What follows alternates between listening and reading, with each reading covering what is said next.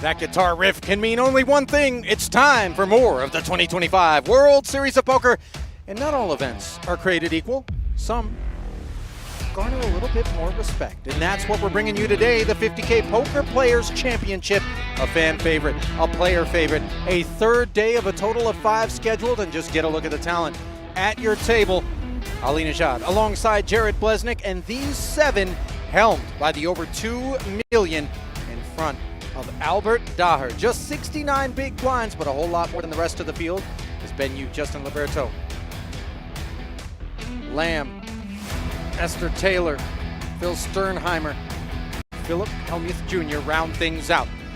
That glimpse brought to you by PokerStars, and now the payouts brought to you by Octopi Poker. Eventually 142,000 will be the min at the final table, and then 1.33 plus will go to the eventual champion. Tournament format brought to you by Splash Sports. 100K buy-in, 100-minute levels. That's a 50K buy-in, isn't it? Not sure where that came from. Pre-game order, that's the rotation. 9 of them in total. You see a little bit of big bet is sprinkled in there, and performance in those rotations in particular is critical if you want to succeed.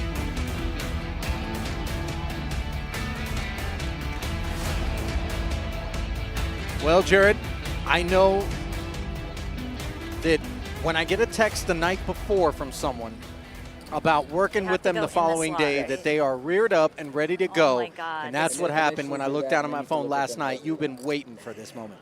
Everyone's good, they said. I can't wait to be here. I'm super excited.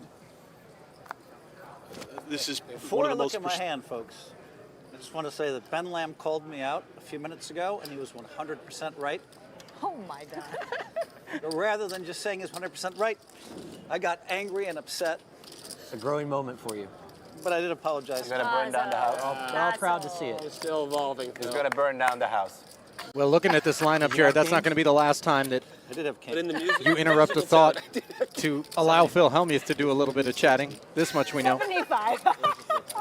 Yeah, like I said, trying I'm one. super excited to be here. One of the most prestigious tournaments of the entire You year. say burn down the house. It looks like or we're burn starting down with the- triple draw. Yeah, deuce to 7, limit triple draw. Hellmuth playing 30 and 60, clicking it. Deuce 3, 4, 9, jack. He'll be drawing 2. Saw Nice that call, Ben. 8, 7, 6, 5. Folded. Threw that jack and 10 away. You don't like being Jack open-ended. 9, actually. But luckily, I have the stuff here. okay, 2 and 2. Lamb, by the way, does defend his big, drawing Goods have been claimed. 2 for half price to the 8-6-4, I believe. Is it Bet 30. 30? So triple draw is a very unique game. 3 draws. Ben's going to take 1 here. Hellmuth is also most likely going to take 2 in this spot. Now, generally, you don't want to leave home without a deuce. Okay, As you I'll see, play Hellmuth pairing the deuce, has a little bit of information here. Is going to Always draw do, 2 buddy. once Playing good has more. been announced. Not looking to make a 9. Lamb led right out with that 8-6-4 tray. Bet 60. It appears he's paired the 8 now, Jared, as Hellmuth makes 9 perfect. So this is a spot for Hellmuth where he should just call and see what his opponent does. 1 on Pat. And it looks like Lamb is going to break, not going to snow the pair of 8s. Hellmuth pats it. Lamb ends up with 10-8. And Phil is going to look for value.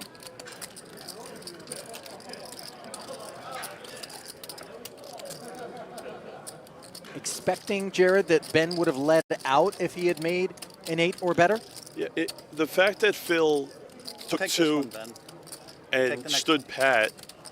In this spot, I expect Ben here to probably fold his hand. Again, he only beats a complete bluff. Illusion announced. Hellmuth is probably not good enough to call Pat 2. If he was raising in this spot, he's more likely to be bluffing on the street before. Did you say the bar for those out immediately? Let me send these. I owe you. I'm just going to say good fold. I wanted it to look like I was betting a jack, and you'd call me with a 10 or jack. Good fold. Yeah. Now, you could make an argument there for raising with Hellmuth once he makes the That's 9 all I'm perfect. showing you, Ben. On the second draw. Yeah. That's my way of apologizing. But I mean, I was going to Hellmuth. say it's really unlucky for our viewers that they missed the last 2 levels because they missed so much drama. Like, I think And the all the best jokes. drama was like the 10 minutes before he came over here, I thought. Like, yeah, so unlucky that they just bubbled it. yeah, they bubbled the drama. There won't be any drama I'm anymore. sure there's not going to be anything good Nothing. or juicy after that. Nothing. This is it. The new Phil. Well, now I'm wishing we would have covered the last 2 levels, Jared. Yeah, for Wonder sure. what the juicy drama is that Ben Yu is alluding to. So for those of you that don't know, Albert Dahar, phenomenal player, mostly plays You got cash your 9 games. back, huh? Yeah, that's Sternheimer. what I learned. Was it really a jack and a 9 in the mud? It really was a jack and a 9. Also But luckily, a I high-stakes deuced cash 3-4. game player who has rumbled with Albert. I decided not to draw to the 9. Here he is. Okay, so now Ben in the small blind here is going to be 3-betting. A Pat 8, bets. very strong hand in triple draw. Yeah, not just any 8, but an 8-6, which is very relevant because oftentimes people will be drawing to a 7, and when they miss, it'll be 8-7 or worse. Last year. So Sternheimer with the 5-4-2 does call the third scoop. Pat. 210 in the middle as he hears Lamb pat it. 0 and 2. Now, when someone 3-bets you out of position and pats, or in any situation for that matter, Jared, you don't give them the 7s. You give them 8s, oftentimes rough 8s, because that's got to Hard to be look at. for a 3-bet and pat hand, Possible. sort of the average strength. I would say Ben's average hand in this spot is probably like a 9-7, 9-6. He has more of like the top of his range I here. probably would have drawn 1 if I had 4 deuces. Sternheimer, of course, did not improve, but getting a price, just 30 to draw 2 once more. This is the critical over right street here. where he needs to pick up the Really smooth could be draw. all over right here for you or for me. Okay, now Philip picks up 2 jacks here, and this hand's going to be done with. Yeah. Now, of all the games in the mix, I would say triple draw, limit hold'em, a lot of the studs Yeah, it's all over. play a lot bigger than like games like 08, stud high-low. Winning key pots in triple draw is so important in a tournament like this. Yeah, winning in the one-winner games This time you were unlucky it wasn't single draw. as opposed to the split Yeah, that pots. would have been dope. It was a single draw. Maybe peak tilt. What's your hat, Ben? Y-E-E-T? It's my company. It's an online cryptocurrency casino. We launched Ben's a 11 weeks businessman. ago. Thank you for asking. Very well timed. Ben's a businessman. I set up Ben to talk about his gambling company on the stream. You're welcome, Ben. There you go. Yeah, see? That's an actual You apology. want to tell us about Bet Rivers? Seeing the 9 everyone knew you fucking had, not an apology.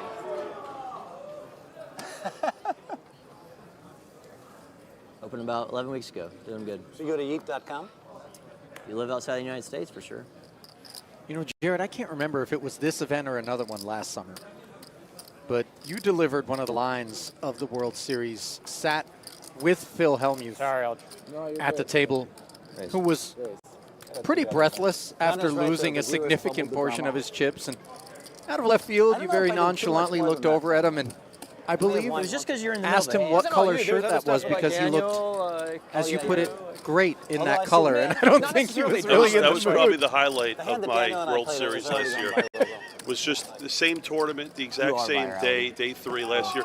It's funny, You are. Hellmuth was in the same seat as well Yes. at the feature table. Yes.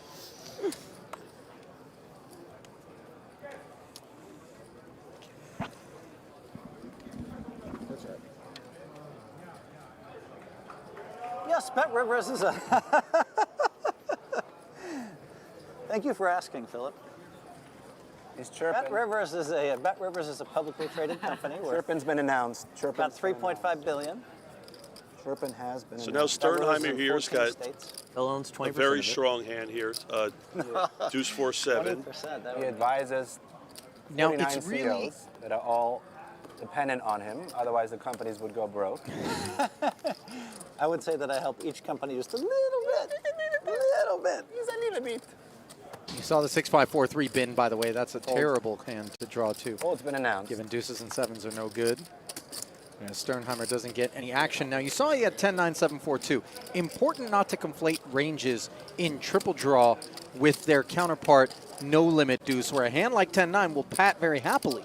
But here, the way you got to I pitch that buy 10 and 9 and swing for the fences. 100%. I mean, 49, it's but that was very close, rare where you have start with a 9 in it in triple draw and you We should keep make it. a bet one day. If you have like 3, 4, 5, You have to 6, call all 9 31 or something CEOs, like see how that. many answer.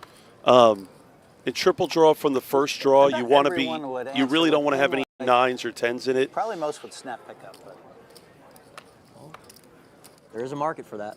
If you're calling for all 31 answering. So I see we have Professor here. some people have their phones on. You know, Professor plays fairly tight. See, this is one of those spots where, again, now he just folds the 10-9-6. Very interesting. A lot of people would raise that. Good luck, Ite. I need it. Okay, so now Ite here has deuce 4-5. In this spot, if I'm Ite, wow. Wow. That is one of the tightest folds I've seen in triple draw. Do not approve of that, but very interesting. Deuce 4-5, No. especially I didn't Ben, mean it who's was going to her. open there But I a won't lot. lie to you. I did mean it. I did mean it. Scan your Yeah, cards I after this. confess I scan was it. very surprised to You see got it it. hit the muck as well. My 60K is going in there. Instead, Oh, that one Before on you there? discard it, yeah. it is All right. That's what she was thinking. Justin Liberto, 6.6 million in career tournament Ben, I think earnings. what you're A trying to say is 36-year-old everybody who loves Ite. hails from Baltimore, Maryland.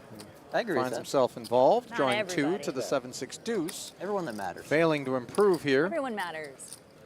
Lamb barrels Some more once than more. others. It'd be hard to imagine somebody doesn't like you. But I'm sure there's like, Liberto not everybody does likes everybody. yeah, have exactly. a bracelet. Like you can have one experience Even a with 3K. somebody just random, and they could have a totally different. No limit View hold'em of you, 6 you know what max. I mean? Yeah, tell me about it. Back in Yeah, well, you. 2015. So Liberto here improves. Luckily, the poker world. He's going to call here. He's going to take 1. We just know you so well. I mean, there is a tiny chance he could find the raise. I doubt it. But he's going to call here and take 1. Pat. And now Ben in this spot, Ben Lamb is going to pat all 10s, all 9s. There's even spots where he could pat a jack here. And Liberto does make 8-7-6-4 deuce. Lamb checking it. And this is interesting because Liberto here is supposed to have the best hand, I would say about 85% of the time. He has to go for value against Ben. When Ben bets, taking 1 from the beginning, it's very likely weighted that he has a 9 or a 10. And Liberto is going to go for value. Ben is probably not going to be happy about it. 7. Need more information. Oh, Oh, Go good, 8-7. Chop it up. wow. And wow, you can see how cuspy that value bet was by the fact that Lamb ends up calling after It is a check, asking right? for more I information, didn't seeing miss 6-4 it. deuce behind Yeah. the declaration of Bring 8-7 the and drinks? producing the I identical needed hand some there. good information too. Yeah. Now Lamb having the same hand is very interesting because in that spot, Good in. I like the check. I feel like with his image, he's allowed to bet there. It's very close. Nice hand by both players. Again, very shocking fold by Ite with the deuce 4-5 pre-flop, especially in position. But again, the beautiful thing about this poker tournament is there's so many different games. And there's certain games that people are better than others in. And in poker, when someone's playing a tournament with all these different games, it's really not about how good you are. It's about how weak your opponents are in certain games. And certain people are going to play tighter to get to the games that they feel more comfortable in, which is what makes this tournament so special. Now, the dividing line used to be back in the days when horse was the only mixed game Appreciate you. that was around. Are you a flop player, meaning Hold'em in Omaha, or are you a stud player, Raz, stud high, stud 8 or better? Put that right there. But Yeah, 15 now change, if you don't that the PPC also brings in these draw games, it brings in big bet games, there is a lot to master, and these are games that require, you know, a lifetime of sorts to really get your head around, and they don't all play the same in tournament as they do in cash. Well said. I mean, the draw games, you know, we saw it with single draw. There's a triple draw event going on right now. I believe the draw games are the most undervalued poker games that are not played by enough people. You know, when we're growing up as No kids, problem. people Doing played it. 5-card draw, but triple draw, single draw, Badoogie, all great poker games. Yes, please. Thank you. Get a wider look at some of the It looks like we're others playing stud now. in the room. And we have indeed transitioned to our first stud hand. No, I guess it's not still yet. draw. I guess we got one more deuce to 7. Forgive me.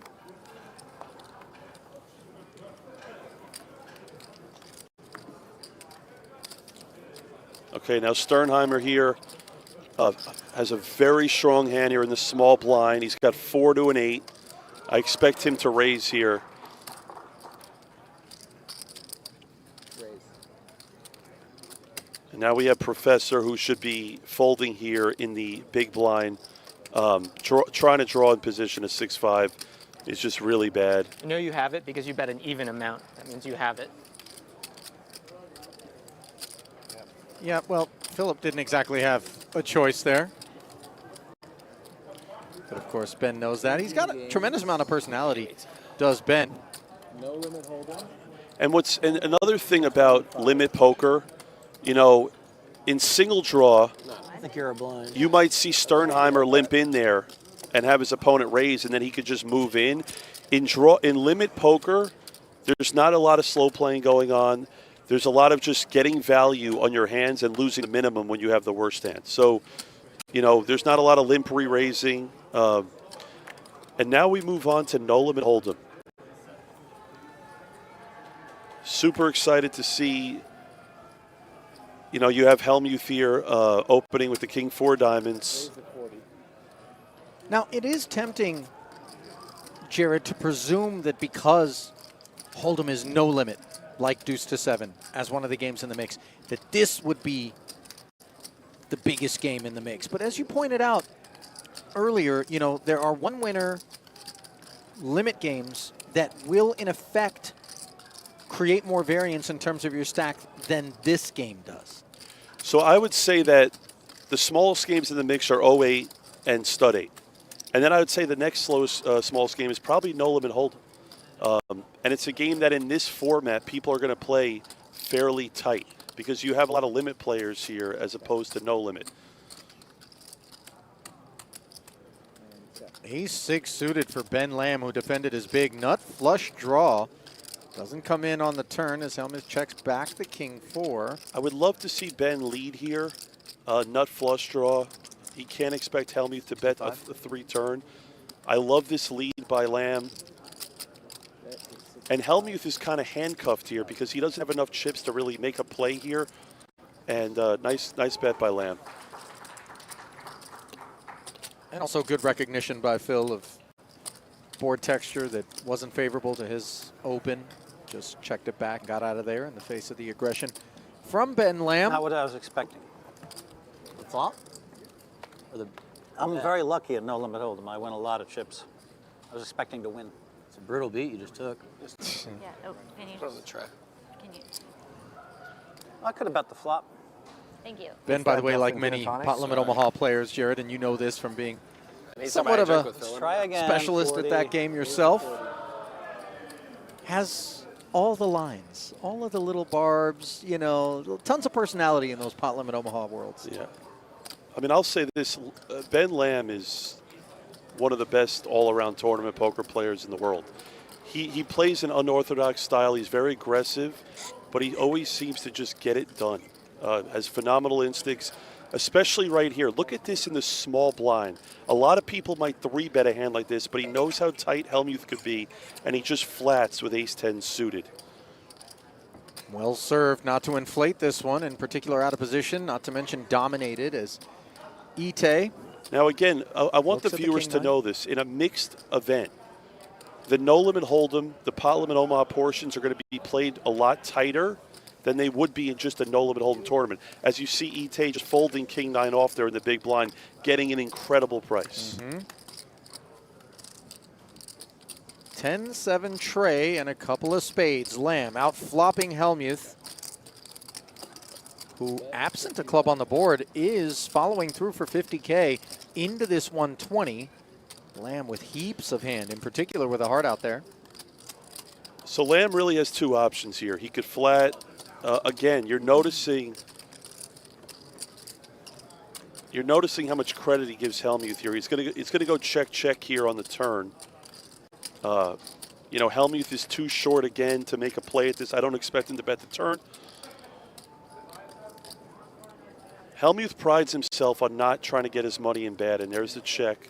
And let's see a river card. He doesn't find the needed queen.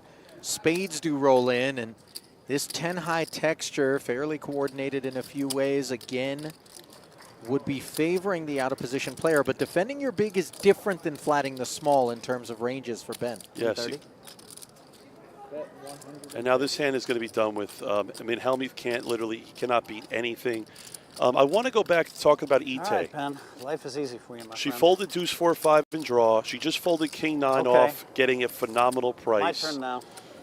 We're less than Oh, you ran 10 good in off. Hold'em. We're 10 off the Yeah, money. usually people get what they deserve against. Ite, it's 10 small blind. And this is where I feel like I got very lucky versus you. Ali, some of the great believe it. players, Lamb, Very lucky.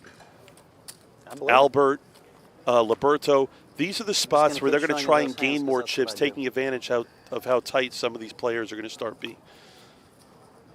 Look at this. Hellmuth picks up another hand. He's got 2 7s. Take one off. Call. And I, Decides to limp him. yeah. And you know what? This is where a lot of top pros are not super high on Hellmuth's game because he's comes doing Lebanon. something here that most players would not do.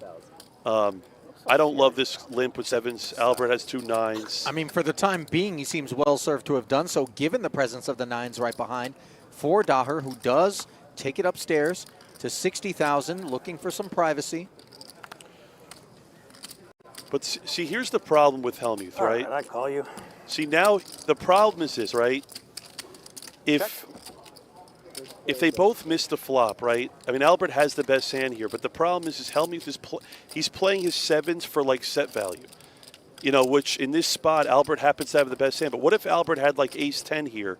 He's going to bet the flop, and then Hellmuth's going to fold here a lot in spots. He's not going to fold to 30,000, but I just don't like this limp by Phil.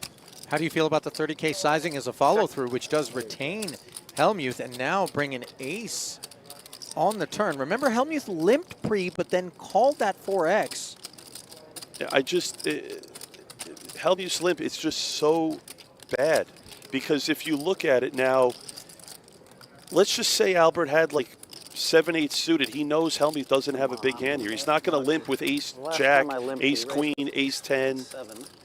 I mean, this hand's done Of with. course, I have a medium pair because I'm Phil. He's Yeah. the only one that doesn't know it. So breathless. All right, You're going buddy. to convince him, Ben. Maybe an So ace breathless. queen. You're going to convince him to fold.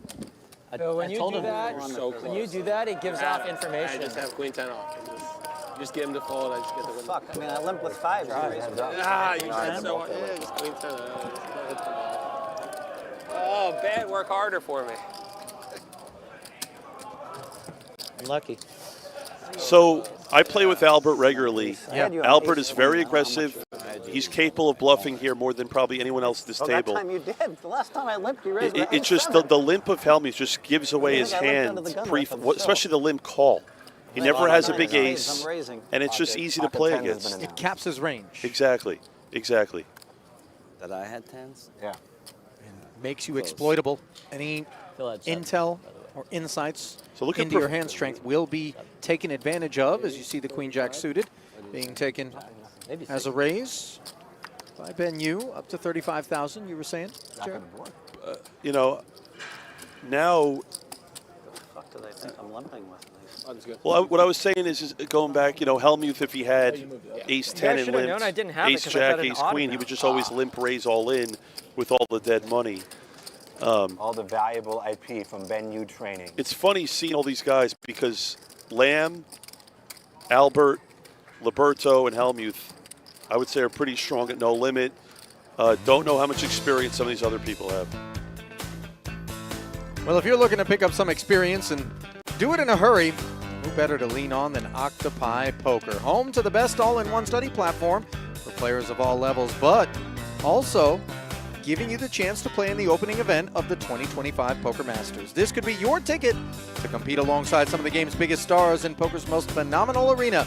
Enter for free now at PokerGo.com/winmasters for your chance to win.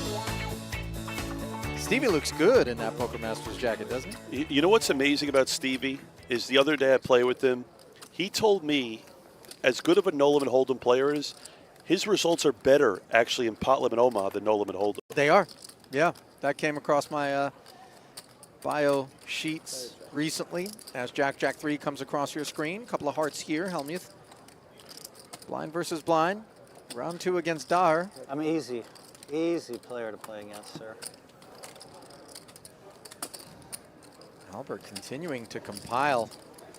Sitting on 2.2 million now. 5.2 million in career tournament earnings for the 38-year-old who hails from Lebanon. Spends a little time out in Dubai. Excellent high stakes cash game player and a lot of fun to be around too in my experience. You know, Albert's one of those guys who's cut from the stuff of like a high stakes successful pro. 100%. Albert's just a great guy to be around. Great player. A lot of people don't know him. Mostly a cash game player. Comes out for this tournament. Look at Lamb now picking up 2 red 10s, making it 35,000. And I like the sizing. Doesn't need to go bigger. And again, this is a spot for Albert. I know he has a lot of chips, but I actually don't even hate a call here. I really don't. Walk us through the reasoning behind that. Position for Ben, stack depth. But he's going for raise. I just feel like he doesn't need to raise the variance. Albert is good across the board in all games. I don't mind the raise. I just feel like Ben raising under the gun, +1. Doesn't need to play. Ace-Queen doesn't need to play a massive pot out of position.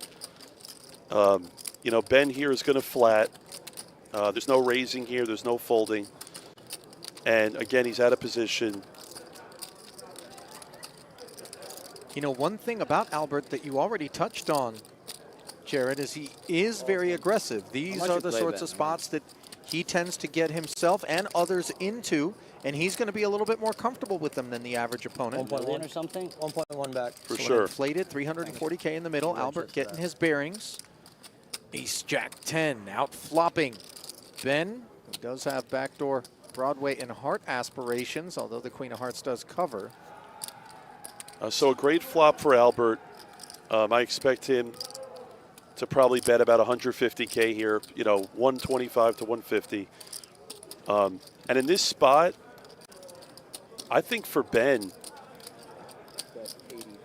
in this spot just has to let his hand go. He might peel one. The problem is I wouldn't in this spot just because Albert's 3-betting an under the gun raise. And if he doesn't have a smaller pair, he's not going to 3-bet a smaller pair, so he almost has to have him beat a lot of times. And again, I'm not saying the 3-bet by Albert's not good. A lot of people would do it. It's just a spot where he doesn't need to necessarily play a bigger pot with probably the second best player or one of the best players at the table. And to me, that stuff matters a lot in a mixed event, is going after certain opponents. Esther hasn't been getting after it much. Jack 9 doesn't qualify, and here's Hellmuth. High V-pips here in the no-limit streets. Ace Queen, the motivating kit on this occasion. 35,000 announced. Sternheimer with Ace 4 offsuit. Now Sternheimer is one of those guys that studies a lot, loves playing poker. He just won a bracelet in the last few weeks. But he's also known for getting out of line at times. Good disciplined fold there by Sternheimer. We have Professor here in the big blind, getting a great price, especially with the 25K big blind ante. I expect him to just, oh, look at this. Well, often we see this sort of pushback, Jared, from hand composition like this. Big and little which unblocks some of the middling stuff that may be able to concede. Of course, as we can see, Hellmuth not going to have concession on his mind here for the extra 70,000. Now, what's interesting is I actually like this 3-bet by Professor. Like you said, he has like the right type of hand to do it with. In this spot, I don't expect it to work, but he's basically playing Hellmuth's stack. Is what he's doing, right? So he's putting Hellmuth in a spot where he's putting him in a tough decision. What if Hellmuth just had like a 2 5s here, or 2 6s, or ace 10? What does he do? So it's actually a good play by Professor. It just happened to not work out. Yeah, Hellmuth had enough to commit the remainder of his chips there, announced all in, and now hauls in a pot as we depart the No Limit Hold'em streets and move on to 7-card stud high. And our executive producer, Maury Escandani, hanging out in the booth right now, leaning right on in. And his interest has been piqued. A long-time 7-card stud high player. My best game, Phil. Pretty good one, by all accounts. No comment, man. No They comment. named this game after him, he told me. No, you I asked. won every pot at 7 studs, so I can't say anything. Now, stud is one of those games where probably one of the biggest games in the mix, just based on the fact that a lot of the stud pots, they end up going to 7th Street. You're going to work out today, Sal. You know, so in stud, once you commit on the first, you know, your first 3 cards, a lot of times you end up getting to 5th, 6th, or 7th Street. It's funny because this table, I don't know how elite a lot of these guys are at stud specifically. Sternheimer's solid at stud. Albert. Never really seen Hellmuth play stud. Boards are busy. Wow. No respect. Well, it looks like Ben Lamb, with just the 4 of diamonds showing and a jack of spades behind him, has decided to complete it.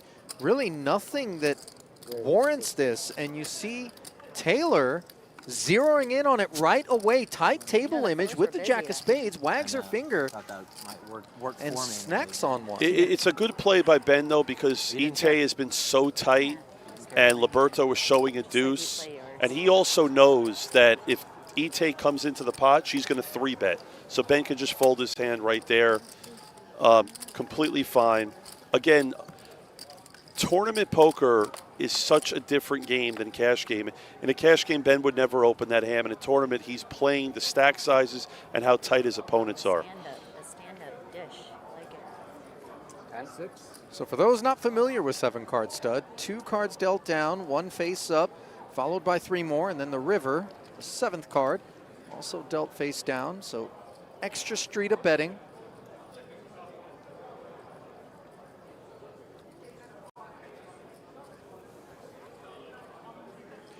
Okay, so Ite here is showing an 8, and she's got a buried pair of 8s in the hole. Liberto's showing a 7.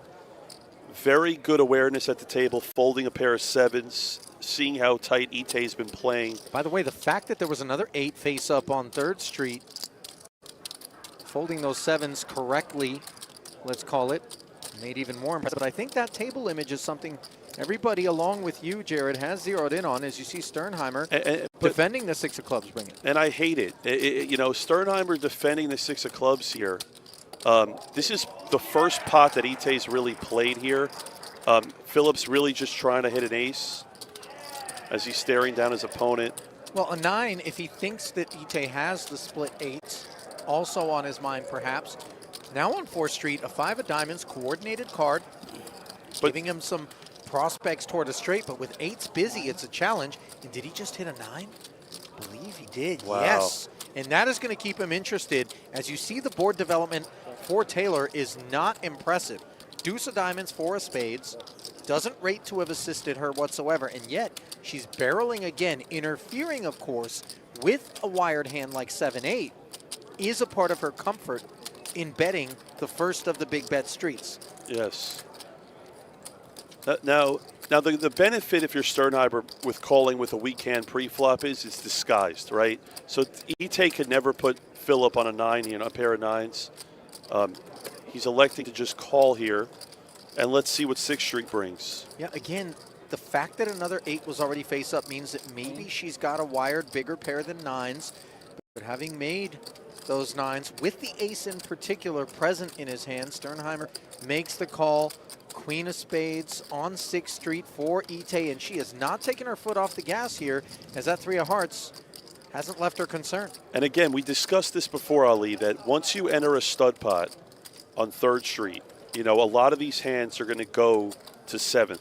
You're going to see Sternheimer. I expect him to flat here again, as he does. We're going to see 7th Street. And a lot of times it goes bet call or check bet or check.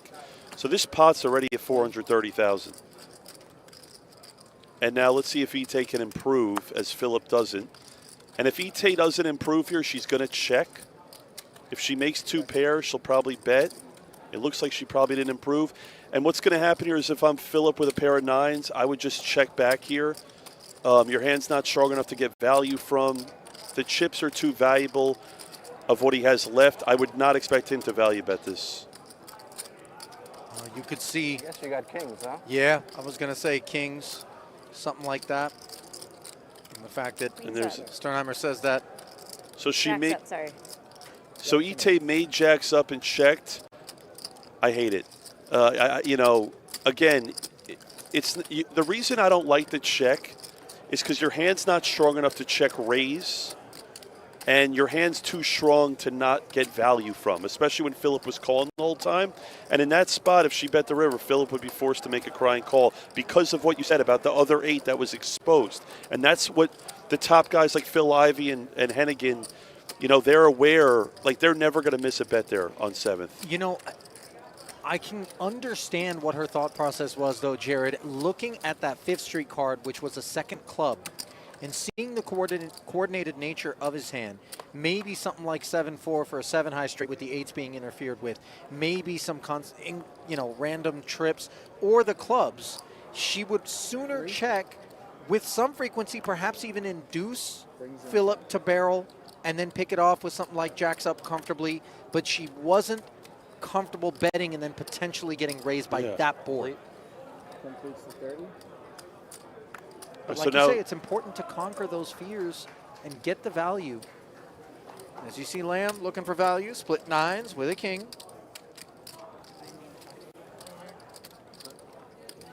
In particular, when a door card completes and there are larger cards in the door behind that card, you tend to assign some strength and credibility 10, 10, 30. to that decision. As you saw Albert with the ace in the door, playing it down. Well, the 2nd season of the award-winning PokerStars Big Game is available to watch on the PokerStars YouTube channel, with new episodes dropping every Saturday. It's high-stakes cash action filmed at NAPT Las Vegas in 2024, with Luz Ken and Jordan Handrick taking on Jen Tilley, Sam Grafton, Andre Akari, Griffin Benger, soccer star Gerard Piqué. Don't miss it. High-stakes drama on the PokerStars YouTube channel comes your way every Saturday. Big Game on tour.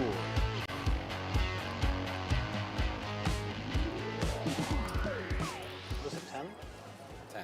so there's 70,000 in Annie's out there before the cards get dealt. They're playing 30 and 60. They're, I believe, 8 off the money. Philip here picks up a pair of 9s. He's going to open. And I want the viewers to know, in stud, if you're showing, let's say, like a 7 and you have a pair of 10s in the hole, it's a way better hand than having a pair of 9s and showing the 9.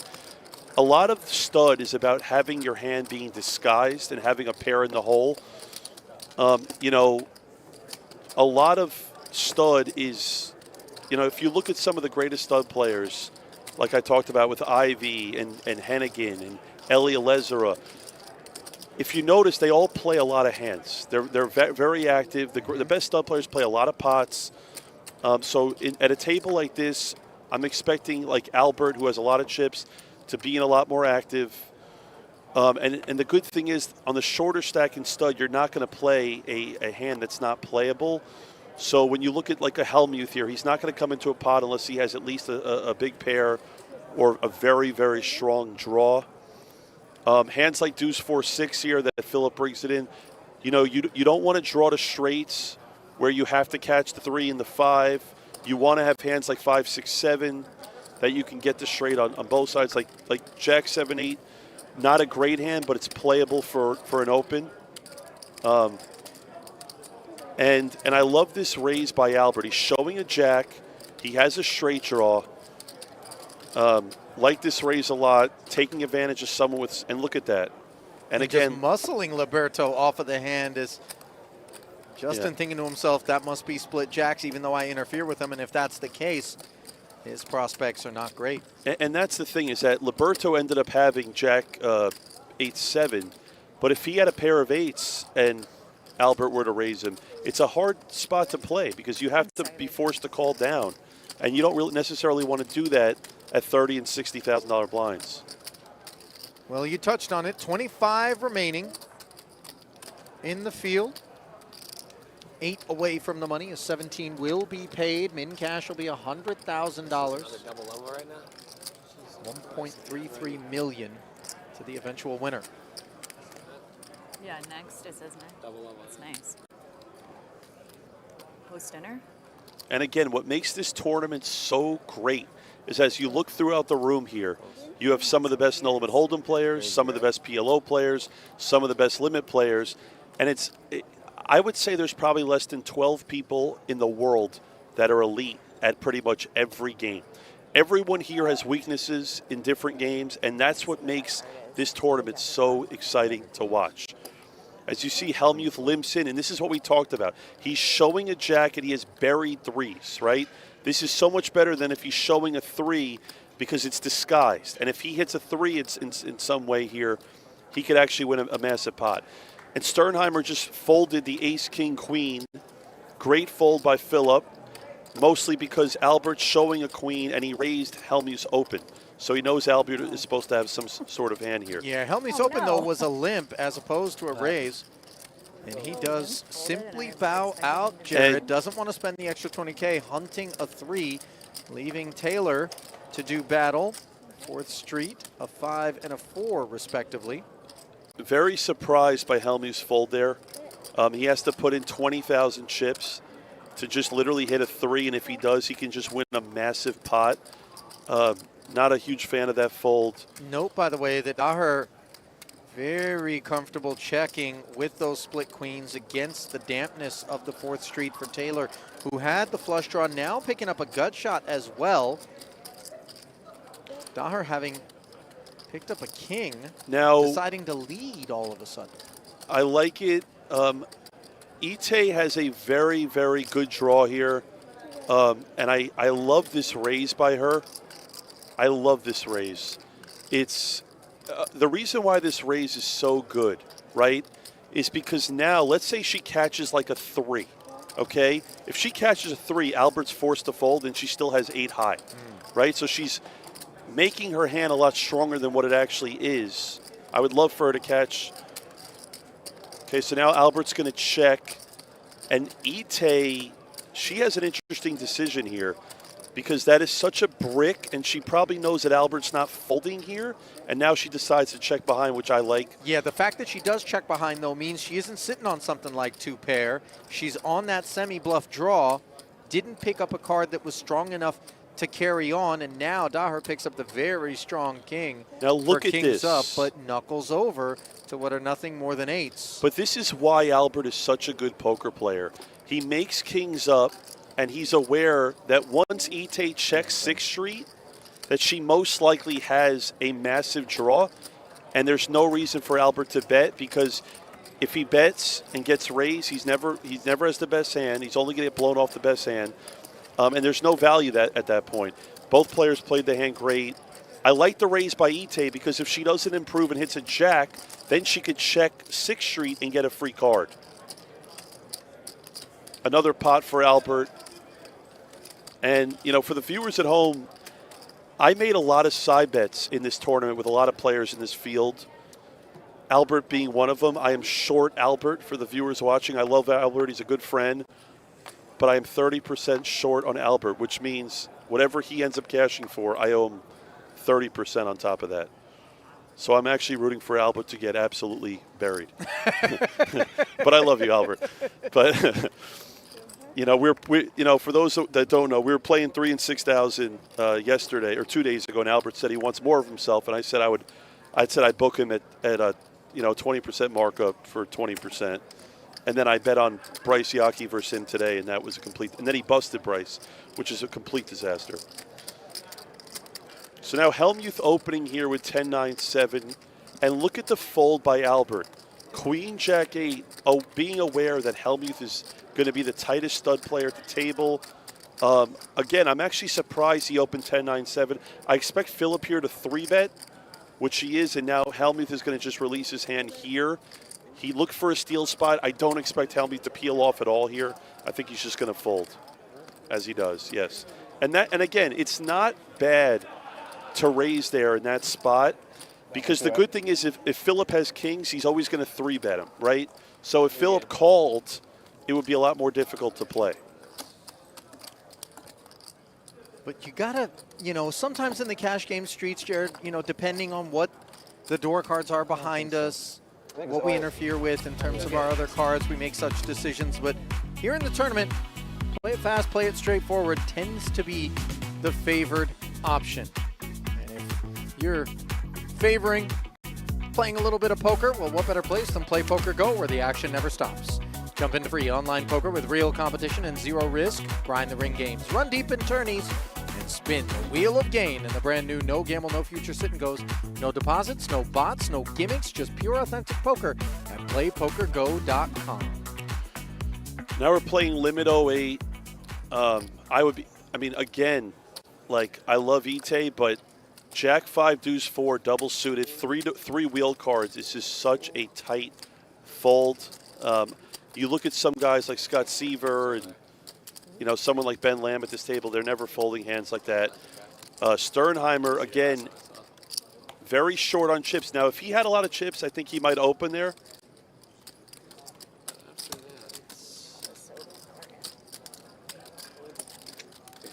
Instead, his departure allowing Ben Yu to limp in, and Ben Lamb with a pretty ace-4-6 jack. I like the taxing limp it by Professor here, but I think now I would probably just let go. You think about folding? Professor does have a two-way hand. The problem is it's a very poor two ways. And then I'm You actually scared me.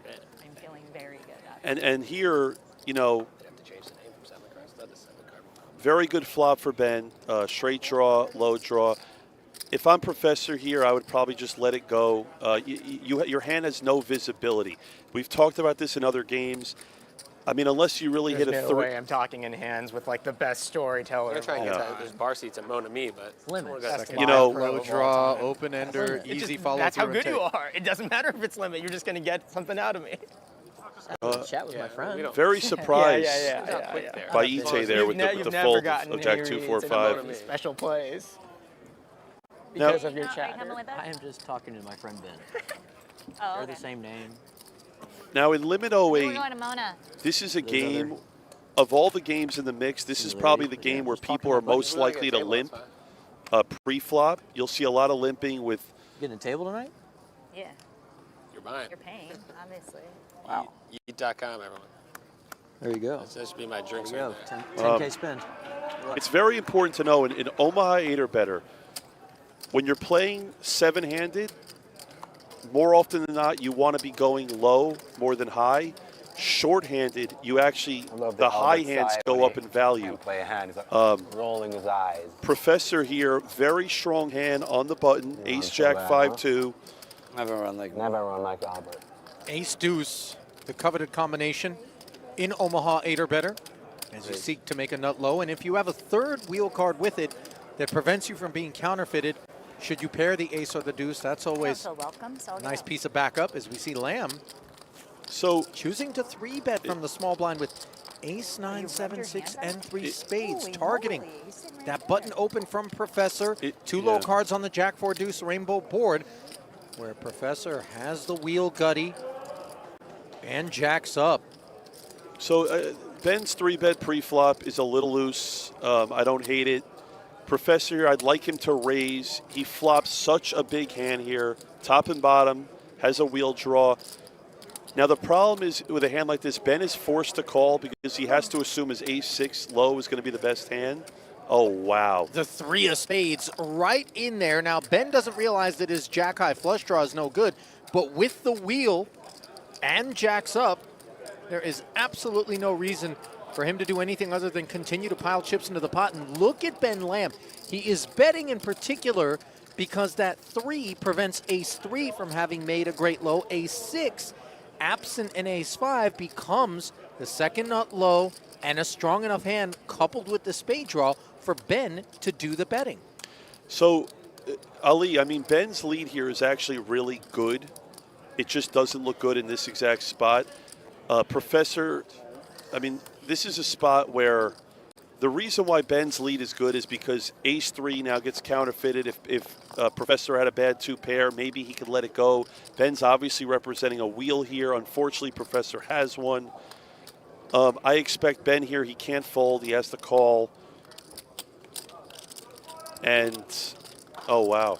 Lamb winds up with 1 pair of aces. Now, I'll tell you this right now. I see this in spots. I would not be shocked if Professor actually checks behind, okay? And a lot of people are saying, oh, he has a wheel. I could see Professor checking the way that he plays. It'd be strange, but if he does, I'm going to explain why. And it looks like he is actually going to check based on his movements. I feel like a check's coming. Yeah, and I'm curious, as I'm sure many at home are, Jared, why a check back when we have the wheel? So here's the thing, right? When Ben leads the turn and calls a raise, a lot of his lead calling are heavily weighted towards ace-5, you know, towards having like ace-5. So the way Professor looks at it is this. If Ben happens to have like an ace-5-6, right, the money you make by betting as opposed to the money you lose by getting check raise and Ben wakes up with 5-6, the risk reward there in a tournament is not worth Ben necessarily betting. The other thing is this. You also, when you bet the river, you also have to get called by a worse hand. So when there's a 4-card straight there and Professor he's already telling his opponent, I have a wheel, betting there, again, in a cash game, you're supposed to bet every time. In a tournament, I don't hate it. You've already declared your hand, and therefore you're easily exploitable, and you're not likely to get value from anything worse. Exactly, and Lamb is good enough to check raise the river. And the problem is once you bet, you have to call a raise because you already have a wheel. And then you'd be getting 3-quartered, potentially, by 5-6 plus any other real card. I fold. There's some grime on like one of the cards, but I fold. Can't even see it anymore. So now there's there's an open by Albert. So now Ite's calling in the small blind, which her hand is going to be infinitely stronger than when she has money involved in the big blind. She invites Liberto in to call out of the big, 3 ways to the flop.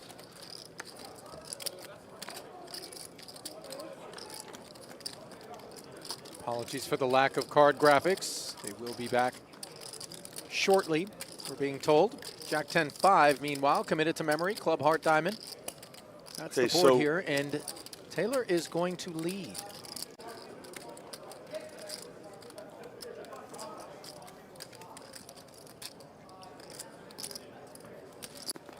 Liberto out of the way, Daher going to peel. So, you know, a lot of 08 is board texture. When Ite calls out of the small blind, she's going to have a lot of high type hands to lead on. She's checking a turn 3. She knows Albert has no folds in him on the turn because now low draws get there. Goes check, check. The river's an ace.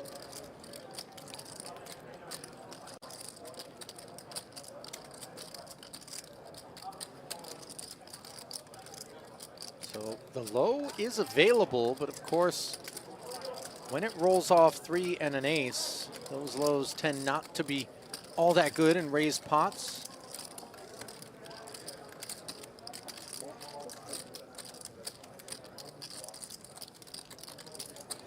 Looks like Albert here has bet. And now for Albert, because Ite led the flop, if Albert made any sort of low, he almost has to bet to try to get his opponent to fold a potential better high. Is that right? Yeah.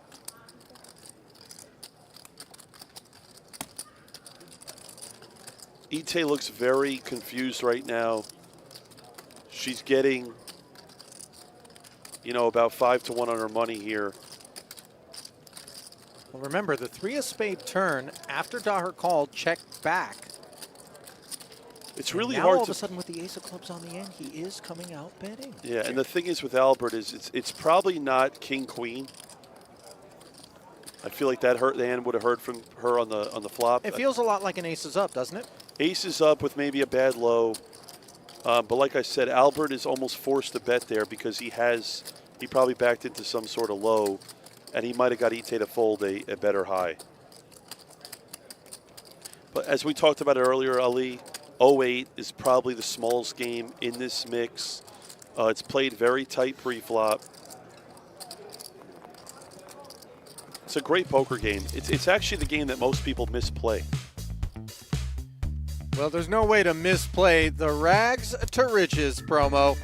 You want to play at the PokerGo studio, True Classic and PokerGo are giving 15 winners a shot at a $5,000 package to compete in a signature event at the end of this year. All you got to do is tell us your poker story at trueclassictees.com/TCPokerGo for your chance to win.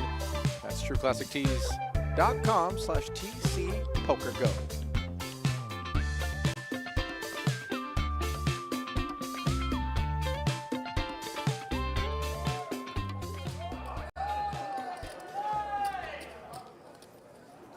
So Carrying Philip on in here, the Omaha 8 or better streets, deuce 3-4-6 double, and early open from Sternheimer. very strong hand. Ite here has to 3-bet here on the button. She can't flat here and let the blinds come in. She goes for a 3-bet. Remember, guys, folks, in limit poker, there's hardly any slow playing when you have the best hand. You also, in 08, a hand like ace, king 9 is way weaker in 08 than it is in PLO. She has no low potential. And a hand like this, you really want to get head up. You don't want to play this hand multi-way. If you look at the percentages, she's a tiny favorite over Sternheimer pre-flop. Ace, queen, 9, top set with no immediate low draw. This is good stuff under normal circumstances for Taylor, but note that Sternheimer, with deuce 3-4 working the backdoor wheel opportunities, plus that 6-high club draw, will not be bowing out. Sternheimer has so many good turn cards here. Obviously, a club, any low card would give him an uncounterfeitable low draw. He's going to peel another 60 into the middle. 10 of hearts is deflating for Sternheimer. And now this hand's going to go check bet, and now Sternheimer at this point has to release. Yeah, Ite picking up the nut flush draw along with the Broadway gutty to go with top set.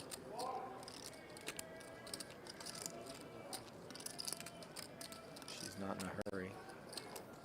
But ultimately, of course, quite happy to barrel. Yeah, I can't see Sternheimer continuing here. He has just a bare 6-high flush draw. He has absolutely nothing else with it. No pair, no blocker of any sorts.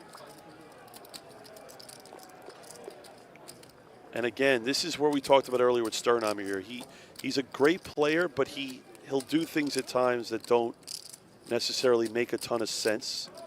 Now the backdoor hearts morph top set into an ace-high flush. The nut flush, given interference with that 9 of hearts. And here's the other problem. Is Sternheimer going to turn his hand into a bluff here? And he is. And it's, again, a complete disaster. Because, look, I mean, the thing is this, right? His bluff here is actually not that bad. Because what if Ite was actually just sitting here with 3 aces, right? But, again, Ite is a great Omaeder better. Okay, it's very hard for Sternheimer to have a lot of straights in this spot, the way the hand that played out. He raised an early position. He doesn't have a lot of jacks in his hand. I mean, ace-jack with maybe another wheel card or 2 would be the one that makes sense. The trouble, of course, is that now, once he gets raised, he knows he's up against the hearts as a pre-flop 3-betting hand tends to contain suited combos, ace-high ones at that. But again, the reason why Phillips' turn call is so poor is because it almost forces him to bluff a lot of rivers. So he's actually going to lose more money on the river because his hand, if he doesn't improve, he knows he can't win the pot with 6-high. So it's like, I feel like there's a lot of spots there where he's going to bluff unless it's like a board pair. So again, a little sticky by Sternheimer here. And he's down to 295,000 in chips. The other thing too is he's out of position. You know, playing that hand in position is a lot more valuable. And now he's probably second guessing that whole hand as he is. Sternheimer's, like I said, he's a learner of the game, loves poker, always thinks about his decisions and what he's doing.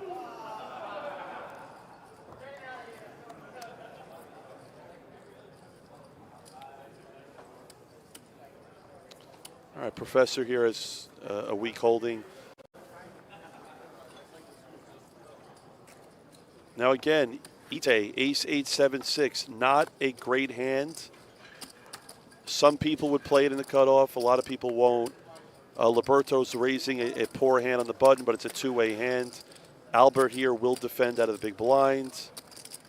You know, the really good hands in games like this are the ace, king, deuce, jacks, like the ace, king, 3, 5s, hands like that. You want to have ace, king, and you want to have two babies. Deuce, 3, 4, 6, double suited, great hand.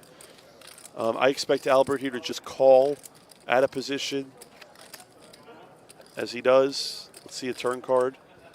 Turns a 4. I expect this to go check, check. Liberto makes 2 pair, but it's too dangerous. I don't know if he's going to bet into Albert here. Albert, by the way, with aces and 4s and a very relevant ace of clubs here, Jared, has some options. Liberto going to lead out. This is not really for value. This is more trying to end the hand right here and now. I don't mind it. Albert's not going anywhere with the ace of clubs. I wouldn't think so. He has aces up. Liberto, this is an interesting bet because it's kind of like you can get a better hand to fold. I mean, it looks like Albert wants to fold. And he does. Wow. It's surprising with the ace of clubs there. I guess in Albert's head, the fact that he has the ace of clubs, it makes it less likely that his opponent has a flush, and maybe he has like a 3-5, 3-6 type hand for a wheel. And again, you're seeing the difference in a cash game and a poker tournament. You know, playing with Albert regularly, he would never fold that hand in a cash game. But being aware of Liberto, solid player off the button. But again, this is why you could get away with playing a lot of pots, because people overfold, especially in a tournament like this. Albert's thinking I can pick up a better spot in a better game. Yeah, I thought perhaps with aces up and the ability to bluff at it potentially with the ace of clubs in hand, that Dyer would take one off, but just giving credit to Liberto for having the low. And one of the things that you want to prevent yourself from doing, of course, Jared, is heads up in these split pot games. You don't want to be in a spot where you're simply putting chips in and hoping to get those chips back because you have no shot at one side or the other of the pot. Exactly. Yes, this is the type of game where you don't want to get quartered. You know, people look at ace deuce. If you have a hand like ace queen 9 deuce, you know, no suit, you look at that hand is actually not as playable of a hand as people think it is, right? Because a lot of times if you're getting 3-bet, it could be by an ace deuce with a better high hand. Sternheimer defends, queen 9, 4, 5. Sword did them good. Somewhat loose to an under the gun raise by Professor. I expect Professor here to bet the flop, straight draw, low draw, and I expect Philip to be done here on the flop. Again, his hand doesn't have much improvement. He does flop a pair. The problem is if a low card hits, he can't continue.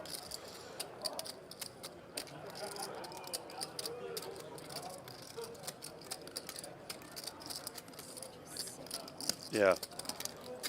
And it's a spot where Sternheimer actually flopped the best hand, but it's really a spot where he actually can't continue. And you can see right now he is very frustrated. He's definitely running bad, but he's also, in my opinion, playing poorly as well. Is it Raz? Yeah, well, that when it comes to hearts, oh my God. Well, to be fair, I do think that Philip is very sound player, and I do think that when he makes the decisions that he makes, it isn't coming from perhaps the point of frustration or emotion. I think he has conquered One more card. that sort of element from leeching in to his procedures, Jared, but obviously you are entitled to your opinions with respect to that which you are observing, but I, wouldn't be too harsh on old Philip. He's got game. I love Philip, but I don't love the way he's performing right now. Now Taylor, ace 10, 4 deuce. And now we talked about it earlier. This is exactly the spot that I just said when you have an ace deuce with a weak high hand. Now this is a spot where Hellmuth has a hand like Ite's hand crushed, having ace deuce, but king queen with it. Now Hellmuth doesn't have a suit, but again, still a strong 3-betting hand. Taylor, of course, well within standard procedures Oh, to wow. have opened and then to have flatted after the 3-bet. Queen, queen, 3 board. The world for Hellmuth here. Now, again, another spot where I expect Ite, she's going to call 1 here. Trying to pick up the low draw and maybe some other form of equity. 6 Wow. of clubs now definitely is going to keep her in there. Nut low draw, gut shot draw, and the club draw. Hellmuth still with way the best of it and a relevant ace of clubs. I mean, Ite literally turned her #1 card in the entire deck. But again, I don't expect her to raise here. I'll take the 5 of clubs over the 6 of clubs, Jared. And she's calling. Oh, wow. And that's actually the worst card for Ite because she almost has to pay this off now. Yeah, she understands that there's going to be a reasonable number of hands that Hellmuth has that are unpaired, and we're simply trying to follow through after 3-betting pre, having fanned on a low, and now trying to buy a 405K pot with 60K. This will take a lot of discipline to let go of. So here's the problem, is that Hellmuth is never value betting a worse hand than ace 10. But the problem is there's too much money in the pot. Ite's basically almost forced to call here, and she hates it. If she could somehow sniff this out and get away from this, I would be so impressed. It's just so hard to, because Hellmuth, again, 3-bet pre. And again, Hellmuth only has 100. And Ace queen. Yeah. And again, I don't fault Ite here. She knows she's not really winning. The only problem is she only has to be right 1 in like about 7 or 8 times for that call to be profitable. And Hellmuth almost doubled up his stack here. And again, what we talked about earlier, when you both have ace deuce, someone like Hellmuth who has such a better high to go with it, you put yourself in tough spots when you don't have a good high hand with your ace deuce. Yeah, she did catch what under normal circumstances would be a pretty good card to catch, but Hellmuth with that queen dangler. The thing is, if you range your opponent to specifically ace deuce, you now remove 2 of the 4 cards, and you're looking up at that board texture and you're asking yourself, well, I have an ace, it's tougher for him to have aces. The queen, well, okay, I know it could be out there, but this could also just be a desperate Phil trying to blast out. For sure. So now we're moving on to Raz. Another game that plays fairly big in this mix. Hellmuth is going to bring it in here with a queen. The high card brings it in. Blinds are 30 and 60,000. I expect this is another type of stud game where a lot of your showing card up on 3rd Street is super important. As we see here, Ite showing a 5. She's king 10 in the hole. She folds. Taps ass. Taps ass. Taps ass. I can't actually do it because the mic is. Professor with some sort of expletive. Yeah. Taps ass. Huh? Taps ass. Taps ass? Ass, you say? What's that mean?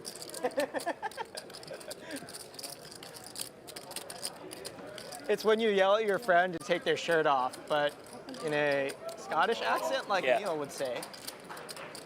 Tops off. Oh, I see. Yeah. All right. Taps ass. I hear it now. What does that mean? Glimpse at the How did- you 1K don't know tag this? team, which looks like it's got a very I don't think anyone robust knows. Neil rail yells it to tell assembled. his friends to take their shirt off. to be for the super Some of the Tops noise you've been off. hearing in the background coming from a Brazilian Taps ass. contingent. 65. What is Ali? Explain I the thought rules to everyone me in of the poker knew. tag team. Is it just you can just would play know. one Well, there are hand enough people that definitely You and a know partner. I'm sure I know who Neil is. and they can play as many hands as You they do, want? You know. Pretty sure. You know.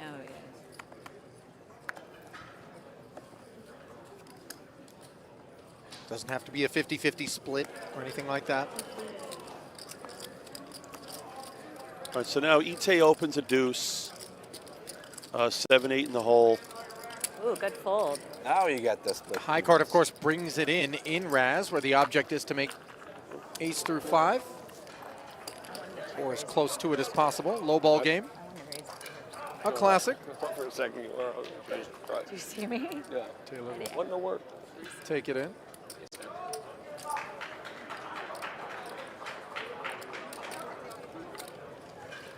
No, just for the off chance he would. I mean, he would explode, but he would probably still call. He would explode. That wasn't the time. What? You're right, that wasn't the time. No. And plus, I took too long.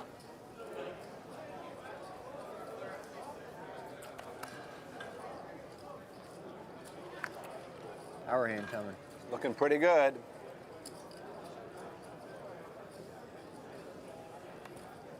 So that big paint card will bring it in. Try to for jinx it. Sternheimer.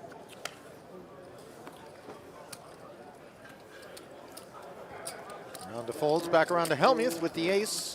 He pounces, Daher with an ace of his own behind. Not re-raising for the purposes of isolation to dismiss Sternheimer, but more to take the betting lead. Would have went nuts. Let's do The one thing to remember about stud variants, though, Jared, of course, is that the betting lead is not position-based. It's who has got the best hand. And on this 4th Street, We you got see a Daher fire. picking up the better of the cards, Oh, she got that river. hitting a 6 versus a queen. Now Hellmuth open queens. Daher hitting the Card 7. or an 8. It's Can't time help to it. go. It just seems good. Yeah, a lot of people don't know this, but Hellmuth is actually a phenomenal Raz player. He's had a lot of tremendous results in Raz. Fucking run it out. It's the way to do things in Lebanon. Raz is a game like No Limit Hold'em. It's a lot of reading ability. Hellmuth's strengths as a poker player apply a lot to a game like Raz. That's why I'm the Raz fucking champion. And as he says that, he's explaining that he's the Raz Probably not gonna champion. cash this in. Probably not. No, that's the same shit he did to me in the 25K. Played too aggressively, they don't know it. Fucking deck saves. But it doesn't matter. I'm going to show you a little something today. Can't wait. Everybody's going to get what they deserve. This table's too big. I'm missing out on so much. Nah, no worries. Everybody's going to get what they deserve. Have I ever heard this one before, Phil? Yes, everyone's gonna get what they deserve. Come on, I'd like baby. you to Come go on. down the list of what everyone Ah, what the? King of Hearts. Jeez. Come on, I want to be rolled up at least for the sweat. That one? Albert. I hope I Albert, can you're so excited. peel through your Taylor raise. has a deuce and a tray underneath here. I don't think he's gonna Forced to fold. bring it in with the king of Oh hearts. boy, this is amazing news. Yeah, I think Even it's better pretty, for, pretty even low. Come better on, for baby. us. Even better for us. Come on. Tops off. What are you gonna do, Ben? What are you gonna do, Ben? Ben, wow. Ben, what are you gonna do? Ben, I You, gotta on the admit, strength of the Asian 5-door versus- card, I have to. Living it up. comfortably ridiculous- Living it attacking the up 2 paint with cards the behind him Jack is nine in the Ite, hole. recognizing Stone Queen cold. 2. that it's so tantalizing a situation Now everyone One off each for time. Ben. Is it appropriate for him to tell him what I have in the hole? All right. Pairs. Ben, having hit the jack, checks it over to Ite. Now in she's case I going to go seize the perfect. initiative. 30, 30, 30. No look back. Oh, shit. Ben, I'll give you a discount. I can't even Professor. call it. I probably could. I probably could. With a The 3-card no look jack bet was working. scary. Bows out versus what he has to imagine is at least an ace and maybe another lower card than the 9 or the 5. Taps on. Who busted? Taps on? You have to know Neil. He's literally the funniest guy. Feraldo. All right, what's this here? His sense of always known. humor is Okay. literally Doing a great job, by the way.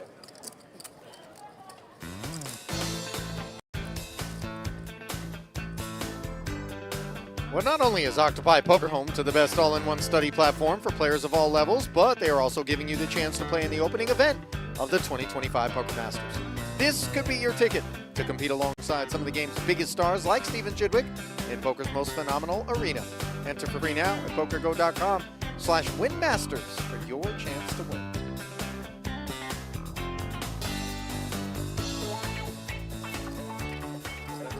That might be the fastest mic off I've seen. He was like 1.2 million. Last night. As much as I love some of these stud games, Ali, Like 600 or so yesterday. it is a little difficult to follow some of the action. Like you said before, a lot of it's based on the high card. It's not as much a position game. A lot of stud is representation. Wow. 5. Oh. Give me an ace and a 3. Make sure they're in the box, guys. Oh, here comes Phil Hellmuth. 17-time bracelet. Goodbye. Don't Bye-bye. forget. Looks like Lamb's being moved here. You see his new digs. No, Include no, the no, grinder. no, no. Bryn Kenny. Hellmuth, 3 cards 6, completing it here. Professor once again with a wired You don't pair. have to raise Justin out. He won't be able Gets out of there.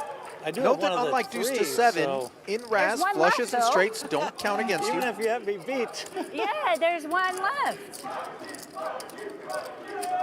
Heads up now. Board development for I need a 3. Hellmuth is quite good. Taylor having hit a king. Yeah, I think you had a 7. Doesn't You love it. needed a deuce. I knew that. And she checks out right away. 4th Street play in these sorts of games, Jared. A lot of times you'll see players, no matter how good their opponent's card is, peel. Thank you. Just given the price. But there you see Ite stepping aside. Yeah, Ite, I think the fact that Ite knew that Hellmuth was in a spot where it wasn't a steal spot, he's raising a strong, 3 card there. I think Ite played it correctly. Like you said, a lot of people might see a card. The problem is having the 8 in the hole. It's too weak. You know, if she was drawing to, if she had a 5 in the hole instead of an 8, she might peel one. But she doesn't want to draw to an 8 there and having to run out like perfect. Card removal is also a thing, is you got to have your eyes open here on 3rd Street. Remember what cards are no longer a part of things. A couple of deuces, for example, are out there in this hand. Albert here waking up with deuce 7-6. Very strong hand. Very interesting for Sternheimer because he's showing a 4. He has no chips left. Albert is going to 3-bet him here. They're going to be all in here, probably on this draw on this street. Just 110K left. And Albert's okay. Now in this spot, there's not many hands that Albert's going to end up folding, even if he catches paint, which they both do. Definitely want to see the number. Sternheimer calling 30,000 as Daher picked up the better of the 4th Street cards and the better of the 5th Street cards too. Sternheimer, oh boy, with a draw to a 10 up against a draw to a 7. Really had it, huh? The climb is uphill. Still can win. Okay, if you say so. Here comes 6th Street. Need a lot of schnitzels. Daher could leave. Looks like Sternheimer drawing dead. I think he paired. Albert paired. And Sternheimer Want me to open first? Sternheimer paired as well. You want to swipe my card too? No, you can just turn yours over. Yeah, we're ready, yeah? Give him a jack. Sorry, bro. Good game. And Albert made an 8. Again. Yep. Good game. Game, Phil. Good game. Good luck. Philip, great player. Never really got anything going here. Probably played a couple questionable hands pre-flop, but that Raz hand with what he had left in chips, I don't fault him at all. Probably does 1,000 sit-ups a night, by the way. I don't know if you clock that washboard situation. You gave him a quick glimpse. Sorry, bro. Tournament summary now brought to you by Oats Overnight. 107 original hopefuls. I'll do better. 23 of them remaining. 17 of them will find the money. 100K the min cash, 1.33 up top. Prize pool of over 5.1 million. And some of the names that are still left in this one, definitely interesting. You got that 3-time champ, Michael the Grinder Mizrachi. Poker's winningest of all time, Bryn Kenny. Some storylines to be followed. Most decorated World Series bracelet winner of all time, Phil Hellmuth here. Not adorned with anything of interest. Split queens when you hate them. Where are they when you're playing stud high is always what you feel like in these spots. Now, Ite here opens, deuce 4-5. Albert's going to C4 street. Now Albert needs to catch a really good card here. In this spot, it's if Albert, as he does. Yeah, he catches good, so does Taylor as far as board development. However, as we can see, she's paired. This is a How do you lot. feel about Dowher's limp with 10-7-4? I like it. There's a lot of dead money in the pot with the antes. He knows that people are playing fairly tight. But again, this is probably a spot now where Albert paired and he has to release his hand. The thing with limping is you don't put yourself in a bad spot. You're not risking a lot of chips. And Taylor having caught the 8 barrels. Dowher having paired the 7 mucks. How's it gonna work? You're at one big blind? I already took the big blind last. I was the last hand of 08. So I'm big blind. No, because Albert. Yeah, it's Albert's always, the button. he's the big blind. I remember playing 08 in my big blind. So there's not a Phil, seat. Phil should be the. Phil was gonna be the small blind. Yeah. You're Phil the was button. going to be the small blind, right? Yeah. The last hand was Hellmuth who was on the button. Yeah. How can you miss the big blind? Explain it to us. I thought well, I think last hand he's was right me in the because big blind. he's always putting the I big mean, blind he out, was and I'm here, always so he might trying have to been put it Phil's out. button and he just pushed it away. Remember how I'm always trying to put usually the big always blind? Ben is It's the- What always was the Ben. last hand Oh, of the so then it's Phil's. Yeah. So it's a dead button, small big. I don't remember the exact hand, you're but right. I was in the He's big always blind the the last first hand big of blind. 08. He's always the first big blind Oh, I because I remember I always had- try to put the blind out. Yeah, you're right. I don't think that's true. Okay. Yeah, you're right. I don't know. Oh, Oh, you don't raise 3-bet. Otherwise, I would have called. you Raise are the 3-bet. small Ace, blind. queen, queen, 3, ace, deuce, king, queen. I was in the big Yeah, blind. don't You 3-bet. remind me.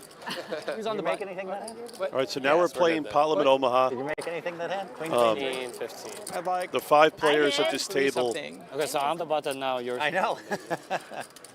I'm excited to watch this I round, turned everything. Ali, and then because how no much? one at this table is an 15. elite PLO player. I think there was a hand after that, though. I expect, I'm Hellmuth now plays willing to very bet a lot of tight money PLO. now, after I There was recounted. no hand after it? What? There was no hand I'm after excited to this? watch it That I because, don't know, Jared, but you I'm are an pretty sure elite it was- I'm PLO almost certain it player. was the last one. And as such, I'm sure you're going to be shedding plenty of insight with respect I mean, to I that would which you like there to observe. be, but He's right. So- Because I always try to put my blind out. The big bet limits Ben and Ite are right, double the convinced and I size believe it. of the limit games here. We're playing 30 and 60. Albert with doesn't a, trust you guys, but I do. Or no, it's Never I'm said sorry, Albert looks very angry. it's 10-15 with a 15K ante. Okay, it's half. I I apologize. don't The think I've limit. ever seen him angry or out Never. of How can you be angry when you're Albert? Now again, look for these guys in this You round to should've play heard the fairly rundown Luke was tight. giving Oh me my about God, yeah, you Albert. got Luke. Holy moly. Luke hyping him up. I mean, jeez. Big hype. Big hype guy. man. Yeah. All right, Albert here has a double suited King Look at him, 7 he's 3 so deuce. happy, just raise.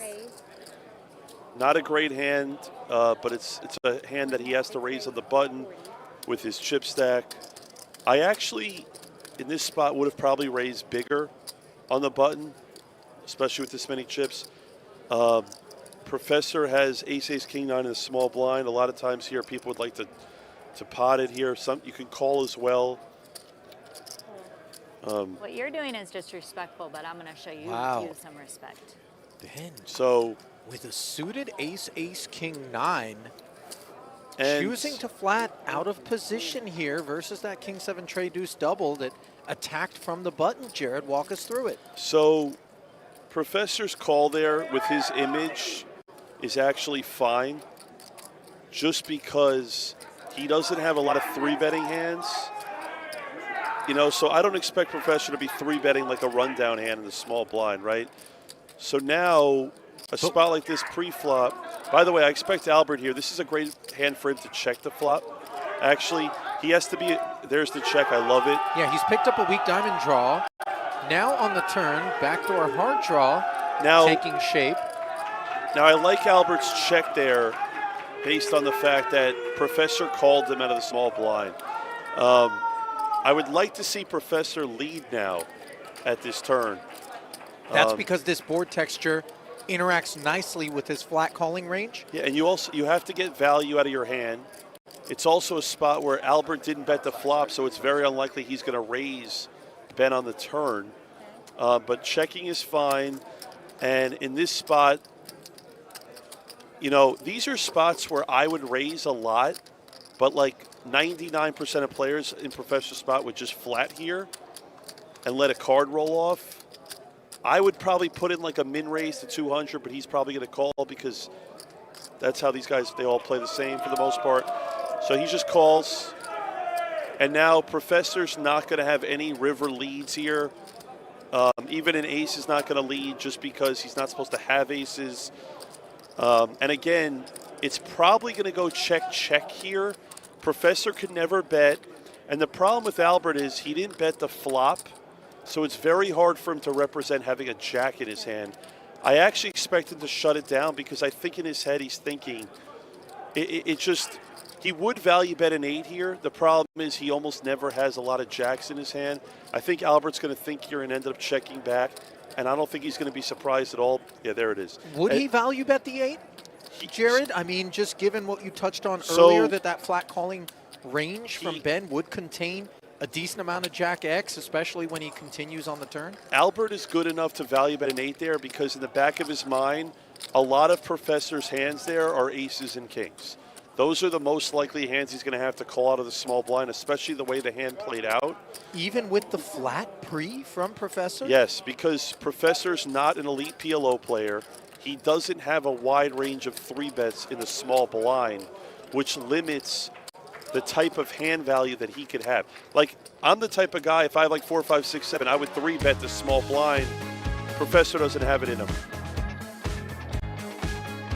Well, PokerStars has got something in them.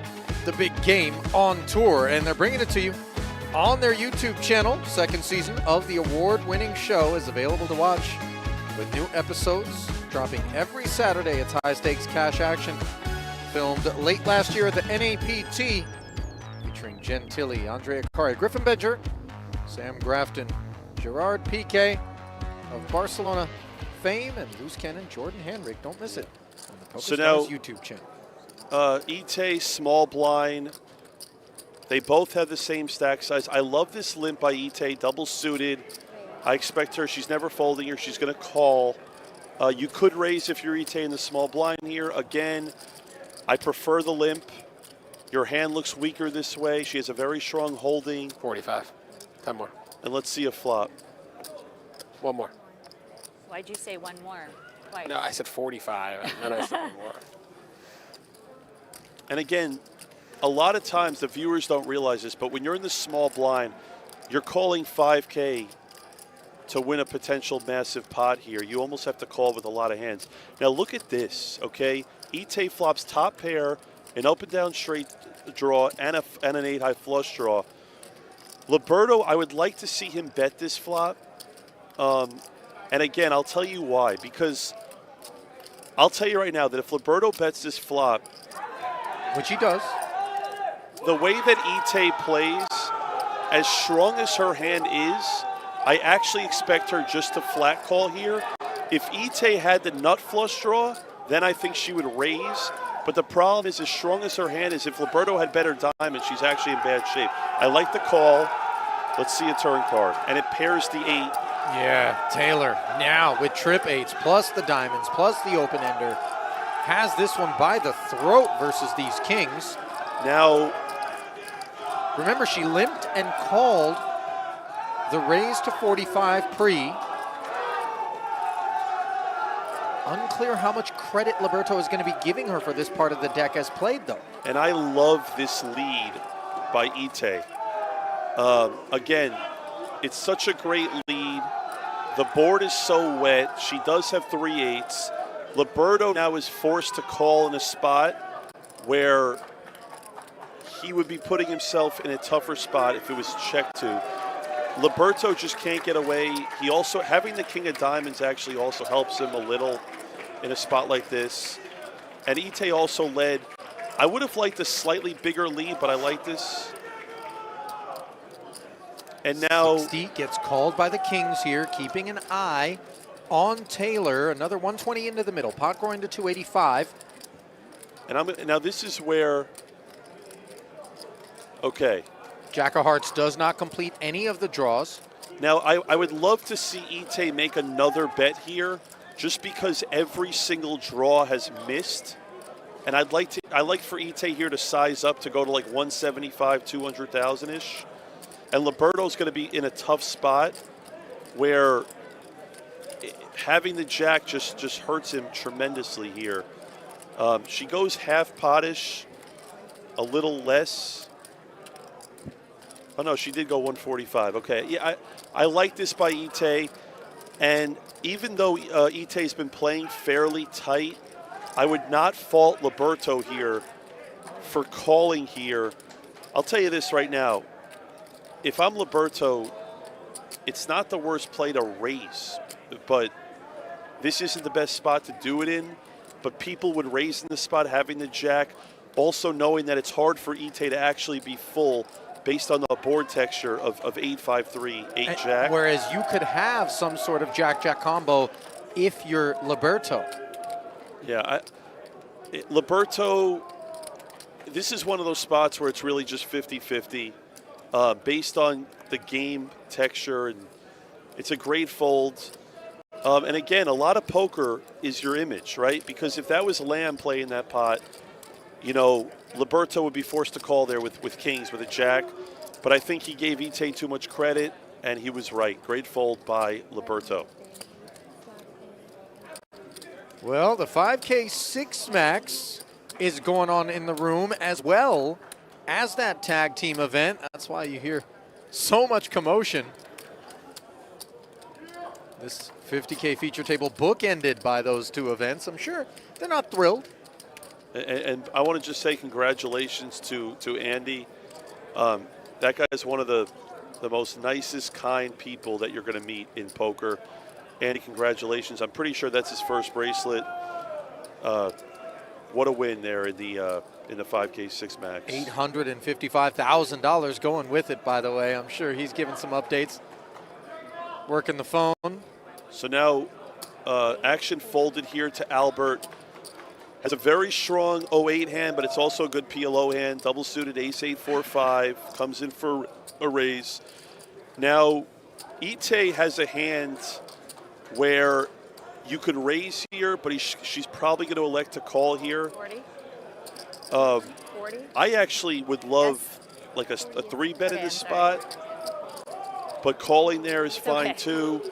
Liberto here in the small blind has a hand that you actually don't really want to 3-bet, even though it looks really good. The problem is your hand's in really bad shape if your opponent has aces or kings, so I expect him to flat, which he does. And now Hellmuth folds the big blind here. Okay, so we're going to go to the flop 3 ways with 150K in the middle. Daher's clubs. And if you look at the percentages, that's what makes PLO such a great game. You have 3 different hands that are all close in percentages. And ace, 8, deuce, and a couple of hearts. Nobody with the flush draw. Top 2 for the pre-flop raiser Daher, along with a wheel gutty. Now this is a great flop here for Albert, but it's also very, you know, it's got a flush draw. He doesn't have any hearts. I expect him to go fairly big here. I think the sizing's a little too small. I think in this spot it doesn't necessarily matter. I expect both opponents here to just fold on the flop. Now, Ite has an interesting hand, right? Because there's so many turn cards for her that give her wraps, right? Anything 6 to jack would give her a wrap that doesn't necessarily give her 2 pair, maybe a wrap. But again, you don't want to put yourself in a position against someone like Albert who has more chips than you to try to get to the turn with a hand and then be forced to call a big bet on the turn. So I would like Ite to fold here, and she does. And like as stated, I think Albert kind of priced Ite in, but I think her fold there was actually correct. No hearts in hand, the ace there. Just a pair of eights along with some backdoor aspirations. And the other thing to pay attention to, Ali, is 17 players get paid. We're down to 22. Okay, this is where guys like Albert are going to be overly aggressive, and they're going to want to enter a lot of pots because is it $100,000 min cash? Is that what it is? That is correct. So it's $100,000 min cash. We're 5 off the money. I expect a lot of very, very tight play. And that's what Albert's looking to exploit as he ratchets up the aggression. And as I say that, Professor wakes up with a hand, 3 clubs. These are the type of hands where I'm not saying he's going to fold in this spot, but I would not be shocked if he did.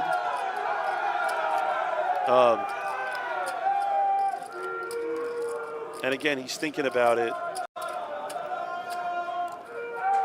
Well, he decides 3 Broadway cards and a nut suit, Yeah, and along with some reach, is just too good. But note that he plays it as a flat. Yeah, and I don't necessarily like that with his stack. That hand does not play great multi-way. Now you're also inviting guys like Liberto here. He had an arguably playable hand on the button, decided to fold. And now Albert in the big blind here with kings. This is a spot where I normally would not raise, but based on the dynamic, I actually would. And I like this from Albert a lot. And again, it's because his opponents have to play so tight. Pot from Daher's King, Queen 3, just trying to separate the good hands from the mediocre Now let ones. me explain something. If Professor came in to open with the Ace-Jack 10-7, then what would have happened here is Ite would have folded, Hellmuth would have folded, and then he would have gotten head up with Albert, and Albert would have just flat out of the big blind. But now, by limping, Albert is putting Professor in a tough spot where I feel like a lot of spots here, he might release his hand right now, not wanting to play a pot, and he is going to probably, and there he goes. So how much of his decision to lay it down there, Jared, is predicated upon the presence of both Ite and Hellmuth still to act behind him? Not as much as you would think. It's more about the fact that they're 5 off the money and the fact that Professor does not want to play a pot at PLO against a better player and someone that has more chips than him. And that's what, you know. You can run me over. And Albert, when you're dead. Just stay dead. I'll just fold when I'm dead. Double won't hurt you very much. Albert is very I'll try to aware. double you up, Phil. You know, I believe you. This is a spot for Albert where he's the best player at the table. For free, like not you trying to outplay me. He's the most comfortable playing high stakes, and it's going to give him a massive advantage right now. For me, but hasn't worked out yet. Well, Daher has looked very comfortable. Brought the chip lead to this feature. I have a way of 2.7 winning. and change now after that You're a pickup. very lucky guy. Leveraging that ICM pressure. I'm very unlucky usually. Jared of the bubble. Liberto here, I know he's getting shorter. And again, I'm really not a fan of all this limping that goes on in these PLO tournaments. And I could say that by having one of the greatest results in the history of Polybono tournaments. There's too much limping here. You have King Jack 9-9 in position. I would definitely come in for a raise with a hand like that. You know, it's another spot where 3 people have diamonds here. Yeah, you're having to navigate post-flop waters in multi-way affairs, and somehow all 3 of these players have flop flush draws. Advantage Daher, of course, with the nut version. Note, however, that Professor has got a gut shot and top pair to go with his queen high iteration. The worst of the 3, Liberto, with the king high diamonds and the 9s. So this hand is going to go, you know, Liberto's going to bet. Albert is not going to raise. Albert's going to call. And Professor is going to call behind. Again, this is the difference between when there's 100 people left in a tournament and when there's like 22 left, right? So I expect Albert to, and Albert actually is raising. Okay, again, don't mind it. Now look at this, Yeah, okay? look at the pressure that this puts on Professor's hand. Now, Professor, he has such a strong hand here. But the problem with his hand is that A, he has 3 diamonds, B, he's not a favorite against a set. And remember, this is a limp pot, so Albert's not getting out of line here with a hand that's not doing that much better than Professor equity-wise. Yep. But again, look how tight of a fold Professor makes, which, by the way, I don't mind it. But credit to Daher, by the way, because he took the aggressive positioning, and this is why he's enjoying the departure of Professor. Now, who had the 10. Now let's come back over to Liberto. Another 90 on demand. Now, here's the thing. If I'm Liberto here, in position, I would take a card off and see what develops, just because you have so many good turn cards. You could turn, a queen is somewhat of a gin card. You could obviously turn a 9. Well, the diamond is the poison. Or you could turn a king.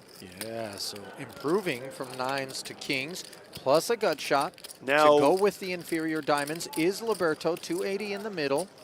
Now here, if I'm Albert, I would actually check the turn here based on the board texture, just because that card is heavily weighted towards Liberto's range of a hand that's probably not folding the turn as he does. And watch this. I expect Liberto to actually check behind here. And again, there's no reason for Liberto here to bet. From what my sources have told me, he's a very solid player, and I think he's going to check here. The problem with betting here is you puke if you get raised. And it's a spot where you almost can't call a raise, which is why you have to take the card. And let's see what Liberto is going to choose to do here. I think he'll check.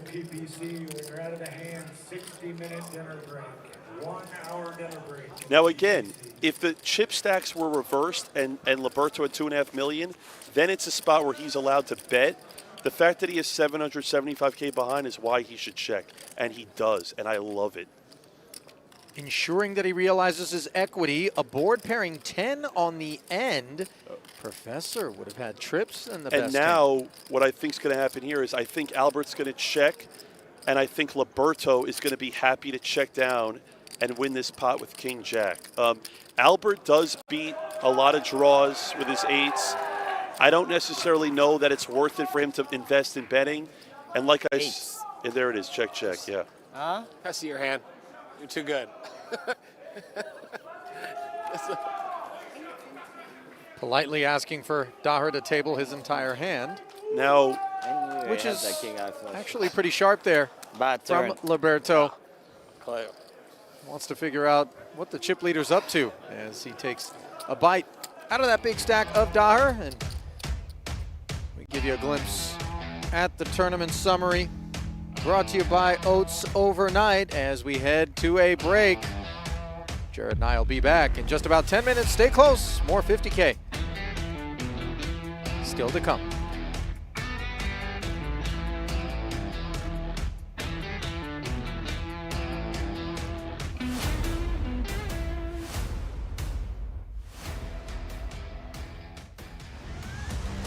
NAPT is back this November, my babies. This is going to be such an amazing event back in fabulous Las Vegas. I had such an amazing time at the NAPT last year. It was one of my favorite events. Stay up to date through the PokerStars channels. Come play with us this November. I'll see you in Las Vegas. Be there. 10-7 suited in Sagra. You can see the clear and obviously sound preference to be an aggressor with his holdings as opposed to somebody calling off.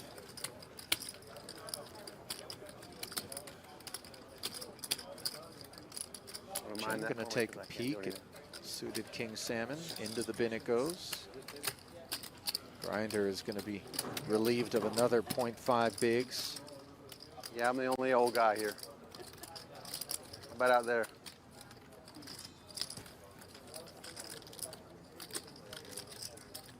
Yeah, the battle of the ages has skewed young here in the late going. I figure how many old guys are left. It's like 700K, right? 第一个位置是吧？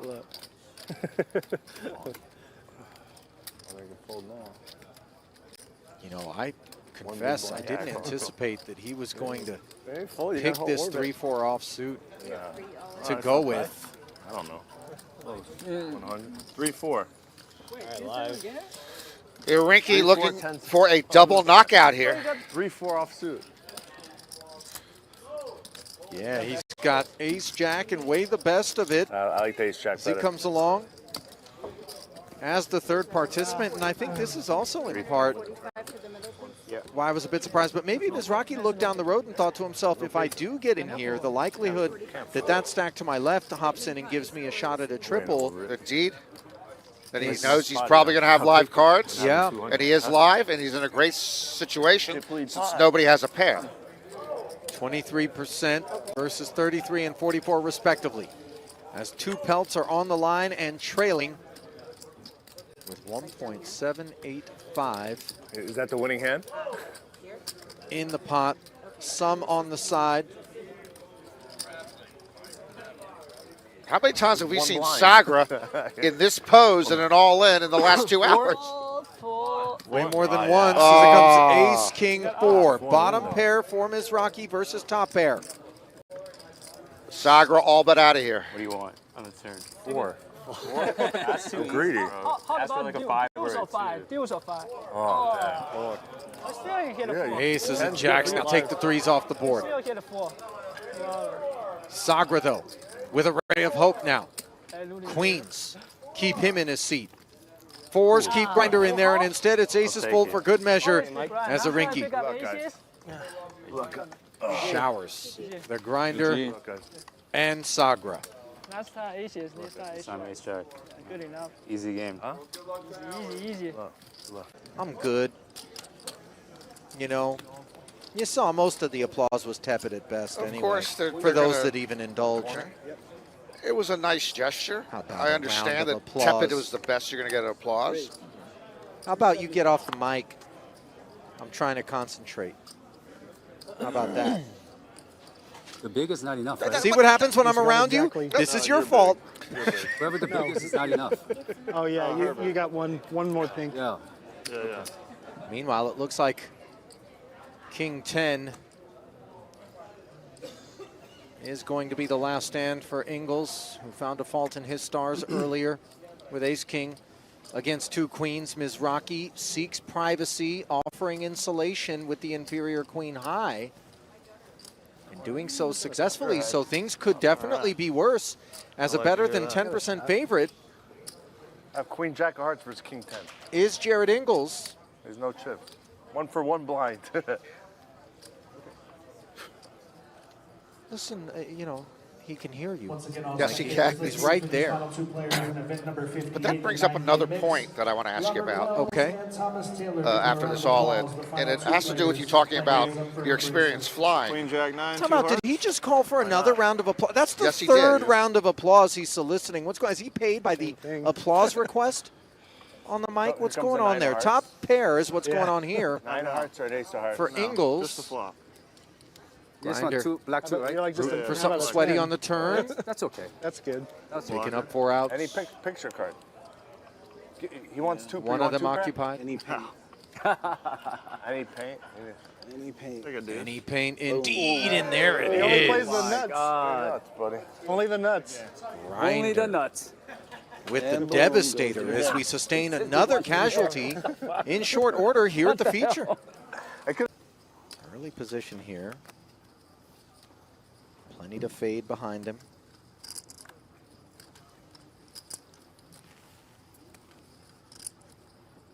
Becker's Queen Jack underperforming. Stepping aside. Along with the rest of the field, and aces say hello once more. This plus the button, an excellent setup here for Farid Moshir.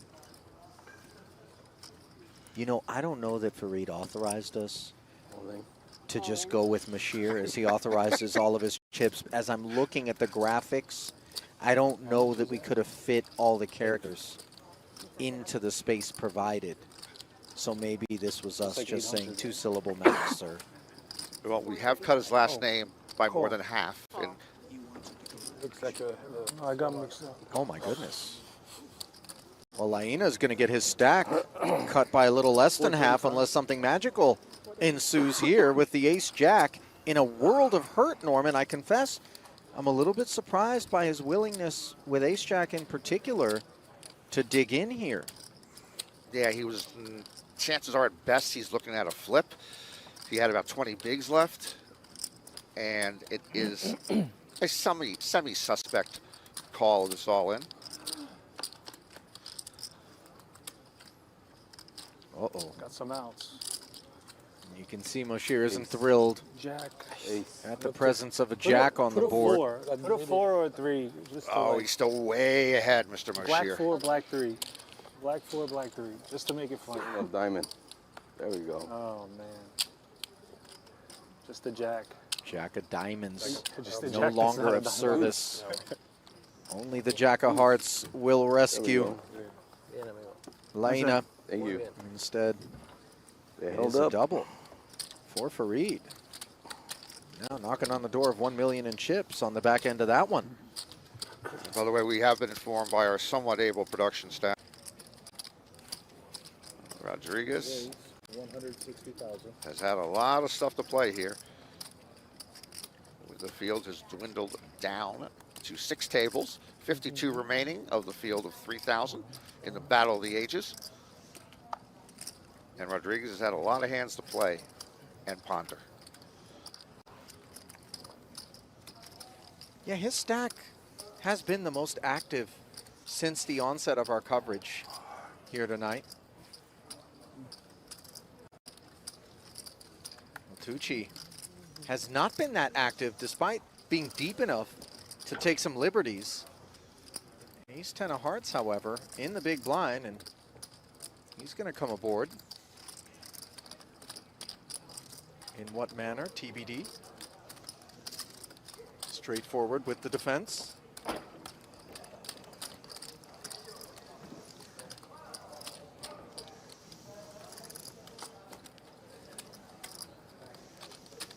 Queen 8-5, 1 heart, or 60% of a royal, as your most optimistic friends will point out. More than we can say for the ace deuce of spades here, by the way, which is really without a paddle.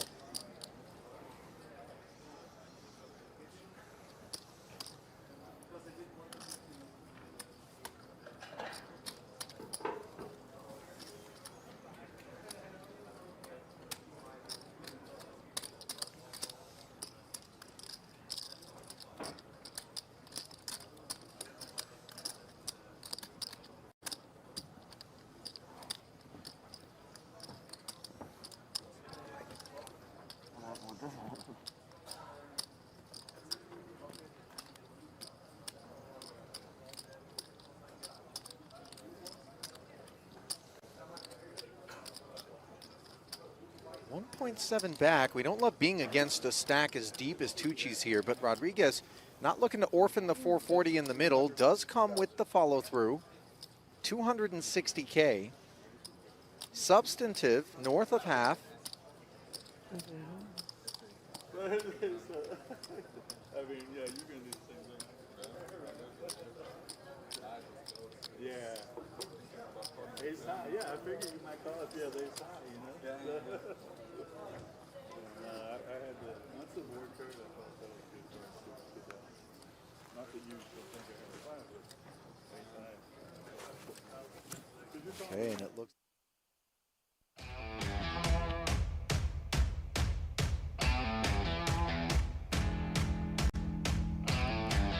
Welcome back to continuing coverage of the 2025 World Series of Poker.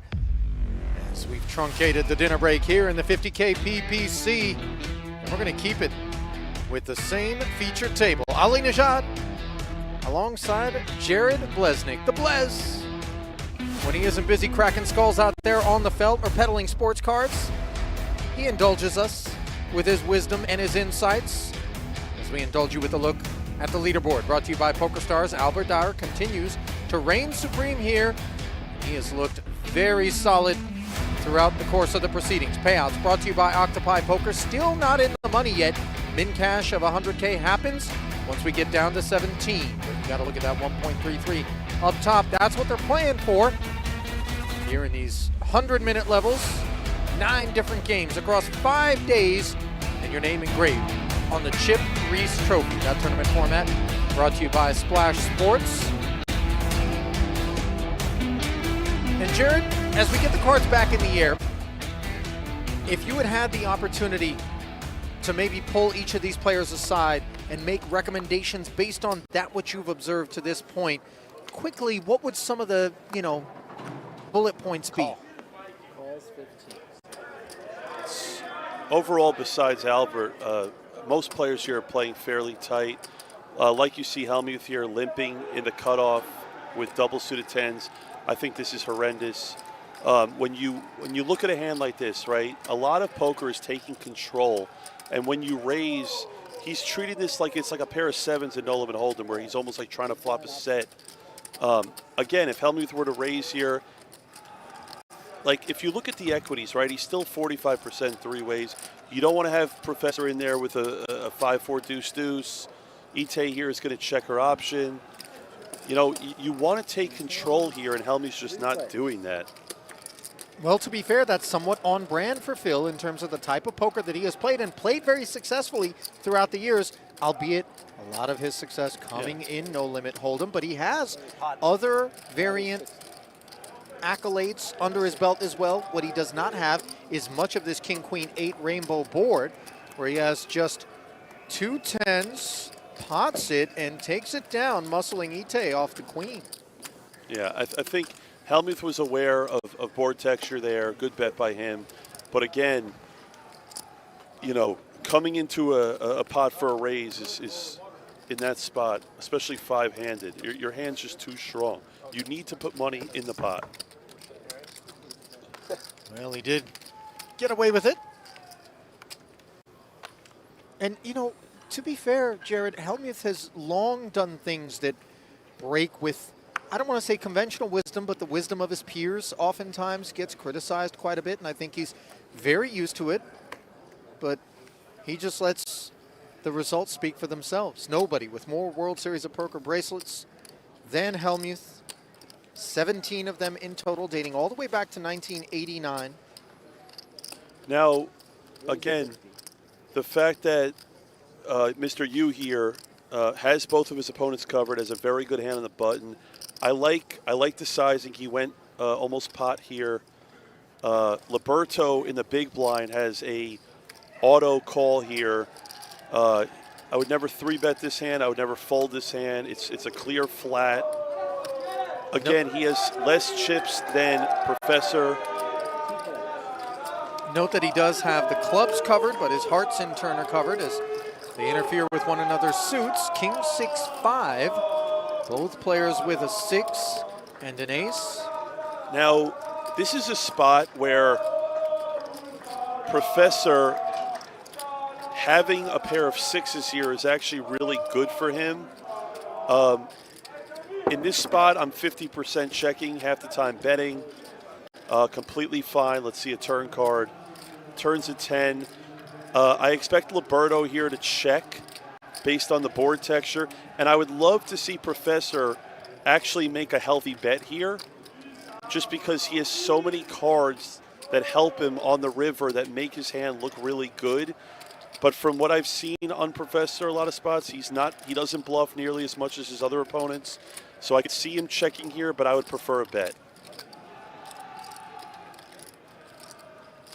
And he's going to check. And again, not seeing a lot of pressure. And if I'm Liberto here, I actually would love a lead. He can never think his hand is good.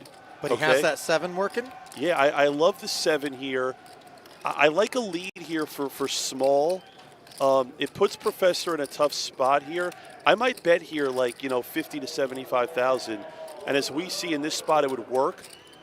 And I'll tell you this right now, if Liberto happens to check, you're going to see Professor check by. And look at this, he is leading, and I love it. And it's probably going to work.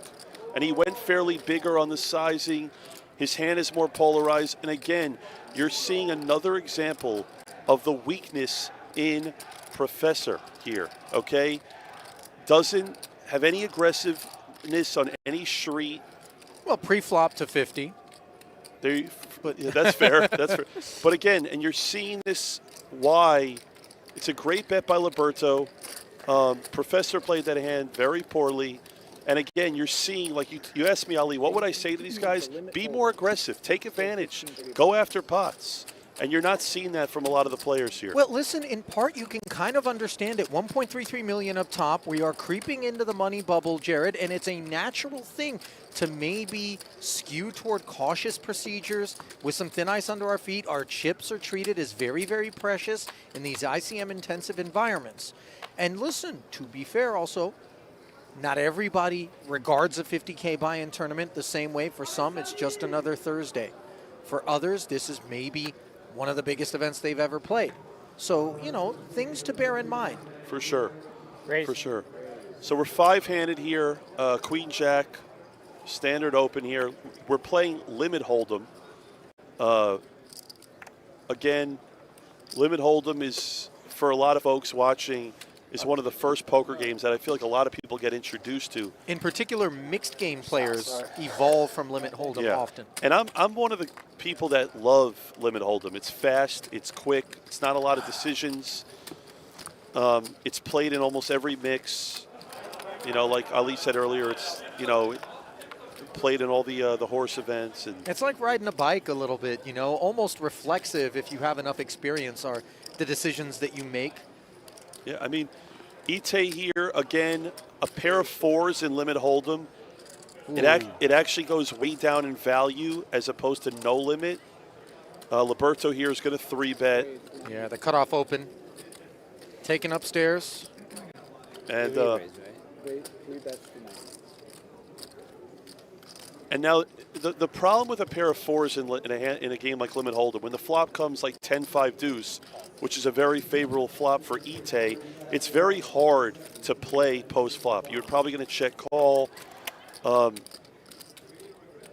mean, this is actually going to be easy for Ite to get away. Liberto's going to bet here, and Ite's not probably going to peel one off here, even on the flop. Whereas, again, in a cash game, I would probably peel a card to try and spike a 4. Or to see whether or not you can get a check back on the turn and try to buy the pot on the river with a lead. Yeah, but I think the way Ite's playing, I like the fold. There is a lot of, but again, this is why fours are difficult to play, because if Liberto had a hand like King Queen or Queen Jack suited, he's forced to 3-bet, and Ite would still have the best hand on the flop, but her hand has no visibility. Nice pickup there for Liberto, hovering at 1.1 alongside Ben Yu. There was some inquiry during the break, Jared, with respect to whether or not we were conflating Ben Yu with a certain professor of cash game hustler stream fame. I'll tell you this much, he's no professor tonight. I have not learned a damn thing. Listen, respect on Ben Yu, of course. This man didn't accidentally stumble onto 9.7 million in career tournament earnings across 341 cashes, just shy of 40 years of age. Originally from LA, now lives out here in Vegas. And you don't get into Stanford by being a dum-dum. Yeah. Jared, that much we know. Yeah. Professional poker player. Now, Ali, look at this. Wow. Look at open-ended straight flush draw against top 2. Now, this is a spot where Ite's, I would love for her to raise the flop here. She can't really call here. I think she needs to put more money in now. Goes for a raise. Now, here's the thing with Liberto, okay? You could go two ways here. You could flat, and if a brick comes, you could raise the turn, or you could decide to put the third bet in now. In this spot against Ite, I actually prefer just a call. I love it. So does Liberto, by the way. Second straight time. He 3-bet the open from Taylor. This time, she's got a different approach, and that one is to turn the flush. Note, however, Liberto not drawing dead, and he's not going to be going anywhere. Now, again, Ali, this is a spot for Liberto here where I actually would want him to just flat here, okay? Ite is check-raising all her made hands and all her draws. I would love for him to just flat, and he does. A lot of players would raise here, but he's aware of how tight Ite's been playing in passive, and he's just calling. Let's see a river. 4th diamond, and we hate this if we're Taylor, especially because there are some ace-x combos like ace-king, ace-queen with a diamond that may be associated with the line to this point. Very relieved to see Liberto check back, however. And now, if Ite had a hand like Jack 8 of diamonds, okay, she's way more likely to bet the river for value. The problem there is she had the Jack and the 10, so the best flush that she beats, you know, if she could think to value bet a Jack high flush getting called by a 10 high flush or a 9 high flush. In that spot, I actually don't mind the check. Again, very close to the money. She played a conservative. Nice hand, Ite. All right, now Albert here. And Professor here is just going to let it go in the small blind as well. Like I said, Limit Hold'em's a game that's played very fast. I would have wanted Ite to think more on the river with that Jack high flush. He checked right away. And again, Liberto, got to give him credit. He just flatted the turn with top 2, where he beats most hands that aren't, you know, obviously besides a flush. But again, it goes to show you with your image in poker. Now Hellmuth here is king jack off. He's going to come in for a raise. There it is, 60 to skate. Nothing notable taking shape behind him just yet. Over to the blinds. Same story for Ite. And again, a spot here, in no limit hold'em, they would tell you with the ante that you're forced to call. I don't know if I love this defend against a guy like Hellmuth who's going to be playing super tight in the spot, but it's fine. Suited 10 turns into top pair, and it's better than fine. And here's the thing. 135 in the middle. Liberto checking over. Hellmuth with the follow-through. Liberto needs to put a raise in now. We want to see him put a raise in. He flops top pair. He wants to get more money in now. And Hellmuth here, and here's where Liberto's going to be betting probably 85% of turn cards. And that's maybe not that one. Yes, not that one is right. That's a card where even though he still has the best hand, I expect him to check here because Hellmuth's going to bet call a lot of his ace queens, ace jacks. And look at Hellmuth using his image here. I actually love this bet. And the main reason I love this bet, Ali, is because it's very hard for him to get raised. So he's betting the turn, trying to get his opponent to fold a better hand. But now he can also see the river if he doesn't improve and go check, check. Let's see what the river is. And now I expect it to go check, check. Hellmuth is going to check back here. He's going to save his last 355K, and Liberto's going to move the 10, and there we go. And again, wait for it, Jared. It's coming. 10 fucking 5. Yeah, fucking batter they have fucking limit hold'em. You're the guy that buried me with Jack 8 earlier today. Jack 8. Off too. Jack 8. Oh. Yeah. Jack 8. Yeah, good man. 10-5. Nice fucking call. Billy, what you eat for dinner, buddy? I would never have called that hand in a million years, but I came to win. You won the max. Congratulations. So, again, if it's no limit hold'em, I'm defending the 10-5 suited. In limit hold'em with no ante. You had about 200,000 left, right? Fire in every hand. No. Unbelievable. No, everything else was right. It's good we have a new villain after Ben left. I know. I know. Scary, you're fast forward to 10 minutes. He's like, I'm sorry, I didn't mean it. I just get frustrated. It's the truth. I know it is. You fire so fast, you're going to go. You win all these weird pots against me, and you're going to just blow them all so quickly. And look at that. So frustrating. Ite mucking Watch all these idiots just give their offsuit money to the away. It's so frustrating. So, again, you're watching what we discussed earlier. Albert is being very active with the chip stack, and Ite. I don't blame you. You can't help yourself. You don't understand yet.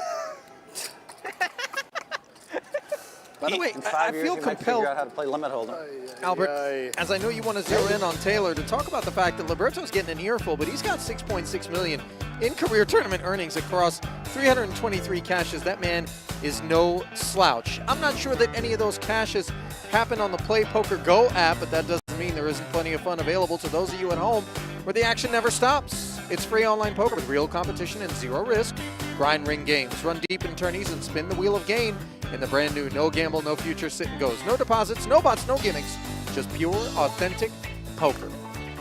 So the king-queen offsuit fold pre-flop as we see Liberto here raising Daher. Yeah, I mean, Ite basically just gave away that she's going to probably get like 15th place in this tournament. I mean, she just wants the cash, you know. And again, this is the second hand I've seen her fold that no one else would probably fold pre-flop. This one goes check rather quickly as Liberto picks up a very nice turn card, giving him a two-way straight draw against Daher's ace high, which checks a second time, having picked up a gut shot. Liberto content to check back, and he finds a 7, which pairs Daher. Four-liner, staring Albert down.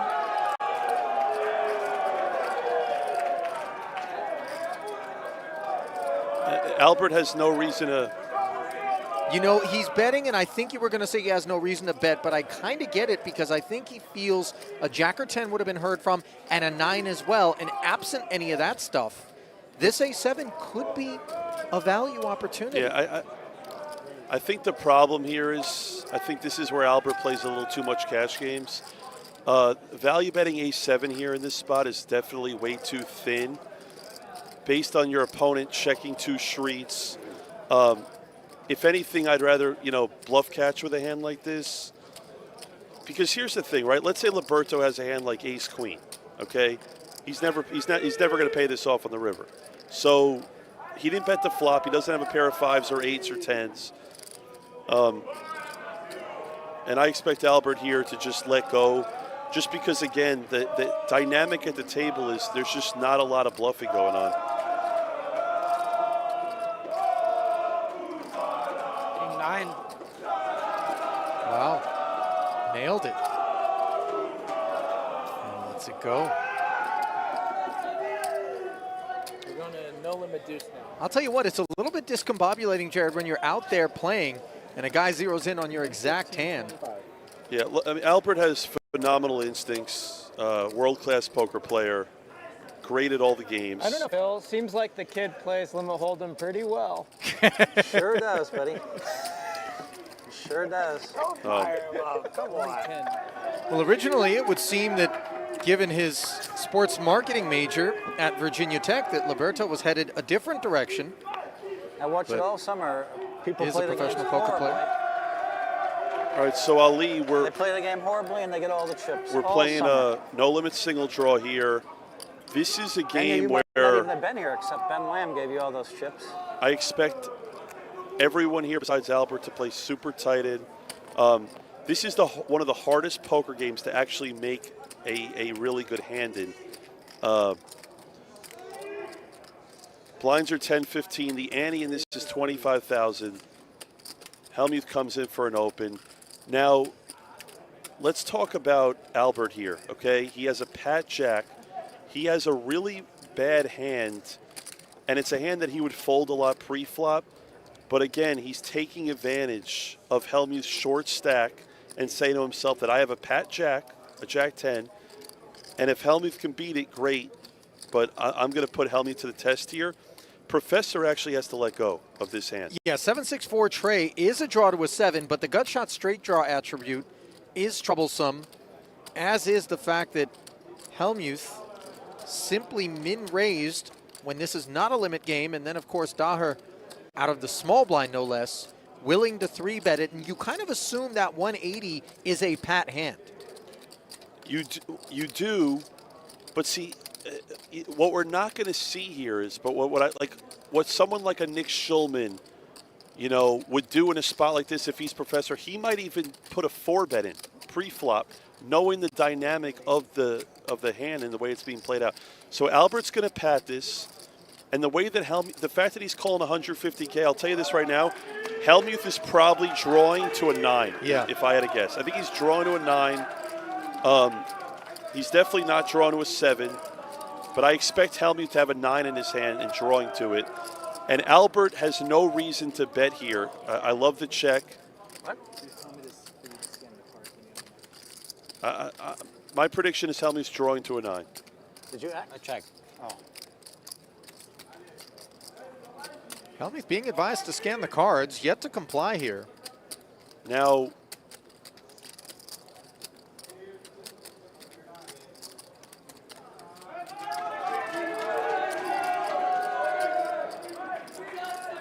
Daher having checked his pat hand, definitely, unless he was doing something slippery, which with 130 back, he doesn't rate to be doing against Hellmuth.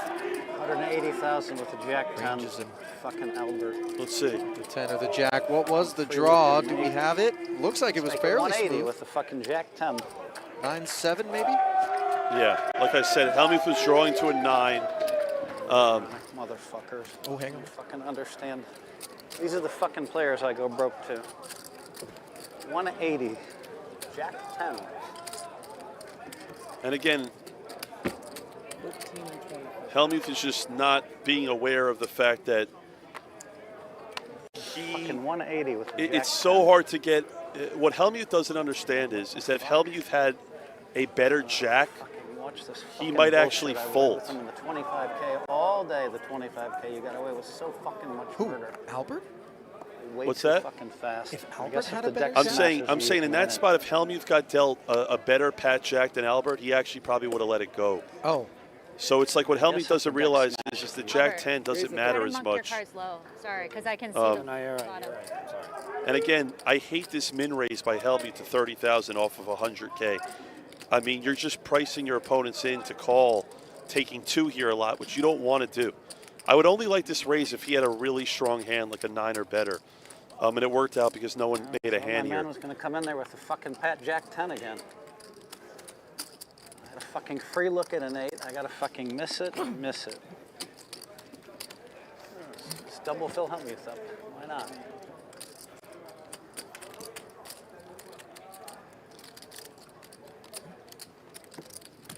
Let's just double Phil Hellmuth. I'm not sorry for any of it. What I say is the truth. They play way too fast. They don't even understand it. They don't even understand.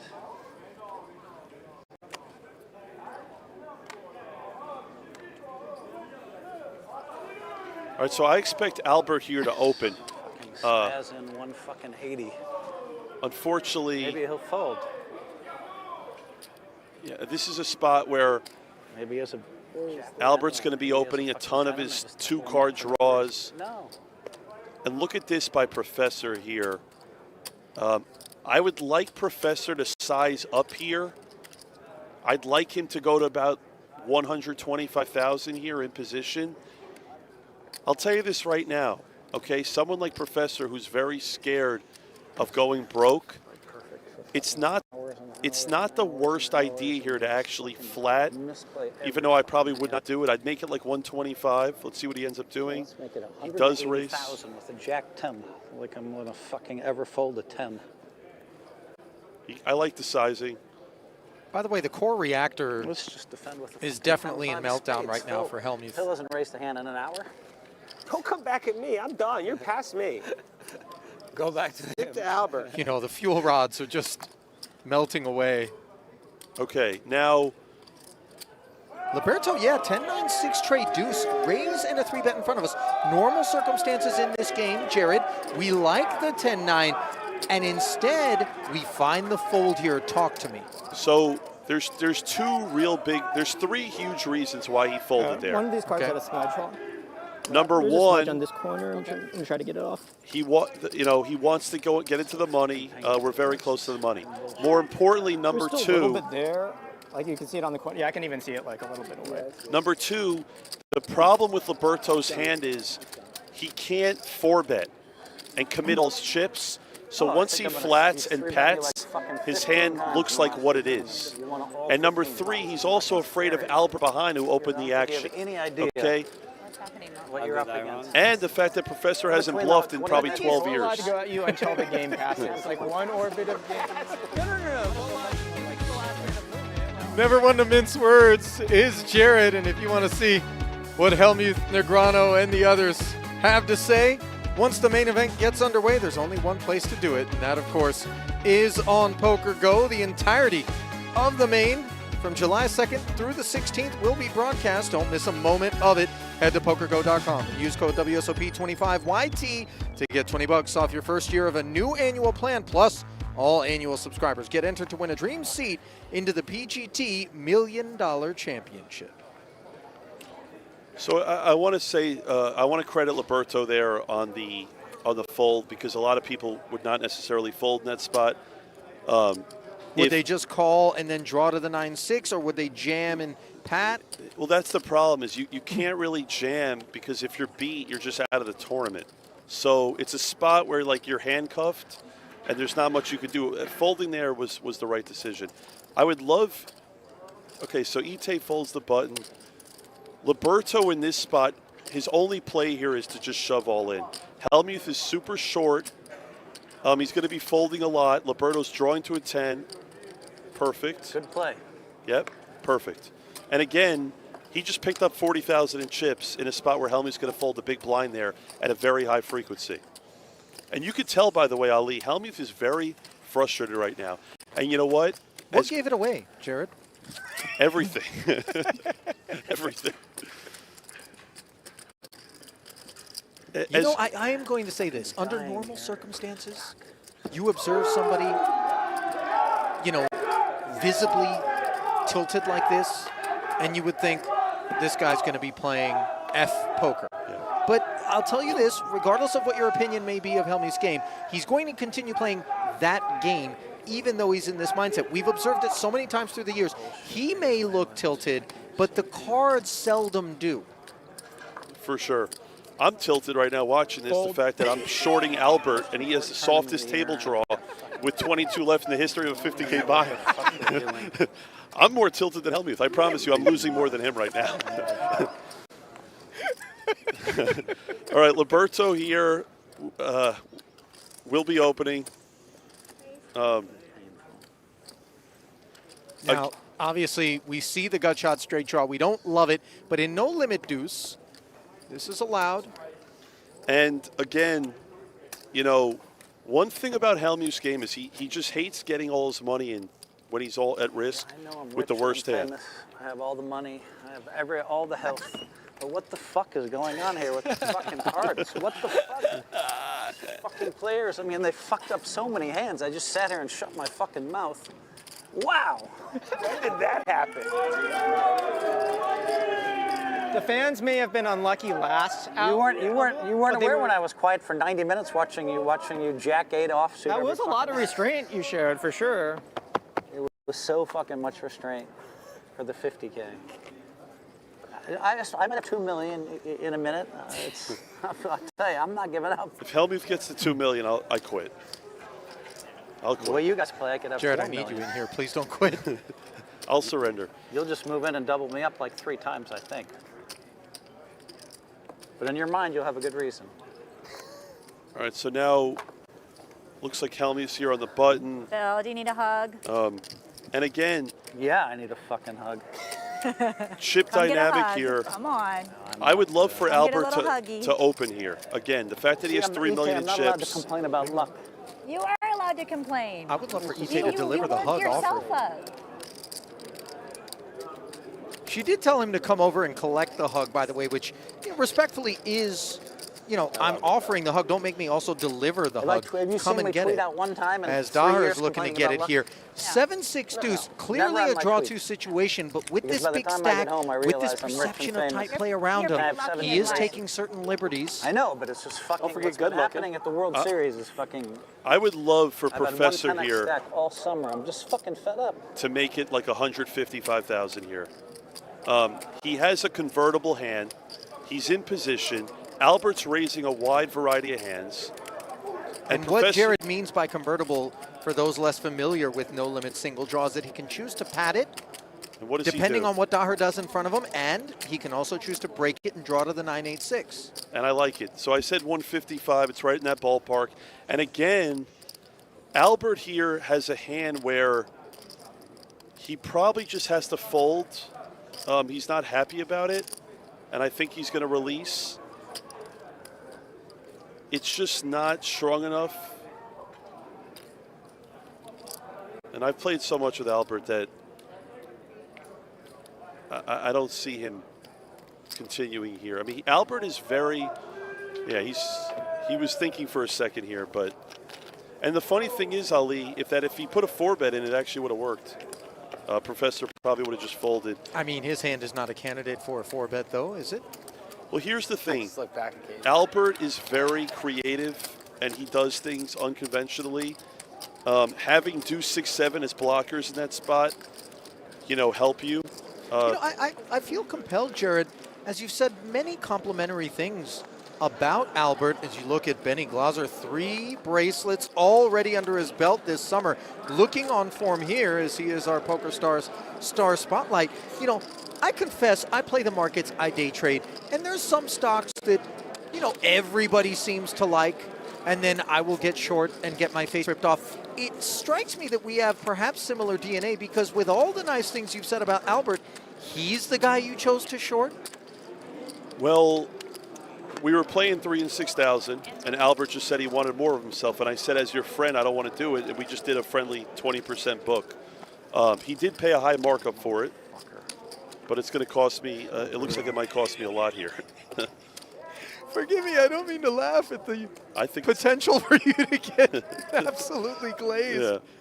Yeah. Now watch this here, right? I expect Ite to take a card, but Liberto here Ben, you played good, Ben. should pat. But you're lucky Okay. Ben Lamb was there to give you all those chips. I would love to see Liberto just pat this hand. Chip. Leave me out of your fight with mommy. I don't like to see I my love it. parents go at it like this. I don't care if you went in or out. I said you played good. So Liberto getting us our Ben, I'm first allowed to glimpse talk. at a You snow, don't have to which is listen. the term used Get for a some bluff in these draw games. Now, Ite some makes headphones, a Ben. 10. She's never going to value bet it. She's going to check it over Can't to handle a little Liberto. talking from Phil. And now Liberto's forced to put a bet I'll loan you in. my headphones. You want them? Now, I'm good, thank you. I expect him to size up here, 75 to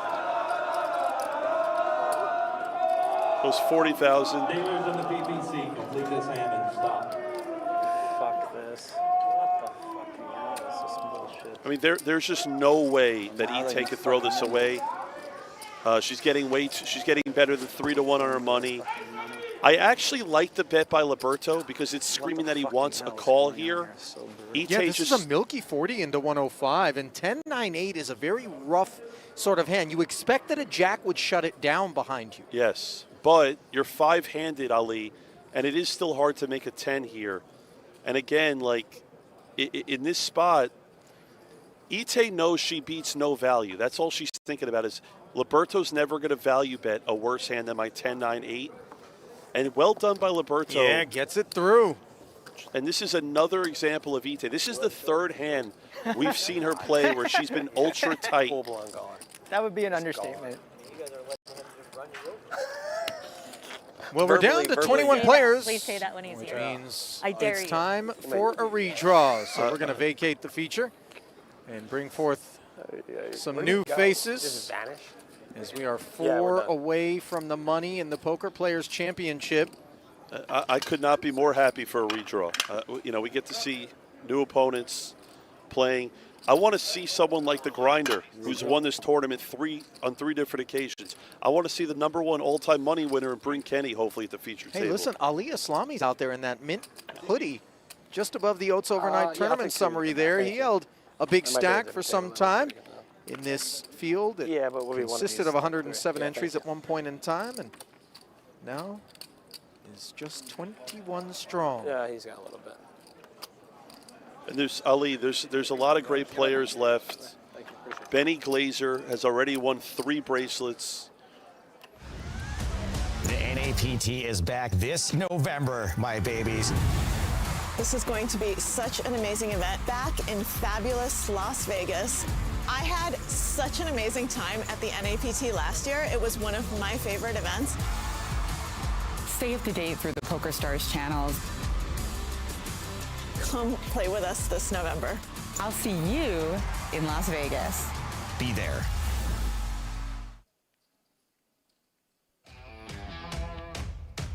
Well, there is your first look at the new feature table, brought to you by PokerStars. Marco Johnson, longtime professional poker player, 1.7 million. The Grinder, not far off that pace. John Kite behind him. Liberto going to keep it here. Matt Ashton, Yosuke Miki, and Ben Lamb back at the feature. A pretty broad division between the top of this leaderboard and the bottom, 117 bigs down to 39 as day 3 of this PPC rolls on here on PokerGo. Ali Najad alongside Jared Blesnick, who it must be said has been getting a lot of praise out there in the Twitter streets or X. Plenty of people feel refreshed by your willingness to have unvarnished takes about what you're observing. It'll always be Twitter to me. I agree. If X just feels weird. Imagine having a brand that strong and deciding to change the name. I mean, perhaps among the stupider things that Elon has done. By the way, can I short We Go to Mars and live there? Like, I'd like to short that, Elon. At least in my lifetime, maybe, or his. So we got a new table draw. I want to talk for a minute about some of these players here. We got a new game as well, by the way. Stud, high-low, 8 or better, where the Mossbergers, those being the 9s, are what John is working with. So you have, this is Crazy Marco Johnson, very, very solid. Yeah, note the split players. jacks completed now. He is re-clicking it. Ben Lamb, ace-7-4 with a couple of spades. The presence of the ace is key because Johnson is representing kings. So if we are going to get after a low, which has a couple of spades working, has some prospects to make a straight, it's important to have that ace. Lamb making the call, wired 6s for Mizrachi. He knows he can't get frisky. Ashton out of the way, the 9s shriveling. Now, the number one reason why Lamb called here on 3rd Street is because he was the only one showing a low card, and he has an ace in the hole. I think Mizrachi had a low card showing as well. I apologize, you're right. But nevertheless, it's obviously warranted. He hates seeing this paint on 4th. Does Ben. So Marco here is forced to lead here in a spot. I expect him to They bet. didn't pick that table to be up here with. I guess Hellmuth was already Yeah, up there. Hellmuth was here. Putting on a show too, just verbally. Of course, this assaulting price us is all. far Just too as good, as getting it 10 to gets. 1. It's a step away from our wheel draw just because we've caught a brick on 4th. The jacks obviously must call with 11 to 1 in the hopes that they find a hook or a second pair. Instead, it's just a dusty deuce and a dusty 5th Street for the low draw. Trip kings, however, for Johnson, and this one should be over.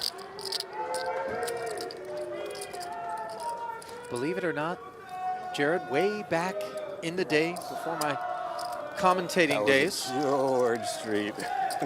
I was a dealer at a little card room called the California Grand in Northern California. And I remember a young guy who used to come in and play the biggest limit hold'em game we spread, which at the time was 12 and 24. Specialty game, ran every now and again. And he played well, and he won. And I was like, man, that kid's got game.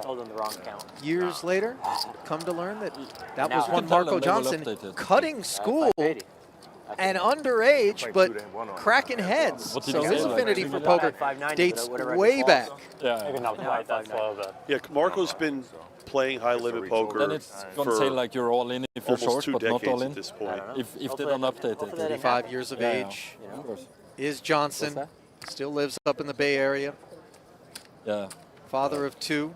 Marco is one of those players Marco is not elite in like, he's not a top 5 player in almost any game, but he's probably a top 20 player in like half the mix. Marco has no bad games. Wakes up with ace-2-6. Look at this, okay? A lot of people that are watching this right now, if you're looking at a guy by the name of Matt Ashton, doesn't matter where we have it. a lot of people can make the argument at the high stakes that this is the greatest mixed player on planet Earth. Matt Ashton is a phenomenal talent. It's just like 2 or 3.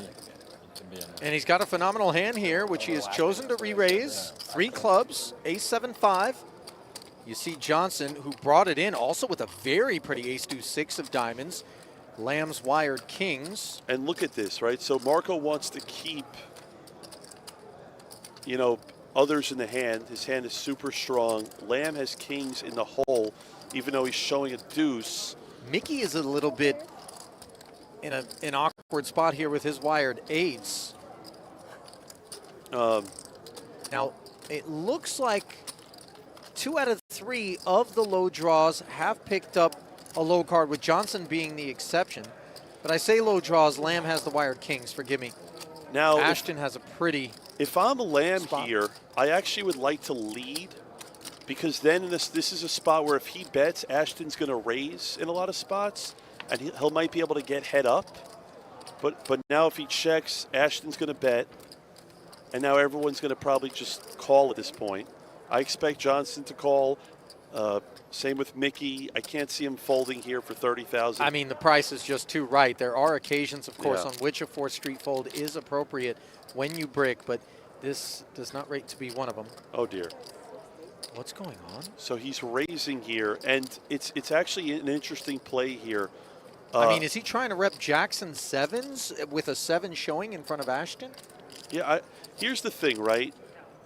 It looks like Lamb is going low, right? He can't see that Lamb has buried kings. You have many horses left? Ashton has 2 low cards as well. Yeah, just him. So Mickey feels like he has the best hand here with a pair of 8s. Little does he know that Lamb has 1.6 kings. last break.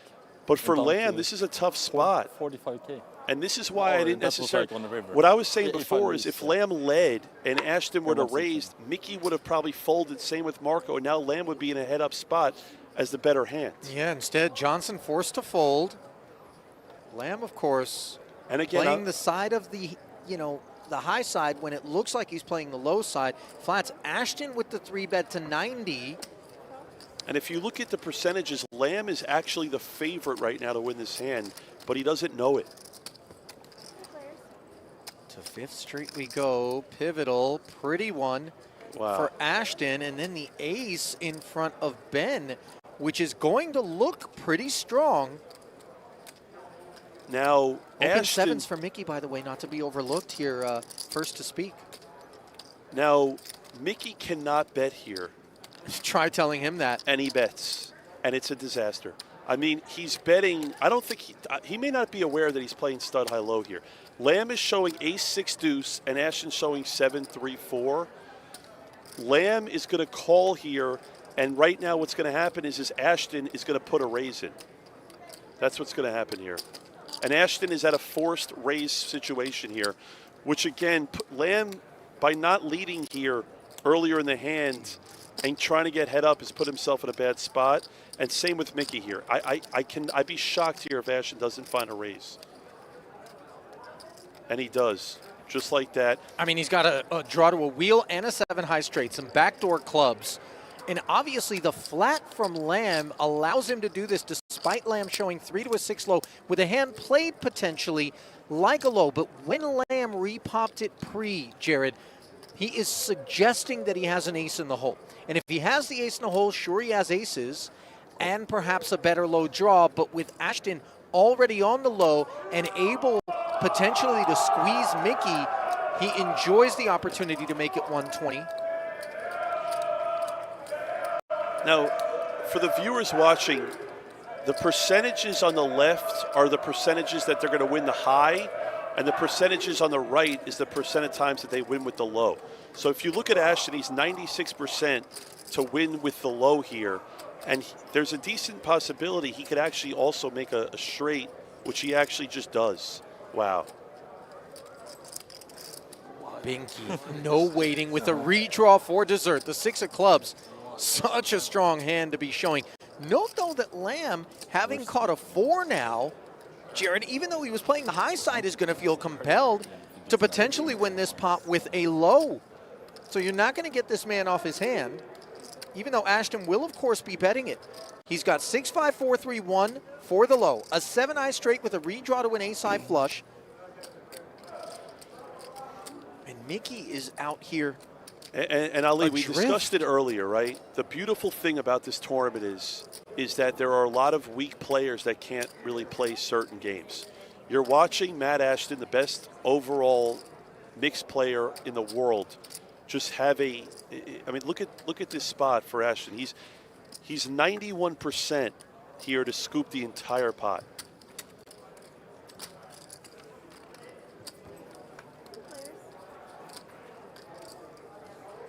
And he makes his flush. Ashton makes his flush. He's got the world. But the 7 Ben eye made a straight was better already low. good. Yes, Lamb catching that 5 of diamonds. Who would have thought with wired kings and a deuce showing, he would show up on the low side? But obviously his board development suggested that was the side that he's on. Mickey really has a horrendous situation here with 8s and 7s. So I'm going to tell you what's going to happen here. Is Lamb's going to check, Ashton is going to bet, and if Mickey calls, then Lamb is going to raise. Okay, so there's the check. Ashton's going to bet, and if Mickey calls, look for Lamb to raise here. Yeah, he's going to try to sandwich Mickey's hand. And the thing is that, you know, look, Ashton's showing 4 to a straight. He could very easily, as played, having called a re-raise pre, have the straight already. So this call by Mickey is so ambitious, and now it tees Lamb up to squeeze. If I'm Lamb here, I have to raise, even if I don't have that many chips. He knows Mickey doesn't have a better low. It's very hard for Ashton to have a better low, and the way that Mickey's playing, he might make a crank, and he just flats. Okay. I mean, that's... Low, 6 low. 6 what low? 6 5 4 3. I know you had ace 5 in the club. 6 5 4 2. The fact that Mickey was 0% to have a, you know, Mickey's going high. Ace 2 6 of diamonds. 7 of diamonds right there. I just had to fold right away. Go on. In this spot, you know Mickey's going high, right? You a bit. I started with pocket kings. You have Lamb makes such a good one low. right punching the whole time. Yes, you have in the red. There's a green. I know everybody's hands too. Ace 2 6 Look at diamonds. their hands. 7 Everybody of has diamonds. 5 of clubs in I them. know. 7 of diamonds right there though. So it's hard to have to fold that hand right away. You know, it hurts. Go on, You Jared. die a little inside. Yeah, I'm a little surprised that Lamb didn't raise there, knowing that Mickey had, you know, is calling light, get an extra bet in. If Ben had more chips, he definitely would have raised. Emergency. Low card. To lose with a 6 low. 6 was a winner. I'll tell you this though, if Matt Ashton starts making 6 lows and flushes, this tournament's gonna end pretty soon. It felt live for me a while. Just big a flush. I like your hand in 6. That's the only hand I could have. My first 3. The only hand I could have was king. The only thing I thought about was king. Oh, you got a 10 or something? You got ace 5 of Yeah, clubs. but I was getting squeezed. Yeah, you're getting squeezed. Wide open. You're smarter than me. Well, obviously, the last thing that you're going to want if you're sat at this table is Matt Ashton to pick up chips. He's dangerous enough without a big stack, but Kings here were he not is. winning. On 4th. Snacking Oh, on that Mickey hand take alongside on- Ben yeah. Lamb. On 4th. Probably pretty disappointed to realize that That was the longest hand Lamb ever. caught 4 runners to a better 6 low. Yeah. And We would have played 6 hands already at another table. Did you Ashton's see going to it? bring it in. I mean, I you didn't. turn, I don't want that. I didn't. You just like flipped it all off. I'll just take a new one. I even said down. Is it a misdeal or is it? What's the ruling? Is it a misdeal or is it? Yeah. I mean, you turned it face up to that side of the table. I'll be a misdeal. I agree. I would ask for. I don't know. Or replace the card. Yeah. Just ask floor instead of. Yeah, I know. It could be misdale in case you like free roll it. Like, Is there a floor? He's all the way over there on his phone. I don't have floors for this. Look like an ace why of would- spades. He's but I'm on not his sure. phone all the way over here. Send me All a right, floor. send it this way. I don't care if you know it. He's walking on that. Yeah, sure. Do we not have a floor? I don't know the ruling for this. Does anyone know? I'm not sure on this one. I'm lucky I didn't get a 3. We would have got him for an extra bet. I would think it's a misdeal. Maybe 2. Yeah, he is. He's over here on the Oh, yeah, but I don't know. I might have got scared. He's not ours? I don't know. I might have got scared if it goes raise. I think he might be. Raise, back raise. Yeah, I don't know. Maybe it's like substitute for this. Yeah, that's what I feel like. We need a 4, yeah. Yeah. He was pointing at that guy. He was pointing at him. Here he comes.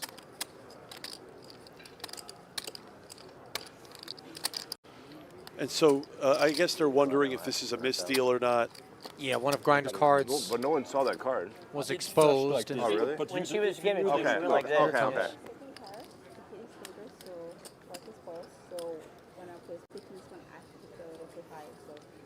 It went like this. Like had they been looking, I haven't seen it obviously. I just could have. They could have, but Yeah. I would just request. so is it a new card with the dead one, or is it a misdeal? So what happens is she reshuffles the deck and gives him a new card. Thank you. Okay. So I might get that card back. You might. All right. Not this one. That's the card? Yeah. Yeah. Shuffle it back in. But No, should you expose it? No, no, in. But It if goes they in. saw it. Let's play. Maybe they saw it, maybe they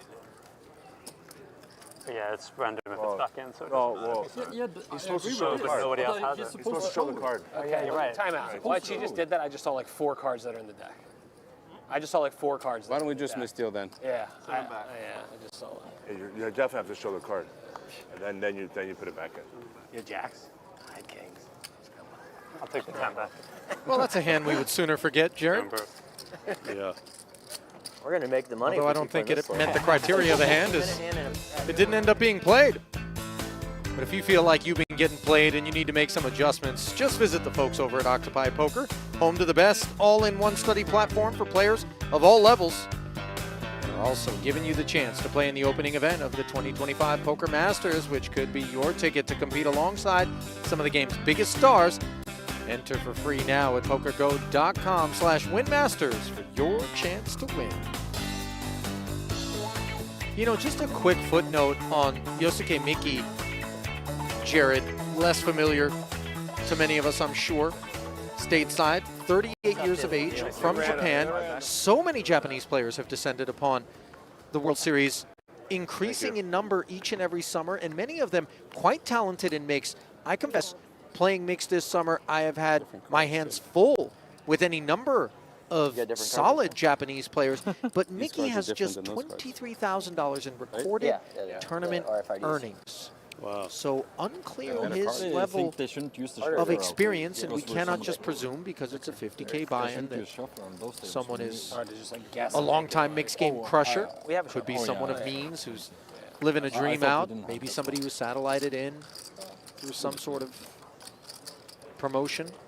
I'm not making allegations, but that stud 8 hand in particular was played in a way that I don't think many of the others here would have engaged it. For sure. As we pick up the action, Mizrachi has 10s buried. Now has 10s up.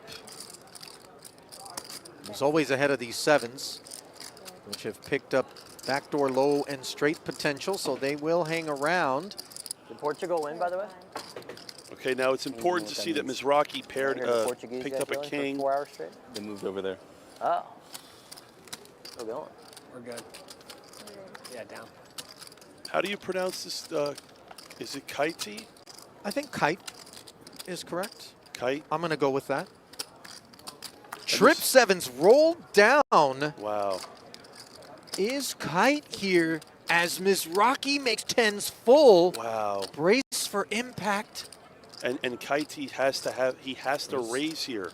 Yes. And the grinder's going to re-raise. Raise.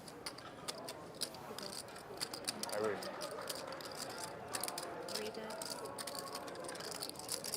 Now, of course, this could be something like a low and trip 5s. Although with both a 3 and a 5 showing kite now putting in the 4-bet. I'm like, how can you have a straight? Yeah. Well, you know. We were capped anyways, right? It was capped, it was right? one away. It was? I thought it was capped. So an overplay there with the trip 7s, Jared? Just because we're blocking doesn't mean we can get crazy. Yeah. Unfortunately, yeah, right. Heads up there's a cap. I don't think Kite could have played that hand any worse. I don't. Crazy. That's a spot where once grinder raises, your hand. For the record, Kite has to raise the river. He makes 3 7s. It's hard for grinder to have a straight or better. It's most likely he has a low or a made 2 pair. But once you re-raise, if you're grinder, you can't put that 4th bet in. And the reason is because you're never ever scooping. At best, you're getting half, and at this point, you got scoop. Thank you. And now Grinder's the first one at this table over 2 million in chips. Grinder has won this event on 3 different occasions. He has a 4th. He cashed in it last year. If he can get up to 3.5 to 4 million in chips at some point in this tournament, I would probably make him the favorite to win this with all the experience he has. And you're going to notice the way Grinder plays is he's a lot more aggressive. He's going to play a lot more pots than a lot of these other guys. And he's going to try and win more hands. The thing that I want to say about Grinder is despite winning those 3 PPCs in the same way in which Phil Hellmuth has 17 bracelets and continues to receive criticism, a lot of people complete. feel as though Grinder isn't studied enough in a lot of the games, you know, and he's confessed for a long time. He never read up on things. He just was a field-based player, but that will take you a long way, Jared. And with so much experience on what it takes to win this particular event, do not count Grinder out as you haven't. Well, I'll tell you this right now. A lot of the best poker players in the world Might get an extra hand in are now. very studied. There you go. But That's the everyone. I see it. absolute best players in the world right now I was in are first. still the players that are not studying every day. And I will believe that in poker for the rest of my life. Poker is a game of people, psychology, math. You know, studying will only get you so far. And if everyone's studying the same thing, there's something that has to separate you from everyone else. And there's a reason why Grinder has had such great results by not studying. Yeah, we put Louis in some of them, but some of them were like nasty drinks. Yeah, but the one time I was at your house. Now, the fact that, so there's 3 tables of 7. We're 4 off the money. Okay. You're going to see extremely tight play here from here on out from a lot of the short stacks. I expect guys like Matt Ashton to get very involved. You had a whole bottle, Louis?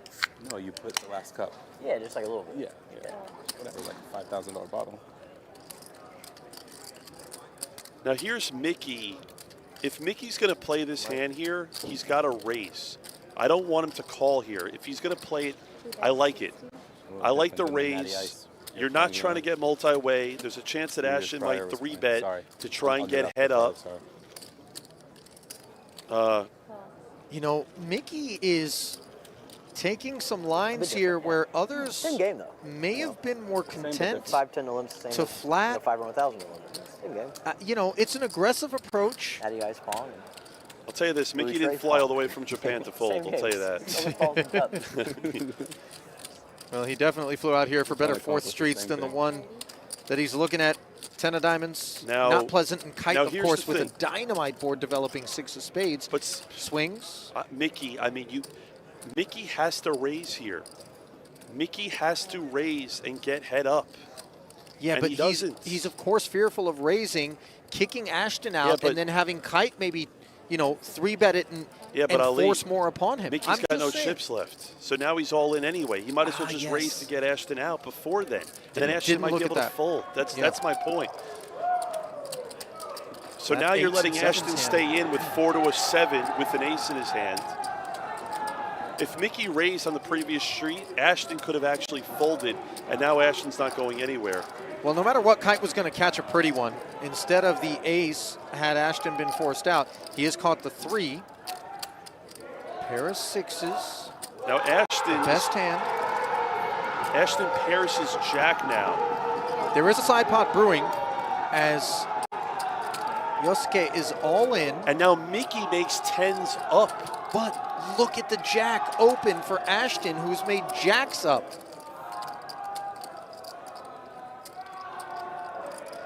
Now Kite, having made the 8-6 low with the pair of 6s, sits oh so pretty.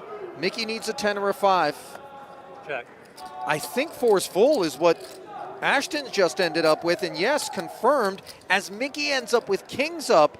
And he might think this is a decent spot, but as we can see, it is the end of the road for Japan's Yosuke Miike.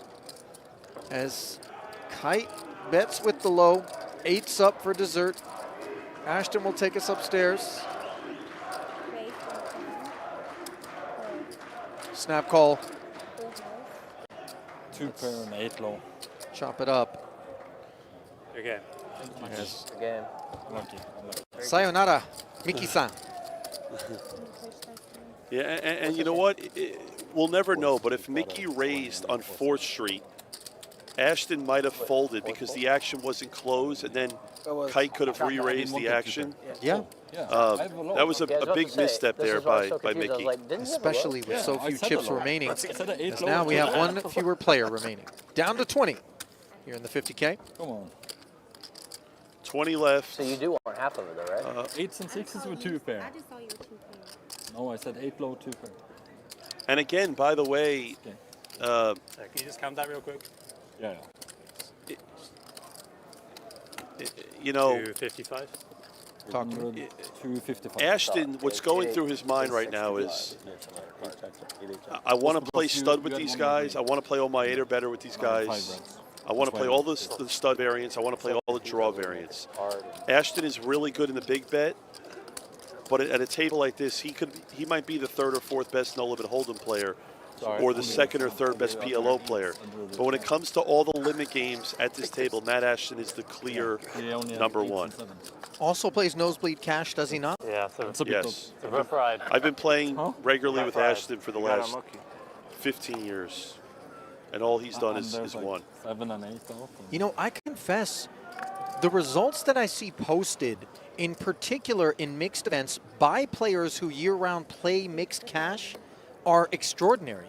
And I think it has a lot to do with the fact that their blades are polished and sharpened year-round instead of coming in and maybe just firing at something randomly that they don't play with regularity. I played with him. For sure.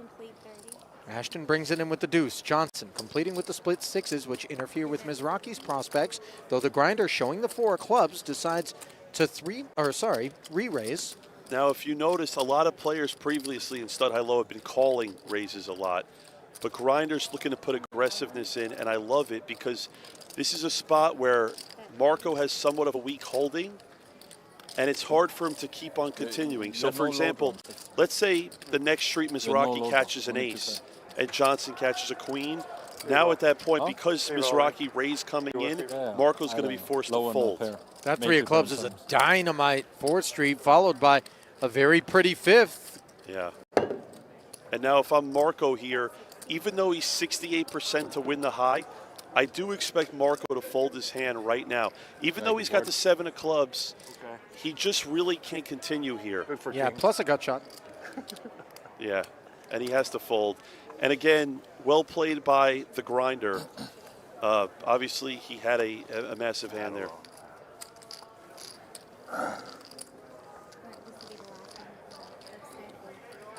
But I like the raise by grinder coming in.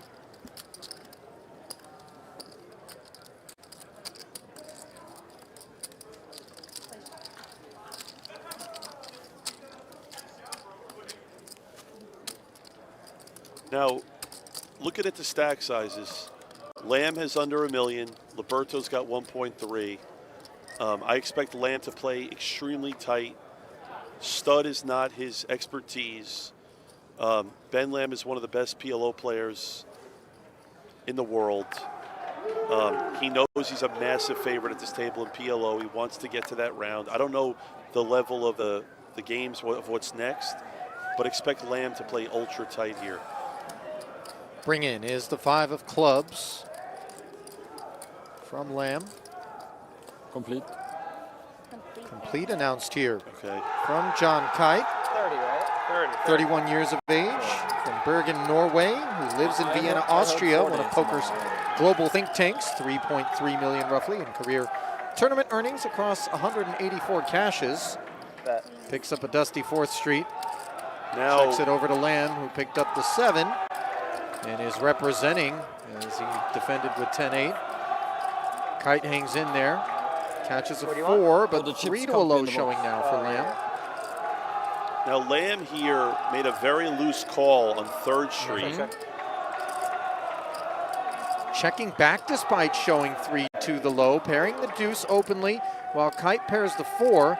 And now Kite is thinking to himself, okay, I've got the better low draw, but when Lamb checks back on 5th, Jared, don't we assume with some frequency that it is 4 to a low plus maybe the pair? We don't expect 3rd Street for him to have a card 9 and above. You're exactly right. And in that case, he would have had 2 pair on this 6th Street and that saw Kite leading out with interference to his wheel draw. On the end, trip deuces for Lamb. And he, of course, is going to seek value. And if you're Kite, you're wondering. Now, here's the problem with Kite, okay? Ben is showing a pair of 2s. The problem is Lamb is betting a lot of his low draws. So I would not fault Kite here for actually making a crying call because Lamb checked 5th. So it's hard for Ben to have a hand better than 4s going into the river. So I could see Kite making a crying call here, thinking that he's might have a chance at half. But the other thing is look at Kite's board. It's very dangerous. So is Ben going to bet just a low here, or does he have a hand better than a pair of fours?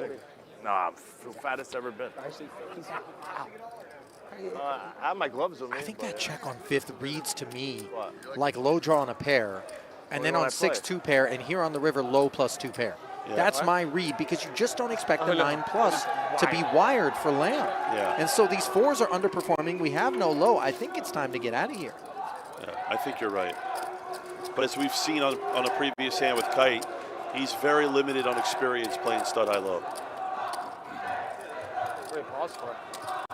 What do we pause for? What's the clock pause for?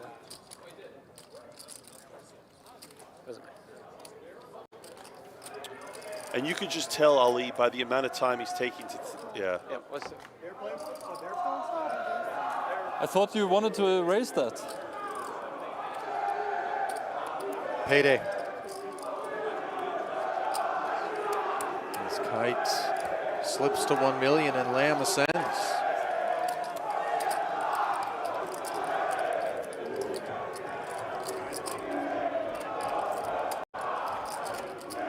We're so far behind, they're making us fun. That's like top 5. It makes sense. I don't Rail think it's fair left. for them. Yeah, I think. I know, but as long as everybody gets There's a some chance, wild rails. That was the best. fair, but this is not fair at all. They keep us in all the time. 30. Sure, yeah. So we're dealing, right? Yeah, you gotta rotate it. They paused the clock. Shifted every. Yeah, it's because it's. Hold on, they paused the clock. Yeah, it's because of us. I think we're dealing. Huh? We're so far behind that they're going to make us play on time. Is that what they said? 4. Why don't we find out? I can't even hear it. No, it's crazy. Peek there at the 1K tag team. Yeah, around the bubble. Scene of all of the commotion as that rail erupting. I think I'll make sure we don't go like. One of the loudest rails I've ever heard. Kevin Kerber and Peter Patricio. Especially if it's not like main event or something. Yeah, It's like a tag team. Champs. It's like Calvin Kerber, the Brazilian. Having fun. It's all right to have fun, poker. I don't know if I'm other competing rails. I guess it's not over yet. Sammy You have to Bujmala ask, everyone's waiting. and Mamouki of France We should be leading. squaring off. For them, yes. All right, We are cool. dealing. But the chip lead belonging to Kerber and Patricio. Yeah, they're at no limit hold. Apologies. Although, you know, my money's on the chip leaders there, Yeah, they're healthfully. playing no limit. I don't know what they're playing. We have to play our game, then they go, then they restart. Play a whole game of this, I think. I reckon they'll let us go like a few hands behind. You see the size of this table? It's like a. And like misdeals, we don't have floor. It's like a lot of shit happening. We had a misdeal, needed the 4, got back, and it was a misdeal.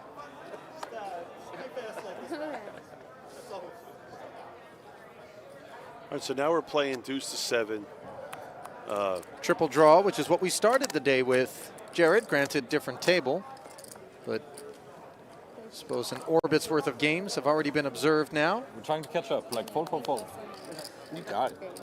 Yeah. Look at that. Look how close See? they play. Okay, button's good. Oh, look. We're trying to play Lamb quick. gets a walk. 267? Huh? 267? I made a really tight fold. I'm making a mistake. I played a funny pot with Hellmuth at this table earlier. What's He a tried the really 2.5 tight X grinder thinking of fold? single draw. Oh, you want 6 by 4? Oh, boy, better. So I ended up playing the hand differently. That's a tight fold. Deuce to 7. Deuce to 7? Is that, that makes sense. It's like grinder. He's like. Deuce to 7. Tight fight fold. In the wrong game. I know. I'm happy I folded. I'm slightly I'm wider happy than the to fold. tightest person's tight fold. Huh? It'll be slightly wider than the tightest person's tight fold, but.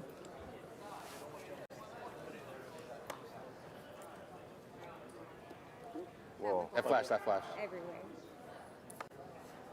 I don't. Whoa. Slow down. Yeah, that's good. That one's good, I think. This is me, right? Yeah, that's you. You got 5. I got 4. Yeah, you got the last one coming to you. Last one coming. Oh. Wait, Queen of wait, clubs but the for- button's there. Yeah, so we got the last one because it was a misdeal. Oh, yeah, of course.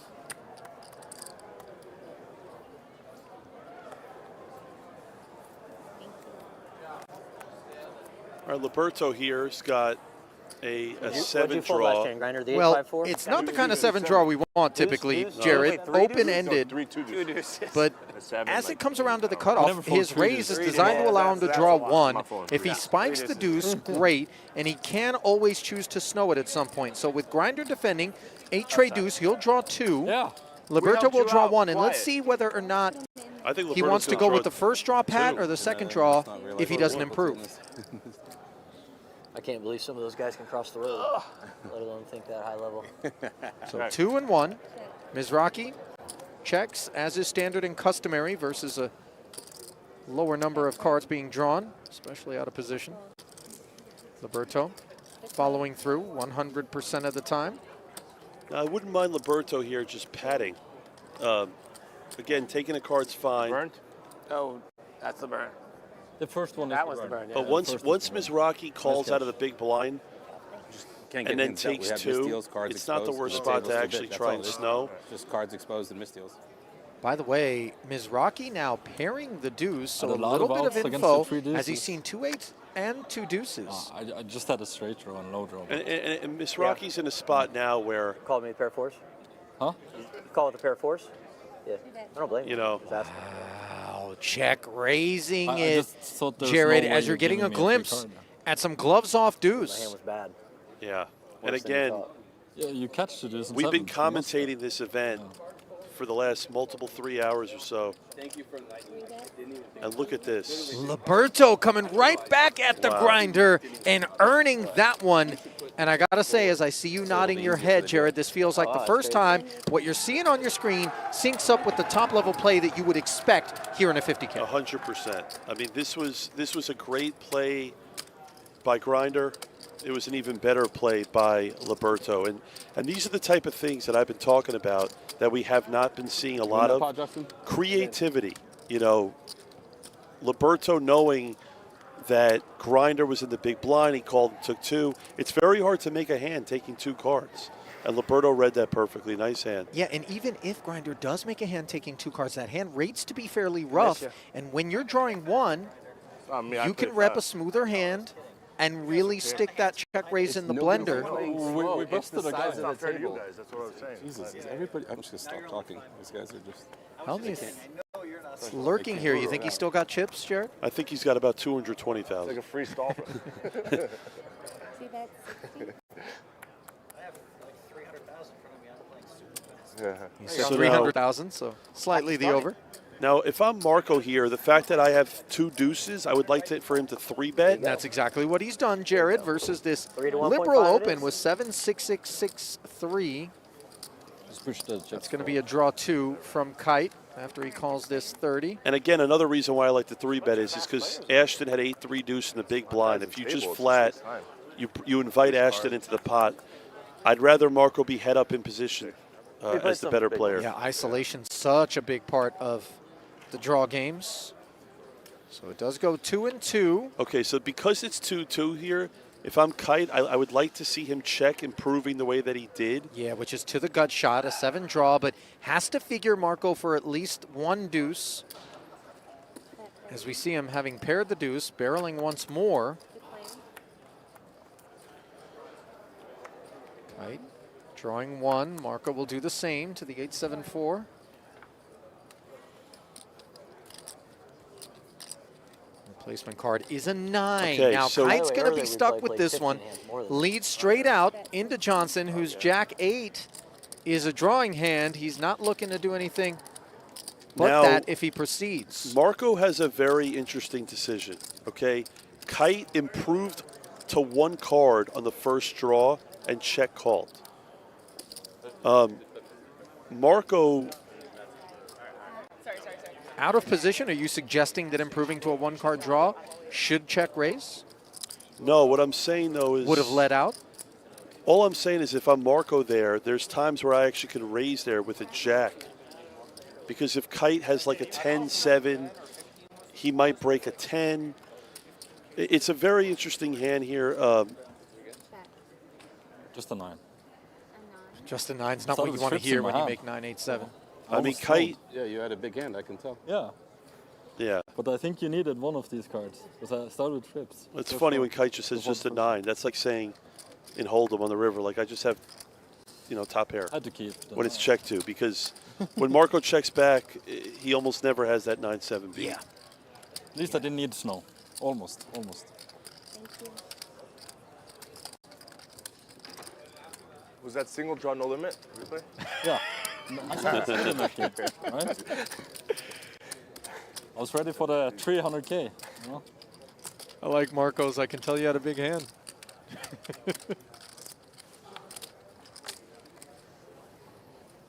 Mixed game players are built different, Jared. Well, it's the no limit guys. I think they're overly serious. There's not a lot of banter. When you're playing mixed games, people talk a lot more. It's a lot more fun. I love being here because I want to introduce a lot of people to learn these type of poker games. Single draw, triple draw, the studs, oh my 8 or better. So many people for so many years have watched No Limit Hold'em, and I prefer sitting here being able to watch They're waiting for us to finish. some of the best players play in a mixed event. So Marco here opens to 60. Mizrachi's got a 3-bet on the button to 90. Now his 3-bet, he could go one of two different ways depending on what Marco does in front of him, right? Or is he always going to take 2 to 6-4 deuce? I would personally draw 2. Or no, Marco 4-bet. Okay, so now you definitely draw 2. I would definitely take 2 here. I think Marco here a lot of spots is going to... He should be pat, right? He could take 1 here a lot. No, it's a pat 8-7-5, Wow. perfect. A lot of hand, but generally vulnerable to any sort of 3-bet that reduces to a 1-card draw, which is not where Mizrachi's going to find himself here. So Mizrachi here is forced to call 1. If he doesn't improve on the next draw, he's going to fold. I'm interested to see if he ends up catching like a 9, let's say. Marco's 8-7 pat is a very, very strong hand. That's going to win, given Mizrachi has not picked up a draw to an 8 or better. Yeah, I'd be shocked here if Mizrachi continues. I had over. Now, we're used to snows and no-limit deuce with pairs and 2 pairs and things like that, pat from the jump. But Johnson, 4-bet pat. Mizrachi's pause is sort of... I think Grinder's going to let it go. It's very hard for him to do anything but fold here. Marco's also one of the most solid poker players that you're going to play with. I just don't see Grinder continuing here. You also got to realize, too, this tournament doesn't have time extensions. They are close to the money. I can't see Grinder continuing here. Well, he's just trying to give Johnson a once-over here. You heard him say, you look uncomfortable. Like maybe he's got a boat, 2-pair trips. Yeah, it's just...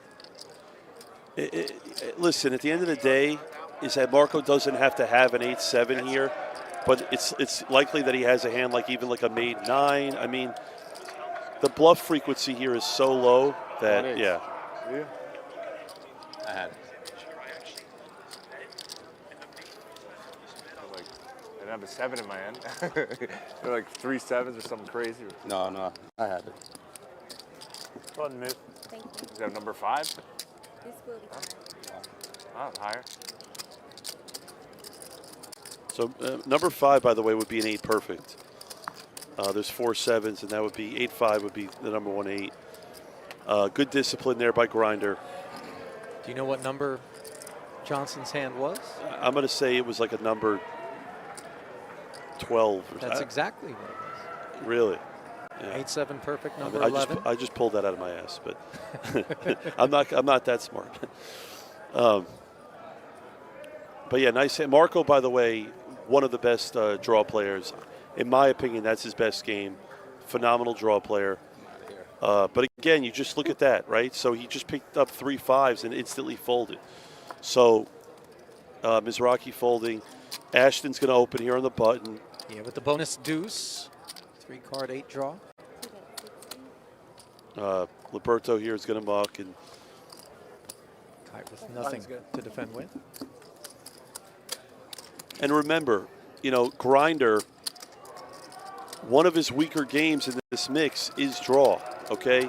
Great big bet player, great horse player, not a phenomenal draw player. So someone like Grinder, I expect to not get too involved here in spots where he wants to wait for a game that's better for him. And same with guys like Lamb, Kite. Liberto has impressed me, I'll tell you that. Never played with him.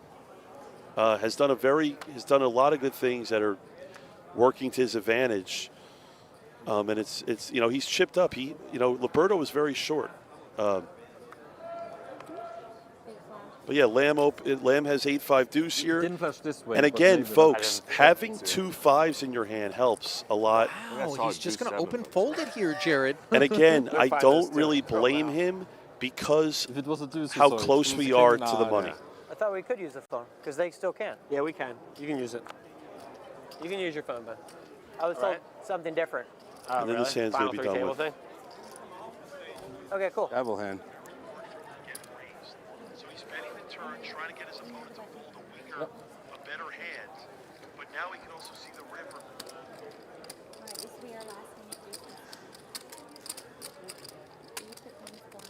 Yeah.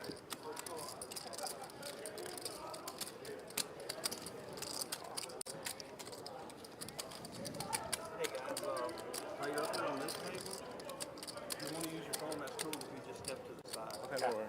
Thanks a lot. Yeah. Gentle reminder that cell phones are not allowed. They are or they're not? I think. Are not here at this feature. Okay. Floor just asking players to step aside. I think that's not simply a function of courtesy or production, but there have been a number of concerns of late about the proliferation of technology being utilized and oftentimes in conjunction with mobile devices in order to gain unfair edges. So peace of mind, so important, especially when we're talking about a 50K. So now you see Grinder opening in the 1 hole, 8-3-3 deuce. Liberto here is in position with deuce 5-6. Now Mizrachi, if he didn't have a pair of 3s and his hand was queen, jack, 8-3 deuce, there's a decent chance he actually might fold. Having the 2 3s is very helpful. Look at that, by the way. Marco Johnson got dealt a pat 9 and just put it into the muck. Again, another example of how tight people are playing. And look at this by Lamb.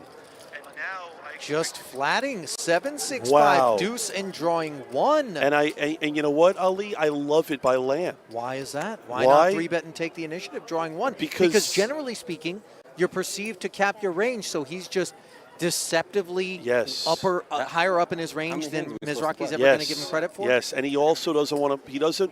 Here's the thing, right? In Lamb's mind is there's no reason for him to raise because he's risking another 30,000 when he's out of position. Even if Grinder's taking 2, Lamb knows he's not that much of a favorite over a 2-card draw out of position. And if Lamb somehow makes his hand, like for example, let's say Mizrachi makes an 8-5, he's never going to think that Lamb could beat that. Of course. And that's by the way, all about Lamb deception. did lead out drawing 1 into the draw 2. Mizrachi popped it so that he can take the betting lead back in position. And you know what, Ali?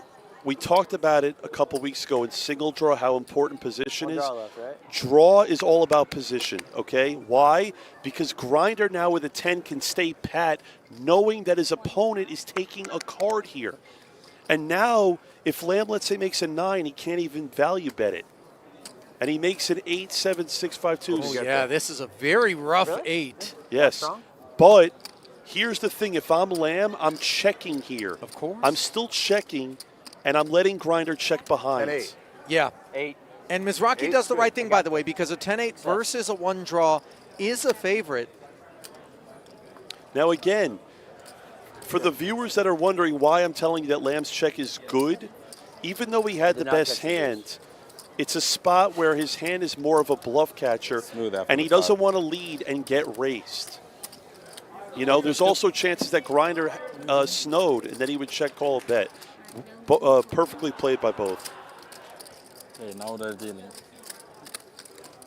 Well, the prophecy appears to have come true, Jared, as I Thought it would be Kelvin Kerber and Peter Patricio just based on those chip counts that would take down this tag team event, and sure enough, there they are, $184,000 richer with a couple of bracelets. I don't think I couldn't be any happier that this event is over with, and we can actually enjoy. You know, I mean, that rail was bigger than I've seen at the main event. Literally, for people. That decibel level typically is reserved for the main event, and not just like, the final table, but like we're down to 3 kind of thing. You know what I mean? Yeah. That was as rambunctious as it gets. We're back on. So here we're playing No Limit Hold'em, 10, 15, 25K big blind. I expect Marco here to open on the button here to 35K or so. 9-7 of diamonds. Again, Marco is stronger in the limit games, okay? He's not as talented in No Limit. I expect Lamb here. I would not call here. I'd like a 3-bet or a fold. I feel like this hand doesn't play well as a call, inviting in the grinder. But I could see Lamb here opening to like 125,000 or folding. I like it by Lamb. And Grinder here will defend. And Grinder, Grinder's made a living off playing hands like 6-4 of spades. People don't know this, but 17 to 20 years ago, Grinder was one of the first No Limit Hold'em players that was playing these type of hands before anyone was actually doing it. And look what he's produced with that hand. Trip 6s here. Suited 1-gapper. And he leads. And you know what? I actually don't like it, okay? I would love it against a good No Limit Hold'em player that's capable of making a lot of moves here. But I feel like Marco's the player that's not getting out of line here. And at least if you could check, your opponent's like almost forced to bet here. I could see Marco just getting away from it. Because, again, he's so talented at limit that he doesn't want to get out of line in No Limit Hold'em and PLO. And I expect him to fold, and he does. And, again, I don't love the way Grinder played it. If that was against Ben Lamb, I love the lead because Lamb is going to probably try and outplay your opponent. That's not the case with Marco. Well, on balance, you would expect that Mizrachi's going to lead some of the time, check some of the time. Yeah, I just think on that board, checking there against Marco, you can get an extra 30,000. Who knows? You check call. Marco turns a 9 or a 7. For 25? Sometimes yes, sometimes no. Yeah. And Grinder's questioning the lead right now. He's sick to his stomach. And look at this, Ali. Liberto's got 2 aces under the gun. Don't play his game. King Jack, King Jack? Raise 30. King Jack, King Jack. And again, look for these opponents to play fairly tight. Here's another example, Ali. Marco Johnson, not as good in No Limit. I expect him to just flat here. I don't think he's going to 3-bet a 7-handed table because he's not looking to play a massive pot against Liberto in No Limit Hold'em.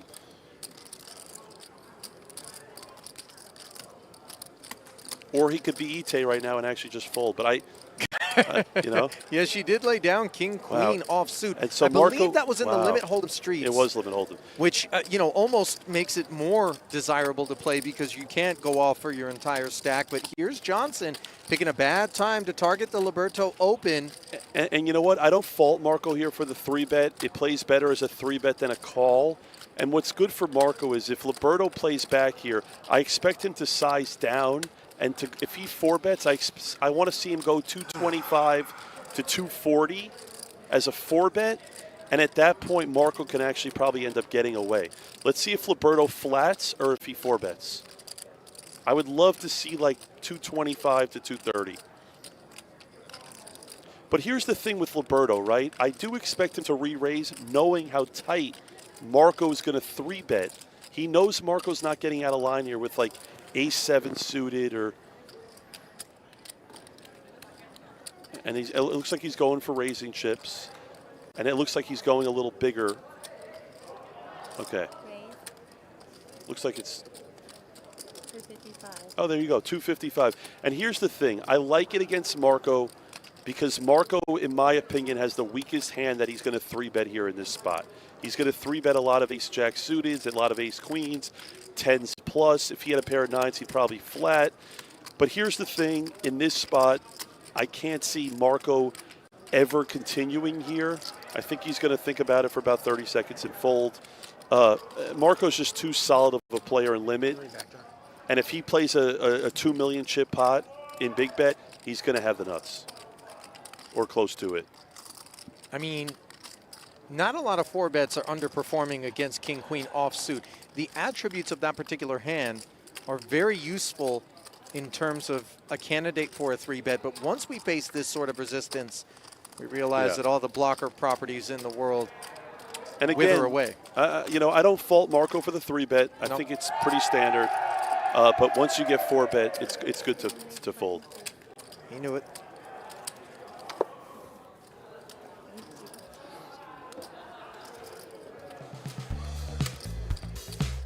Good hand, bro.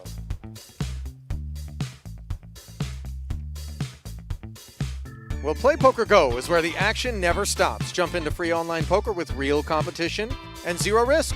Grind the ring games, run deep in tourneys, and spin the wheel of gain in the brand new No Gamble, No Future Sit and Goes. No deposits, no bots, no gimmicks, just pure authentic poker at playpokergo.com. Available on web, iOS, and Android.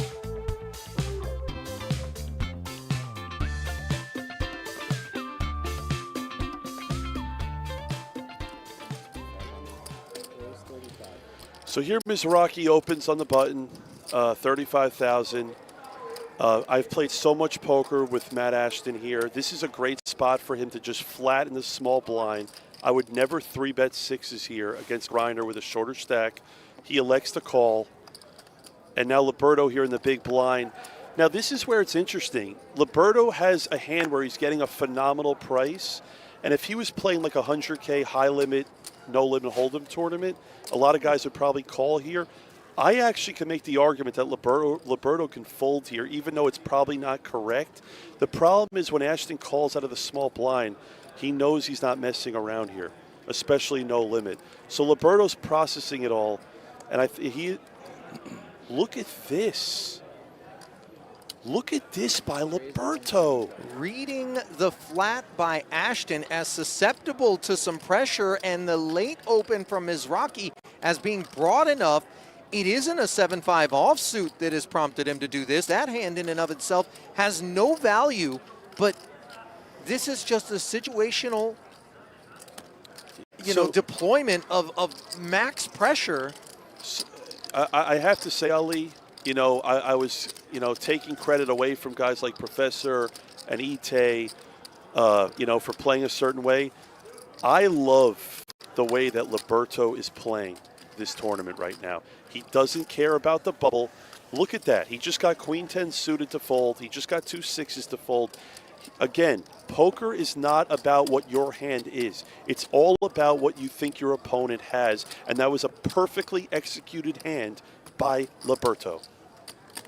Obviously, the flat from Ashton made it a bit more tantalizing to and rise again, up with something like that. And I don't fault Grinder. He's got Queen 10 suited in position. I don't fault him. It's a great hand, but it's not a hand that you want to be playing against a massive 3-bet against a guy that has almost the same amount of chips as you. Yeah, same story with the 2 6s, of course, in the small.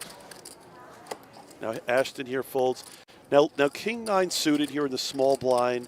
Again, based on the fact that Liberto has more chips, I expect him to open here for a 3x. And I'm wrong again. Just limps. A7 suited for Kite. Now, if I'm Kite, I love checking here for deception. I love checking for deception here, but let's see. And raising's obviously fine as well. Now, if I'm Liberto here, I'm never folding, okay? You could play this as a call. You could also play this as a raise. And I would not be shocked if Liberto came in and raised it. Calling is fine as well. Let's see a flop. I wonder whether or not contextually the fact that he 3-bet that last pot makes him a little bit less inclined to limp and then 3-bet. Oh and my God. Maybe some clairvoyance where he knows he's going to flop gin. King high club draw with a redraw in case of emergency as Kite flops top pair. Wow, this could get very interesting. I mean, Liberto flops a king high flush, and look at Kite checking behind. And look at this. It's a disaster of a card for Liberto here. I feel like 75% of the time here he's going to check. 25% of the time he's probably going to lead here. If Liberto checks, I don't see any value in Kite betting the turn here. Even if he makes a flush, he's better off checking the turn and getting value on the river. And I love this bet by Liberto because it's you're basically forcing your opponent here to not fold. And I expect Kite to peel here. Let's see what the river brings. Oh, and it's another 7. This is disastrous potentially because, you know, I will say this though, when Liberto calls the 35,000 on the turn, there are plenty of clubs. Sorry, he bet the 35,000. Forgive me, Jared. You know, but if you like the 7 on the turn, trip 7s on the river. Well, here's is it the same deal though? You know, am I making a meal of it? Because bluff catcher is a bluff catcher. The guy has a club or he doesn't.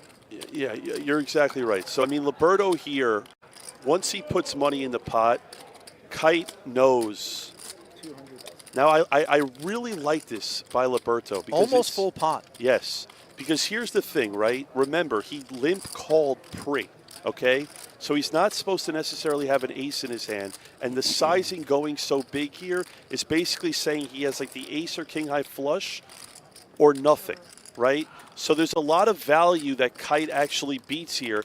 And also the fact that Kite checked the flop, it makes it less likely that he actually has a flush.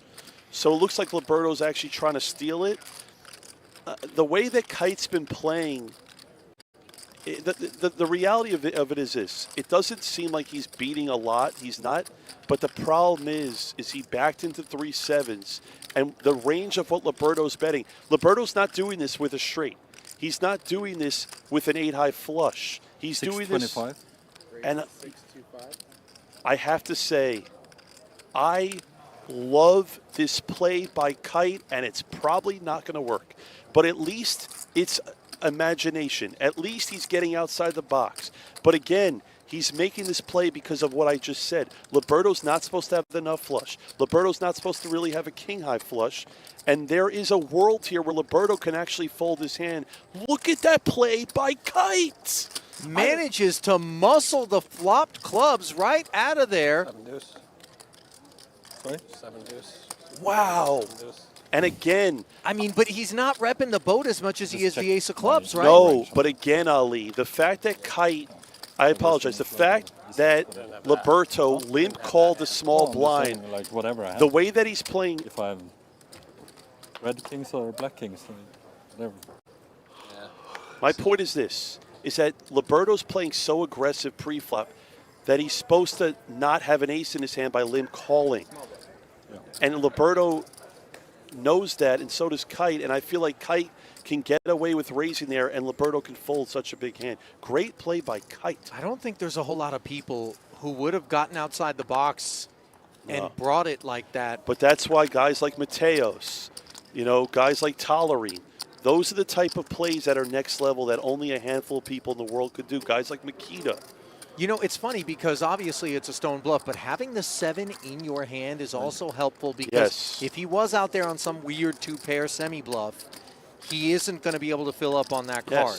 But again, look at the swing in a hand like that, right? Kite could have called the river and lost a 600,000 chip pot. Instead, he raises and wins a massive pot.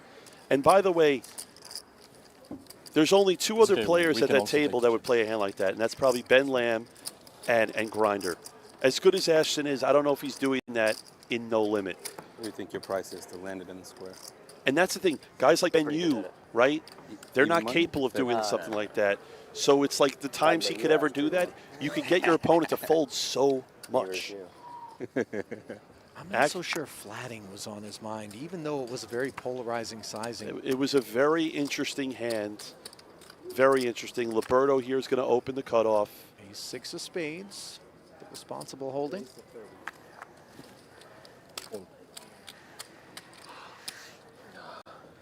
Now, the solver actually would tell you that Marco here should actually 3-bet a lot here. King deuce suited is like a solver type hand that should be 3-betting a lot, but I don't expect Marco to do that as he folds. You're trying to win every hold'em pot. And now Lamb has ace 8 the big blind. Unopened button, so I folded the last one unopened button, so Look at that. Lamb has a clear Not call bad here. What you're trying to make. That was a very good I fold. gotta see a I flop. had a big hand in the small blind.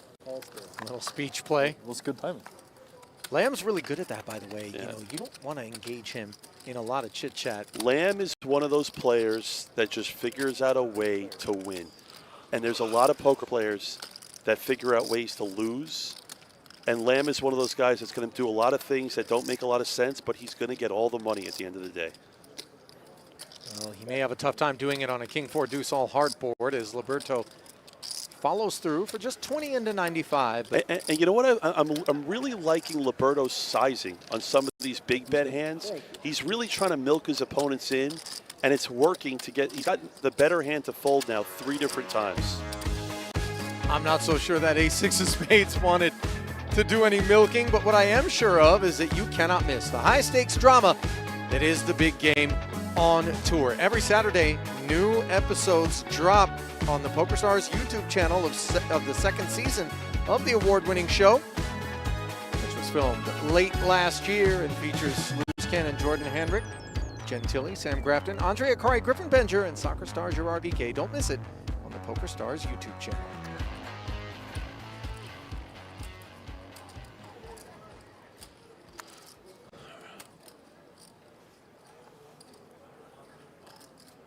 All right, so again, very interesting. Ashton opens under the gun.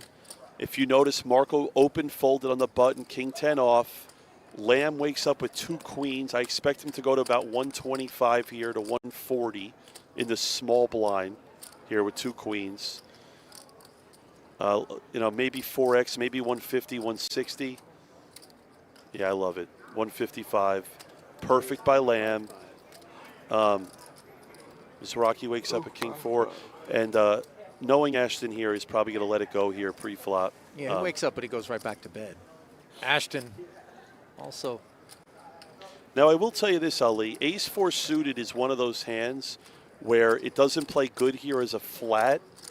But I've seen a lot of people 4-bet a hand like this. Because if Lamb has a hand like Ace-Jack suited or Ace-10 suited or even Ace-Queen off, it's a spot where he almost has to fold to a 4-bet. But Ashton, you know, did the right thing per usual and got away. Those queens weren't going anywhere, so content to just pass the 40K over is Ashton. Those baby-suited wheel aces in tournament poker, Jared, we just see them so often make a lot of noise. As that is not a lot of noise. My guess is in front that of the goat. I'm gonna guess that's Hellmuth's stack, by the way. That's my, yep. Oh, it is. What a surprise. And by the way, I love Phil, but he's going to grind out that 160,000 chip stack for the next like 3 hours. Oh, that's Chris Vitch's distinct mop. Back to us. I mean, Hellmuth just never looks so miserable. And look at some of the guys left. Chris Vitch, Ite, Bryn Kenny, E-Dog. There's a lot of good players left in this field. Meanwhile, we've transitioned. Okay. I want the viewers to look at what Ashton's doing here, okay? He has a pair of queens with a queen showing, and he does not complete. He just flats. And Ali, this is why watching this is so special. You are watching a top 5 stud player in the world in Ashton work. This is magical right now, watching him play stud. Well, he sees the ace behind him. But there Johnson has Ali, there were completed 2 aces behind him. That's the thing.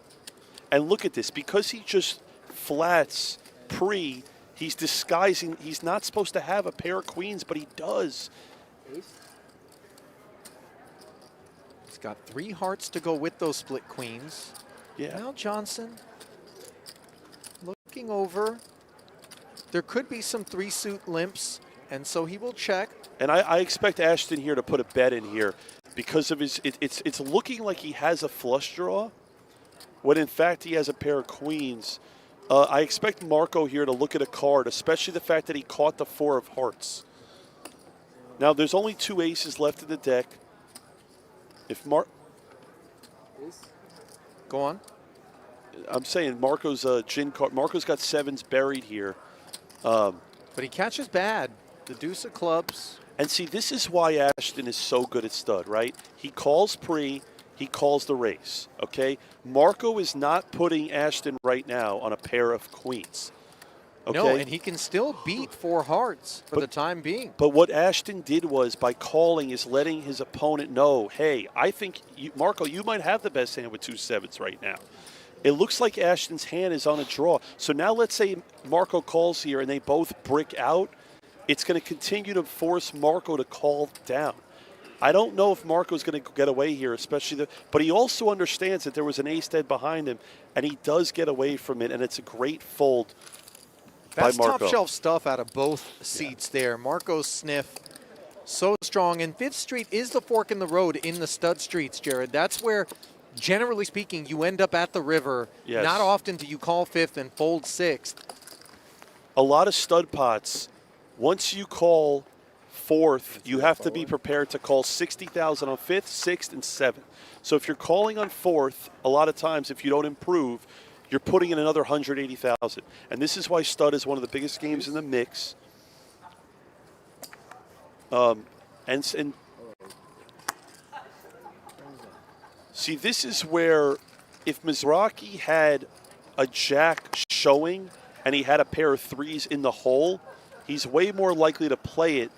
But it's hard for him to play when he's showing a pair of 3s here, when he's showing a 3. I actually don't like this by the grinder because... Too early? It's too early, and again, we love the word visibility. You're setting yourself up. Look at this. Again, Liberto is just taking advantage of the fact that Mizrachi limped here. It's not a good limp. Marco has an interesting decision. There's not a lot of hearts out. He calls here. If I'm Mizrachi here, by the way, I mean, you could make it. The problem with this hand is it's just so hard to play on future streets. Queen. And look at Liberto here. I mean, he's undaunted. The 8 of diamonds is of no concern in front of Mizrachi.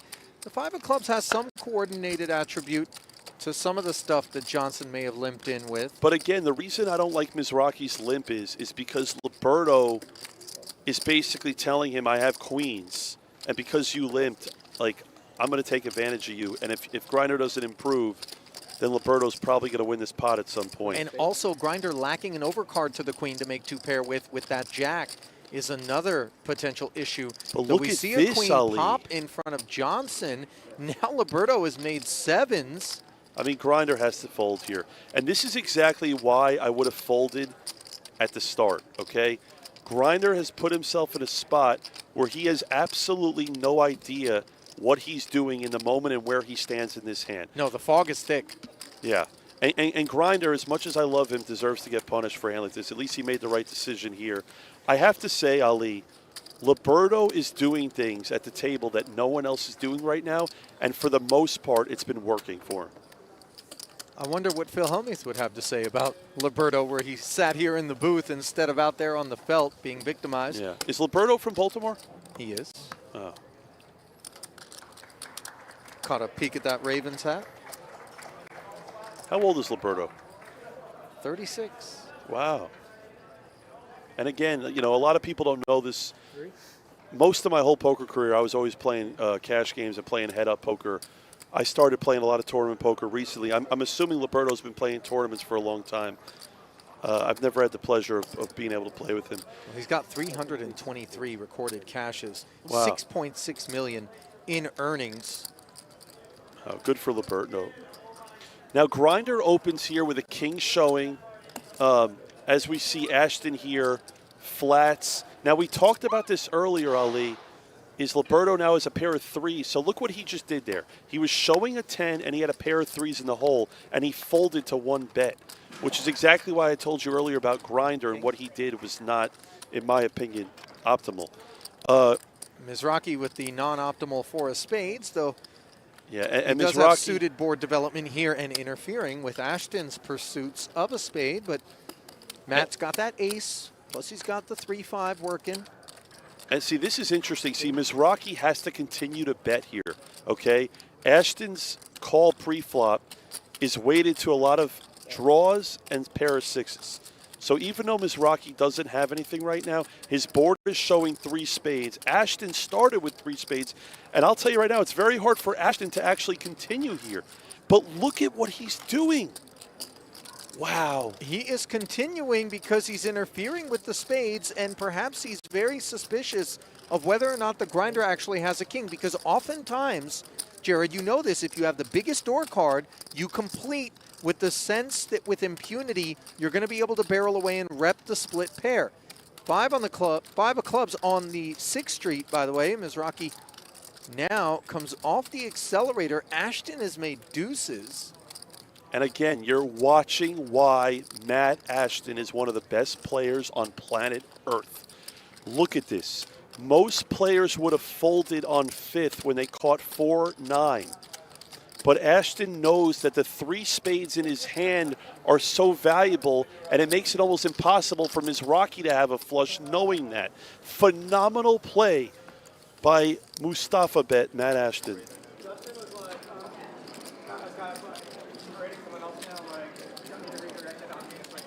Ace-3, ace-7?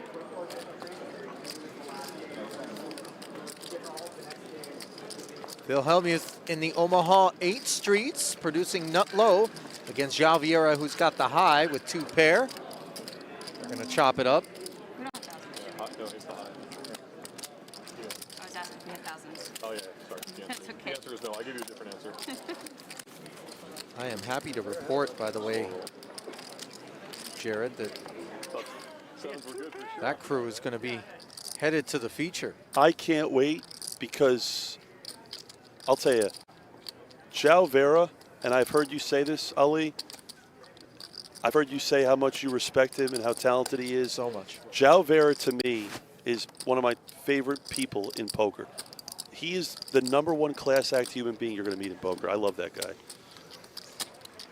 So now, no pushover, though, Jared. I mean, he has a nasty game. João? Oh, yeah. João, to me, is a guy that's just great across the board. And it doesn't hurt that your best friend is just the best no-limit hold'em player in the world in Mateos. It doesn't make things any more difficult. No, that definitely doesn't hurt. So look at this now. Grinder opens a king. He's got king, queen, jack. Marco defended a king. Let's see if Grinder continues here as he's going to. Again, Grinder, like I said earlier, very aggressive player. I expect Marco here to look at another card. Having the ace in the hole is very important in stud. So Battle of the King door cards with Mizrachi trying to tell the story more convincingly than Johnson. But here's the call. And like you said, Ali, this is the street that really matters. The big bet street, 5th Street. Let's see if Marco can improve. So now Marco makes king 10. He's going to act first. I kind of expect Mizrachi to bet at it again. And I love it by the Grinder. Again, being very aware. And now Marco's at a point now where he almost has to fold. You know, Marco has a hand that's somewhat weak. Mizrachi raised an early position. It was a steal spot. But still, Marco can't really do much here other than fold. And again, remember, Mizrachi's doing this because they're close to the money. And this is what's probably going to make Marco more likely to fold here. And there it is. Great play by the Grinder. This is a perfect example of why he's won this tournament 3 times. Because he does things in these moments that other people can't do.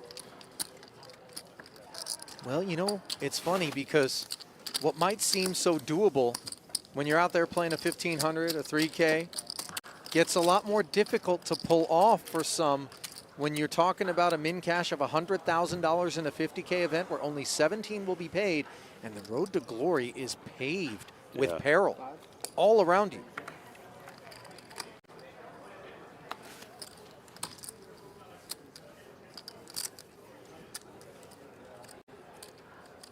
Now look at that, by the way.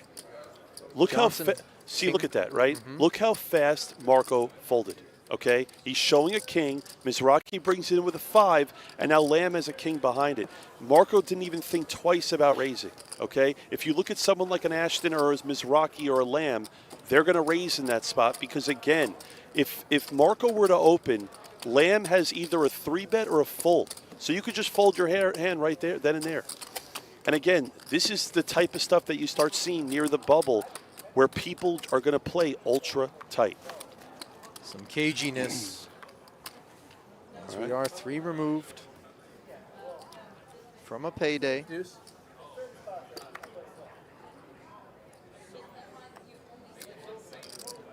So Liberto here has 3 to a flush. He's going to come in for a raise.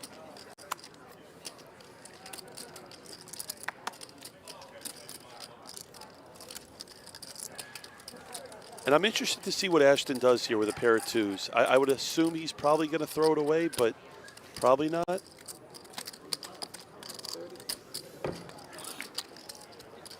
Defending. Jack. Finding a jack.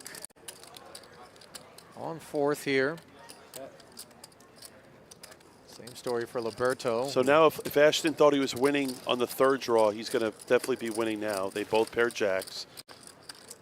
Well, they both picked up a jack. I'm sorry. Yep. And Liberto's board development is not menacing. As you see that 2nd diamond, low in nature, going to catch the attention of Liberto now adequately Liberto's to have checking. him bring the check. Let's see here if Ashton wants to put a big bet. Now Ashton decides to check back. Pair of 7. And now Liberto here. Now the fact that Ashton was checking here on the previous street, it's a very high likely chance. Yep. Now you know, Liberto again opening, and we saw it earlier with guys like Hellmuth, right? They limp a lot and they limp. But there is a lot of merit to opening into a raise, even with a draw, because when you open for a raise, it looks like you have a made hand. And notice how fast how Ashton folded there with a pair of 2s. I guess we're behind again. They're done for the break. 3. Brings in.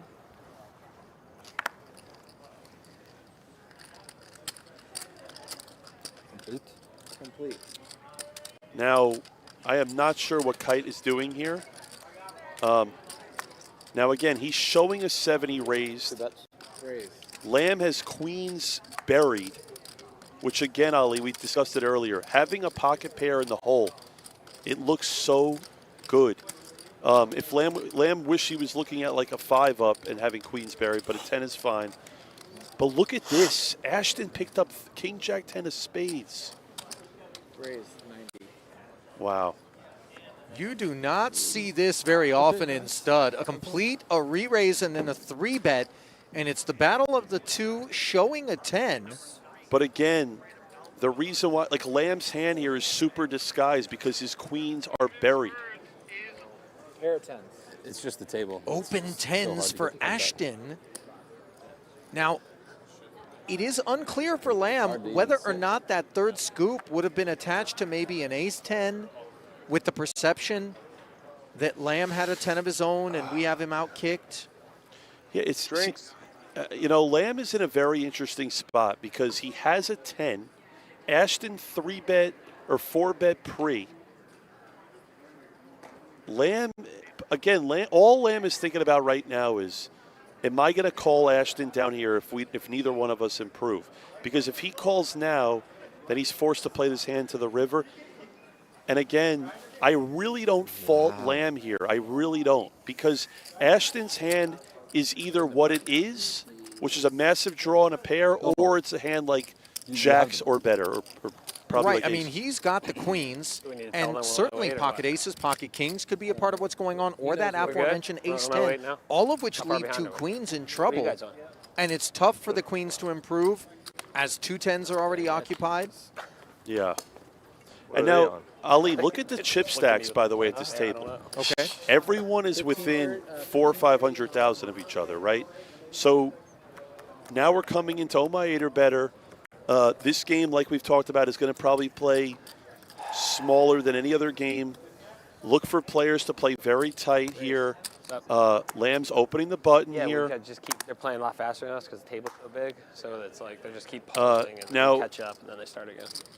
If I have Ben's hand if I'm under the gun or under the gun +1, Ben's hand is a clear fold. On the button, it's a clear raise. I don't really know what Mizrachi's doing right now with all his thinking because, I mean, there's just no way he could put any money in here with this hand. I mean, this is completely abysmal by the grinder. I mean, and now again, this is why it's all so bad, because now you're inviting Ashton in the big blind with the hand. Mizrachi's hand here is beyond weak here in the small blind. And look at this. He flops a set and a low draw. Not to mention the spades. Mizrachi couldn't have played this hand any worse, and he's getting rewarded. And he leads. Now, here's the thing. Ashton out of the way. Lamb with just an ace-8 low draw. Sorry, the 8's on board. Now, He's got 8s and 5s. Ben is forced to call here. Mizrachi, I expect him to lead again here. I mean, there's no reason for him not to. Yeah, I mean, you low just set and a flush draw. Confirmed. Some of that was good. Huh? Not that low. There's 3. very shocked by his call there pre-flop, Ali. But and I'm going to tell you the main reason too, right? Once you call the small blind, Matt Ashton's the best 08 player in the world, okay? So now you're out of position against the best player in the world, and you're out of position against Ben Lamb with a horrible hand, okay? I'd rather Mizrachi 3-bet the hand and try to get head up than to just flat there and invite Ashton in and play a multi-way pot. Great. Here comes Marco, ace-4-7, queen of hearts suited. And look how fast Yeah. Ashton folds Yeah. 8-8-3-4. You see how fast that hand goes into the muck? Now, granted, deuce-3 has the benefit of being the nut low when an ace rolls off. Yeah, but and sure, the 3-4 are two wheel cards, but I hear where you're coming But from. the problem and Ashton is, showing us a different take. but the problem is when you make the nut low a lot, your opponent's going to beat you with the high. Because if you hit an ace, sure, odds are Ben's going to have an ace in his hand raising. So yeah, you can make the nut low, but you don't. You want to play hands in 08 that can scoop. Correct. 7-7-3 deuce is a hand that's very hard to scoop.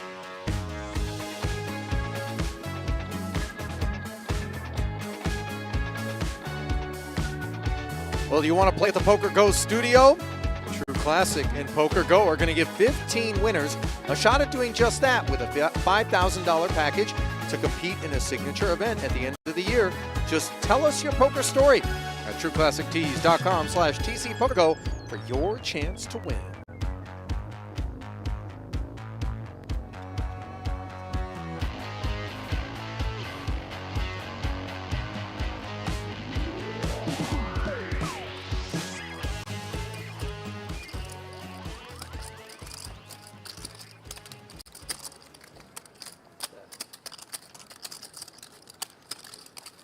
Ace, queen, queen, 4, Liberto.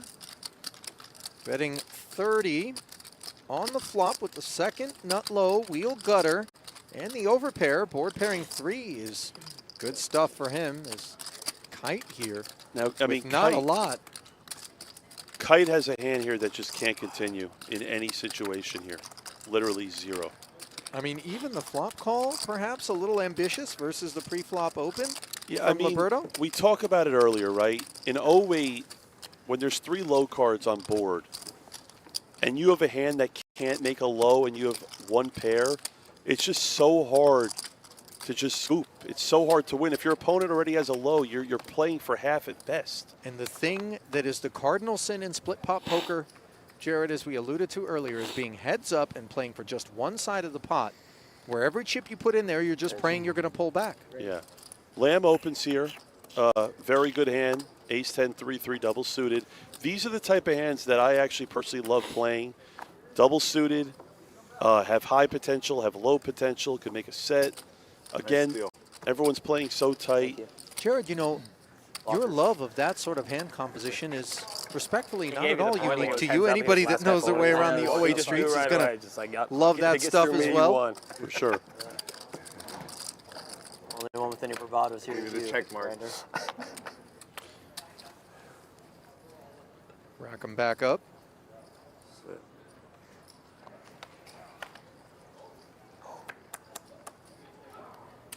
Okay, so Grinder, I would actually love if he folded here. And look at the fold by Grinder, okay? And I'm going to tell you why that's a good fold. Under the gun, that hand plays very poorly on a lot of board textures, right? People are saying to themselves at home, oh, he got 2 kings. Kings are the most overvalued hand in all forms of Omaha. Great fold by Grinder. You know, that hand, you know, what do you do when the flop comes 10-6 deuce and you have 2 kings? What do you do when it comes 9-5-3? It's just so hard to play post flop. And it's interesting because Grinder's folding king 9-6 and then he's calling with 7-7-3-2.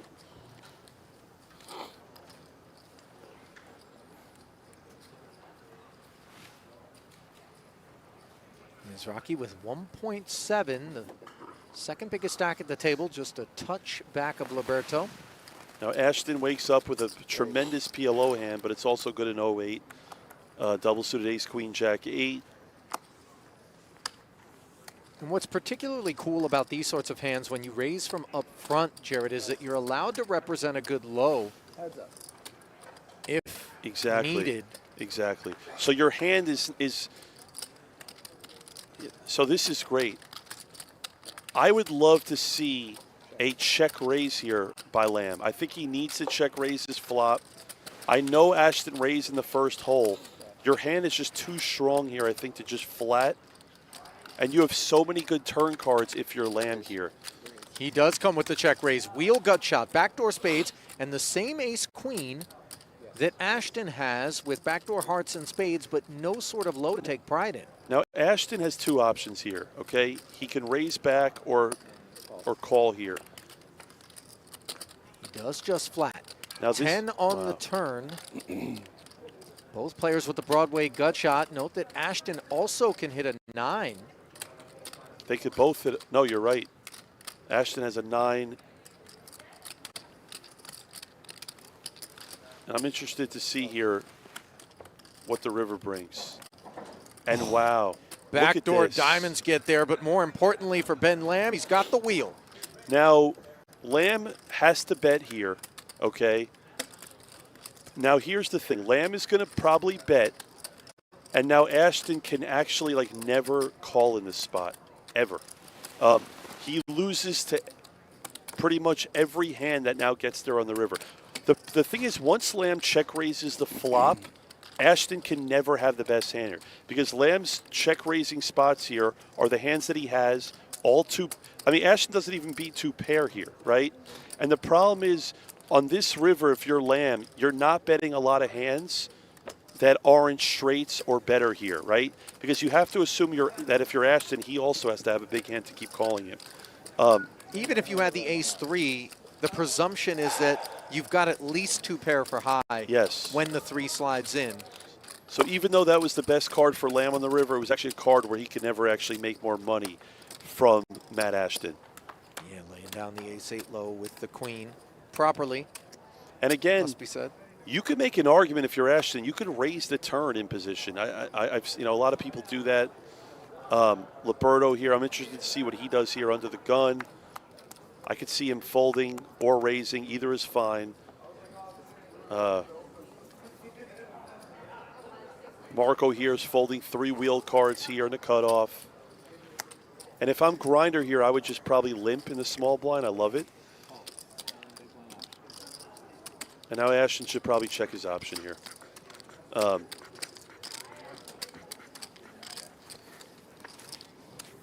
that's precisely how it goes. Now, Grinder. Mizrachi's going to lead a lot of ace-high boards here. Like, I expect Mizrachi to bet here. I love it, and I'll tell you why. Yeah, right? how much ace-X would have limped here, Pre? Well, that's the thing. When Ashton doesn't raise out of the big blind, he has hands like what he actually has right now. He has very weak holdings. And let's see if Ashton's thinking about something here, right? Because he's also thinking Mizrachi just flatted, but I expect him to. When he does this, by the way, he folds. I've seen it for 50. Yep. So when he looks back at his cards like that, you know. I'm going to play one hand of Raz before you go on break. Well, that's the last hand of 08, as the grinder did as you suspected with his wheel gut shot after limping the 9-6-5 deuce. And again, on the ace-queen-3 board, and we transition to Raz. Pretty good percentages you had with one. Ali, look for these players 3 off the money to play very, very tight in Raz. With a chance to get this. Yeah, caught a quick glimpse of the nubbin. I mean, that is Hellmuth literally has 70,000, and the blinds I think are 15 and 30, or 30 and 60, 30 and 60,000. Go to the bathroom. Complete.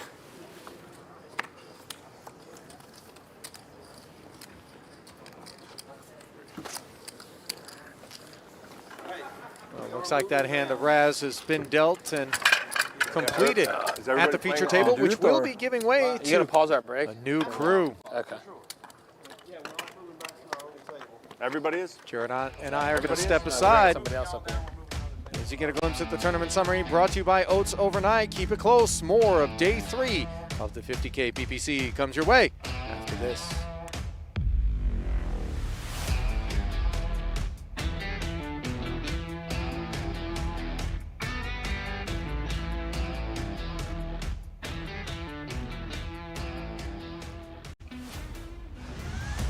The NAPT is back this November, my babies. This is going to be such an amazing event back in fabulous Las Vegas. I had such an amazing time at the NAPT last year. It was one of my favorite events. Stay up to date through the PokerStars channels. Come play with us this November. I'll see you in Las Vegas. Be there.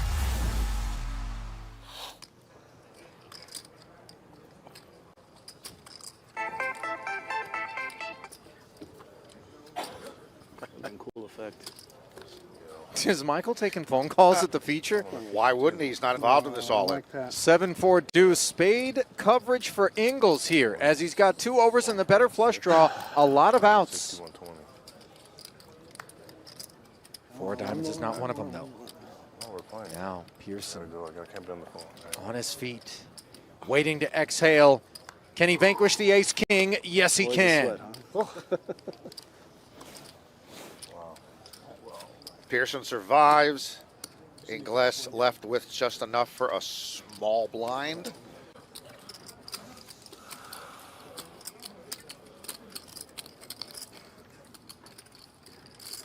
$10-5 off is painfully ugly in this spot, especially when you consider we can see Jack-10 lurks. But what Mizrachi is thinking about is the 400,000 he's already been forced to commit to this pot, Norman.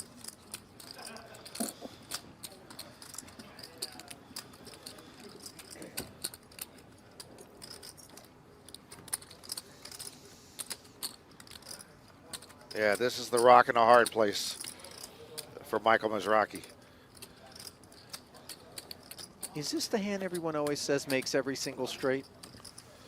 Oh, the 10-5? Yeah. Correct. Well, you have to have a 5 or a 10 to make a straight. Yeah. So this is the hand.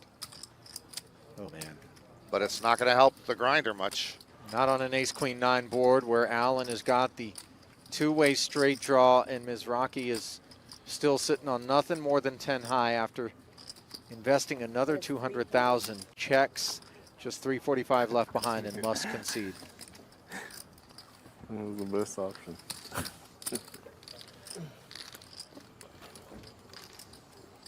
I was looking for the old school stop and go. Yeah. That's my only option there, I think. Only option, Just not flop the ace, maybe. That would have been a better option. Dead on the flop. Probably free roll.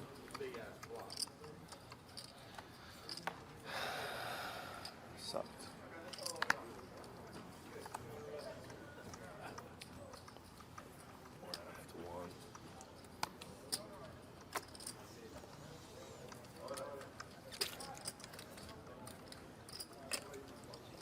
10-7 suited. And Sagra, you can see the clear and obviously sound preference to be an aggressor with his holdings as opposed to somebody calling off.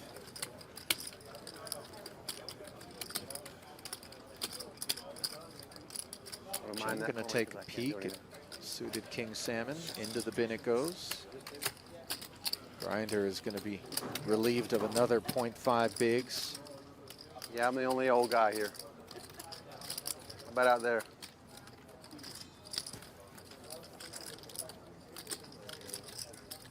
You know, the battle of the ages has skewed young here in the late going. I figure how many old guys are left. It's like 700K, right? Look.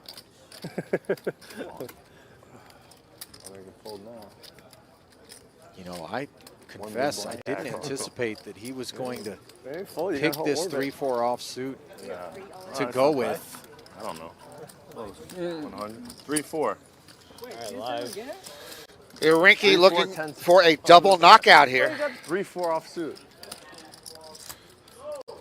Yeah, he's got ace jack and way the best of it. I like the ace jack as he better. comes along as the third participant, and I think this is also in part why I was a bit surprised. But maybe Mizrachi looked down the road and thought to himself, if I do get in here, the likelihood that that stack to my left hops in and gives me a shot at a triple. Indeed. And he knows he's probably going to have live cards. Yeah. And he is live, and he's in a great situation since nobody has a pair. 23% versus 33 and 44 respectively, as two pelts are on the line and trailing with 1.785. Is that the winning hand? In the pot, some on the side. How many times have we seen Sagra in this pose and an all-in in the last 2 hours? Way more than once as it comes ace, king, 4. Bottom pair for Mizrachi versus top pair. Sagra all but out of here. What do you want on the turn? 4. That's too greedy. Ask for like a 5 or a 2. Deuce or 5. Oh, damn. Aces and jacks now take the 3s off the board. Sagra, though, with a ray of hope now. Queens keep him in his seat. 4s keep Grinder in there, and instead it's aces full for good measure as Irinki showers the Grinder and Sagra. It's not an ace jack. Good enough. Easy game. Huh? Easy. So Carrying Philip on in here, the Omaha 8 or better streets. Deuce 3-4-6 double and early open from Sternheimer. very strong hand. Ite here has to 3-bet here on the button. She can't flat here and let the blinds come in. She goes for a 3-bet. Remember, folks, in limit poker, there's hardly any slow playing. When you have the best hand, you know, you also, in 08, a hand like ace, king, 9 is way weaker in 08 than it is in PLO. She has no low potential. And a hand like this, you really want to get head up. You don't want to play this hand multi-way. If you look at the percentages, she's a tiny favorite over Sternheimer pre-flop. Ace, queen, 9, top set with no immediate low draw. This is good stuff under normal circumstances for Taylor, but note that Sternheimer, with deuce 3-4 working the backdoor wheel opportunities, plus that 6-high club draw, will not be bowing out. You know, Sternheimer has so many good turn cards here. Obviously, a club, any low card would give him an uncounterfeitable low draw. He's going to peel another 60 into the middle. 10 of hearts is deflating for Sternheimer. And now this hand's going to go check bet. And now Sternheimer at this point has to release. Yeah, Ite picking up the nut flush draw along with the Broadway gutty to go with top set.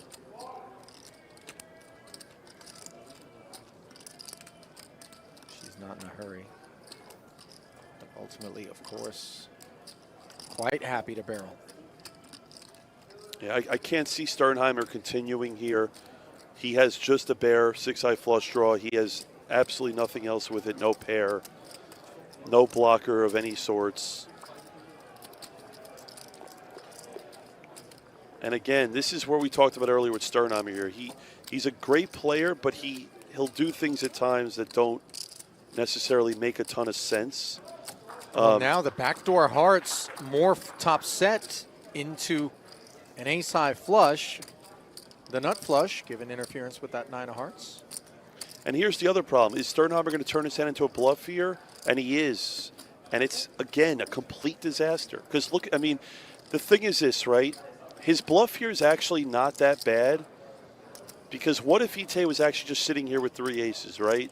But again, Ite is a great Omaeder better. Okay, it's very hard for Sternheimer to have a lot of straights in this spot, the way the hand that played out.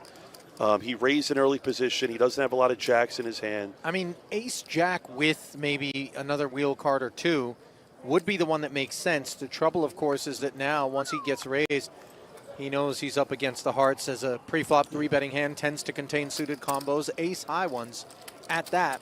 But again, the reason why Phillips' turn call is so poor is because it almost forced... Had my hands full with any number of solid Japanese players, but Mickey has just $23,000 in recorded tournament earnings. Wow. So unclear his level of experience, and we cannot just presume because it's a 50K buy-in that someone is a long-time mixed game crusher.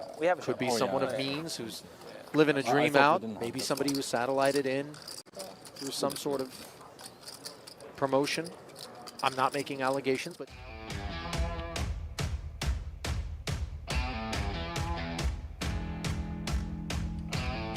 Welcome back to continuing coverage of Day 3 of the 50K Poker Players Championship. A peek at the leaderboard at our new feature table, brought to you by PokerStars. Albert Dyer continues to be deep stacked. 3.3 million, Eric Lindgren.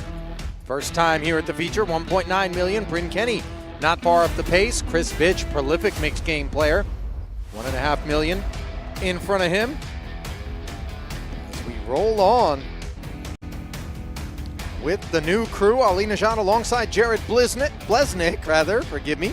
Ite back at the feature, João Vieira, that we talked about earlier, and of course, Phil Hellmuth Jr., whose stack is very junior. Table is huge. Does that meet the minimum criteria to be called a stack? Stud games. Jared? I actually don't think so. He doesn't have one big bet. He doesn't even have a big bet, so. It hurts. But I will tell you, if anyone can run it up from 70,000 to 225,000, it's Phil Hellmuth. And they have a big 6'4" kid, and we have a 6'3" kid, and the 6'4" kid on their team steps in the lane. Also, our ball out of bounds, I'm already drawing up a play. And the old ref says, my guy. Dealer out. My head fucking explodes. I go out there, I'm like, pretty annoying. Wonder why you made it. Ask the other coach, whatever, you know. The coach friend of mine, like, that's crazy.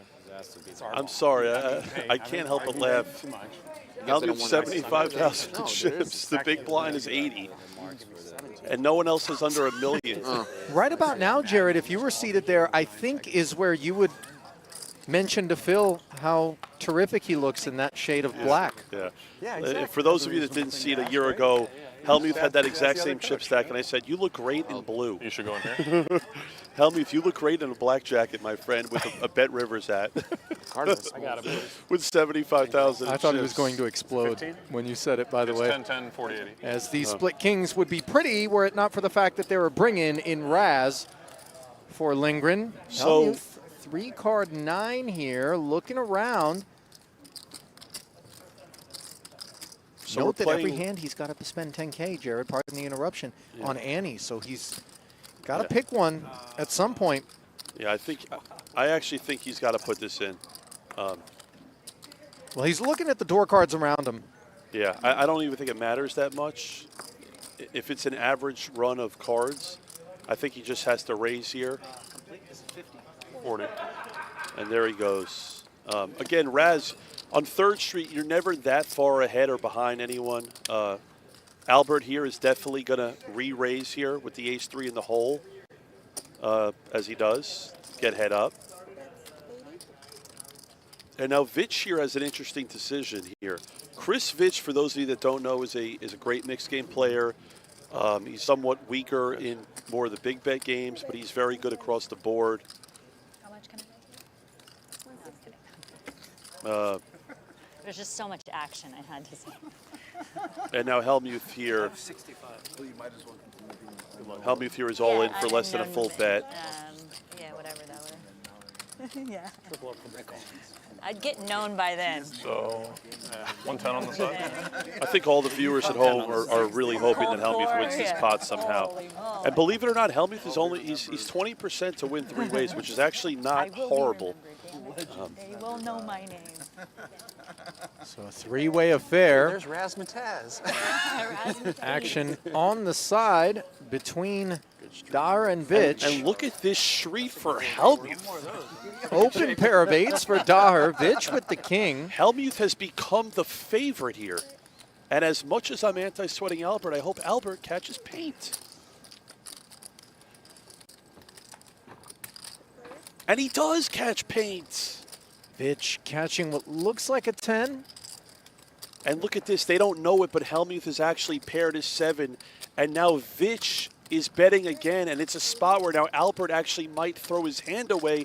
And now Hellmuth might be head up in a spot with all this dead money and being a massive favorite all in. And like I just said before he was all in, Hellmuth is great at getting his stack to 225,000 here. Albert hates this spot. Again, he's one of the chip leaders of the tournament. It looks like, and look at this. Hellmuth is 66% here to win a pretty big pot here for him. Daher folds the ace-3-8, lamenting the fact that he was up against an 8-6-3 that just caught better than he did. And I mean, Hellmuth Chris has with to the catch. 9 draw against the 10 draw. But you like your I mean, getting 3 from here. 4 to 1. But look at this. The pot's 205,000. So you like your money for sure. Vitch holding the side. I think there's a lot of good cards. And by the way, Ali, when you're playing, when you're very short, you want to be playing stud games because you're getting such a great price with all the antes. And in a spot like Raz, Vitch just did Hellmuth a favor and got out of the way to get head up. Well, the deck Hellmuth paired his just 5. did Vitch a favor and gave him a 10-8. I just always just flip it. Hellmuth. Do whatever you want to do. Looks like he double You don't paired. Phil gets the bear. Yep. So, wow, Vitch caught a 5 and Hellmuth paired his 5. So Vitch drawing to an 8 with a 10-8 made. He flips it and does not improve. So Hellmuth draws live to his 9. Can he get there? 3 across club. I'm even. Hellmuth's 50-50. It's either an 8 or a 9. I think I had the 8. It's either an 8 or 9.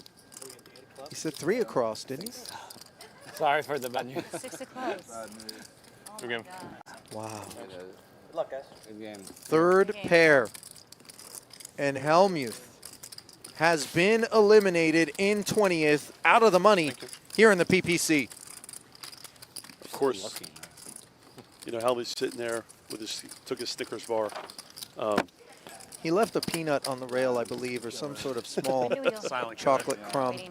They said 1 off. He's just going to go soft.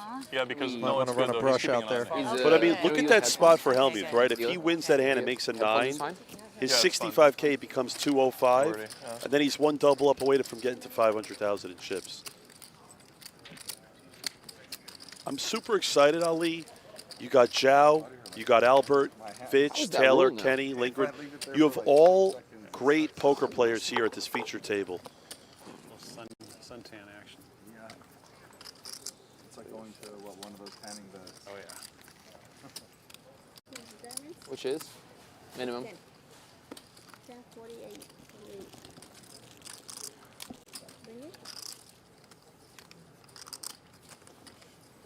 Bring in from the Queen of Diamonds of Vieira. Vitch with the ace-4 wired, 9 of diamonds showing. Decides to limp. don't Ite have folds to. the 3. Correct. Lindgren with 8-7-4. You choose to. That's right. Vitch tries to dissuade him from completing, but doesn't work. Let's go low. So they'll be heads up. Oh, it's coming to me. That's a good sign. Vitch pairs the ace, but has the better board development. As Lindgren with open 8s. Looks like a pair of 9. No, that's a 9. This hand's going to be done with right here. 8, sorry. Lingering can't really continue here. No way. With the queen and then the 8, which you know hasn't paired bitch My best skill very right often. here. Catching good up cards. And, you know, we Key talked skill. about it earlier. Stud is a game. You told me I didn't have to. What's, you know, it's all representation of what your hand is, Sometimes you right? choose violence It's and not it necessarily what you're comes holding back around. underneath. It's more about what you're showing. 3 of us. And a spot like that, Eric just can't continue with a board that out there. poor. So we're 2 off the money, Ali. No need to reach. Push those things in as far as you Getting guys serious out here.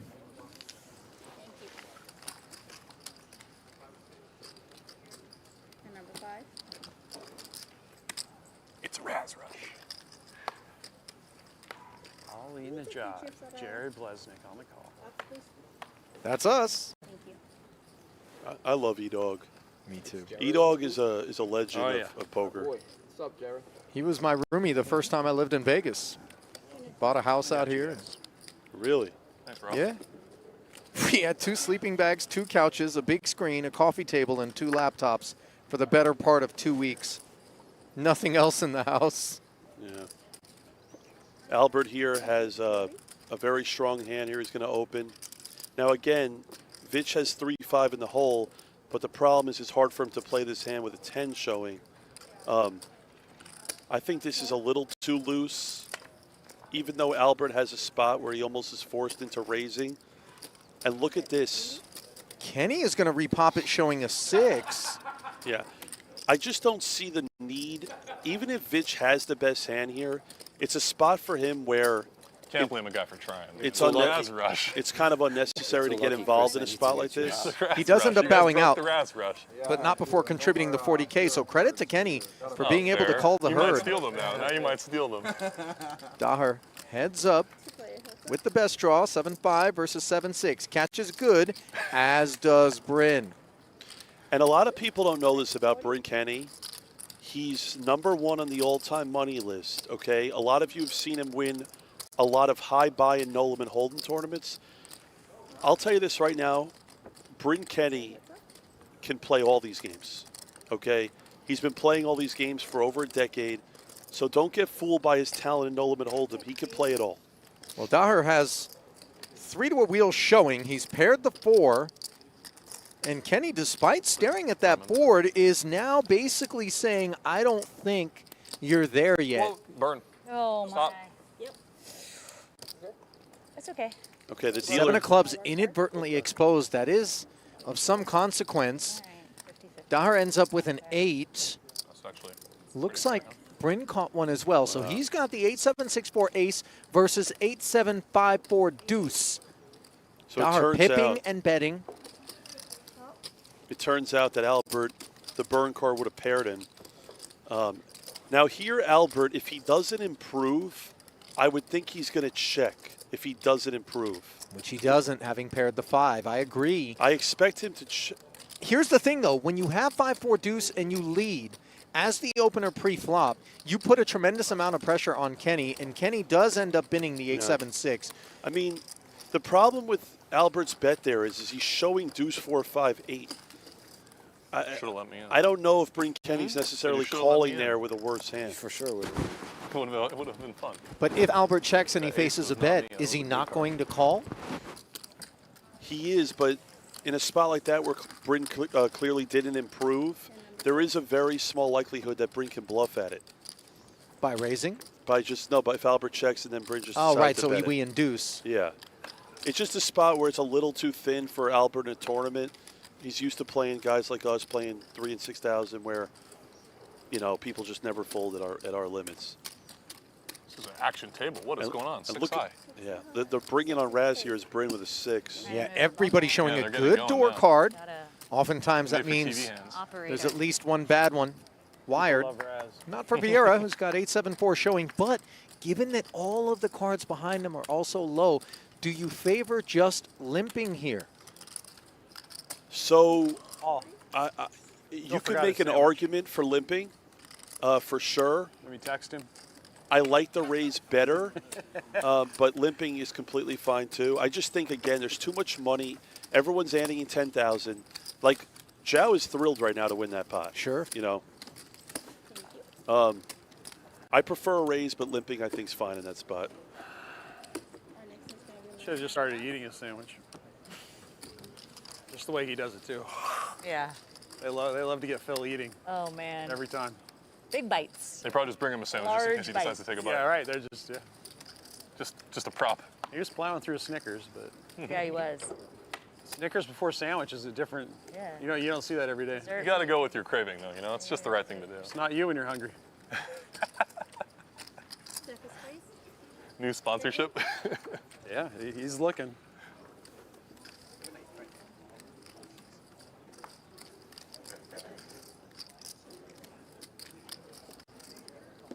Nah, it seems like a bridge too far. I thought you were coming in. I was thinking of it. I always want to come. Just come in. Who cares? Water's warm, right? Yeah. All right, so this is another example here. Bryn Wasn't worried Kenny's about you. opening Yeah, a yeah, 3, nobody is. has ace king in the hole, lingering with good These raspberries awareness, down at the other end. calling Yeah. here, Never knowing know that what's happening. Kenny is in a steal spot here, showing a 3. I like to just call here. You're either way ahead or way behind. Now Bryn catches paint, and now it's going to go bet fold here by Lindgren. I can't see Kenny continuing here at all. No, he took his shot, did Kenny, but in the face. And again, What do you want to play, Ite? I had 2 lows. Whatever. PLO? Oh, I'd love to play PLO. What a game. What a choice. Okay, I love it now that we're going to PLO. 20 twice? 20 twice. You got it. You know, I would say this table for Pot Limit Omaha is probably the toughest table left in the Bryn, field. would you do me a favor? Will you put your bigger chips just like in front of it, just so I couldn't see them? Man, thanks a lot. Eric Lindgren, I would say his best game is probably Pot Limit Omaha. Bryn Kenny, this is probably his second best game. Zhao Vieira's a monster in Pot Limit All Omaha of as it, well. yeah. Zhao's great at PLO. Yeah, but they're starting to add Albert up. can play some PLO. That's great though. Albert can play some PLO sometimes.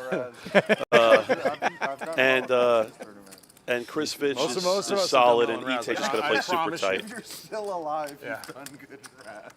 I promise you, above average Razz. Don't listen to the lies. Yeah. All right, so Zhao opens here under the gun to 50.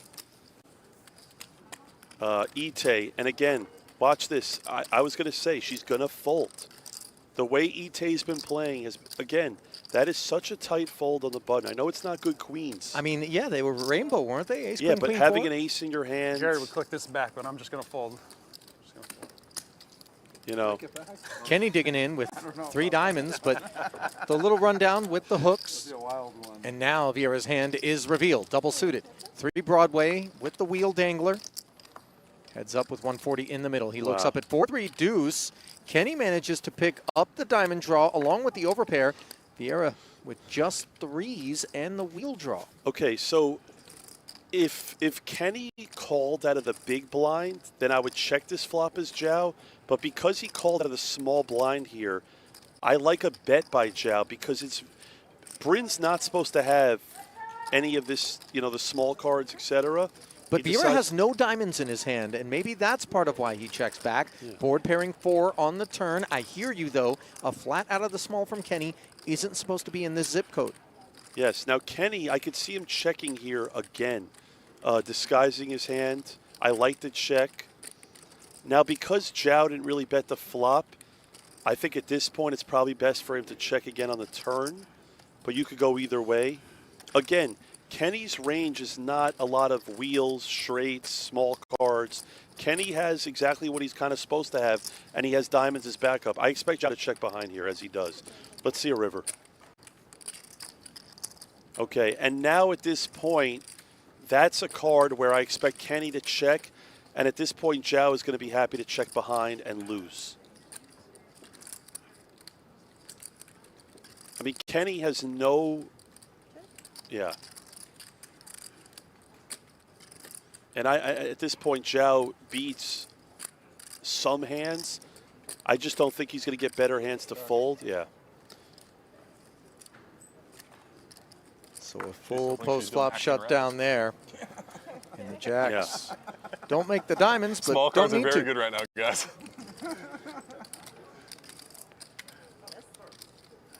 Just jacks. Yeah, and if you're Bryn Kenny, he's so used to playing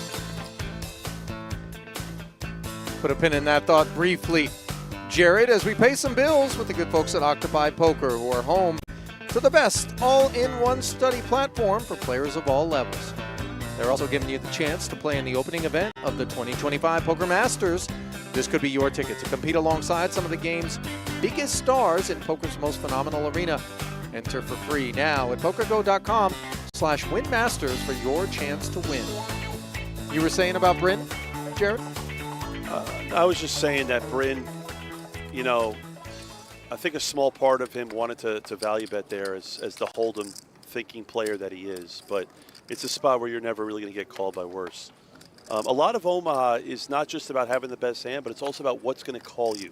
Because when your opponent has 4 random cards, it's hard to value bet a hand, and then it's also to actually get called by worse in a lot of spots. But again, I wish Ite would have played those queens on the buttons. You know, she would have had a good spot to pick up 100,000 in chips. See, like Albert here, I can't expect him to ever fold a hand like this. These hands, Ali, they play very well post-flop. Again, he's raising under the gun. A lot of people in this tournament would fold this hand. I expect Bryn here to flat on the button, an under the gun raise. I like it.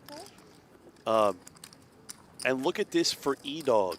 So Lindgren has a hand here where if I'm playing a cash game, I love 3-betting a hand like this. In a tournament, it's hard. And look at that fold by Zhao in the big blind, okay? He's getting a phenomenal price, but he knows that if he gets involved, his hand is going to be dominated. So the big stack throwing its weight around a little bit with that Jack 9-7-5, which turns into a wrap on the 10-8-4-2 hard board, along with a gut shot straight flush draw. Now, a lot of hand here. Note that Lindgren has an open ender along with a pair of 8s. Now look at this check by Albert, okay? Very deceptive, very interesting. Let's see a turn card. Yeah, Kenny closes the action, holding nothing more than a 4. Wow. 3 of clubs on the turn, now giving Kenny the wheel gutter and a club draw. Now with Lindgren here, he can't bet into 2 people with 2 flush draws. I expect Kenny here to actually lead. He should go fairly big because he doesn't want to get raised here on the turn. I would love for Albert to bet like 150 plus here. What is the story that we're credibly telling, though, Jared, as a pre-flop opener that checked the flop, but now all of a sudden is betting the turn when the 3 of clubs arrives? Well, I mean, here's the thing, right? Albert is very tricky, okay? He decided to check the flop. And bets the 130, which Kenny is flatting. Okay, so let me tell the viewers this. Lindgren right now, his hand is a fold, okay? Number 1, you're out of position. Number 2, you have a straight draw on a board with 2 flush draws that you don't have, okay? Lindgren calling here, very, very disappointed here in his call. It's way too light. And again, it's so hard to just win a big pot. It's just, yeah. Board pairing 10 of hearts, giving Daher the flush. By the way, not a great one. But here's what Albert's going to do here. He's going to check, okay? There's no reason for him to bet. I hate Lindgren's call there on the turn because half the straights that he make flushes. Yeah. You the know, club and heart outs would there's have been the check no good. by Albert. And I have an 8. Flush. Yeah. Albert played the hand good. Bryn played it fine, and E-Dog played it, you know, poorly. I mean, oddly enough, if that had been an offsuit 10, his 8 was good. Yeah, but here's the thing, is that Albert probably would have bluffed at it. If so the offsuit 10 rolls yes, off. That's the problem when you call there. So when Albert takes the lead on the turn, he's explaining that I have the made hand here. So once he does that, and then the river pairs the 10, he assumes his opponents have draws, and Eric's not going to call him with a pair of 8s. The other thing, too, is half of Eric's 2-pair hands make straights for other people as well. So he has hardly any outs there. He has like 6 clean outs, or 4 clean outs to actually scoop, to make the nuts. Horrible call by Eric.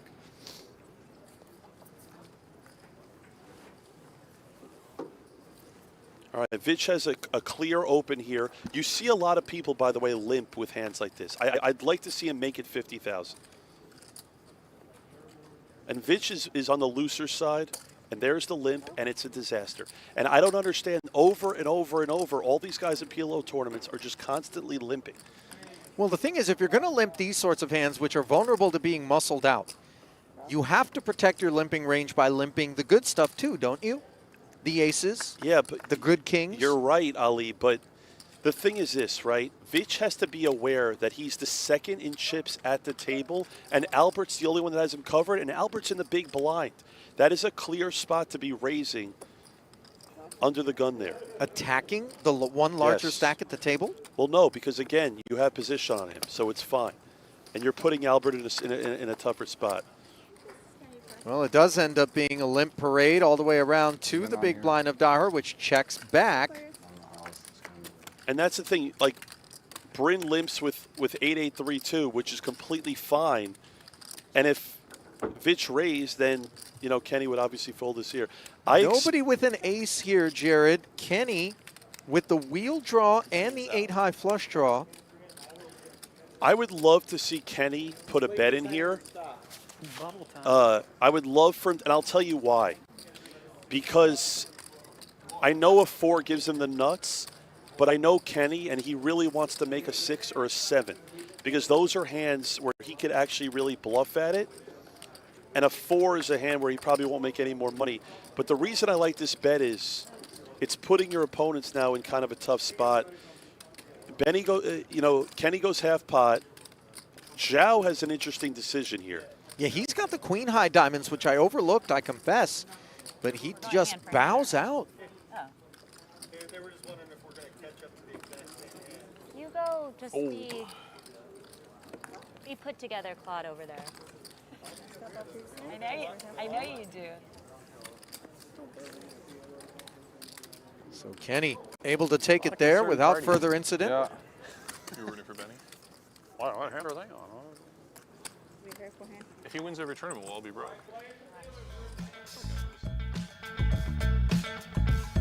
Well, this year, the World Series of Poker turned the corner into the future. A huge leap forward with the WSOP Plus app that allows you to register for events instantly at your fingertips. No queues, no waiting. You're trying to get me started. Download it on today. microphone, and I'm not. So you're not. You seem so sad that we made it to the bubble. Well, you know, 90%. You know, 90% of what I say is sarcastic, right? 97% for me. So you know, this might be So fun. you understand. You understand, right? I'm on a hot mic, and you're trying to get me going. I'm not gonna do it. Well, we lost Phil. We need some excitement. I'm not gonna do it. Benny is What do you mean? You got to make a name for yourself here. That gets unlucky a lot. Have a Snickers bar. It'll be all right.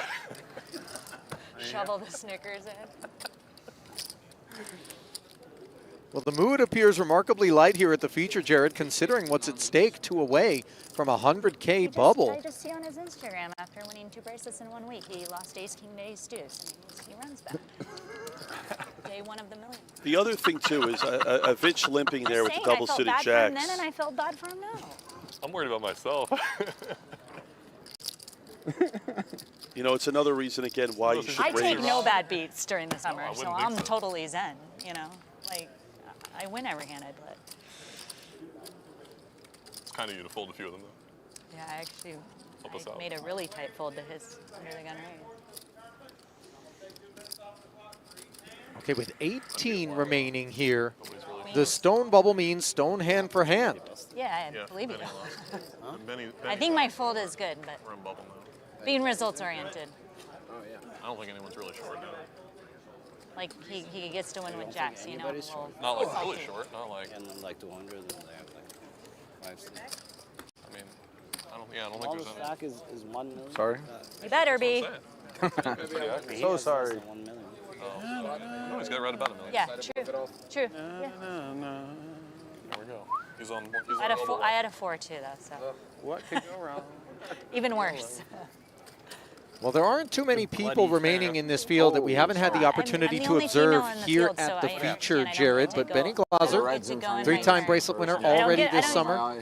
Mike Matiso, Chris Claude Nicky, I know. You Aliyah especially Slami, under the gun, I need like all Christian the way completely Roberts, pure. along We had with enough of this tanking. Chip leader Andrew Ye are among them. There's a lot. There's a lot to think about. Before it was okay, you There's a know. lot Now going I'm on. proud. Read that you were folding. He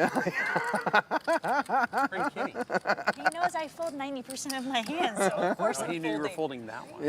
Of course I'm folding. We're on the bubble. Below average kings. Exactly, we're on the Perhaps. bubble. I'm on the biggest spot of my life. Are you kidding me? He brought 60. Triton to its knees. 2020. It's 2017. It's been a nightmare for everybody else that they just can't get out of. I mean, you know, because as you get older too, you start seeing like things in other people's perspectives. Two pair the I'm like, hard oh, I way. understand why all these guys hate me. I've been just like scraping all Bitch their cards actually for 10 has a years jack in here. the highest stakes. Like if I was them, I'd be thinking the same thing. Like fuck this This guy. is blind versus like blind, people beat me. Jared. Yeah. And Dahr is supposed to be Yeah, but applying I'm some just getting pressure on the stone massacred, bubble you as know, the big for, stack. Like 7 years straight at all the highest stakes. I wouldn't like them either. This is a spot where Go look at some stocks. I'll do some scouting. Vitch is never going to lose that much money here. We'll hold the deal. Just, Honey, I'm like- folding the next hand, so just Like they'll do the winners interview like at the Triton. Let's see if the Everyone turn- else is playing, like, another tournament. nobody 25K stinks bet over and here. called. You guys are all great players. Very dry Everyone 6 of else in the spades. room just like being like, If I'm Albert here, you have to continue the betting here. It's a very draw-heavy board. You have all the kings. I like going small here. I just don't see Vitch putting a lot of money in here. I can see him checking back here. Yeah. And it's interesting because, and that's actually a bad card It's gonna be a for buckle up. you know, Albert. It's an accomplishment Because now for you, Queen you know, 10 the gets left there. is So big, you know, went down, and you're still here.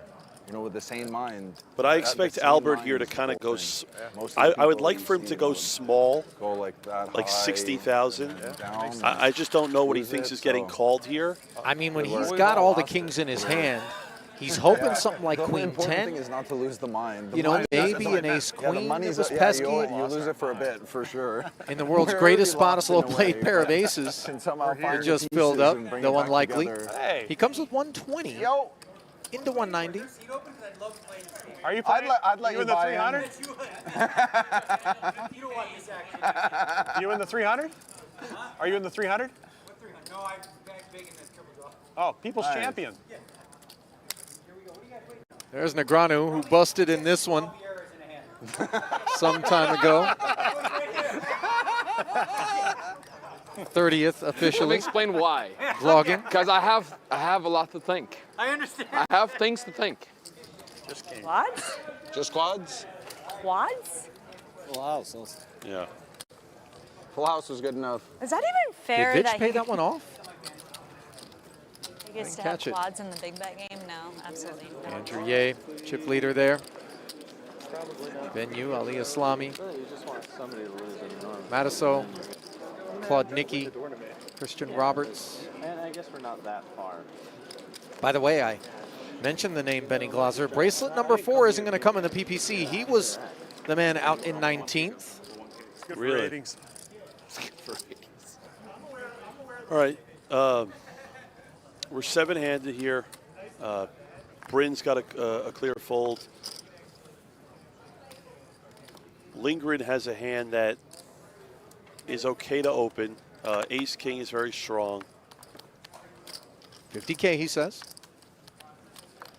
2.5X. Always relieved to see Dahr out of there. Vitch. Now Vitch has a hand covering ever so slightly in the big here, looking over. Double suited, 10-7-6-5. Yeah. He'll come. You have a little bit. You were saying about his hand? It's a great hand. It's a really good hand. That's one of the best hands, by the way. If you're up a hand against like aces, it plays very well post flop. Vitch is actually the favorite here. Jack 7 deuce, couple of spades. No longer the favorite despite pairing. Hey, Lindgren with the deuce middle, and the nut middle-ish. flush draw. Fine, just chilling. Checking back, ensuring that he realizes equity. The turn is a 6 now, giving Vitch 7s and 6s. So in this spot, I'm his fan. But you know, players championship trophy that look good on the case. Vich decides to make 2 pair here and check it again. If I'm lingering here, if I check the flop, I'd like a check on the turn. I don't mind this. I actually would have preferred Vich if he led the turn, just because he's never going to get raised. He has 2 pair, and now he's forced to call with a very vulnerable hand here out of position. I would have liked to lead better. I also would have bet the flop if I was lingering. Having a pair and then a flush draw is just Please so come strong. around like this way, just in case if they deal a hand. Vich chewing on the 1 1/4. And let's see what happens. I want to see when the river is like a queen. Well, he's made the call and he's been counterfeited on the end with the Jack of Diamonds. And Lindgren has preserved the ability to barrel this river with something like an overpair potentially. You don't expect Vich to check that one. He does, however, shut it down. How do you feel about the check back shutdown there from Eric? I mean, is there much Jack X played like that by Vich? Here's the thing. Both players played the hand poorly. I think Vich got lucky that Lindgren didn't bluff at it, because a lot of good players are not going to get the showdown there with a pair of 2s. The fact that Vich checked the turn, it eliminates him having a lot of Jack X in his hand. Because if he has jacks in your hand, 1. you win. Oh, there's a lot of jacks? Vich is leading the turn with a lot of Jack-type hands. Yeah, to Brandon, you got a protect hand. that hand. Hurry, hurry, hurry. But Stone Bubble, things do get cagey. Not yet.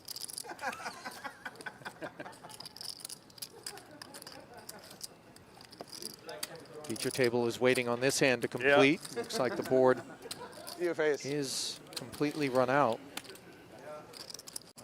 Give a little bit. Give a little bit of my love for you.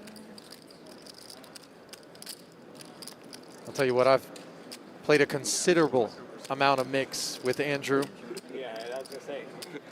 with whom I hosted a mix game here for a long time. And he was one of my toughest opponents. Really grew into an excellent player over the course of about a 2-year stretch.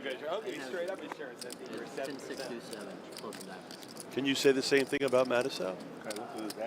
You know, Mattisau's growing happened a long time ago, and you know, it was stunted, if I'm being honest.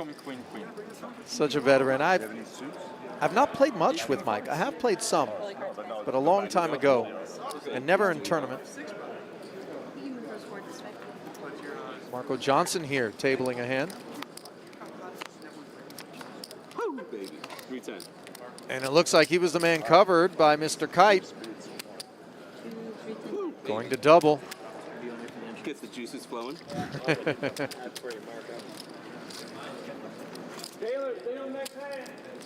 It looks like it looks like Lamb is over 2 million right now. Just like Chip said, you know what really gets me going is when you're playing so big that it hurts when you lose. Those are the best moments. That's my favorite quote of Chip. What you want? But it would have hurt if I lost. Are they going to peel over now? Are we playing? That's when you know it's a good moment. But we're not going to get further away. So with the 2 outer table hands complete, Feature gets the cards back in the air. That doesn't make sense. Because it's like hand for hand now, shouldn't it? Maybe when they started hand for hand, we're already 2 hands apart, so they don't catch up, I guess. But they should catch up going into hand for hand, right? It should. Well, that was why it was a soft even. bubble, though, because they weren't going to do it exactly hand for hand, right? So. Yeah, Probably. but then.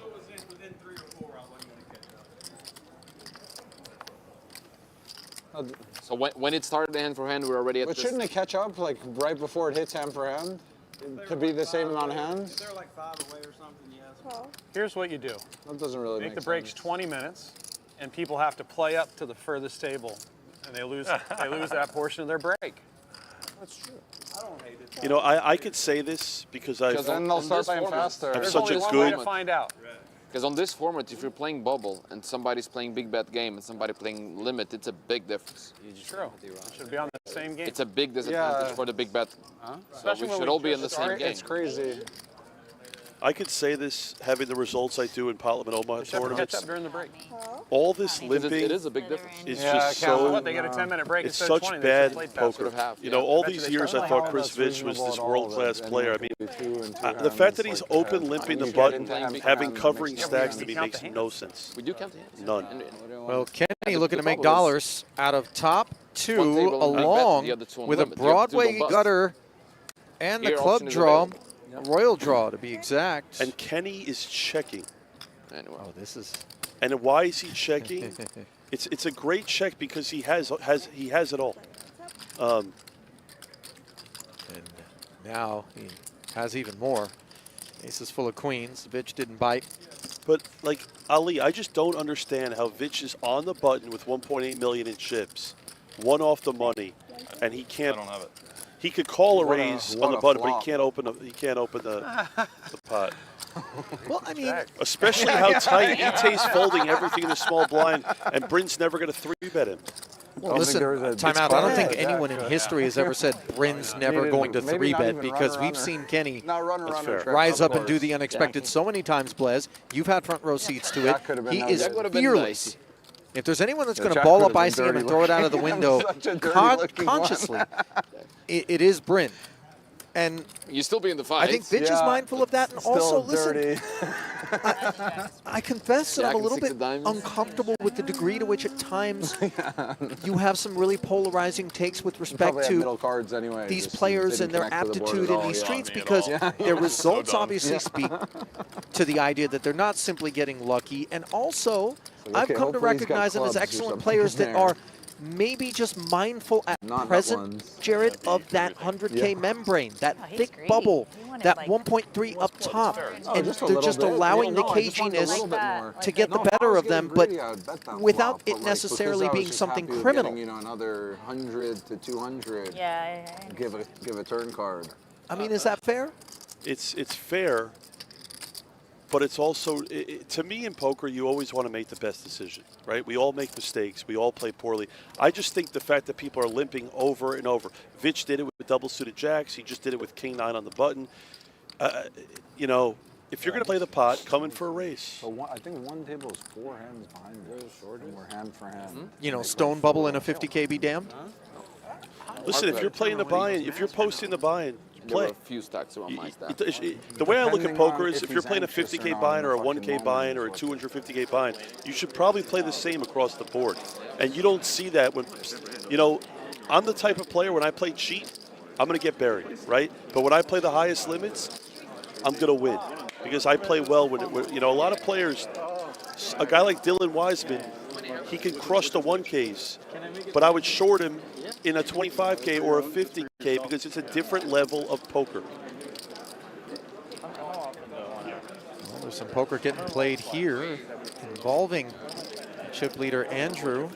By the way, we haven't talked about Klodnicki, by the way. No. Klodnicki's another super talented mixed game player. He's been playing mixed games for over 15 years. Ali Islami's been playing mixed games forever. Super talented. Listen, Islami took some time off from poker, by the way, but since he's decided to come back, he's done so by storm. One of my toughest limit hold'em opponents back when I lived in Los Angeles playing Ali the used to play all the 4800 time at Commerce. Yep. Exactly. Yeah.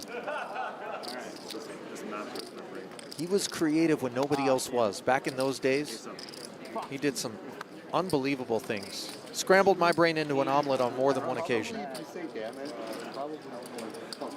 When people talked about Ali, randomly, you knew you were talking about Islami back then. Yeah. In that game. Andrew taking that one down. Cards will get back in the air.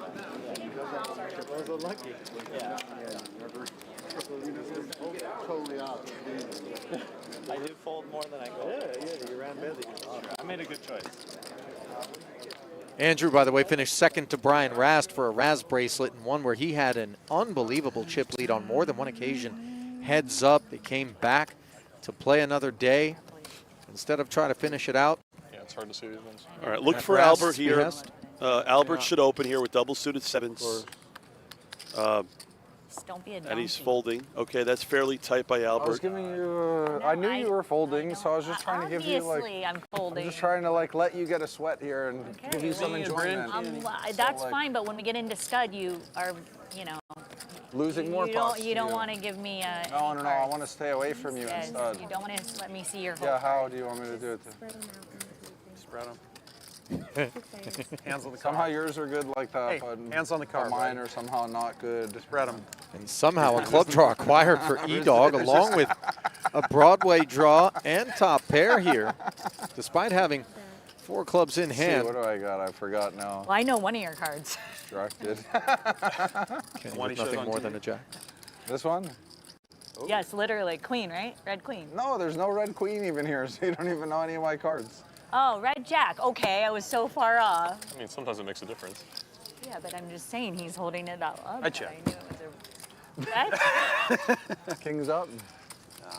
Clubs, though. All right, that was fun. Jack was good. I wish somebody would have raised me. My God. Finally hit something. Right, limit holding. Oh, shit. Good pre-flop too. Good enough to defend versus someone's open. Yeah. Yeah. What do you mean?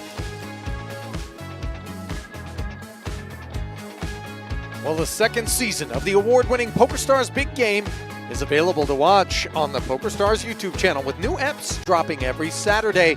It's high-stakes cash action filmed late last year at the NAPT right here in Las Vegas, featuring Jen Tilley, Sam Grafton, Andre Akari, Griffin Benger, soccer star Gerard Piqué, and loose cannon Jordan Handrick.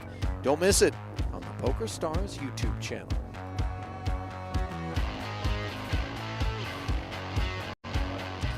Let's mix in the tournaments. Frank Casella is still in there. Or different? I don't think We're Casella's just 60. saying a random Frank. Oh, You don't random think Frank. There's I 12 thought people there was left. actually a You Frank don't think there's over a there. favorite to be a Frank? I'm Do we gonna. want to bet on names left? We can look it up after. All right. Let's each pick one name. You should all write. You got Frank? Put it. And no, I'm gonna think about it now. Well, you're looking at the list, maybe. Oh, that's a good point. I was gonna put No, a I'm note joking. in my phone. I'm joking. No. No, we only get one name. We're not picking 3 names. What, Hundo We're getting one apiece? name. All right. Start, go. Yours is No, Frank? Hundo I'm not gonna tell you until we gotta say it all at once after this. Okay, hand. okay, We're okay, waiting. okay. I want, And what, 100 apiece? Limit. oh, we're playing what? 100, Limit hold'em? 100 apiece. Yeah. All right. You guys in? And then what if there's a tie? We got to go again. No, Ty, they chop it up. No, because depending on how Yeah, many. 'cause No, you you gotta look at scoop the up per list. Just give me an extra person. card. No, like if you don't and we both do, you have to pay 100 each. If there's 2 of the same yeah. name, you Limit get hold'em. double. Oh wow. Chip and leader. you get double for 2 of the Reese, same Yeah. names. suited Oh king man, you up got to front. pick the whitest name out there. How many white people over there? How many white seniors? 12. I'm locked in. I got mine. All right, I'm locked. Wait till after the hand. We'll see if anybody else wants in. I already know my name. We all say on the count of 3, right? All right. takers. But I'm gonna need a ruling. Okay. Okay. But 1, 2, 3. Eric. Robert. So you got Tom, Robert, and Eric. Okay. But do I get Bob? Of course you get Bob. Yeah, thank you. You get Bob? All right, you get Bob. I get everything with Tom, Thomas. We're Who did you dealing choose? another hand? Eric. All right, I'll look after this. Variations of Eric. Oh. I just feel like I'm gonna owe so much money. That can't be Robert, so much. Tom, and who? Well, I picked Tom. it can only. Would you He's pick? Eric. Eric. You picked Eric Eric? is a terrible pick. Yeah. Awful. We'll I see. like Robert. I like Terrible. Robert. We'll see. Yeah, Robert's. I think there are lots. Robert is sharp. Robert is so sharp. Robert is so good. Oh my Yeah, Robert's the best one. I think I nailed you. Ridiculous. Leave it how to good that Lindgren to pick get a was. Oh, I'm so fun little prop bet No, going Steven's dust. during really hand for good. hand. There's a lot of Steves in the world. All right. No, I was gonna go Gary. Ooh. You should have went Once with you go Gary. Gary, you can't go. You can't. No, I know. But All right. I did Tom. That's my dad. Super seniors? Oh, okay, that's fair. Yeah. Thomas. There's a lot of old white people named So they're betting Here on we the go. number of people left in the Okay, just super go down the seniors list. field, All right, I'm going to try. Oh, my God. Oh, with shit. All right, each of there's them 12 having left. picked Number 12 is Edwin. Oh, Edwin. a first name. Yeah. That's a Number 11 is obvious in my father's name, too. Richard. Oh, you're yes. gotta go with You would Richard. get Dick too if you Yeah. picked Richard. I don't know if I want to get Dick. And then there's number 10. Wow, is Richard. Everett. Richard got a double. No, we all missed Are you Richard. ruining the sweat? Lawrence is 9. Larry. Nobody picked Larry. Wow, nobody picked Larry either. No Richard, no Larry. And Marcel Luska's there. That would have been cheating. I could have spotted That's him. easy. Oh yeah, Marcel. You guys Yeah, were why'd you that's the pick obvious that? choice. Oh. Good pick. All right, keep going. Or you did What you look name at would them you all? have picked Well, he already looked at all of them. You for the looked at remaining them all? field in the super seniors? Jared? George. Brendan doesn't have a lot of George. patience. It was too cheap of a bet to I feel like I actually know why split you it. would we have were picked going George. like line by line. I didn't realize. I shot the gun quick. Sorry. That's unbelievable. We didn't get anywhere. Richard. How do I? My dad's. Come on. Yeah, that's why. Daher Yeah, how'd you miss going to work Richard? again. That's embarrassing. Blind versus blind. Vitch with a many serviceable Roberts. king Really jack, but What are he you here is for? not Oh, you played the looking deuce to or something? tussle with Daher. You're what? Albert How not can you giving be him in a two places choice. at once? You're commentating Vitch this? dominating. Players.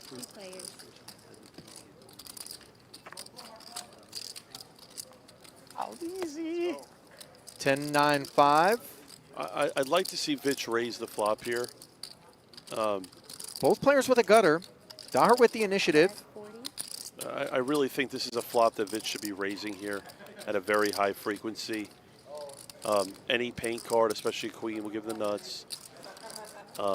He also doesn't want to give himself a chance to get outplayed here. Well, instead, he is content to flatten play in position. He is a solid Hold'em player. Wow. And the 8 on the turn. Daher spikes it as Vitch goes to open-ended. I feel like Ali's dated a lot of people. I don't want to see that. I will like enjoy the I rest of my kid, life I without that in my. I kid. I'll send it to you. No, please don't. Daher, by the way, got slippery, Definitely gotta send it. trying to lure Vitch I just into put a it on barrel. the Didn't Ali, work. Ali gets after. I tweeted it out. Backdoor clubs coming in. 4-liner on board, which Daher interferes with his 7. He checks once more, and now he gets Vitch to bite. The big blind defense range. Daher looking over at it and thinking it surely is going to try to take this pot down. And Albert. I love the way Albert played this check hand. raise. I have to say I'm a little disappointed in the way Vitch played this. I would have 3-bet pre-flop. I would have raised the flop if he just called. And I probably would have bet the turn. Just because it puts Albert in a lot of bad spots with a lot of ace-X on the turn. And then Vitch just decided to bluff the river, which at that point I don't blame him. But I walk into it every time. What? I fall for it every time. you know, Albert, like I said, plays very sneaky. Who's gonna win a big Ross spot? Take it all back. That's fair. That's a long time from now.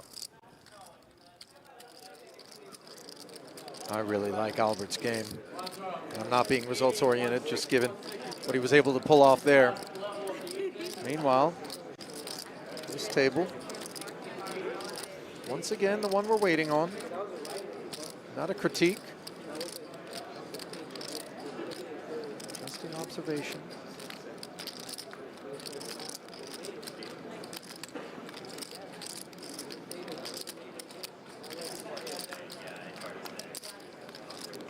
Claude.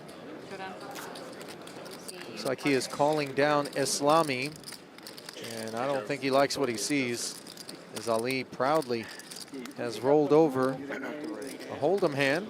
That's a fucking unbelievable hand. That is how you win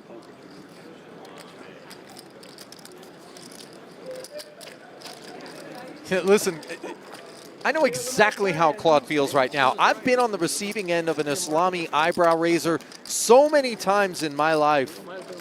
Blez, you played much with Ali? I mean, he shows up with all parts in all ways.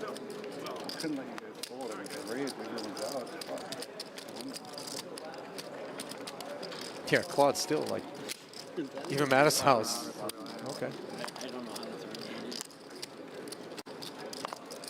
Oh Yeah. my God, is it on camera? Welcome to Omeletsville.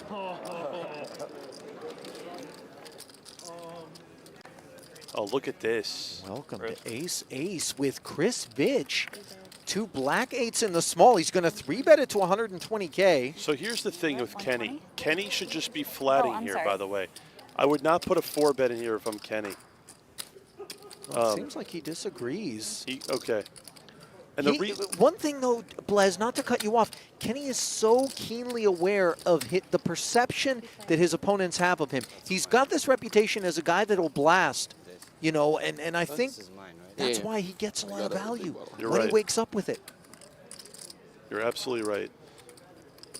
1 overcard to the 8s. As the 4-better pre has a check to him and slips the 40 in there. We cannot fold.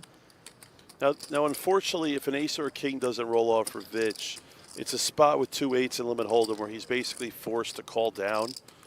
Well, that depends on the run out, of course. This jack of diamonds is unpleasant. We have no diamond. It's another one of these paint cards that could interact with Kenny's range reasonably well. Now, this is a card that Vich could actually get away from. Vich is probably one of the most sticky players in the field. He hates folding. But again, because Bryn 4-bet pre, I feel like it should be a spot where Vich could actually get away from it right now. Yep. Yeah. It hurts, but it's right. Should be thankful he didn't have the 8 of diamonds working there. Yeah. There's Bryn Kenny. And it's going to be very scary if Bryn, like you said, he's very aware of his table surroundings. Bryn, if he starts making hands like this, he's going to be a lot of How trouble long you in gonna this stay tournament. committed to that sweatshirt in this heat? What? How long you gonna stay committed to that sweatshirt in this heat? Don't even feel it, huh? Had to overcome the harder things in life. Damn. Actually, I'm not. Not hot? Not at all. What are those harder things in life? We all did, didn't we? Of course. He's a short basketball player, Bryn. I mean, come on. That's true.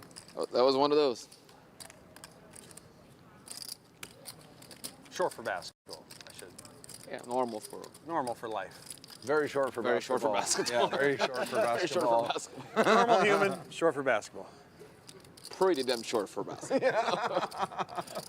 That's why he's here. That's why you have to That's why I'm here, yes. You have to prove yourself there and just translate it into poker. No handicap here. Yeah. Exactly. You're like, whoa, I get even playing field. Liz, you ever get mixed up in some of these prop bets through the years? I actually haven't. Huck Seed never approach you with a proposition? No. I mean, people have asked me to do weight loss bets, but I'm not big on the prop bet stuff. You are big on Ace King, and so is João Vieira, and anybody else who plays Hold'em. Yeah. Up we go.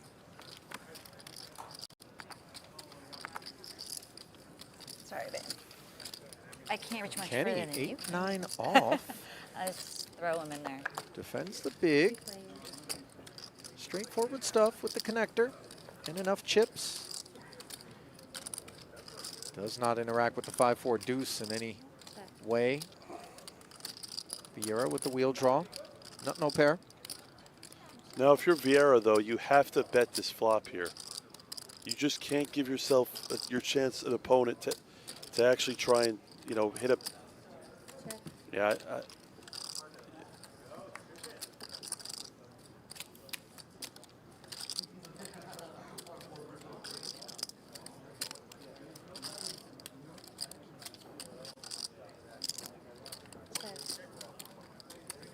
I think João, by checking the flop now, I think he's forced to now check the turn.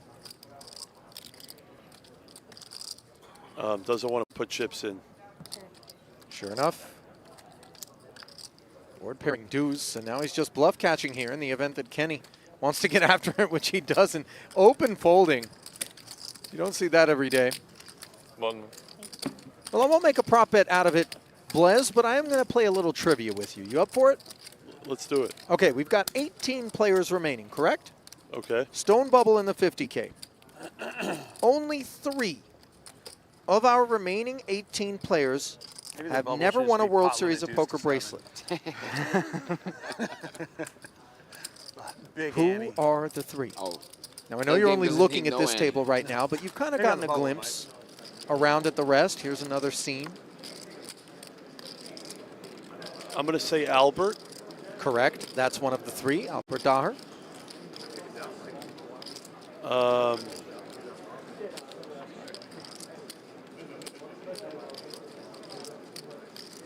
I want to say Ite. That is also correct. Esther Taylor does not have a World Series of Poker bracelet. And one other player in the field who we have seen on the feature.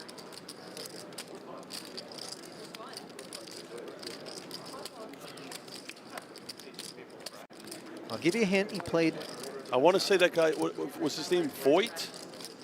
I think You're trying to say he played an interesting stud 8 pot? Yes. Kite. Or kite. That's who you meant. Yes. Yes, you nailed it. Wow. Those are the 3 players without Yeah. a World Series of Poker bracelet of your remaining 18 here in the PPC. Well done, Jared. I'm shocked I got that. The thing is, I know Grinder, Ashton, Ben, Liberto, obviously Bryn.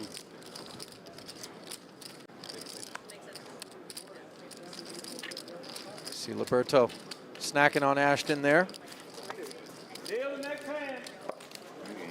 That'll bring us. I believe Chris to the Fitch next won game. a PLO bracelet. I feel like Vitch Maybe he's has won a more than couple. one, and indeed Yeah. he won a stud high-low bracelet as well. But those bracelets coming in 16 and 17, yet to be coronated since then. The one thing I knew for sure is Albert has never won a bracelet. Listen, when you're playing 3K, 6K, my boy, as you well know, the incentive to hunt a bracelet is diluted somewhat. Yeah, big shocker. It's funny, you'd be surprised. I mean, you know, I'm good friends with Laszlo, Omaha for Rolls. Boytosh? Yeah, plays the biggest cash games in the world. And he's grinding a millionaire maker, a 3K no limit Rock 6 and max. roll. He Leave me wants alone a with bracelet. His girlfriend's saying, "Bring me home a bracelet back to Hungary." You know. So listen, go to any number of pawn shops out here and just tell the lie when you get home. 9-4 deuce with a couple of spades. Broadway Gutty and backdoor diamonds for Kenny, the pre-flop aggressor. Lindgren with the king-queen is going to tear one off. No spade in hand. Another 80 into the middle. Blind versus blind altercation. 10 now providing a gut shot to Lindgren as well. See, now let's just say if Kenny were to bet the turn here, which he doesn't. Okay, I don't think it's going to happen. I think Lindgren's going to check. Exactly. But I would love for him to be aggressive here and bet. Instead, his check back allows the 3 to roll off and give Kenny the wheel. This one should be over.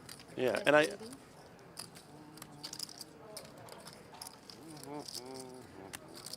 Well, one of the issues, by the way, is we see E-Dog pausing is he doesn't expect ace-high to bet for value. And with raise, C-bet, check, and all of a sudden bet on this 3, he's trying to piece together what makes sense. But here's my problem, right, with Lindgren here, okay? If he's thinking this hard on the river to call. Which he does. Yeah, so I want to explain why I think this is so poor, right? If Lindgren thinks he might have the best hand, put pressure on the turn to get a better hand to potentially fold on the turn in position. You know, and you have a hand that has so many outs to get there. If you're calling that river, you should be betting the turn when check two. That's all I'm saying. Dinner for 2. Double suit. Because in that spot, Bryn's probably not going to fold a wheel draw. But if Bryn had like ace-7 off, he's probably going to fold the turn. So you feel as though there's some incongruence to his willingness to call the river, but his unwillingness to bet the turn in position. Yeah. As Daher will be plenty willing to get chips forward here. Second floor with the hooks. Big shocker.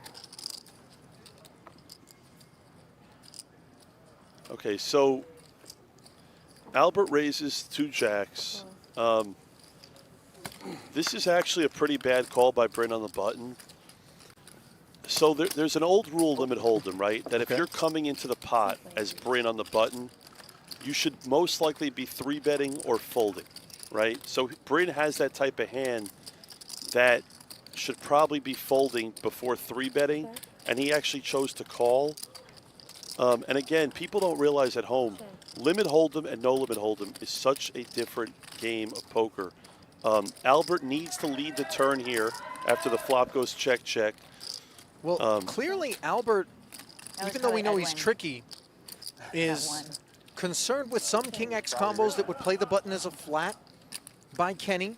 So he's protecting his jacks with the check, which he checks twice on the turn as well. Kenny did not activate. Now with the board pairing 4, a very comfortable river value bet from Albert. This is Kenny's limited experience in limit hold'em. If you're going to play a hand like Queen 10 on the button here, you almost have to give yourself a chance to be able to bluff. If you're playing this to try to just flop a pair, then it's probably a losing play on the button here. Albert, again, shows you another example of why he does things differently that work for him. And he literally just called his hand. That's exactly what you have, huh? That's so spooky. Gets paid, by the way, as we see King High and Queen High both paying off in succession. Was it Queen 10? And again, Albert knowing... I love the snap after I said Queen 10. Well, you deserve it then, right?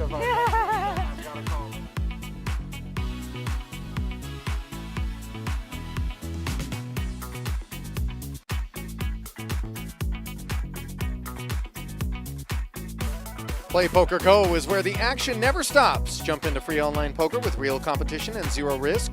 Grind the ring games, run deep in tourneys, and spin the wheel of gain in the brand new No Gamble, No Future Sit and Goes, no deposits, no bots, no gimmicks, no BS. Just pure, authentic poker at playpokergo.com, available on web, iOS, and Android. Single and ready to mingle. Be honest, Jared, the more Get that in you the watch slot. this one play out, the more you salivate at the idea of registering for it the next time it comes around, don't you? I'm losing my mind right now. I can't breathe right now. He's stressed, ripping through a Hershey bar right now. Leg just going a million miles an hour. I can't believe. You know, this is my highlight of the World Series being next to you. But I have to say, I deeply regret sitting next to you right now and not playing this tournament. Well, today is day 3, so it's not like you had the option to hop in today, but you skipped it altogether? I didn't register, no. Busy in the cash game search, Yeah. obviously. But I didn't register because I wanted to be here. But after seeing the level of skill talent left, I really wish I played. I'll tell you what, it always amazes me in the echelons of, you know, high-stakes players how unfavorable the opinions they can harbor about one another can be. You know, mere mortals, we observe the procedures and we often think to ourselves, wow, so above the rim.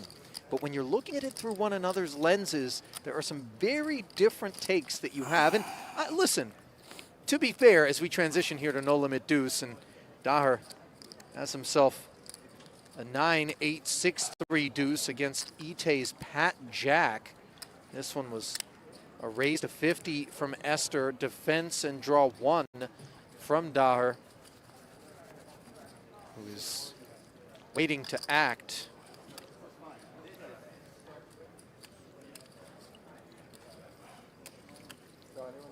Now he leads right out into the Jack-9.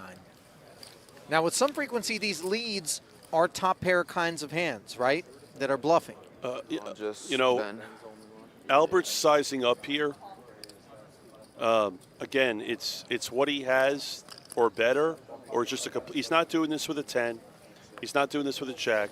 He's doing this with all bluffs or 9s or better. Would you have rather seen Esther break the Jack-9 and draw to the 9-8, or would that have been an objective mistake? I think she played the hand fine. I mean, a jack's a favorite against a one-card draw in position. If she was out of position, then I'd want her to drop the jack. But I think she played the hand fine, and she made a good fold. I have to say, though, going back to what you were saying before about, you know, I think a lot of poker players, they watch the coverage and they see a lot of the play, right? And a lot of people, that's what makes poker so great, is a lot of people think other people play bad. But my response would always be, if, you know, I say that they're bad, and I'll post, and I'll play. And I'll battle, like, as you like to say, in the streets. I'll get in there in the streets and battle any of them. I'll tell you what, the next time you walk down the hallways here at Horseshoe, Paris, or He said they were only Bellagio, you might run into somebody that was in this field that might have something to say about what you were saying. And the good news is you're ready to play them if they want. For sure. There's one hand where we are on 3 different games. No, Ali, the one thing I want to say about this tournament where I feel like we'll they be in the made middle a of one mistake, game. They'll be the last hand of one game. The other guys will be there's on the no first hand reason of a why this different game. tournament should not have time banks. Wait, the other guys are on the first hand. There's no reason why it shouldn't No, have time. they are bank? I mean, on number there's 4 no. or 5 What I'm saying is single. there These should be guys are time still banks in limit this like tournament. 5. I don't know why there wasn't. So in a couple of hands, we'll be single. They'll be. They're on hand number 7. Which one? Right here. The limit. But the other guys on hand number 5 are single. They're on hand number 5. That's the way we started. Exactly right. Yeah, it doesn't make any sense to me how like we don't catch up before hand for hand. Because there's Like, limit and big bet games. Am I the only person? Like, I think it's crazy that we didn't catch up before hand for hand. Like, even have to all be the on the tournaments. How could we have played 4 hands more than that table and we're still playing hand for hand? It makes no sense. If this was a horse and everything is same limits. Yeah, it it's makes not. no sense. It's crazy. They're playing the slowest and they get rewarded for playing the slowest.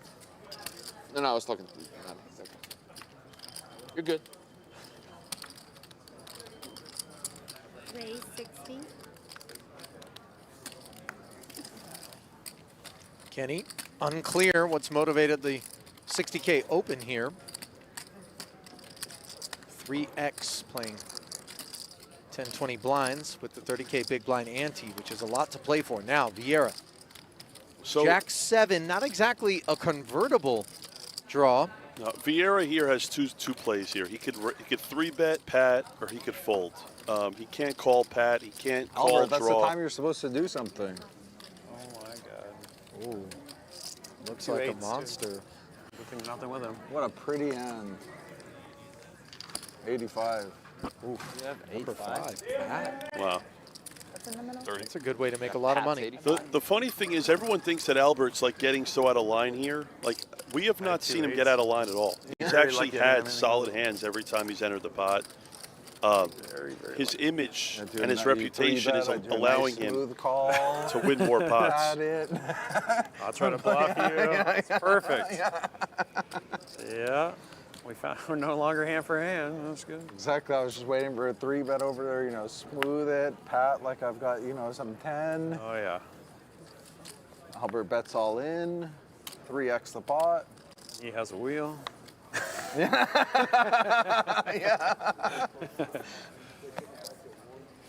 Next thing you know, cooked.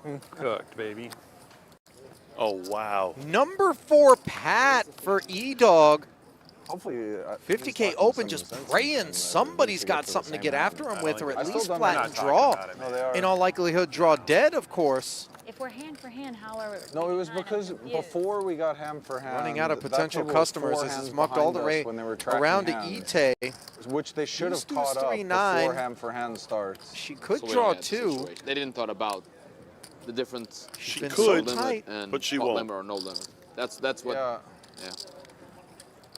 How much drawing 2 should you be doing in specifically no limit deuce as a big blind defender? You should be doing a lot. It was a soft bubble thing. Especially with the ante. I think it's fun.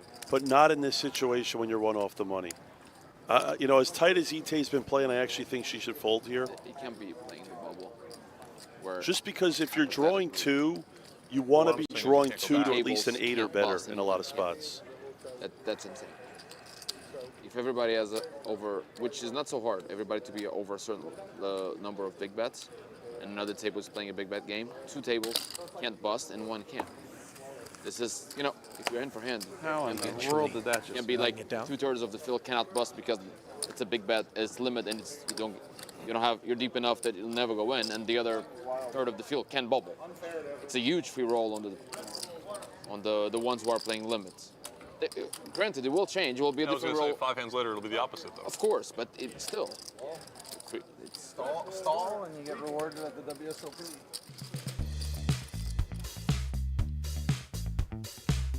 Well, the World Series of Poker always culminates in the main event. And there's only one place to catch it.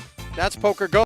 If you don't already have yourself an annual subscription, use promo code WSOP25YT for $20 off that plan. And in doing so, get yourself entered to win a dream seat into the PGT $1 Million Championship.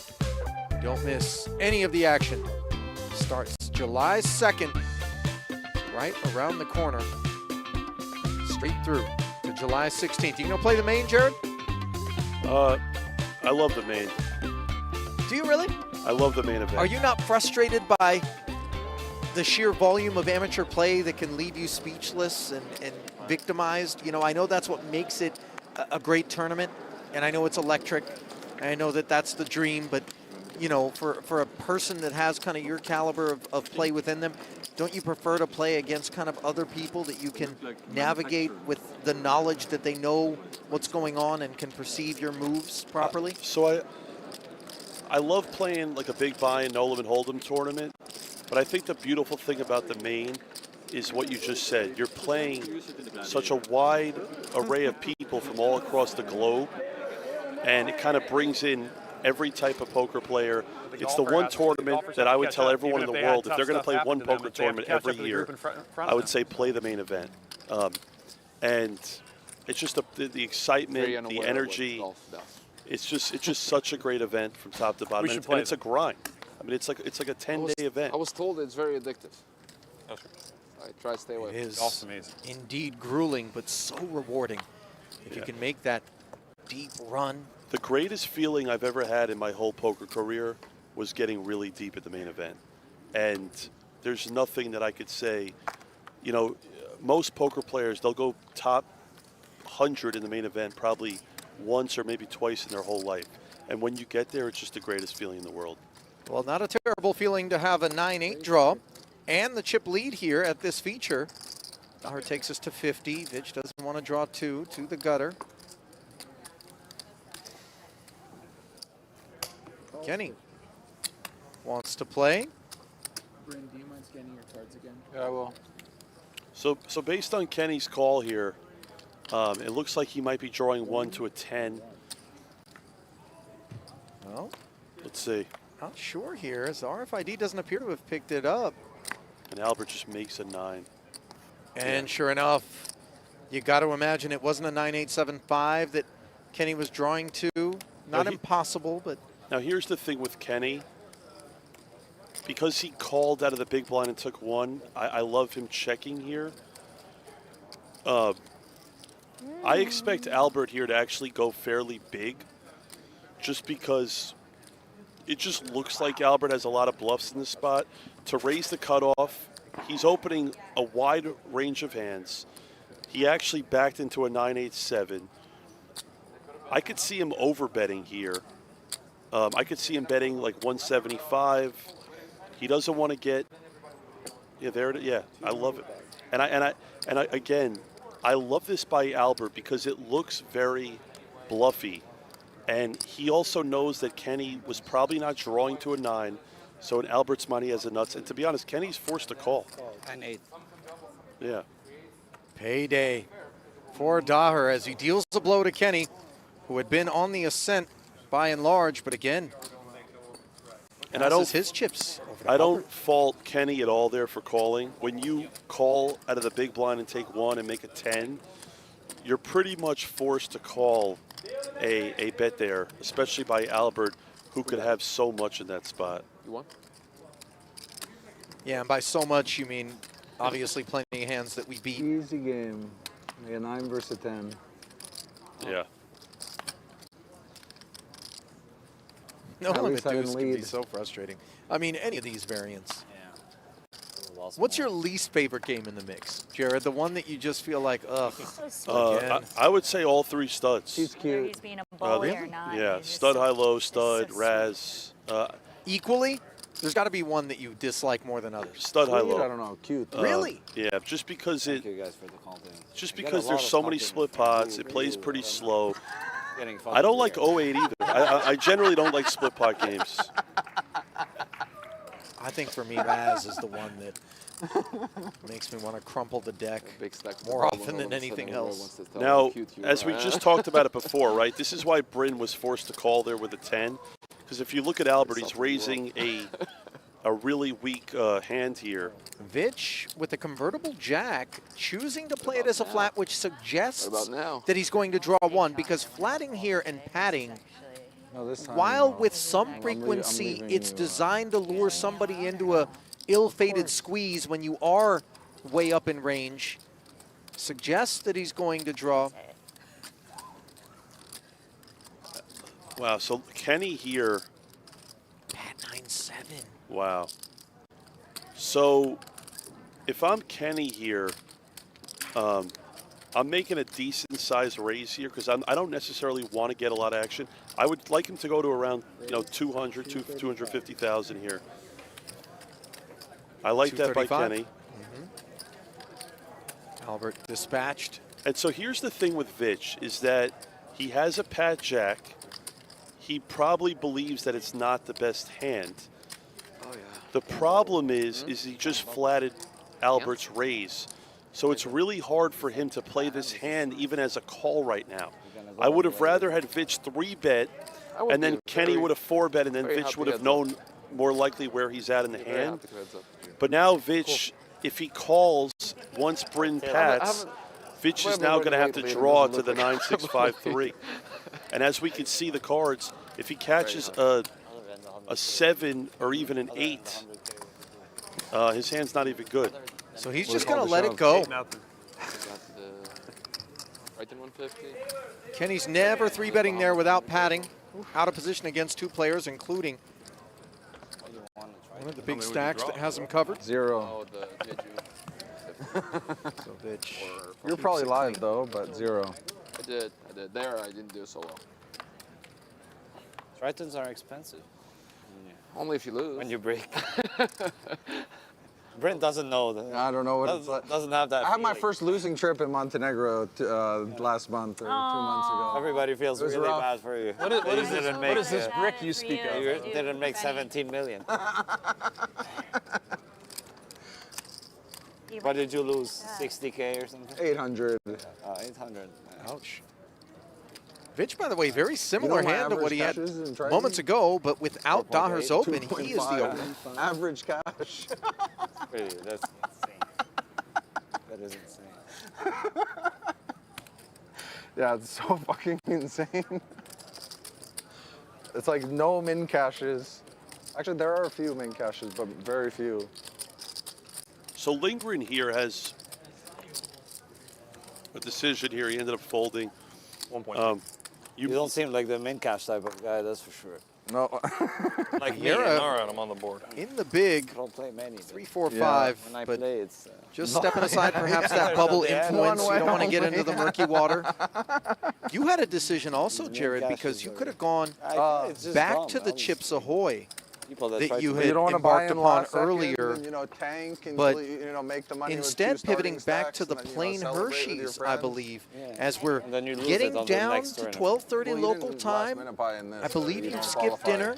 I don't qualify. Why the plain Hershey's, by the way? One of my least But the favorite tanking, chocolates. you might Jared. qualify. Ali, watching this is just I can't breathe right now. I mean, I'm eating every snack in front of me. I'm watching. I'm short Albert 30%. He's about to beat me for over $300,000. Sit there And I'm watching everyone else just play bad poker. I didn't play the event. Listen, So- we're making some generalizations. Truly, it's not like every single hand that we see, everyone's butchering it. It's fun, but just in case it isn't clear, this is kind of the exaggeration that is employed. I am but exaggerating, but I am very upset that I'm not. First of all, that I didn't play this event, because I've told people like this is probably one of the tougher fields across the World Series of Poker. unequivocally. But I'm not really seeing that this year. 10-5-4-3. We are seeing 55 from Kenny, who's going to draw 1. Here's Albert. And you talked Feels about like it a earlier. draw 2 to the 9-8-4. And there it is, sure Yeah. enough, after defending. Go on, Jared. No, I mean, it's funny because I always talk about how like a lot of the PLO tournaments are super soft in the World Series, the 50, the 25.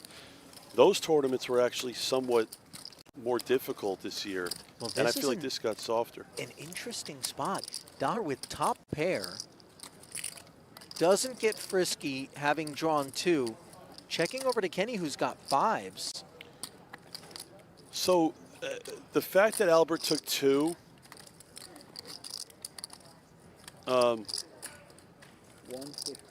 obviously motivates Kenny even further. Albert's going to look him up very loose, like by taking 2 there. Well, he's almost never going to lead. No. Because you expect a high-frequency barrel out of Bryn, so even when you do make a good hand, you'd rather check raise it. I'll tell you this: if Albert caught a pair of 2s or 3s, he definitely would have called Bryn. So it's a spot where it's like There's enough information. you're not getting a lot of worse hands to. You're not getting a lot of better hands to actually fold there. Let's go, Edwin. Send Edwin over. We'll send Albert over there. We send Edwin over here. Deuce. Minimum is 10. All right, so stud high low. We talked about this earlier. This is more of a better game for Zhao, who's short. Can play fairly tight with the antes. Vich completes with a king, completely standard. Yeah, split kings, as he'll take the high side. Ite. 3 to a straight and low, along with some clubs. And look at Zhao here, like a very tight fold. Again, if he had a lot of chips, he wouldn't be folding in that spot. Vich here is probably going to check, and Ite should be betting here. And now Vich is just going to flat call here. And now this is where if Ite bricks 5th, Vich is going to lead a lot of streets on 5th here. Yeah, if she catches a 9 or higher that isn't an ace. So watch this there. So Ite catches a queen. So I expect Vich here to lead. And he didn't need to make kings up to lead. This is just a function of reading Ite for a low draw, having flatted behind him, and now catching the queen, which shouldn't be of any use to her. And now Ite's forced to call 4 to a low. She's going to make a low 62% of the time here. Pair of aces. Oh, and even better than making the low, in her mind, is hitting open aces. Yeah, and now, even though Vich has the best hand, he doesn't necessarily know it.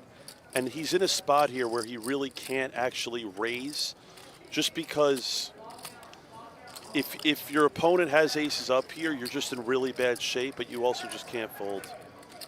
And I like this call by Chris, and let's see 7th Street. Yeah, I mean, she's not supposed to have split 7s, although she finds a 7 Look at on this. the end. Fails to make the low, but makes the perfect high against kings up. And she's going to be betting with such high frequency here. This is very awkward for Vich because it could just be a low in aces. So here's the thing. Vich is forced to call here, and this is the part of stud high low where, like you said, Aces up. yeah, now Ite, both players played the hand well. Vich has to call there because if Ite backed into a low with aces, she's also forced to bet. Right. And that was just an unavoidable hand by both.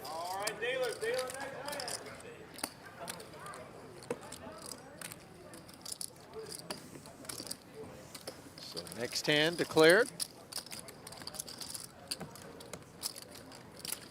You know, I want to create a way for the bubble to be, when I play a hand, you know, a lot faster than it's. I'll tell you that. I mean, this You bubble. know what? I have just the thing, That's why you guys Jared. left me What's left that? and right and You send people deuce or whatever. in like red jumpsuits with like square, triangle, and circle logos on a black mask with pistols. Now, that's like 250. Squid Game, you know. But imagine if those guys are lurking around, you know, you're not going to tank. No, You know. exactly. Well, it's exactly. But it's even the fact that it's not even tanking. I just feel like there's got to be a better way in tournament poker. So, like, for example, when we play 3 and 6,000, the way that we play stud is if you're playing Raz, the high card antes for the entire table. To speed things up. Yes.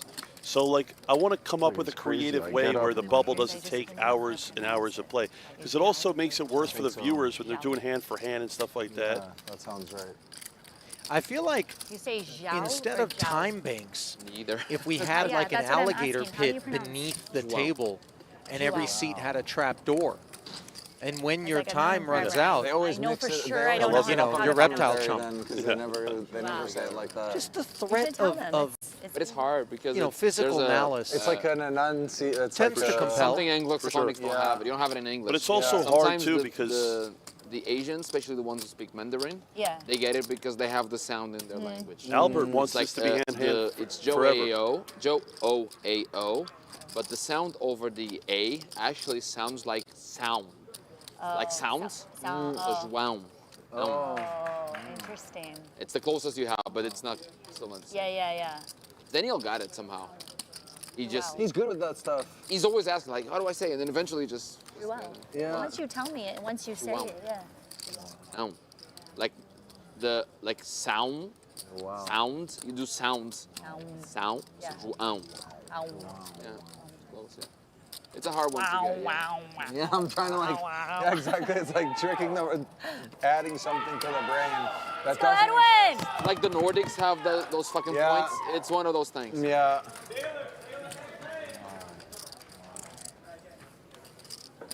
You want to take a whack at a heck. different The pronunciation than the Jow The you've been going with, which, you know, I mean, it's How an you would understandable say- how effort. would- You want to take a pass at Joao? Joao. That's how I've been saying it. I'm too uncomfortable to go with Joao. Joao.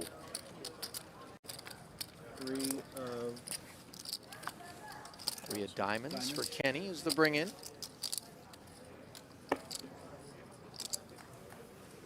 Is it 10 or 15? Is it 15? No, it's 10. It's 10. 10. Daher. Not going to get out of line with Oh, the 3 of here's his own. your time. Time to shine. Taylor on the All high yours. side. The ace, Total such a theft. powerful door card in this game. Complete and take for Ite. She's got 2.3 million in career tournament cashes. 43 years of age, originally from Portland, Oregon. Now lives in Pennsylvania. Part-time poker player. Small business owner of Choice Charcuterie Co. Hopefully You like they a good take us off charcuterie this board? stream out on the I break. love one. For sure. We You should. think you I've get the been on homie here hookup twice. from I Ite? did it. Yeah, I mean, Ite's I think so. It should end after this level because Ite's been around so long. playing One high more poker level. for so Oh, I long. know that's What's the time of day 142 right cashes over her It's gonna end career. at like 3+ in the morning. The The bubble biggest burst now. coming in a Very unlikely 25K to burst. high roller Very unlikely to burst. right the here at the bubble. World Series, So all the they- way back in They 2017. just run into stuff. Couple of hands in a $543,000 row, for it just swings up. 8 It's not so hard. WSOP But final not- As long tables. as it's light hands. 61 cashes, but still yeah. looking for I don't think bracelet that's- number 1. I think we need How triple It has, draw. sweet it has a 5 big bets. 50K PPC Triple draw. piece of jewelry would be Yeah. as a first. No, and this one is also. I would love think so? nothing Yeah, more I for than 'Cause you Ite just play to win hands. this tournament. As soon I as think you it would play be hands, great for Barons just poker. takes care of Be great for her. It'd be great for your Albert short. Yes. I mean, Albert with 5 million in chips is just, I can't take it. I can't take it. Limit. I mean, last year I Well, was he's not I was playing short Johannes Becker. Why do you pick people like this to get short, Albert? So the person I made a bet with this year, I'll make sure he's anonymous. I shorted Johannes Becker this year at 0.90%. That's insane. Super Seniors event. Looks like it's down to a final table. Is anyone by the name of George there? You know, I didn't clock it, but I can always take a peek. There's for us Marcel. here. Marcel Lusk, 7th in chips. The Flying Dutchman. Yeah, but I need one more person now, but that's very hard, very hard.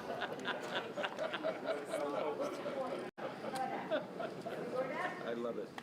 Thank you. You do get I away. don't see You do a fold George. Just because of fucking. Just fold more often. You don't get to. There's the a 7 Zahar. as that 8. But when you do, it's a one-way. It's a one-way game. You do get to 7 when the board runs I don't out. think you were Whatever. It's gonna guess that 400K in name. there. You do that twice, you're out. It's not so hard.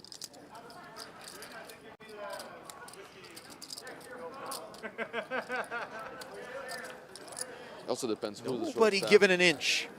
Here in the PPC on the Also stone depends a lot bubble who the short stack is. is one of these final 18 players will go home empty-handed and traumatized. Klodnicki, last time we laid eyes on him, he was traumatized by Islami. Here he is squaring off with Christian Roberts in the stud streets. Unclear which variant.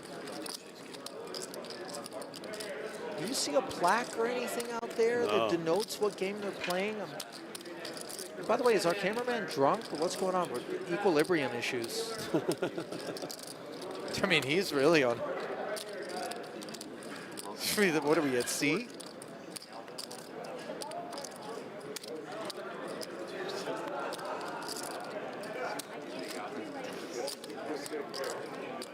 Claude once again has that look of incredulity. When Claude said bored. That can't be good. Who's more breathless right now, you or Claude? Claude's got that breathless face. Probably me. Robert's, on the other hand, just in case, you know, there's a cruise package. That's the vibe. Along with the bracelet in this one, he's ready for it. Way uncoordinated. It looks like a Grand Theft Auto Vice City character type of shirt. You know what I mean? The guy that's like, hey, go steal me this car, bring it to the chop shop. Yeah. I got That'd you. be a good show for sure. I'm looking for airbags on the 96 Camry. Good. I'm gonna call $10. Cash game? Taylor limping the 7-5-4, perhaps mindful of the presence of some other low door cards, including that oh so powerful ace for Vieira. Relieved to see him up as it'll come back around. Daher with 3 suits and the king, raising it up, clearing Vitch. That's good. You like that. And That's now what you he want. will be heads up Right in your house. with Ite, able to represent the split kings, but then also working the low side. Finds the flush draw, no waiting, as Ite finds the gut shot. I'm gonna start with minimum. She leads into him. Stubborn. You want blood, huh? Stubborn. You raised. blood. I came in softly. Albert Oh, calls. Good card for Now you. what are you gonna do? Misses Good the call, flush, like and usual. now I'm definitely not leading folding. out, definitely telling the story of split kings here. No, he said I get a discount. And as long as it's 9 Can I? through king and not a queen, even the queen though, I think maybe he bets and preserves the Switch ability cards. to represent. Oh boy. You wanna Wow. Yeah, you want to switch? Sure. Look at switching. this. For Ite, she's made the straight. Dara not drawing dead. All right, check. I'm probably gonna bet. I think you paired the 6. Why are you betting? I have to bet. You paired the They all make fun of me that I play too tight, so I have to bet. It's a bad situation. It is for you. Albert making the call here, hunting a heart with 2 of them. Well, I don't know when you bet 250 on Busy the in river, front so of this is Ite. just payback, buddy. Just let me Just put it letting you this know. way. Take He your breaks time. out. Go ahead. And Jared is fist pumping Oh, I'm feverishly definitely here in the betting. Can I booth. bet 6 without betting 7? I have nothing. Confirmed. High card. It can't feel good, especially blocking the queen. I need the queen and the 6. You need the 6? And I don't even know why Albert's what Still he's gonna figure out considering. my here. hand. Really hard to figure it out. No. Do you have deuces? You'll see on stream. Do you have deuces? Yeah, that's exactly what I had. Deuces. You have king, 6, king. One thing I love about Albert is he loves discussing hands.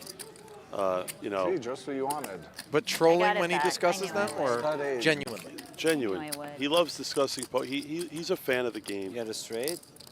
That is superior. Well, if you're a fan of the game, why not take a crack at an opportunity to compete alongside some of the game's biggest stars in poker's most phenomenal arena? All you got to do is head over to Octopi Poker, the best all-in-one study platform for players of all levels. We're giving you a chance to play in the opening event of the 2025 Poker Masters. Enter for free now at PokerGo.com/WinMasters for your shot.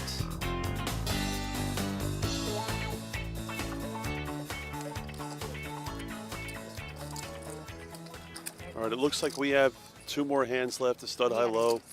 Maybe A7. You know he had an ace, right? Yeah, Joao. that's, yeah. Joao. Good. You had an ace. Joao here just calling with a 3 to a low, 3 to a flush.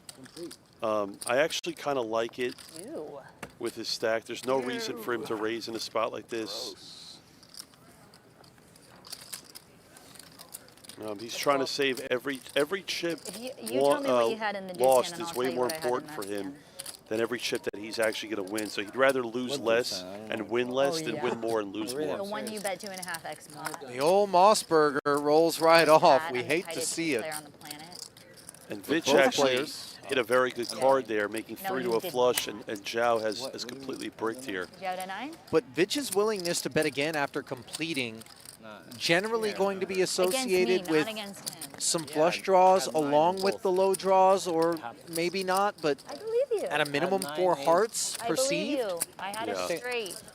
Well, look at this, Ali. I had a straight. So Zhao makes 7-4. 4 to a flush, 4 to a low. I'm sorry, 4 to a straight. And Vitch keeps on betting here. Zhao cannot go anywhere. Now 1-7 is occupied, as is 1 spade face up, staring Zhao down. But Zhao also still has 3 to a low as well. Oh, I didn't know that. And if you look at the math, Zhao's actually a massive favorite here. For the high side, a little bit. 64%. I'm saying it's a gift on 6. Yeah. Yeah, I thought you kings. Makes the call. You deserve a gift. Yeah, kings Finds is a got 5. Wow. Oh, I was if Very you had safe kings, looking you would've called queen them of sevens spades. Also. You'd have never called 6. Front of you'd called Vitch. 7. Yeah, no, you're Now right. the low draw acquired, by the way, for was Vieira. hoping No, I maybe don't to think catch he's a- going to bet here, a king, a queen, Zhao. or I a don't nine, expect yeah. him to bet Wouldn't here it be because I don't good? think he expects his opponent to eight. fold, At especially 8-4 that he's of got hearts. this little chips left. I think he's going to And I check got back. the 3 onwards. I had 3 to a low, 4 to a flush. That makes sense. Very good hand. He has a huge draw, but You kept getting He my also cards. doesn't Queen of hearts, 6 of hearts. need to build the pot here. I was very happy to switch. You would have queens, I only would have a wanted to switch flush. the queen. Huh? I only wanted to switch the queen, not the 6. Would have shot. I'm not a greedy person.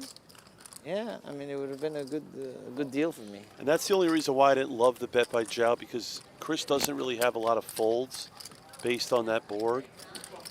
Anyways, gift on 6. Vieira forget feels like he's got enough equity to maybe be putting those chips out there with the expectation that he's going to be able to win at showdown a reasonable amount. He ends up with nothing more than 8s. And I think Chris is probably going to lead here. Yeah.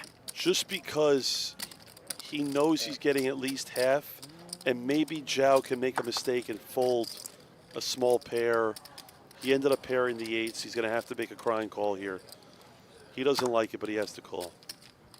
Just the way that the hand played out, Vitch is heavily weighted towards just having a low here because he checked 6. 7 low ace high. Yeah. Vieira calling back, calling chips.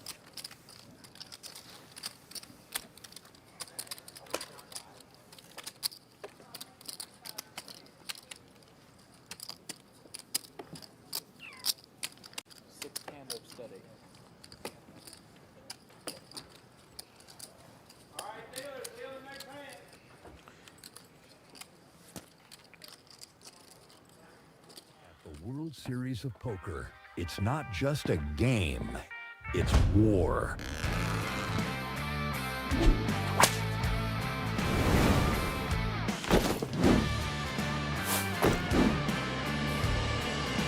Gear up at the PokerGO shop. Look sharp, play sharper. On site at the WSOP and online at shop.pokergo.com.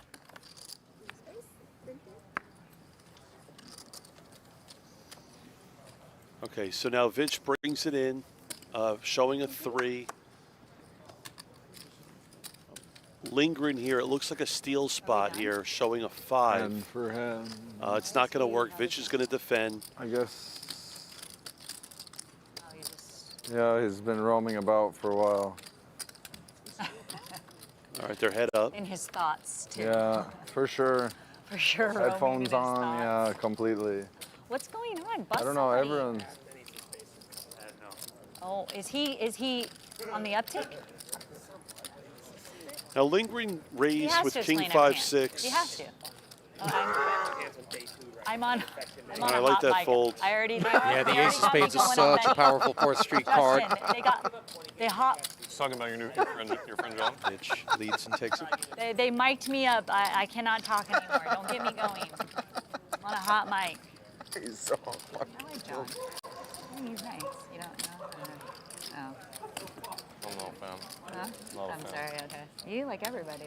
I mean, Ali, we've been on the bubble for how long now? Like 90 good place minutes? to be. I mean, obviously, the length of time I it honestly takes like. to complete a hand at all three of these I tables honestly like feels most people, so like it's lengthy. And then if you don't care for them, just And I I think can some of the still players talk were to talking Yeah, about the you can fact talk that to they're anyone, involved in but different some hands you might not want to spend so much as they're time in with. different places in the I actually rotation. was going to tell you yesterday, Is Chris. inefficient. you should They were trying to get grab- everybody to I catch don't up even and think you start drink, the you're probably same too game healthy, but so that it grab wouldn't be quite as something outside disjointed. of the poker table sometime. Not like hitting on you or anything. No, I didn't take Just, it that way. you know, I don't really know Well, you never know where that play a lot goes, of so you know you Three don't to a don't wheel after discount. No, I'm just saying it would be nice to socialize Lindgren outside folds of the three clubs. Vieira you spend a showing lot the of three, time but with playing the people high and then side you, with the like, wired don't see them queens. outside of poker. For sure. My life is like very big outside of poker. You know, I like love like so many things, and One queen in the when you bin. get in here, it's like on just scene. a dark dome. Just to your one. Now, I could see fight Vitch here two betting. Poker. An ace Best in the game hole. world. 3. I don't mind a call. Me and He also go knows golf Zhao is opening once. very, very tight. How's your golfing game? Oh, wow. Open Got threes down for to the like- queens like and no 10. low card. No, Vitch did catch a low about card. you? With 7. Probably about an 11, 12 maybe. Yeah, I think I go. From So 10 to Vieira, 12. I think despite that's improving the where I queens go. and threes, is rightfully pretty good. supposed to be checking against Vitch's open and then Your brain defense gambling in against golf, the that's what we raise need. after Vitch catches this card. You're handing I love the way Zhao's playing Yes. this. I like to check. Let's do it. Even if we just get him, Little collusion. even if we just get him, He's going to like the fact that it's 9 through king on 5th here in like front a of walking, Vitch. talking club WPT gold bonus. Oh my God, that's amazing. Now, the reason this check Gotta get by to the Zhao putting, is that's so what they got. good That's why they got is Stu because Unger. it They looks got Stu like Unger he's just for the putting going green. Exactly, you're low. just. He couldn't golf, but he you- lost. Yeah, the it quarter. conceals that he's on the high side. How big of a sweat Because it an is for 8 you low if with a my pair of poker site, threes like, would does well or not. reasonably Then be there's checking really money against to a blast shown off. 7 What's low the name draw. of that site? Okay, so now Zhao has to How do lead we here. get it going? Are you torching it at putting? He has to put a bet in here. Are you putting? I mean, I don't really threes golf. with an 8 No, low I'm draw okay. would always No, bet for like a as non-golfer, played I'm against his okay king and putter. jack Yeah, run out. putting's like the easiest thing to do, I think. Well, that's But important. But very no, I Which, mean of not course, not in competition. But if you just go to the must green, call. you should be able to have a fair. Now, if I'm Great Zhao putter. here, Doyle. Really? Doyle was No, an incredible Vitch putter. Wow. has caught the ace. That's the payoff card. Great putter. I'll tell you Never this left the right now, short though. thing If I'm back. Zhao, I'm not betting here. Yeah, I would I'm would aggressive not putter. value bet here. I would check in this spot because he's At so least- short gotta make up and he for doesn't the need to way get poker value goes. here. No, I'm actually. Even though pretty he is and he aggro. has the best Like, hand. there's a Well, little, to his there's a credit, few he's going to end up dynamics getting here that 80K, teasing. which he, If I in thought all the little likelihood, girl- wouldn't If I have thought that you were gotten so from tight, I Vitch wouldn't be had he teasing. checked, because I would imagine Chris is going to be quite happy to check They're back all one making pair of fun me, it's aces. fine. So, What can I say? I am who I am. okay, so here's the thing, right? This was a very high-level bet by Zhao. But the fact that he checked when he paired the threes, like we talked about, was Like Jay giving Sound. away that it looked Jay like he was Sound, going yeah. low. So I That's guess gotta he be made his up for it on nickname for 7th. Sure. Wow, so good for sure. He's Jay got to be Jay Sound. Thank you. Yeah, that was fucking good. I'll be here all month. Yeah. Oh, you're my boy. Tournament summary brought to you by Oats Overnight. Jay Sound, that's pretty good. What's wrong with that? 5.1 million collected in total across Why am I in? 107 entries. Stone No bubble limit, here, dudes. 1 a.m. local time, All right, somebody's 0.3 busted million this round. and change Not here. to the eventual victor, which I would say will not happen unlikely tonight and it this will not level. happen tomorrow. Saturday, 2 days removed But from I'd say today. probably in the I mean, first, this is a big. when This the is champ the will be biggest crowned. in the first 15 to 20 minutes of the next The level. structure in this one, Jared, is really Could generous. be now. There's, That could be. If they're on triple, it could be now. there's so much play. Such a big game. Could be now. Well, what? The one over there is four hands behind. They're 4 ahead. No, over there's I 4 ahead. suppose Here, just when behind. you plunk Here, they're down still on 50K. Stat 8s. You're all right with it. Last thing a lot of these players won't feel like is that they're just out there flipping when push comes to shove. So Zhao here has a very strong hand here on the button. He's going to come in for a raise.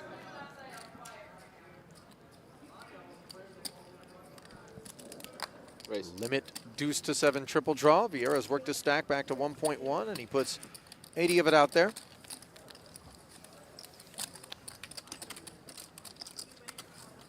Any one-card draw that you're willing to play in deuce, you should be playing for a raise or a 3-bet if you have a raise in front of you. Yeah. Let's go.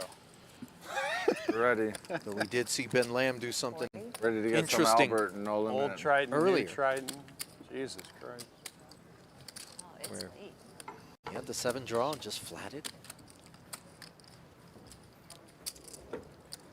Looking Who like that am I 7 kidding? I'm might not be sleeping tonight. Are you underrepresented. kidding me? Literally never sleep if I go to day 4. Never. No? Never. I Like sleep- 0? I don't sleep in general, but like, yeah. Since I had my kid, I haven't slept like a full night. Hey, Gio, what's up, my guy? Like literally. Really? Yeah, just because you know, like you're up, your sleep gets so messed up in the first year because you're up at all hours feeding, and then I heard it's somewhat important. yes. The baby needs to eat. You have a baby? I had a baby When she was a 16 baby? years ago. Yeah. When she was a But baby. I haven't, you know, it just messed up my whole sleeping pattern. And then I don't need much sleep though, honestly. Sleeping is for. It's been 16 years. You should have recovered by now. I have was not. thinking the It's same thing. crazy. So what's like a good She night? doesn't wake up 5 in to the 6? middle of 5 the night. hours. 5 Don't hours. you feel good after I feel 5? great. Yeah, Like, so I then- mean, like, listen, like, I'll sleep when I'm like dead. I mean, that's like, yeah, my trainer in Miami. A lot of that's him. sleeping when I'm- He hasn't slept for more than like 5 hours in like 30 years or something. Yeah, And he's like pumped up every day. Really good is 6 hours. Yeah. But I'm totally operable on 4 to 5 hours. How many Which hours means do that, you like, sleep a your night, Ali? system's just in Listen. better shape than most to like manage. I'll maybe. shamelessly put in But like, you know, you 9 play to poker 10 and hours. Your brain has a very hard I need time at least shutting 7. down. You know, especially 7 like feels like so a many good different minimum. games. Yeah, I and need so at many least different, 7. Like, thoughts. I just smoke a joint and Well, KO. we're on a hot mic, so I don't do drugs. That's okay. I don't do drugs. We're in Las What Vegas. about on a cold it's mic? legal to smoke a joint. Yeah, I know. It's great. It's great. Now, I know that's just this is knocking one of the out worst the things you nice can do, sleep Jared, intervals now. but I That's love really healthy. nothing Yeah. more But still, even than with that, I housing can fall asleep. some food groggy at all after a for a long minute in the session. morning? A little just bit. crash but it wears it off goes really off, fast. yeah. Yeah. You know, but if you have to wake up early, have you ever probably woken take up like- after just, like, eating shoot right up. before Get bed off and the- you're You just still like shoot full? up out of bed. That's like, a literally, terrible like, feeling. Yeah. You're You need to wake up Instead of like hungry. lag it yeah, off. like where getting your phone for an hour, like you're way less. You're gonna be way less groggy. It's a fast track to yeah, finding if some you look at LBs your around phone the in first, waistline, like, though, 30 is that minutes, that really eat fucks and up sleep. your day. Even at night. I always At do. night, you get used to looking at your phone. Yeah. It's not good. 2 deuces, No. but not enough to go with them there for I Vieira expect to Albert activate. here to open for a raise. Yeah, ball stack on the button, stone bubble, 7-6-5. And maybe a 1 draw to the 9 as Bitch awakens to 9 perfect. Now, I will say this about Vitch. He is definitely the best deuce player at this table. I think deuce is his best Yeah. game. It's crazy. Now he's going to 3-bet and Sticking to break the it, seat. Jared. Are you shocked to see this? Because I confess I am. I might just regret everything I just said about Chris Vitch. I don't understand why he's breaking a 9 perfect. Yeah, now he makes the straight, the dreaded 6. Comes in on the first draw. Yeah, this is shocking to me, Ali. I don't know why. It's hard. I mean, Albert's raising the button so wide.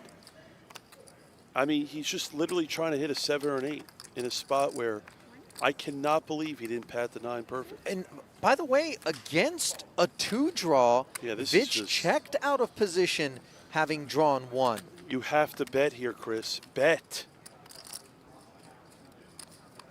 And now in the big bet streets, he will do exactly that. And if he gets flatted, he can expect that Dahr's not patting. Maybe he pats the queen and tries to snow his way through. Dahr, not having gone down to a 1-card draw, does get out of there.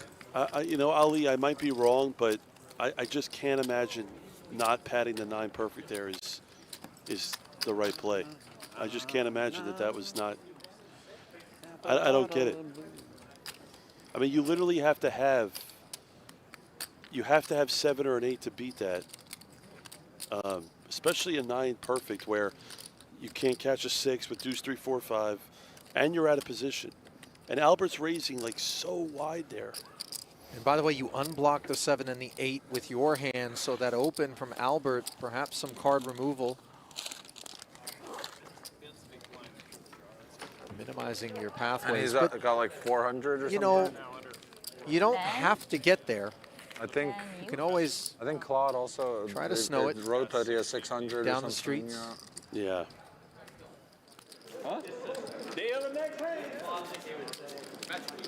All this game is over. You keep losing pots and they just want to know if you have a fucking deuce. No empathy in this world. I don't know. 3, 4, 6, 8. Apparently our cameraman has a teddy bear fetish. I'll tell you right now, if João Vera gets chips in this tournament, he's going to win. If he gets like... Do you know, did they switch the stream tables again on the next break? If João could get to like 2 million chips, I hope so, at least. he's going to be my favorite to win this We've tournament. been here for like 2 hours or something.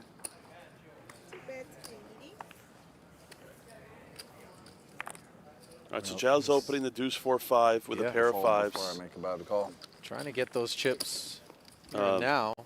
Kenny does not defend the big with the 7-6-5. I mean, Albert right now is just loving life. Yeah. I can't Just believe sitting how funny here. he is. I like would have never known that. I like he's so fast. And that's he's so enraging quick. to anybody who is short Albert. Yeah. So are you. So it's true. So are you. Oh well, yeah. Well, I know I'm funny. Come on. No, I'm just kidding. There's difference between funny and witty, like the boom boom. Yeah, quick. Yeah. That is, I think, the biggest and the ultimate barrier on a new language. Yes. Being funny and being sharp and fast. Yeah, It's like so creative humor. Creative humor. Sometimes you even think about it, but it just if you just stumble while you said it, Yeah, it doesn't work. the timing is off. You lost I've done the that a funny couple thing. times. I'm like, The English, it's being funny in a different language is very hard. yeah, but you're funny. I can tell. Thank you. And you get extra like laughs because the accent when you hit. All right, one in progress out here. Looks like they're playing triple draw, just like the feature. 3 players, 1, 1. Oh, I know who and I'm not 2. rooting for. You're anti-sweating someone here? Yeah, unfortunately. Unfortunately, I'm anti-sweating the best player in the tournament. Now, the draw here was 1-1-2. So it's a very high chance that Liberto here is going to be pat. Yeah, having let out? Yeah, into 2 people, even if it's 1-1-2.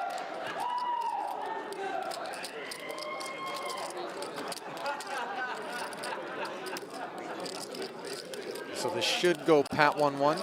I would think so. Ooh. A pat behind. Now, those aren't always weak pat hands behind. Sometimes they're so strong that they want to keep Ashton in. You're right, but I don't think in this spot. If Liberto leads here, his hand is very, very strong, by the way. Oh, I mean, you're thinking it's number 5 or better? Yeah. At minimum? But he doesn't lead. He checks, and now you see Kite questioning whether or not he could bet. This feels a lot like an 8-7 for Kite.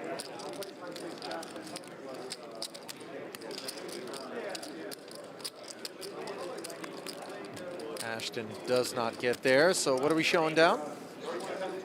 That looks like a jack from Liberto. Yeah, see, Ali, you were exactly right, an 8-7. Sure enough, a rough 8-7. No deuce in hand. That's why I have to hold this.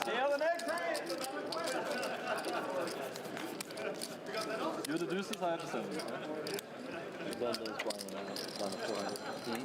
Ben 400. Oh, I don't miss that. Huh? advertise it, and they're not going to pay themselves, you know. If you own it, why would you just pay to promote You it? still have to advertise your own site. No? I mean, you do. All right, back here at the action. Come on, baby, let's go. Albert's going to fold.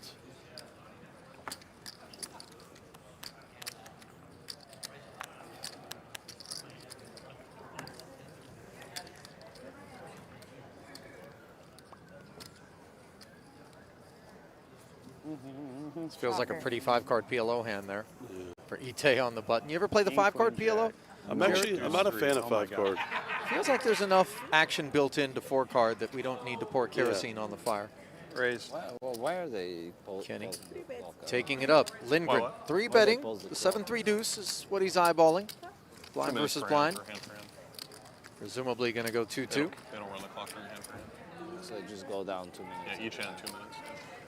So nobody like stall or So yeah, and they figure it'll be slow anyway, I guess. 2-on-2, fast break. I really hope we don't have to play on this table one more level. Yeah.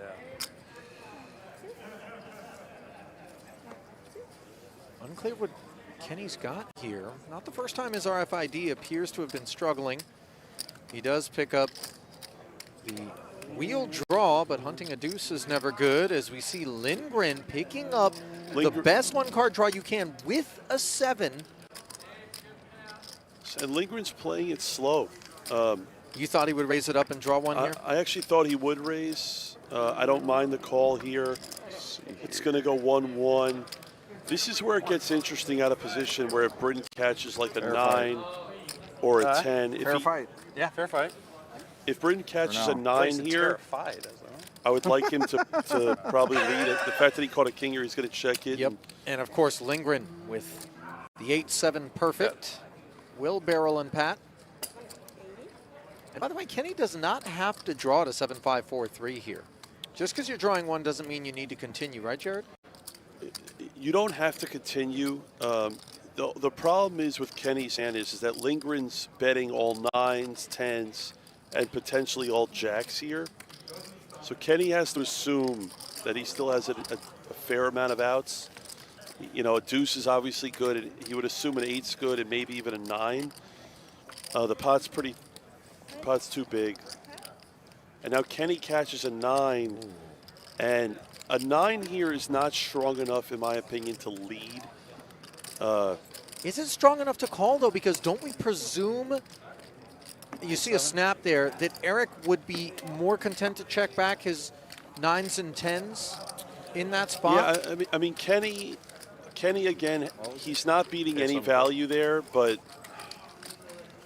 in that spot, I think you're just forced to make a call.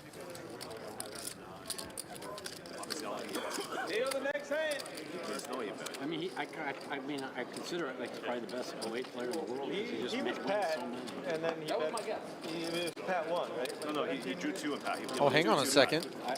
Is that Joe Stapleton beside Ali Islami? Do you see it, Jared? Is there an actual doppelganging likeness? I don't really see it that much. You know, it's been a really long bubble. And our guys in the truck, I appreciate them trying to bring the levity, lift spirits. Though I don't know whether or not Stapes or Islami will be particularly happy with that comparison. Mike's definitely selective enough. I'm indifferent. Yeah, same here. At this point, I'm actually anti-sweating everyone. I just want somebody to bust so we can get back to the business of expedient poker. Lindgren 3-betting once more with the 7-4 deuce. This time, Kenny's on the button, so he'll have position after having opened. Well, that's not what I want to do. That'd be something to make a mistake right now, huh? Yeah. 2 and 2. I'll go with those 2, yeah. Seeing that extra 4 could prove relevant down the way for Lindgren. Who again picks up a 7 draw, no waiting. Kenny with that unpleasant 3 now has the open ender, so the best hand he can make if he draws 1 is 8-6. 1. But this draw 1 will be with the intent of, if he doesn't make the 8, oh, he's going to draw 2. I thought maybe he was going to draw 1 against a Lindgren draw 1 just to try to take it down the way. Wow. Lindgren making number 4, 7-6-5-4 deuce. Kenny, he didn't keep 6-5 trade, did he? Oh, man. Wow. I thought he would keep 3-4-5. So would I. Not impossible that the RFID got it wrong there. We'll never know. As E-Dog Triple draw rush. let out, took it down. Well, the second season of the award-winning PokerStars Big Game is available to watch on the PokerStars YouTube channel with new episodes dropping every Saturday. It's high-stakes cash action filmed at the NAPT Las Vegas 2024. Tilly, Grafton, Akari, Benger, soccer star Gerard Piqué have their hands full with loose cannon Jordan Henrik. Don't miss it every Saturday on the PokerStars YouTube channel.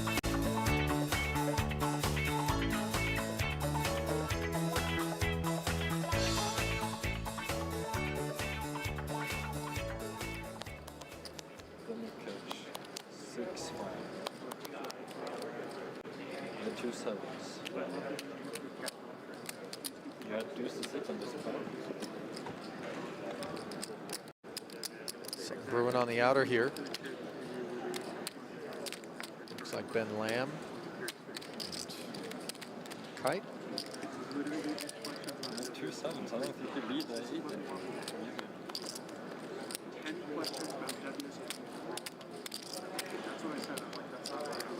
Looks like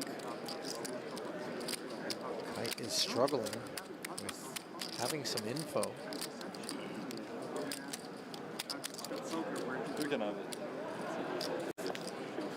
Says you can have it. Tight. Is that a 9-7 perfect? How often do you get deuce 3, 4, 7? No limit hold'em. We're not going to have a chance for vengeance. 10, 20, 30. We move back over to the feature, and no limit hold'em has been Maybe they announced. should do a soft bubble for this tournament. Jesus.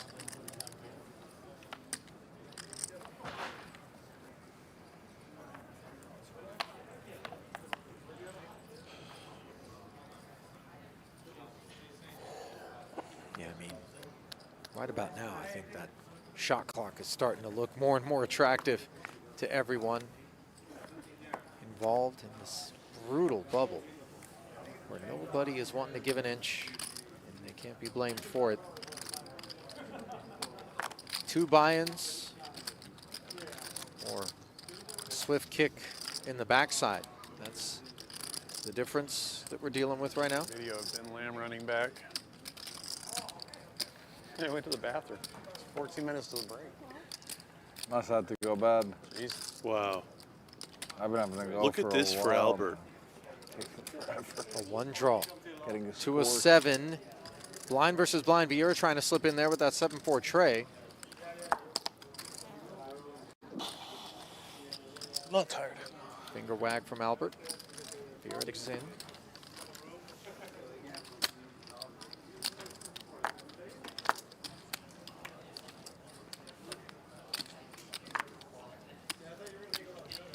Check. 2-1. Vieira. Checking dark. Albert betting dark. They're playing a pot. Again finding a pair, which Vieira does as well. This is pretty poor. Obligated to peel out of position here and try to find that deuce, pick up the wheel draw? Yeah, I think you have to call 1 here on the small bet street. Vieira agrees. There's a good chance Albert's not going to be pat. Check.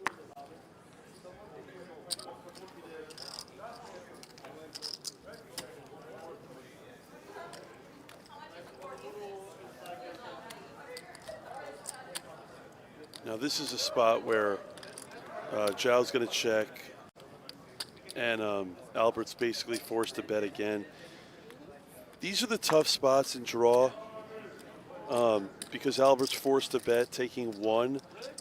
I would probably expect Zhao here to call and draw to the 9, but I don't see anything wrong with folding either. I think a lot of players here would actually keep the 9 and draw, especially pairing the 4. Let's see what Zhao does. Yeah, and that's fine. I mean, it's definitely close.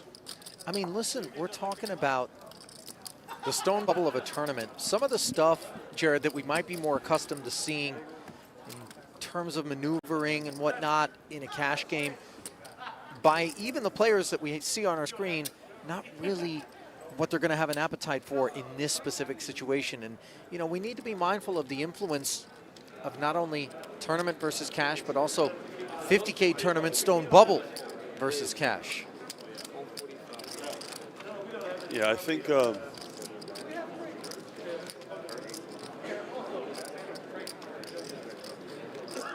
think, therefore you are? This is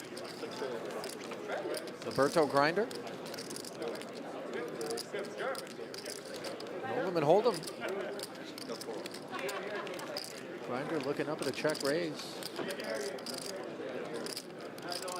Or actually, this is just a raise in position, forgive me.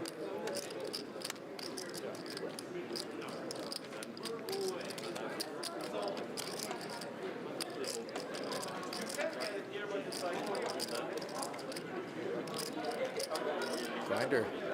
He's got the look of a non-believer on his face.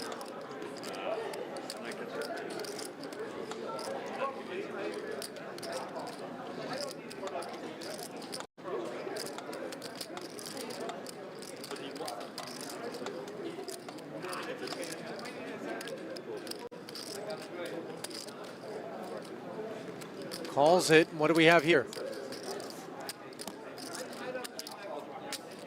Aces and tens.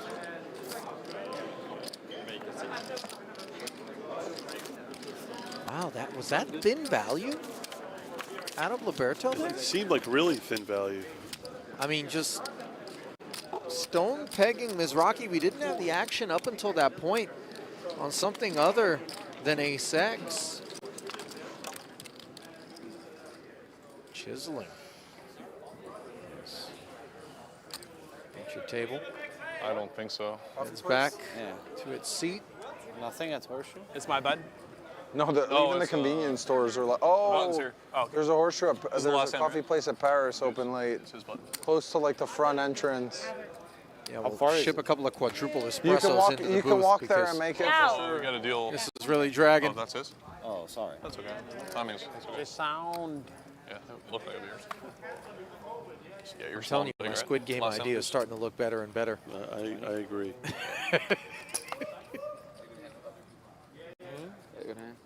Me? This flash? I didn't see anything. I didn't see it at all. But No. At 7 draw. At 7 draw? 7. Oh, really? 7, 6, 5. 6. Good fucking hand. But I break. When I bet the king. Ite. 8-4 deuce with a bonus 4 running into the 9. Perfect from Lindgren. He'll 3-bet. So, you know. Well, let's see if he approaches it differently than Vitch did. I would almost guarantee you that he's going to pat this. It's a different spot because he's in position, and Ite's going to take 2. But, I mean, if you're Lindgren here, you can never break this hand, really. It just seems so bad to break here.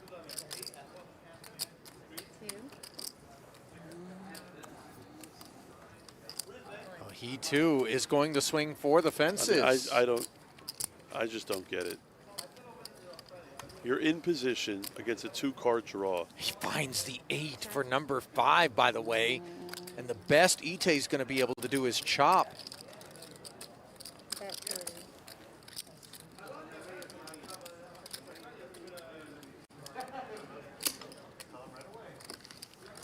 I don't want those. Once more, she draws 2 now. E-Dog is Pat. And Ite will be done with this one, having failed to pick up the 8 draw.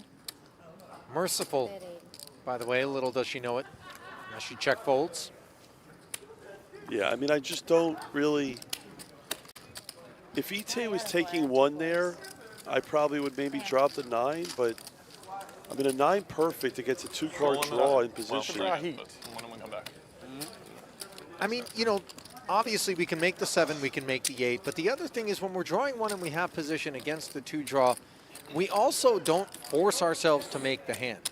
There's a point at which you can simply decide that you want to bluff it, you know.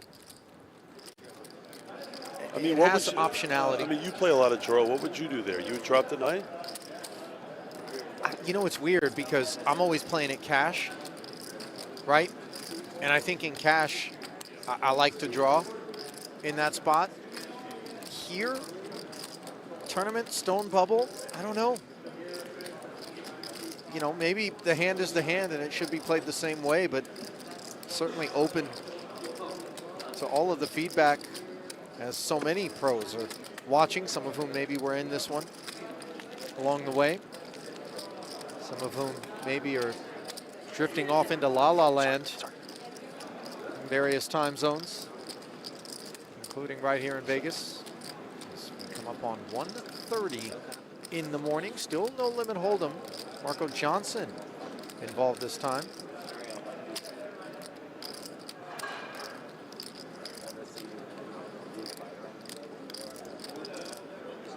Liberto has been quite active. And the activity continuing here. Barrels at an ace turn.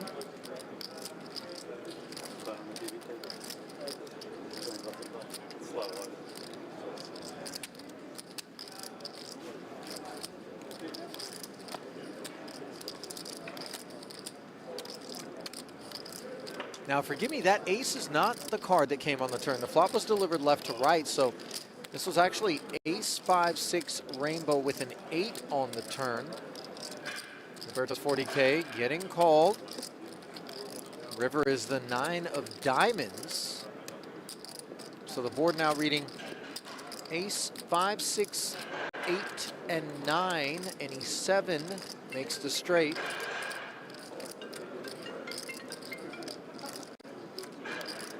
Did not clock the particulars pre-flop. Looks like it was raised from Johnson and flat from Liberto, given the button being on Ben Lamb, with Liberto just defending his big.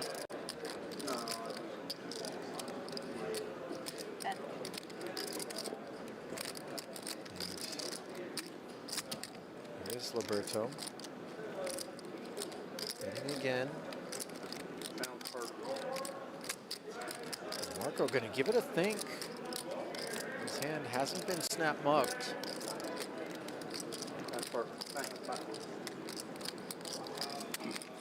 Didn't expect it to flat.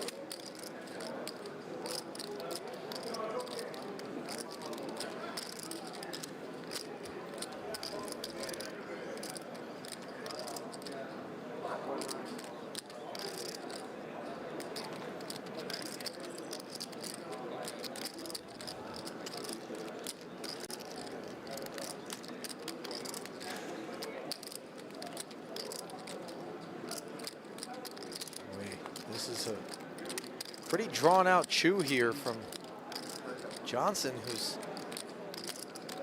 I think, got an ace, but just trying to deduce what lurks across the way. That big blind defending range could easily contain a 7, maybe some 2-pair combinations on this particular rundown. did not clock the action on the flop, which would be relevant to helping deduce. Liberto's holding.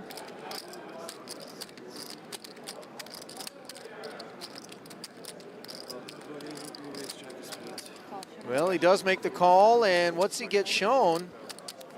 Pocket fours, I'm being told. The ace-queen with the uncomfortable call, but the correct one.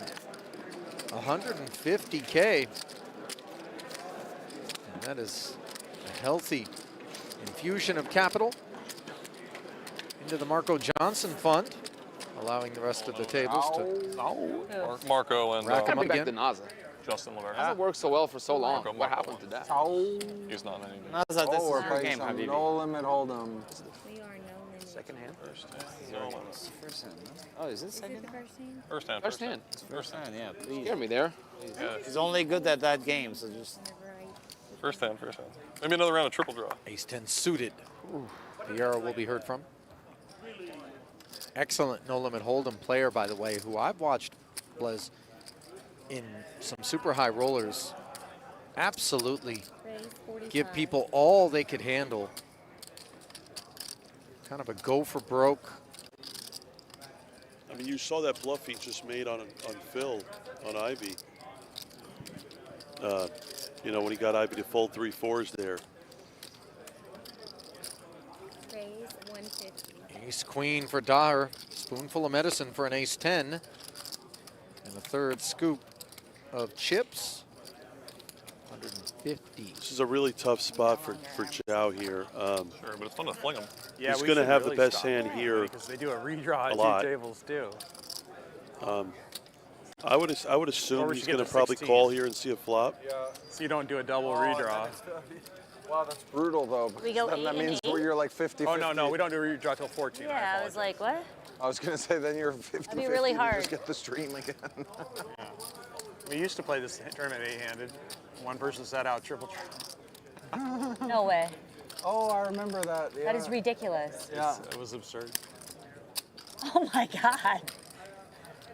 I remember that. I was like, why don't we just play 7-handed? They're like, oh, we You know, can't. Vieira That is expects, absolutely ridiculous. especially as a cutoff opener, to have Daher target him a reasonable Oh, amount, people don't like that. able to exact the What are you ICM talking- pressure People don't like so sitting in. comfortably off of that massive 4.6 million chip stack.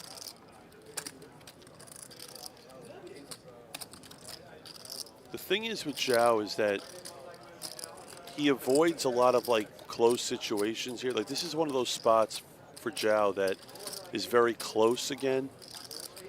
I think he can, you know, I could see him actually folding. I mean, he can call. He really doesn't want to put himself in a bad spot here post-flop.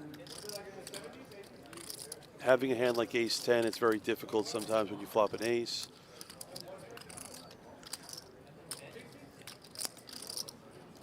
He's really thinking here. Yeah. Show one card. One card. One card. Show both. Okay. Aye, aye, aye. Hell, Vieira concedes and is well served to do so. And listen, if you're looking for something to do in between these hands, why not download Play Poker Go? Available on iOS and Android devices, as well as on the web. It's where the action never stops. Free online poker with real competition and zero risk. No gamble, no future sit and goes. Spin the wheel of gain. Grind the ring games. I don't think it was regretting folding. No deposits, no bots, no gimmicks, just pure authentic poker. Oh yeah. We were the Oh, slowest sorry. hand. Charge. We were the last one. That was a slow. I might download it right now, Jared. You know, just think about it. Like every hand's 3 minutes. Thank you. You know, you're grinding the planter's peanuts. No, no, no. Probably everybody I'll else. grind some Play Poker Go, and, you know, between the two of us, I understand.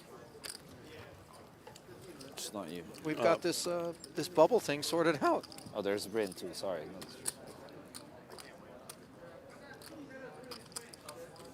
You want to hit some of this Celsius, bro? What do you know about this? Jet fuel. Just give me anything. You're in? Yeah. Wow. You know I've already drank out of it. Nah, don't do it. That's weird. No.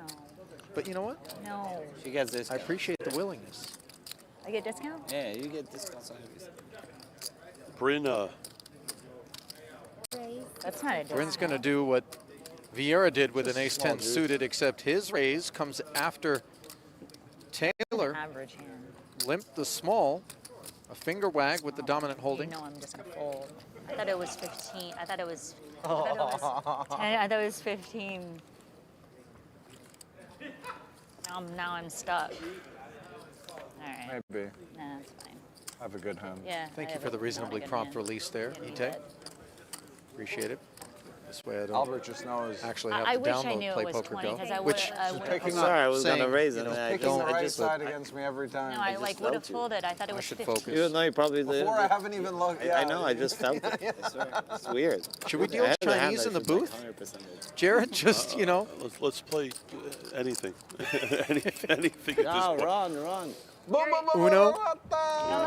We're not gonna muck your hand. Uno. What'd you say? Solitaire.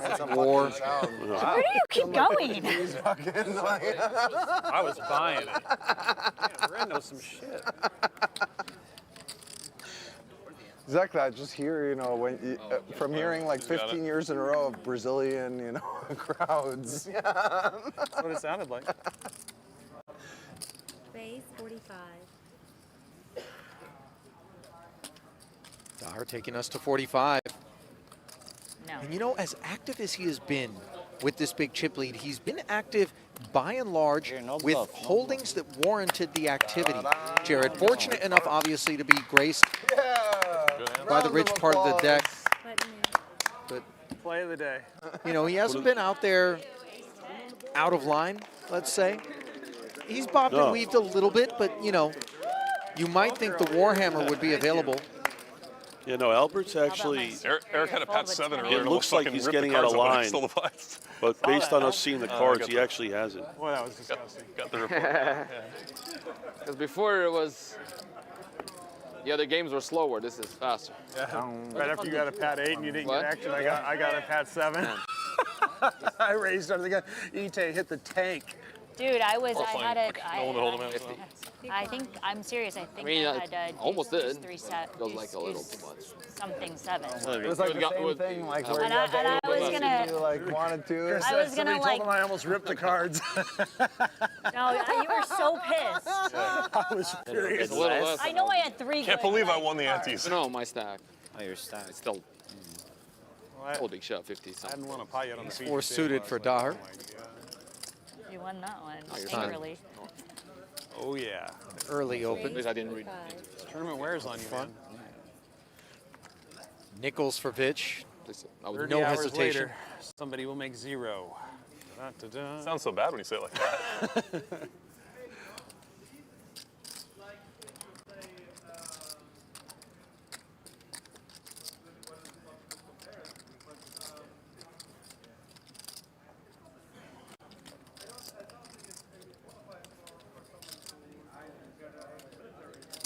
Raise 150.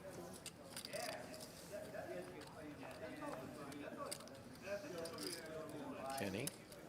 And this is why Kenny is so tough in no limit hold'em. Yeah, choosing to 3-bet on the button. And most people wouldn't pick a fight with the chip leader given the ICM of this stone bubble, Jared. And yet, he shows that fearlessness. Boys, no politics on the rail, huh?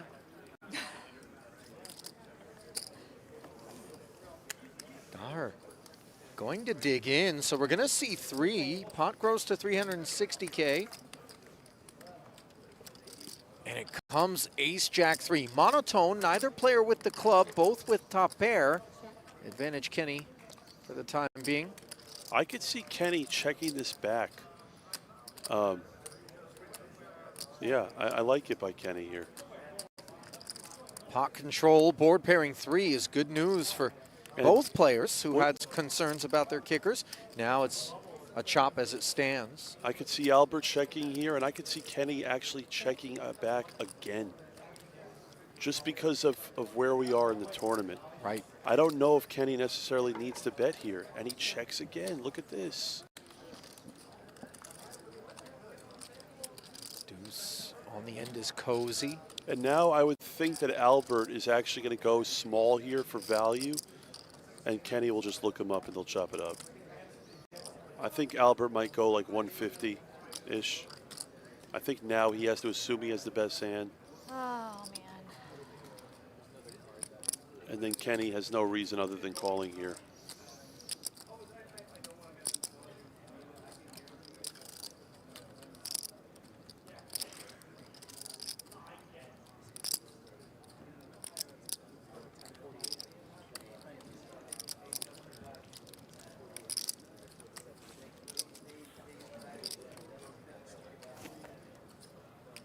Grinder over for a peek.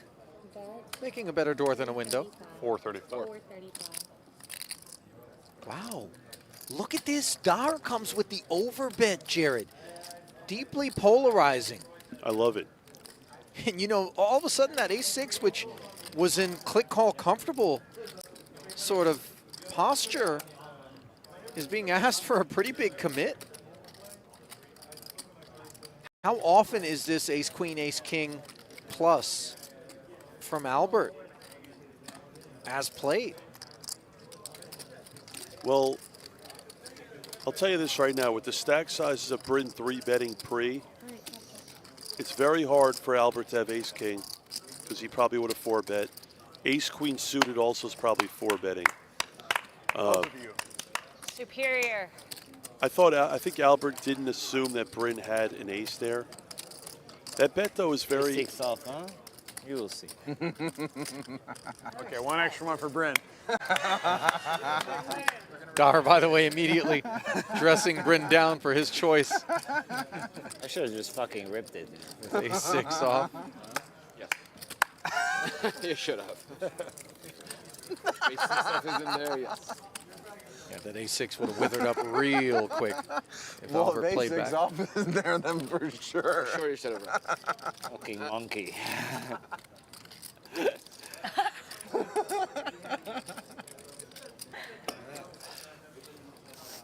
Snaps the river, doesn't give a fuck. No, yeah, not gonna fold ever. We're supposed to check deal down, right? Yeah. You know we're supposed to deal with him? Yeah, check. After check down is not going to fold the river. He did. I mean, chops. Overbet. Yeah, chop with too many value hands. I like Anyway, these yeah. shades on Vitch, by the way. It's got that Fear and Loathing in Las Exactly. Vegas, Hunter S. Thompson Must vibe. be like flopped a Flushes? flush and trapped it. I mean, sure. If you check He looks twice, like one of the older dudes on your dorm room floor you can. Yeah. with the lava lamp and always, Wouldn't put you a know, flush check in the twice smell of very smoke often, coming no. out from beneath, I remember the lava lamps. you know, the door. Oh. No, I gotta What lay type this of toner smoke, I for, showing probably that don't one need to down. explain. Yeah. Now relax. Probably not cigarettes. Just put the Thank read God on around it. You is know, that it's a Exactly. look. I'm so happy to get a chop on that one. Sorry, I was like 2 seconds away from shoving 2 pre, then I just like, I got whatever call. yeah, whatever. Vieira limps the king 10, snap check Fuck, back. I didn't even think about raising this fucking guy. He's From so the steamed 8-5. up, he forgot to. I forgot to Albert raise. ranging himself down here with that pre-flop statement. Again, a monotone board where Vieira has the big That was some spade. poker. Dar with the 8. Can't be just waiting for the Would have money. really been poker if you would Gotta- have just sent it in. I'd like Well, Zhao you're here to rolling lead a here That after would've that been speech hood, with yeah. Albert. I missed the min raise. I think he has to fold. He probably would have shrugged called. He probably. So it's not really a free roll. Yeah.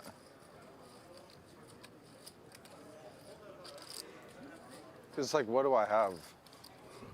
Flop to flush with some hand that I wouldn't 3-bet with?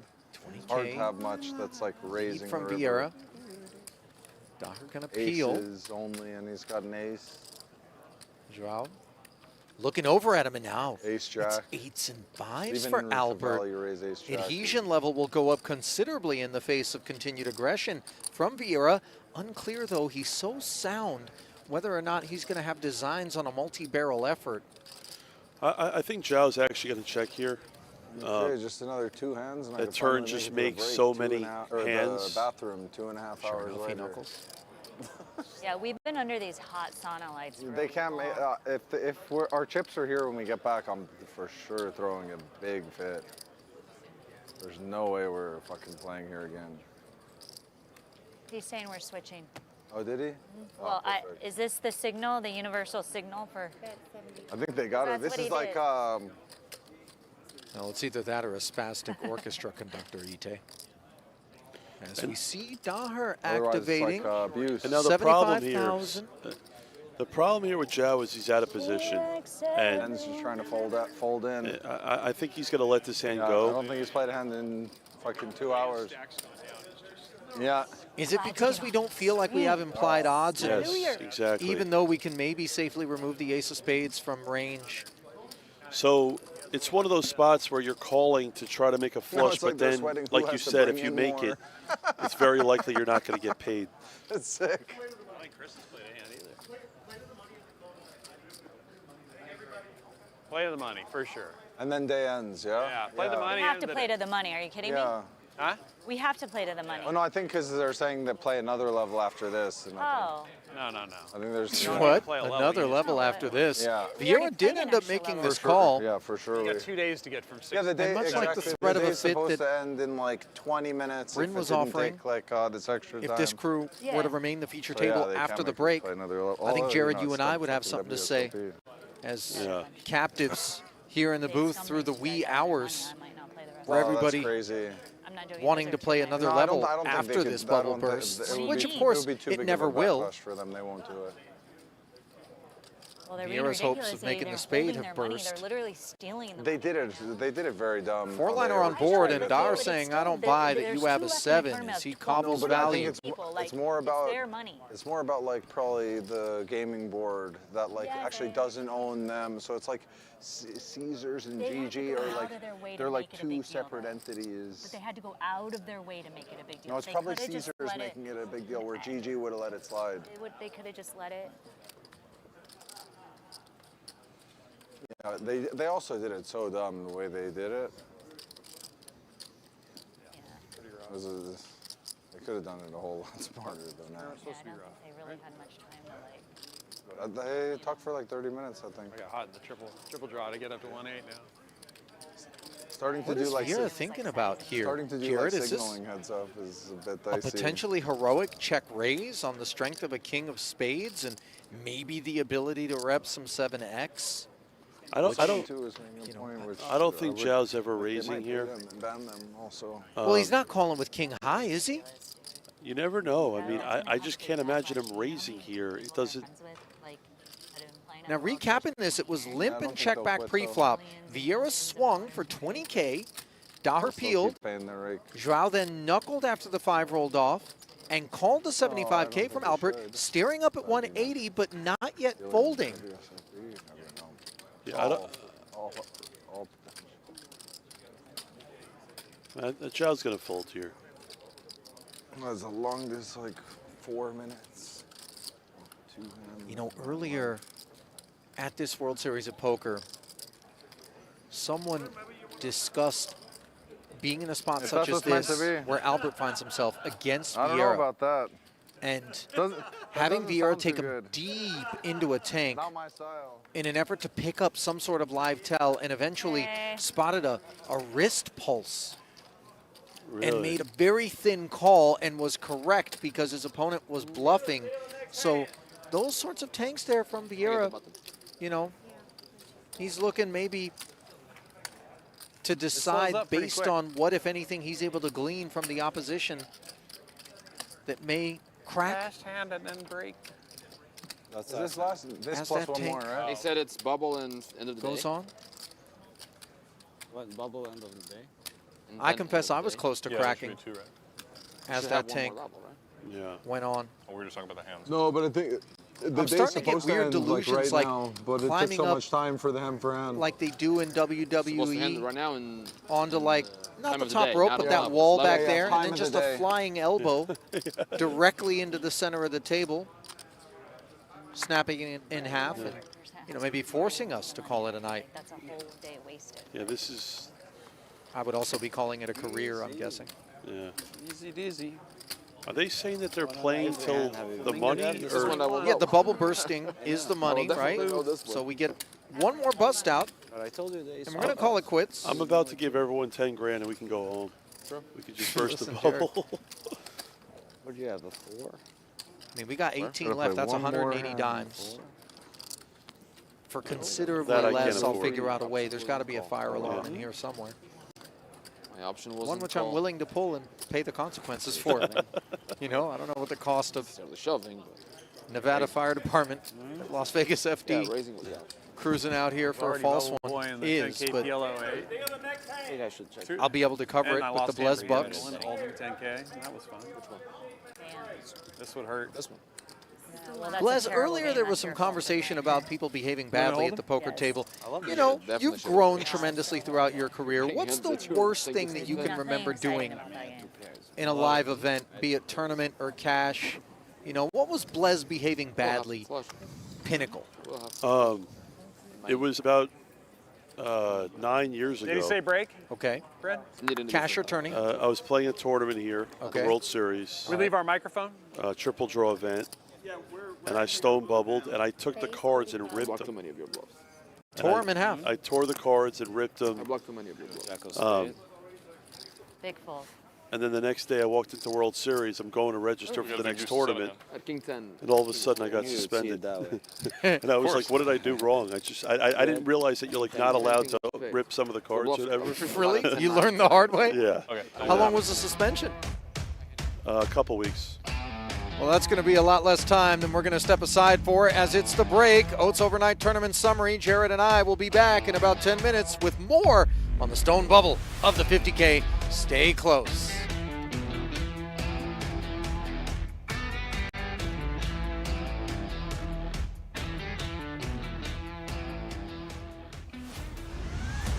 The NAPT is back this November, my babies. This is going to be such an amazing event back in fabulous Las Vegas. I had such an amazing time at the NAPT last year. It was one of my favorite events. Stay up to date through the PokerStars channels. Come play with us this November. I'll see you in Las Vegas. Be there. Good fold. Now, you could make an argument. When he makes the decisions that he makes, it isn't coming from perhaps the point of frustration or emotion. I think he has conquered that sort of element from leeching in to his procedures, Jared, but obviously you are entitled to your opinions with respect to that which you are observing, but wouldn't be too harsh on old Philip. He's got game. I love Philip, but I don't love the way he's performing right now. Now Taylor, ace-10, 4-deuce. And now we talked about it earlier. This is exactly the spot that I just said when you have an ace-deuce with a weak high hand. Now this is a spot where Hellmuth has a hand like Ite's hand crushed, having ace-deuce, but king-queen with it.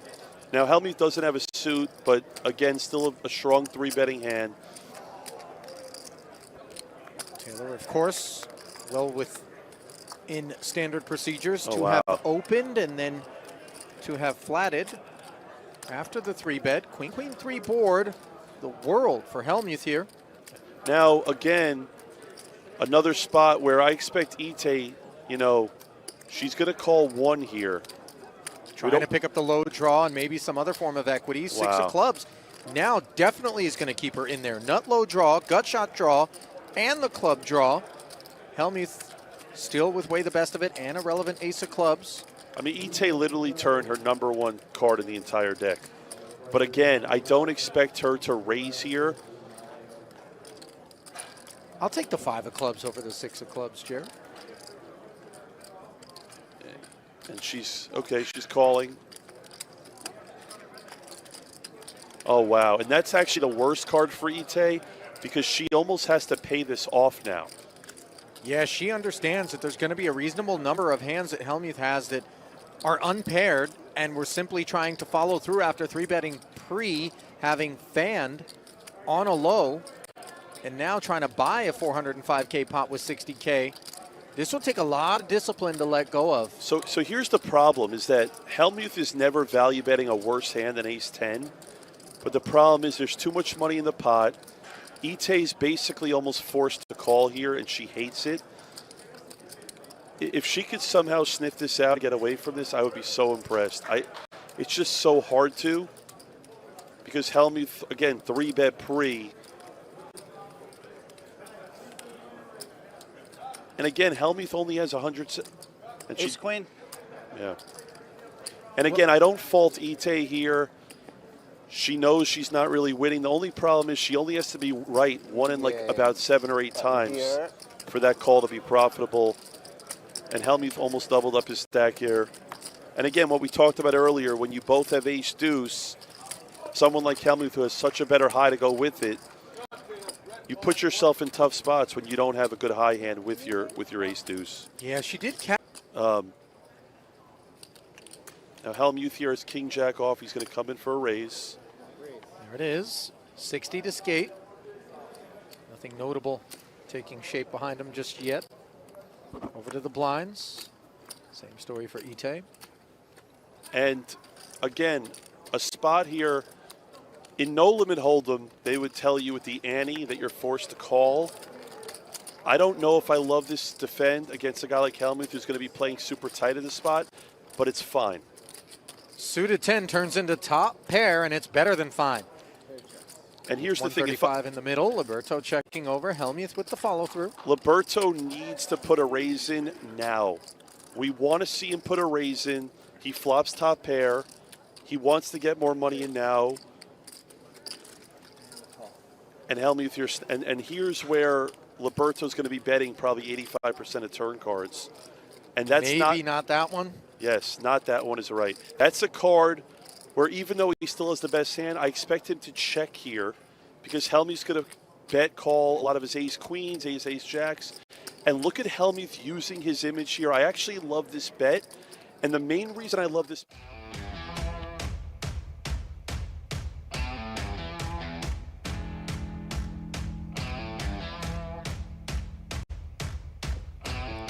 Back with a new crew here in the 50K PPC wee hours from the Horseshoe Events Center here in Las Vegas. The glimpse at the chip counts brought to you by PokerStars, and that's $6.25 million brought to you by Plenty of Victims in front of Andrew Ye. 250 big blinds, a better than 3-1 chip lead ahead of Christian Roberts, Islami Madisau, Klodnicki, and Ben Yu in that order, with Ben Yu perhaps feeling some eyes on him.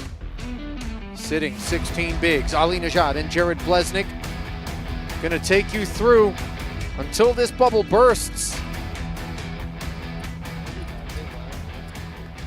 It's the sum of the big and the what small. we've observed thus far indicates So is this like first card could here, take second card some here? time. Those cards are terrible. No, the no limit and PLO, it's fine. Can I put them anywhere? Oh, we got little cards now. Can I do this? Yeah. It's with 5-card draw. They want them in the boxes because they sometimes don't all read at the same time. Okay. Sure.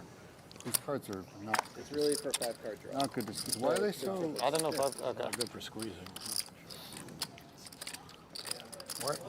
Why? Oh, because they're RFD. Raise 75.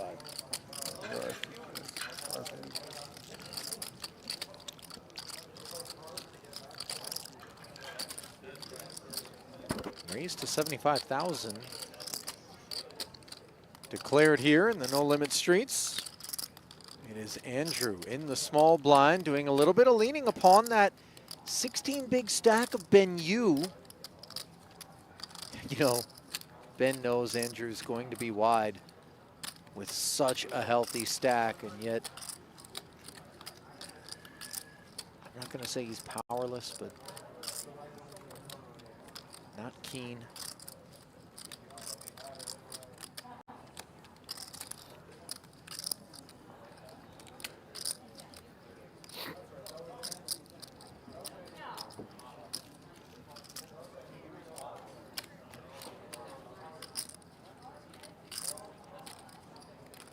What do you like with the King 10 and 16 bigs here, Jared? Do you just try to push back, recognizing that you are one of those short stacks that's going to have to do something sooner than later, or? I mean, this is actually a really tough spot. I think it's tough because, you know, if you flat, you're opening yourself. You're opening your opponent, you know, for a chance to outflop you. And then if you shove and you just, I mean, you can't assume that he's going to be folding a lot of hands here. So it's like, it's a very tough spot. Unenviable situation, one that ultimately sees him fold, and boy, those are big pickups. String enough of those together and got yourself a real payday. That was the longest hand. Andrew already enjoying a healthy payday. 25-35. In the 10K Raz Championship, where Brian Rast eventually won the bracelet after a very long, hard-fought heads-up battle with Andrew. A little over 200,000 picked up for the silver medal effort. Nicky, no efforts with pocket fives here. Ace-5 for Christian Roberts. Andrew's biggest career cash coming at the 2022 World Series. We're in the 10K Horse Championship. Picked up a bracelet and $487,000. I'd have to assume Professor here is just gonna move in here. Yeah, red queens with Andrew, high V-pip, button open. If he folds here, Ali, I'll see you tomorrow. I mean, I've seen crazier things in these poker tournaments. I mean, there would have to be an incredibly short stack elsewhere for him to choose to do something like that.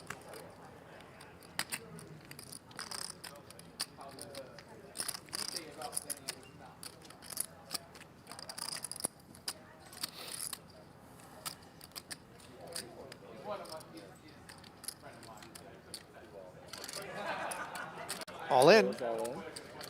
Leaving one chip back.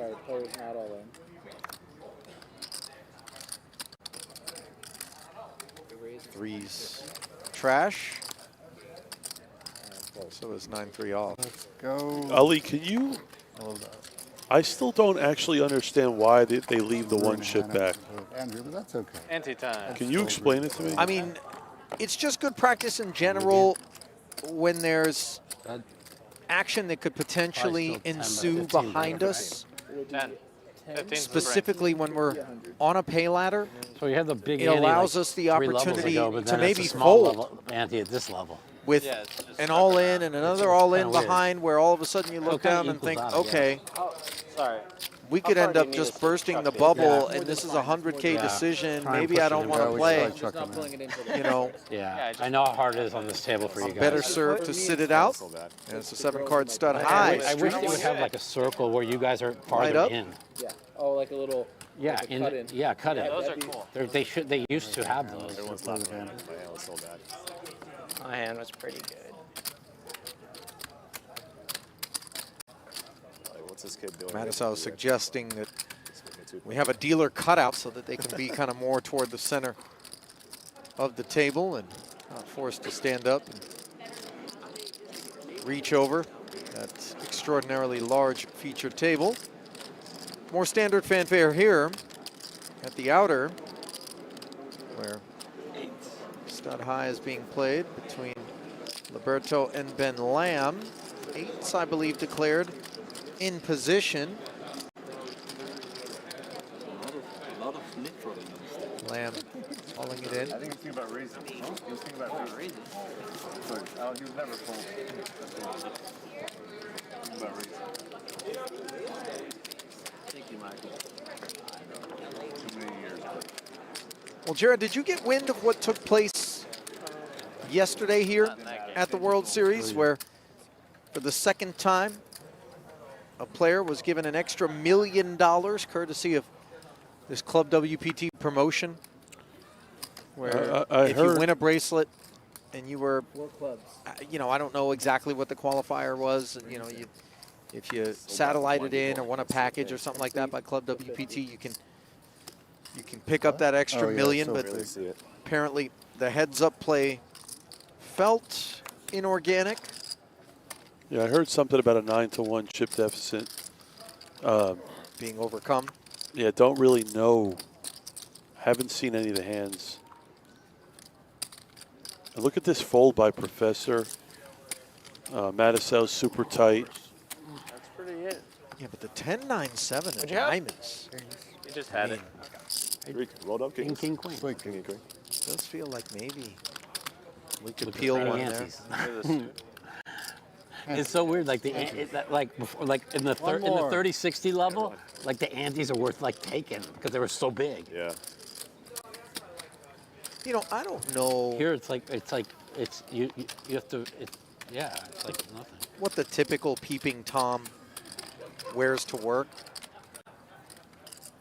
And I'm not suggesting that Matisau is, staring into your bedroom window, but that particular ensemble does strike me as, The minimum. Yeah, I've never seen Matisau wear a hat like that. Yeah, this is just, we know it's you, Mike.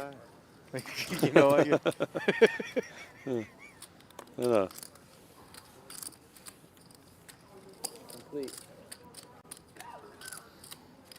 And I guess, Ashton at the other table, it looked like he had about 250,000 in chips. Maximum. So expect Professor and Klodnicki to really play very, very tight here. They obviously are aware of how short Matt Ashton is. So I'm going to give him a check. Listen, I don't expect Ashton, by the way, to be in a rush to just get it in. I think even as lean as 250K, he's going to be very surgical about his decision if and when the time comes for him to get those chips in. Looks like Albert just won another pot. That's great. I'm glad they're still streaming this. I mean, it's late. People got to fall asleep somehow. Yeah. Yeah. Back in the day, It's going to be like really boring to watch. when I worked for I can't sleep. ESPN, What do I do? I was I used to have this college football show, and we would travel around to small markets Not only in that, the country, and we'd stay in some Almost dusty we're hotels. back One up, time too, we were in so a it's Holiday like, Inn, That's really happening. and there was a The viewership's really not strong right now. Yeah. like a My Little Pony convention, a brony convention. That's what it was. It's like adults who were into My Little Pony. And I confess, while I don't think this is something that Islami is afflicted with, I was kind of worried when he didn't immediately Ali's fold. ensemble does You folded pretty remind quick. me I a didn't have bit time to react. of a lot of the characters that were floating around the do lobby. it. If we can get another shot of it, there it is. You know, It can still be an you okay could shape. see adult My Little Pony enthusiasm I like the bubble. from someone, Yeah, it's also not in that this big. sort It's of also garb. not that big hand in that front. Yeah, I think it's like the holographic logo, whatever that You would is. have shoved on me. The abalone effect, the iridescent. What is Ali Islami? What kind of shirt is that? I don't know. An expensive one, if I had to guess. Deuce. Jeez. That's what I get. Complete. Klodnicki. The bring in here. Roberts. That is a queen, right? That's a queen of Completing spades. with the Okay, queen. Andrew flatting with the wired sevens here. Did you see that card? What card? Can't even I see just the cards saw- that are I face can't even up. see the card over there. I accidentally I almost. definitely can't see the suit. I kind of saw Spade helps one of me. Mike's cards. I guess I'll help you out. Neither of you saw it. I won't say anything. Hello over there. All over there. Why is this table so big? Really the nice ace of clubs, 4th but Street that's- here Yeah, for the camera. for Roberts, as he has made the ace. Roberts paired his ace. I'm sure Bad it call is. has been declared. Andrew declares bad call and peels. Fails to improve. I think Roberts is going to continue to bet here. Why wouldn't he? Andrew has an interesting decision here. He's got sevens in the hole. I kind of like the fold. Even with Roberts having hit such a bad Got at 5th least Street a card. At least. Yeah. Lucky Nutri. Complete on 3rd Street. I'm just trying to If play it as isn't bad a as queen. possible. So everyone's like, oh, this guy's a fish. And next thing I know, Oh yeah, this is your chance to advertise to the That's 10 good. people that are watching. Yep. Could be one of those ace-X Broadways. Just that hand performing better than the sevens from that point forward, I would think. Let's talk about Christian Roberts, shall we? Nearly $2 million in career tournament earnings, just shy of $570,000 from the World Series of Poker. 119 cashes for the 30-year-old who's originally from Venezuela, now lives in Vegas. Went to the Worcester Polytechnic Institute where he studied computer science before pivoting to become a professional poker player. One-time bracelet winner, and that came online in 2023 in the $500 Summer Saver. Okay, so the button's right. You have seven more hands instead. Outer table, this crew familiar to us, having been on the feature just before the break. Looks like a stud high hand between Lindgren and Albert Daher. Daher showing jacks and threes. Good for the pot as he grows richer.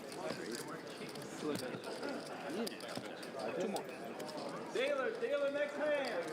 We had all the jacks. I'm just letting you fire it. Yeah. What is the redraw? 14? Yep.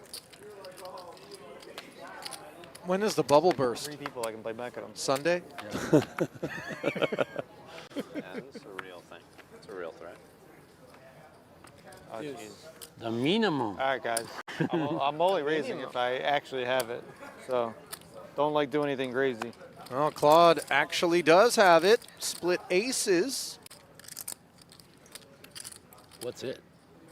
That's what I was thinking. Exactly what I was thinking too. Okay, you're not going to raise a completely naked bluff from first position. Got it.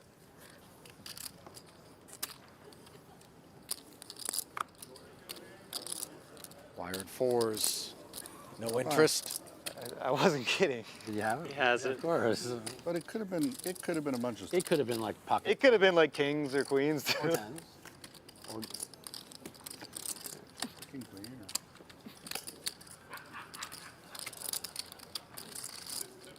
When I meant it, I meant I meant like a premium hand. You only win 60 in antes. Before you were yeah 70, whatever. But before you were winning like 2 to 1.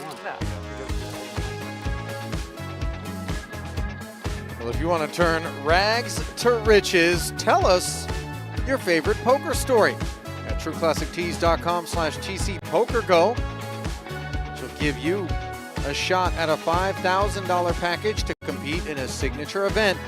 At the end of 2025, True Classic and PokerGo teaming up to give 15 winners that shot. It's trueclassictees.com/TCPokerGo. Submit your favorite poker story now. I actually really played Raz this year. Your chance to win. Yeah. For 30 to win. Like fun. You got a favorite poker story? The regular rotation. Jared, Get to play whatever the we already heard you talk about the maybe not so favorite moment where you ripped up people here aren't your hand in the deuce tournament. Variant. What's your favorite poker story? Maybe something played it, but I very figured few out. people would know about, considering the rarefied air in which you ply your trade. The round will probably be over. Bobby's room and beyond, such a mystery to most of us. Same thing, guys. No steals. I would say one of my favorite poker moments was the full tilt days. Yep. I was 22. I started playing the biggest games on there. Rail Heaven?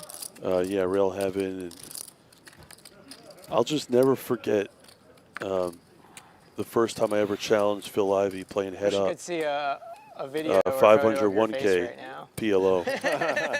And actually, you can. play it back. Yeah. Subscribe to PokerGo. it's not really like an amazing story or anything, but I just remember playing Oh no, him but I got a shill for them.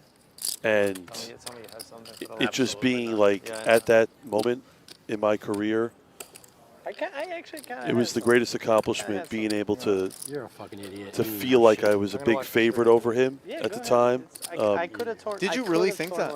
Yeah, and I it's funny because I beat him Too many people behind. I would have. multiple times, and then it got to a point where he said, "I don't want to play you anymore unless we play like $1 million freeze out." And at the time, I didn't have that type of money to just play for a freeze out for $1 million. But growing up as a complete failure my whole life, dropped out of school, was never really successful at anything, and to be able to play the best poker player in the world at the time, and to feel like I was a favorite And it's funny, I never and talked. win heaps. Yeah, and it was and more than that too. Like, I never really talked to my family about my poker stuff, and I remember calling my father and telling him, "Dad, you know, I beat the best poker player in the world." And from that moment on, I mean, that was probably the best moment I've had in my career. Pretty touching story there, Jared. I mean, Yeah, I mean, there's certain moments in my career. I've been fortunate enough to play everyone at pretty much the highest stake. And I don't have the competitiveness I had in me when I was like playing full time. But just all the memories I had playing all the top players. And what's amazing is when you look at a tournament like this, of the 100 players that entered it, I mean, there's probably 15 of these guys that have been playing for probably 20 plus years, maybe 20, 25 guys here. But it's crazy when you look at all the time that's come by in poker, right? I mean, like, I remember when you were commentating the NBC Head Up, and I thought back then, I mean, that was some of the greatest coverage of poker at the time. And it's incredible. The guys now that are like in their early 30s and late 20s, they never really got to appreciate how great poker was back when we were kind of coming up. Like, yeah. I mean, remember when like Durr and Hellmuth were going at it in the original, you know, Hellmuth's like, oh, you're not going to be here in a couple of years. Like, the personalities of poker, the game has evolved so much and changed. And it's funny, too, because people ask me all the time, who do I think the best poker player is in the world, even today? And my answer would actually still be Phil Ivey. I'm not saying he's the best player in every game, but there's something about Phil Ivey that playing with him, it's like different than playing with everyone else. especially in the cash game streets. Yeah, and you know, he looks through your soul. As Mattisau looks up at an ace, which he pairs here in stud high. Started out 3 suited and then had some straightiness on 4th Street. Islami was trying to tell the story of a king and continues to do so. Mattisau flats the big bet street. Islami really in no man's land. Now he does pick up a gut shot straight draw. Mattisau checks the ace high over. Islami winds up with nothing more than a pair of 9s. Aces up now for Mike. Takes a swing. I want to share one more thing as well. Yeah, sure. So when I turned 21, as you know, the Commerce Casino back then was like the hot spot to play poker throughout the country. It was Mecca. Yeah, 17 years ago, I walk into the Commerce Casino, and I see JRB. John Robert Ballon. Yeah, and back then he never had any money. He plays a lot better now than he used to. And I couldn't get a head-up game in the Commerce. And I go up to JRB and I said, let's play head-up PLO. And he's like, you're going to have to give me a spot. And back then, when I used to play people head-up, I would always give them like a percentage back or a small spot or give them like the button or whatever. So JRB's like, card? Yes. And I ended up giving JRB a 5th card. I got it, guys. Don't you worry. And we were playing his 5 to my 4. And I actually ended up beating him. And that was, I'll tell you this, I beat him for a small amount. And I don't care how good you are playing head-up PLO. If you're spotting someone an extra card, it's an advantage that I don't think you can overcome, especially in today's day. But back then, that was a big deal. Like, you know, I was walking in there giving him a 5th card. It was like unheard of for a spot back then. You know, I remember Brian Townsend, SB Rugby from back in the days in Full Tilt, coming down to Bobby's and spotting people buttons and 5th cards. Ashton, but I think you know, it looks like taking he on the doubled. likes of Sammy Farha. Oh, yeah. And I some mean, others. I mean, if you look at some of the greats, you know, from 15, 20 years ago, Townsend and Cole South. Maybe just like oh, that's Waco maybe kid? like effectively double, right? No, I think no. Cole South like was 250,000. No, Jared Hamby was Waco kid. Yeah. Forgive me. What was Cole South's online name? What was it? Give you a tiny scout. Maybe somebody out there. I don't know, I'm drawing a blank. But anyhow. But yeah, I mean, I feel like you know, when people start talking about the Hall of Fame and, you know, it's really warm. the nominees for the Hall of Fame, and a lot of it's about standing the test of time in poker, it's very hard to constantly be at the top of your game over the course of a 20-year span, whether it's tournaments, cash games, you know, online poker. You know, one of my best friends, Aaron Katz, who obviously you know. Yeah, the Blade. Yeah, and, you know, when I came up in poker, he was kind of my mentor. He's taught me a lot. I've helped him a lot. And I had a conversation the other day. I said, Katz, I said, as great as you are in poker, I said, you got to be doing stuff wrong to be on such a big downswing. And I said, people in poker, the key to being great, it's no different than business. You have to keep evolving and keep growing with the times, because there's always going to be someone watching this right now that's going to figure out what's going on better than what people are doing right now. And every day that goes by in poker, someone's going to get better. And so you have to keep on grinding and working. Yes, and the thing is this, right? In business and in poker, you can never be content with your game. That's why I have so much respect for guys like Brian Rast, right?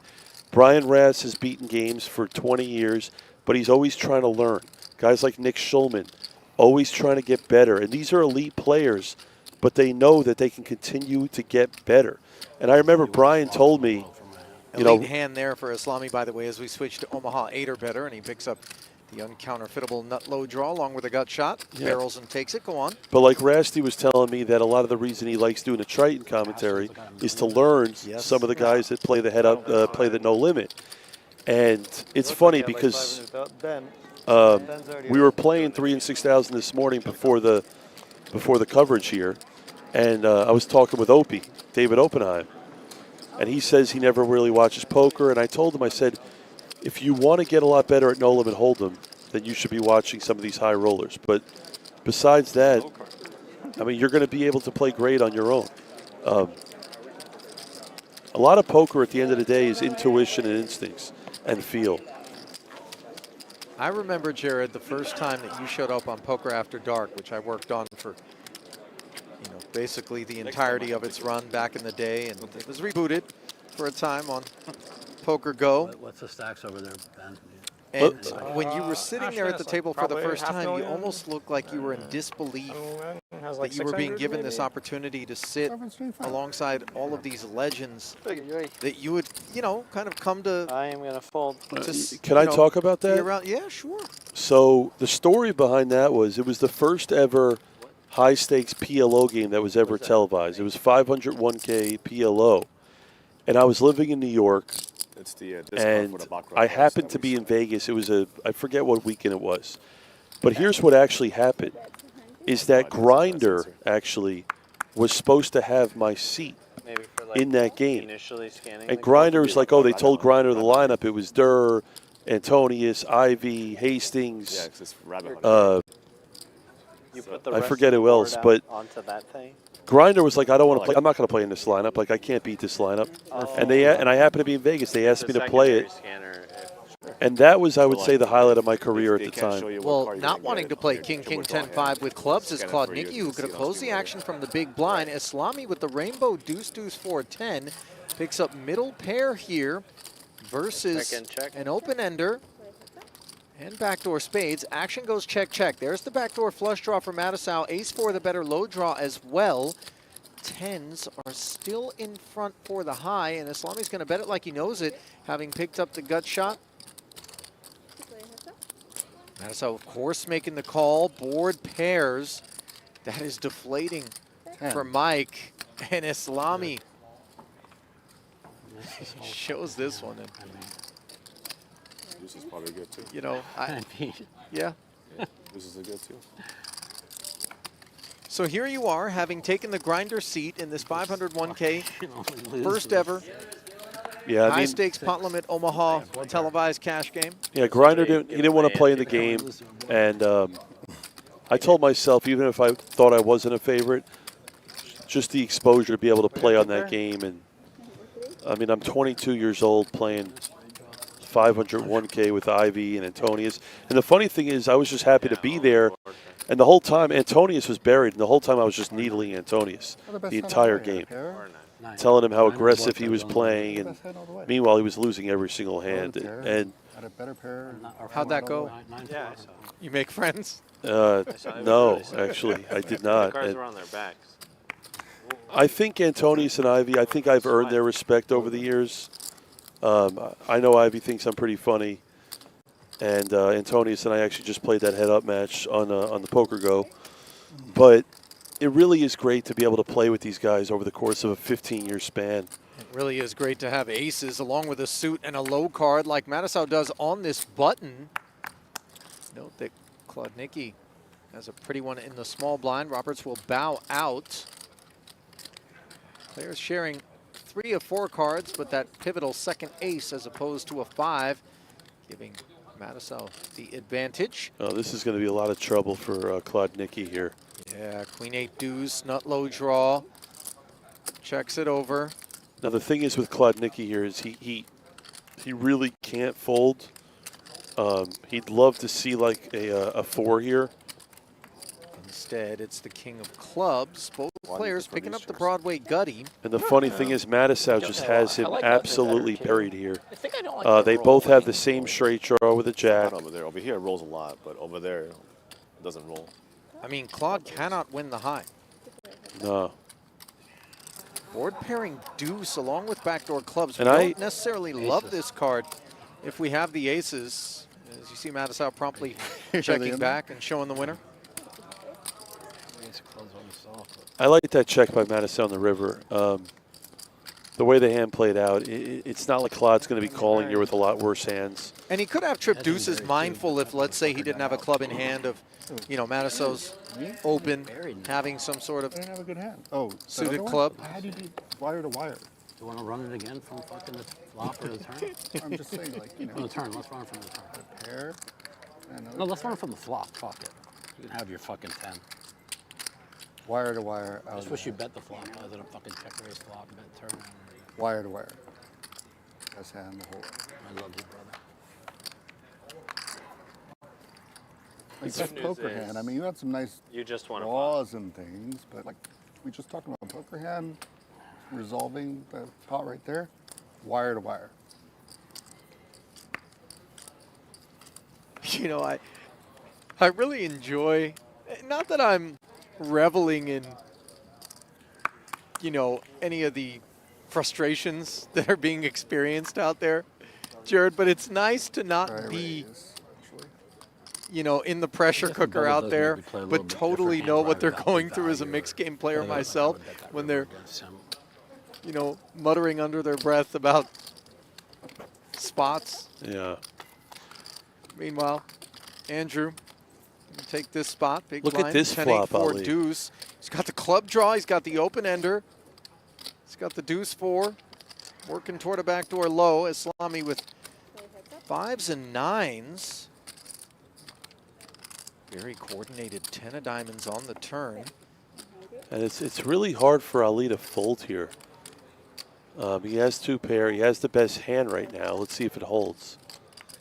Peels one more time. Front door, 4 of clubs with no low out there. And Andrew going to check. Flush. Islami probably didn't expect to hear the words flush, but check back promptly. You got an open ender? Oh, I didn't see the open ender. You got a big hand. Yeah. You think Andrew should go for value on the end there? I do.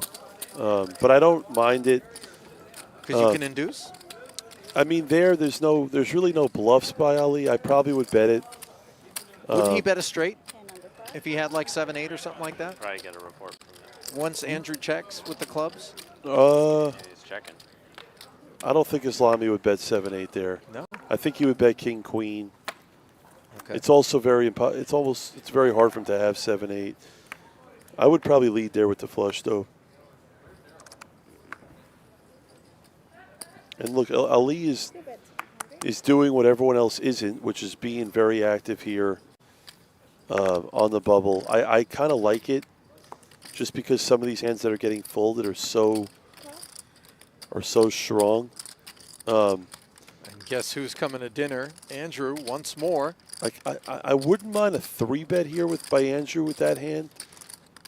You know, I don't know if you really want Professor in there. Well, 9-7-5 deuce monotone. Not exactly the most attractive proposition. I do think Professor's actually just going to end up folding this right here. He's too short. He's going to come into the small blind. I don't see the need for him to get involved here multi-way. I expect Professor here to fold.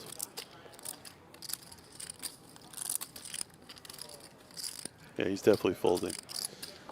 And that's probably correct. Your hand just plays so bad 3 ways. What's the report over there, Bob? Anything? They haven't moved since that. Ace 10-9. Broadway gutter plus top pair for Andrew. Both parties check quickly, and Andrew makes aces and 4s, while the nut low draw, which is also a wheel gutter, is what Islami's working with, facing the 100K. He does make the call. River is a king.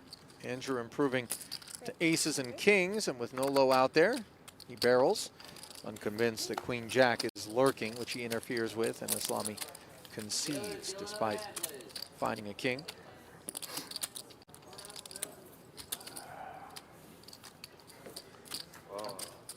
I've always felt that Andrew's Omaha 8 or better game was among the stronger ones that he has, and he used to play a tremendous amount of Omaha 8 practically on the daily. There used to be a 20-40 08 game that would spread at the Bellagio. Who's this? That make? I didn't. This was too risky. Yeah. Who are you talking about? 5 years, Andrew. Oh. I'm so tired. I had 3 hours sleep last night. Always felt that he was a very talented 08 player. Frustratingly so, of course, when you got to battle with the guy regularly. Yeah, I think, I mean, Mattisau, 08 is one of those games where everyone thinks everyone else is bad at it. It's the one poker game where everyone's just like, oh, this guy's bad at 08. Mattisau claims to be the best at 08. I wouldn't agree with him. I think Benny Glazer plays phenomenal 08. Obviously, Matt Ashton does. This is hand 6. Note the deuce 4-5-9 into the bin, by the way. Oftentimes people will regard the 3 wheel card holdings, especially if you've got a suit, as being worthy of participation. But look at this by Professor. See, here's the thing with this hand is Professor's going to end up folding here because he has really no. If his 8 was a king or a queen, I could see him playing, but I don't like this. You thought he was going to muck the ace deuce even with nut hearts? I do. Just because the problem is you're not. I mean, you can make hearts. You have that way to go, and obviously the sheer strength of ace deuce, especially against the button opener being the chip leader, Andrew. And now here we are with an 8 and the nut low. If I'm Professor here, I'm leading. I feel like death. Especially with 2 deuces. I would lead. I don't like his call pre-flop, though, because... Can you bust somebody or something? It's just so hard to... You double-double? You know, he ends up checking. Andrew's going to bet it because he's flopped the nut high, and obviously is looking to represent a good low. Nobody's had any hands over here. You really definitely want to avoid but the being problem quartered here is in situations. Islami with the but Ali, the 9-10. problem with this is that he makes a low on the flop, and now he's going to be forced to call down, and he basically, it's very hard for him to win the high. Oh, look at this. So now he's raising. I almost would rather keep Ali in somehow behind him. Wow. He's picked up the nut flush draw on this turn. Look at this. There's a lot of vultures here. Look at this for Professor. You hear him say there's a lot of vultures here as they're circling what they hope to be his carcass. I have a big free roll too. A bit. I might have Andrew says, let's get the rest in there. If you have a free roll for sure. Never mind. We're waiting, right? Free roll. Oh, I get. No, you're free roll. You Oh, take it. yes. Go away, vultures. That's what you. That's why. Any heart for a fucking full double. So I just... You get to keep those, and then the rest of them we'll see. On a deuce, he makes a 9 low, right? Nine's We're playing Omaha any. Yeah. Omaha. Omaha The regular. B stands for best. Yes. Omaha best. Omaha best. Andrew, that is not a good Omaha. No busts. I know. I think you're gonna double. I really do. Rainbow King 10 I'm not 9 greedy. I'll take 7 my B. half and the chop up. Examined The by salami. a salami openly. I hope you get it, Ben. think you're gonna get I it. deserve it for playing that shit hand on the button. I don't really want it. No. Okay. You're up against Andrew. I said I'm happy with I was thinking maybe he might lose a pot, but Chop it. believe it or not, I was actually pulling for you. I was too. I mean, Ben knew first to win that one. My hand was god awful and got lucky. There's approximately one thing that I'm pulling for right now, Blez. Maybe two, if you count an asteroid hurtling its way directly into the booth. Meanwhile, we're looking to hurtle you into the Poker Masters, courtesy of Octopi Poker, which is home to the best all-in-one study platform for players of all levels, and giving you the chance to play in the opening event of the 2025 Poker Masters. This could be your ticket to compete alongside some of the biggest stars in poker. Enter for free now at PokerGo.com/WinMasters for your chance to win.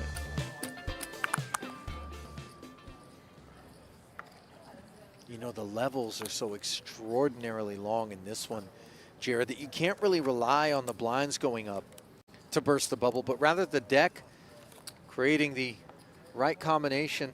But look at this for Claude. He's got an interesting decision. He's got 285,000 in chips. He has a very strong hand that's playable in almost any spot, but maybe this one. But the problem is he's, I mean, I feel like he has to play this hand. I mean, the limits are 50 and 100,000. He's under the gun. I mean, I don't know. I mean, Ali, I feel like he has to go with this. It's just too strong of a hand.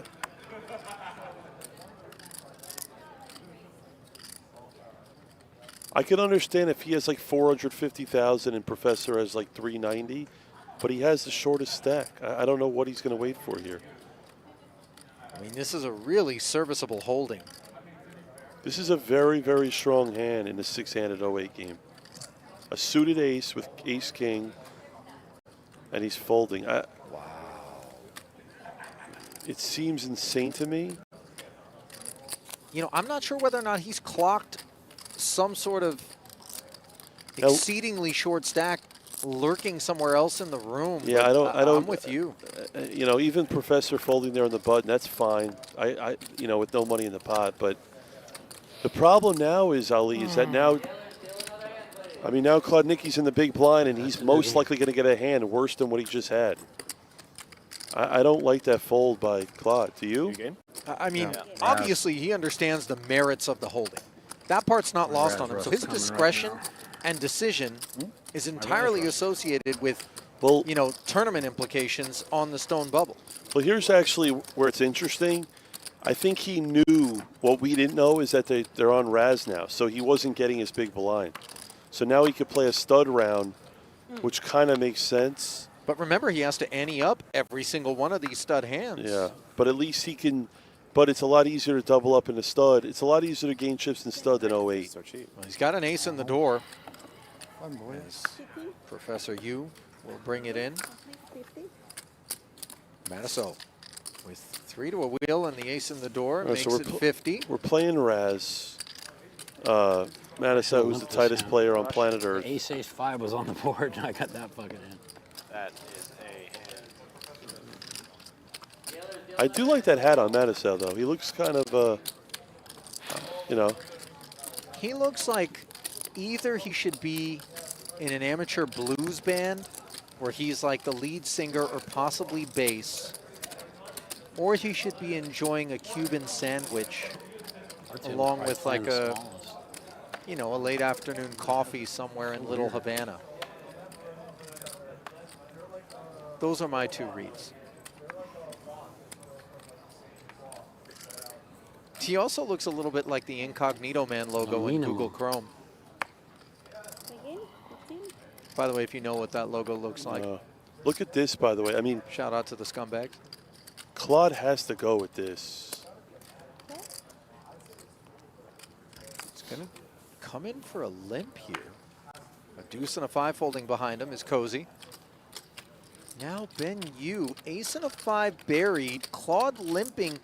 You know that he's likely to be doing this with 3 to a 7, just given the other door cards that are out there and the lack of chips. So Ben will hop in there. Mattisau's acting like he's got an option, which of course, as we know, he doesn't.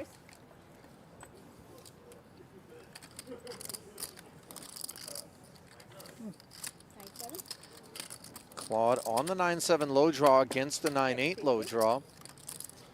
And Professor here,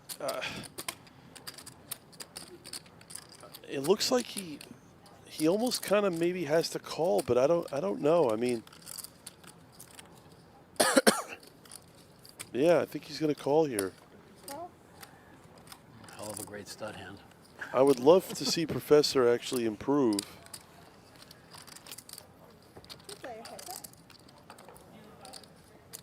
All right, this is great. Lead, Professor, lead. I mean, he's got the 9-8, which is always going to be better than a made queen. Claude Nicky, though, drawing to the 9-7. Oh, this might be it, Ali. If Claude Wants to make the call. Of course he catches paint. What does Claude do here? Is that a pair? Is that an 8? It's an 8. So a smoother 9-8 for Claude. So I'm gonna go check. How much do you have? Jack low for Professor as it's battle of the shorties here in the Raz Streets. And Professor Are we just running it? Hold on, wait, right? barreling at Claude, who is all in. What? I have 5 ace. Yeah, 4 I got it right now. Yeah. In the lead I have deuce 4. is Claude, but he needs to either improve to a better 8-7 if Professor improves, or hold on in the hopes. And I should have been you. I should have checked 4. Does not Wait, you're dealing the end all up in with face better down? than the 9-8, which he does. So 8-7, 6-5 ace. That's cruel. Jesus Christ. And you see Claude incredulous because now the pressure's on him. He needs to find an ace, a 3, or a 5. Oh. Wow. Did he find it? Wow. Wow. Oh, he found the 7. Turn that one over. Forgive me, the 6 would have worked as well. Oversights on my part. I'm surprised he bet that. A deeply improbable pickup, which leaves Professor Ben Yu with just 90K, Blez. It was going in. Just saved, no, I was saving a bet. He What an emotional roller coaster for Claude.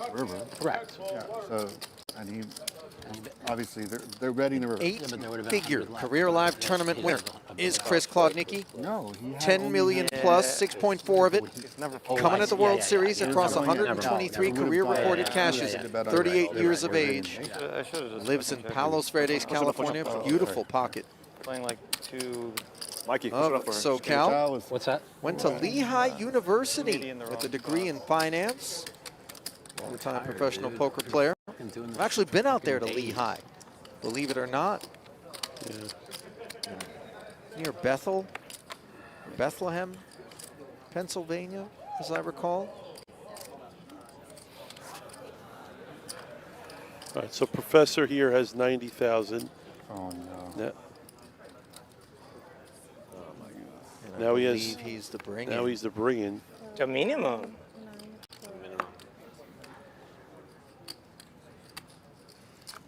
Looks like he now has 65,000.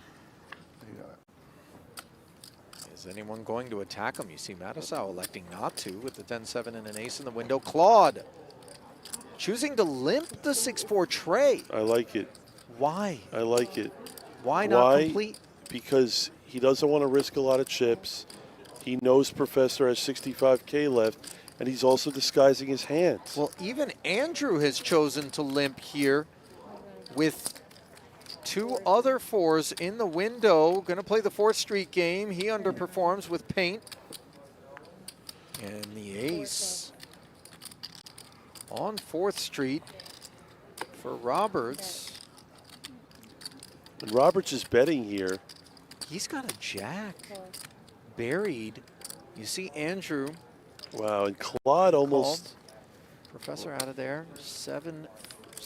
Look at Claude just playing this hand slow. He's got 4 to his 7. I like it by Claude. Good.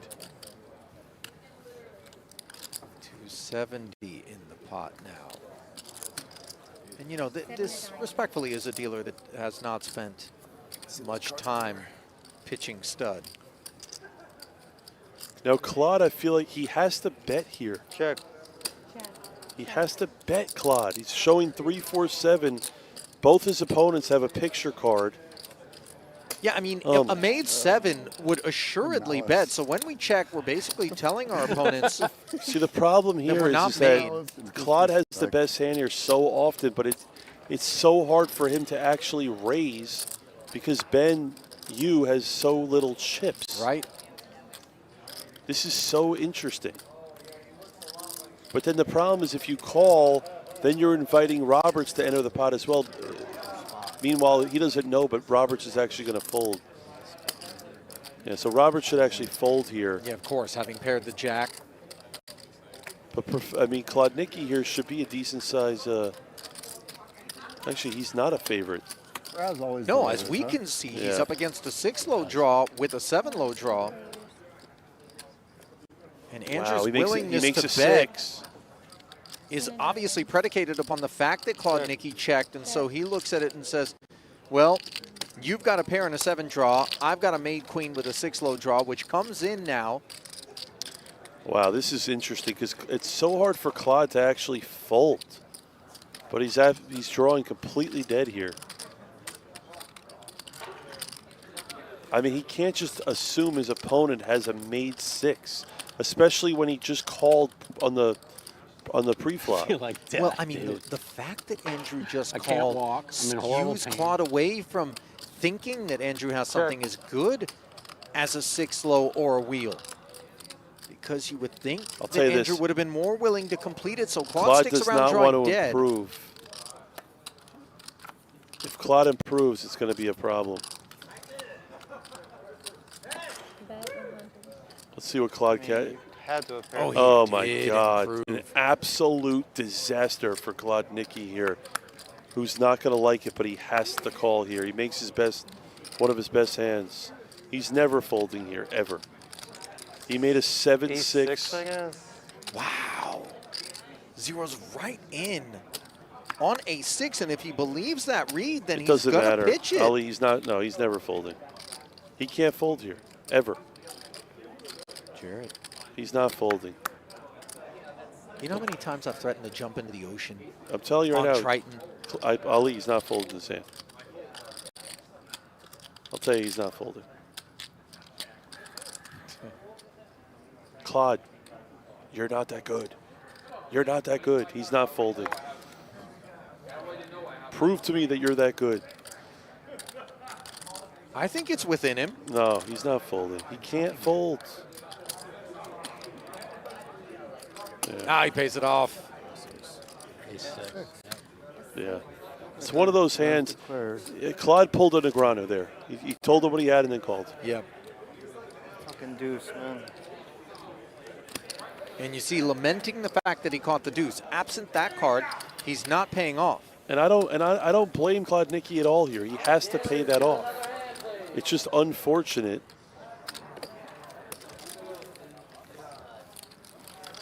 That's how the cookie crumbles sometimes.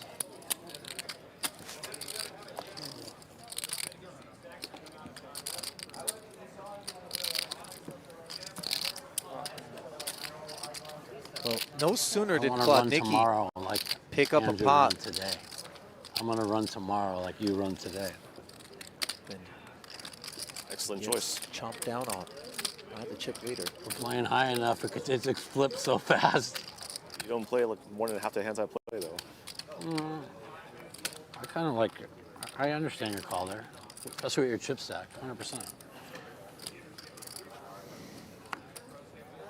All right, now if I'm Klodnicki, I am playing super, super tight here. I mean, I'm folding almost everything. If he, if he lets Professor, I mean, I think Klodnicki at this point has to fold almost all hands.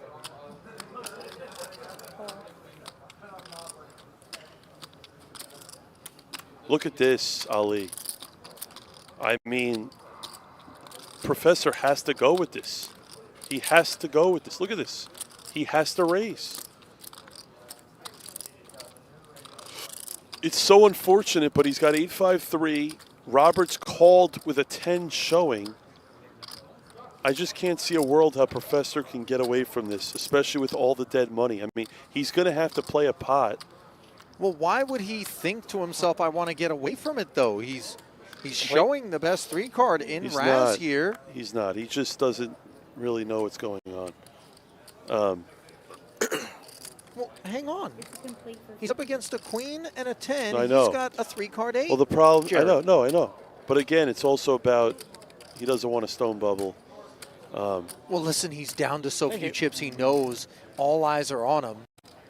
What is Matisow thinking about here?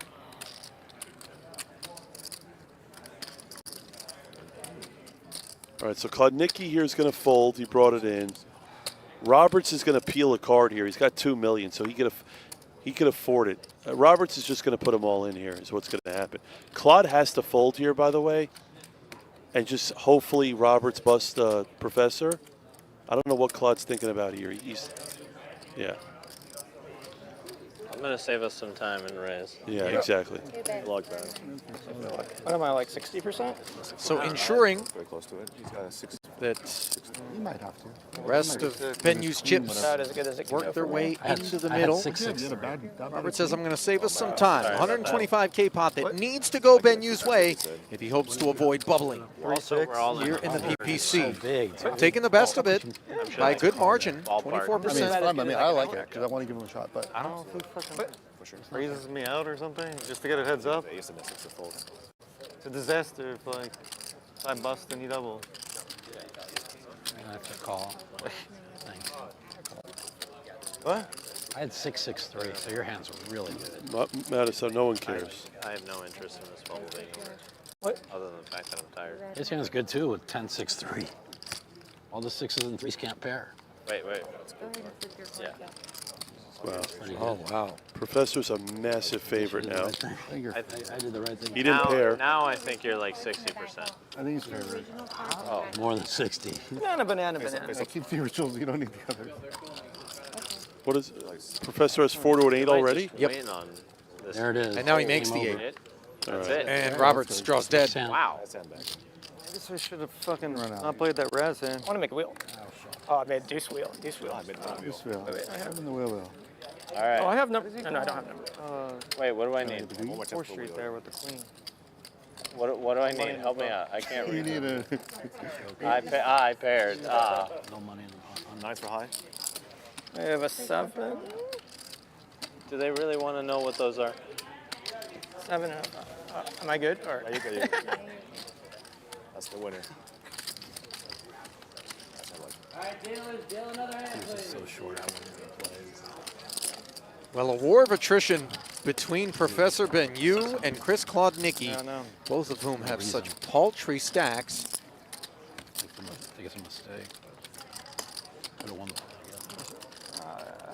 Despite the double up, of course, Benyu The deuce is like the most likely card to pair. so little to work with. Yeah, deuce is very likely to pair me, for sure. Why'd you call 4th? Why'd you call 4th? Oh, It was coming? sorry. Oh, of course not, but I mean, I left a very good hand, so. You did. Your cards were super good in disguise.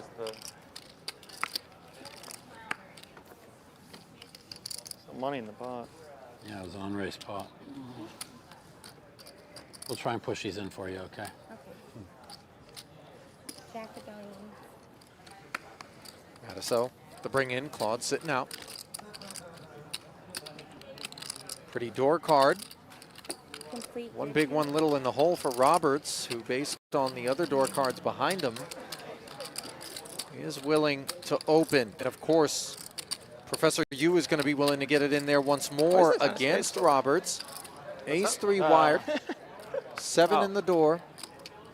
Now, Roberts is opening with a hand that he's almost forced to open with on the bubble here. I know he has a queen in the hole, but it's a good steal spot.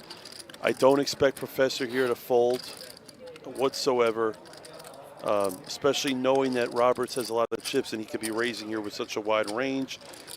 At the end of the day, Professor still needs to win another pot, I feel like, to not be able to bubble here. Look for him to make it 100,000 here.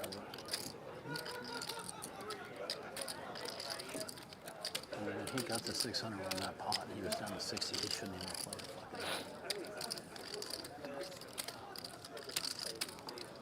fucking. I did think And here, Professor, I don't know why he takes so long here to act, if they're hand for hand. He's definitely going to be raising here, Professor. 6 big bets. Find a better game. Do a lot with Raz's at one. And again, Ali, we talked about it earlier. The fact that there's no time based in this tournament is so brutal.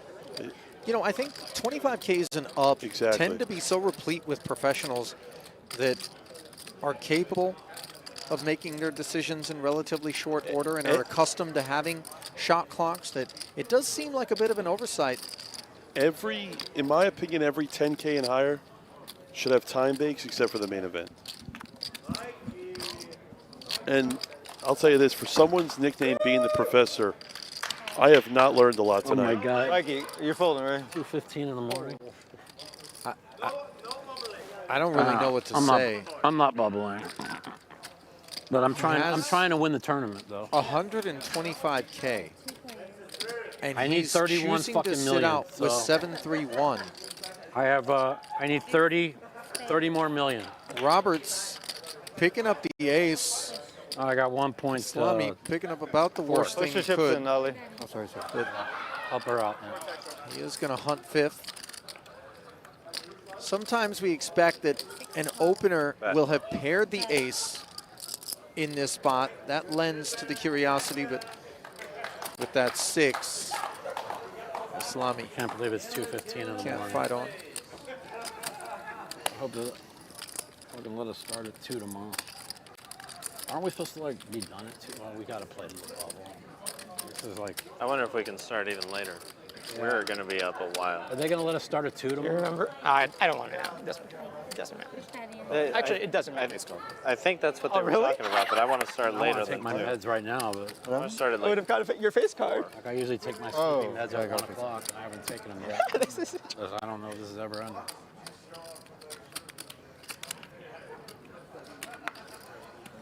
Matiso has reached the point that you and I did, I want to say a good 2 hours ago, where he's speculating as to whether or not this tournament will ever end. And if it's up to Professor Ben Yu, it seems like it won't. Yeah. As Jared, I confess, I am very confused by his unwillingness to take the 7-3 ace spot. fun to know you're the bring-in. You know, Ben's a very thoughtful player, Jared. There is a decision-making process. Oh my God. Look at this, Ali. Rolled up aces Rolled for up Andrew aces. and for Haz. So nasty. I'll tell you this, you know, Professor's on my short list for future tournaments. No way. What do you mean by this? Meaning I want to bet against him. As in get short. Yeah. You had the ace? I rolled up aces. Wow, sick. Oh, I thought You'll see it on Andrew TV. had rolled up aces. You folded pretty quick.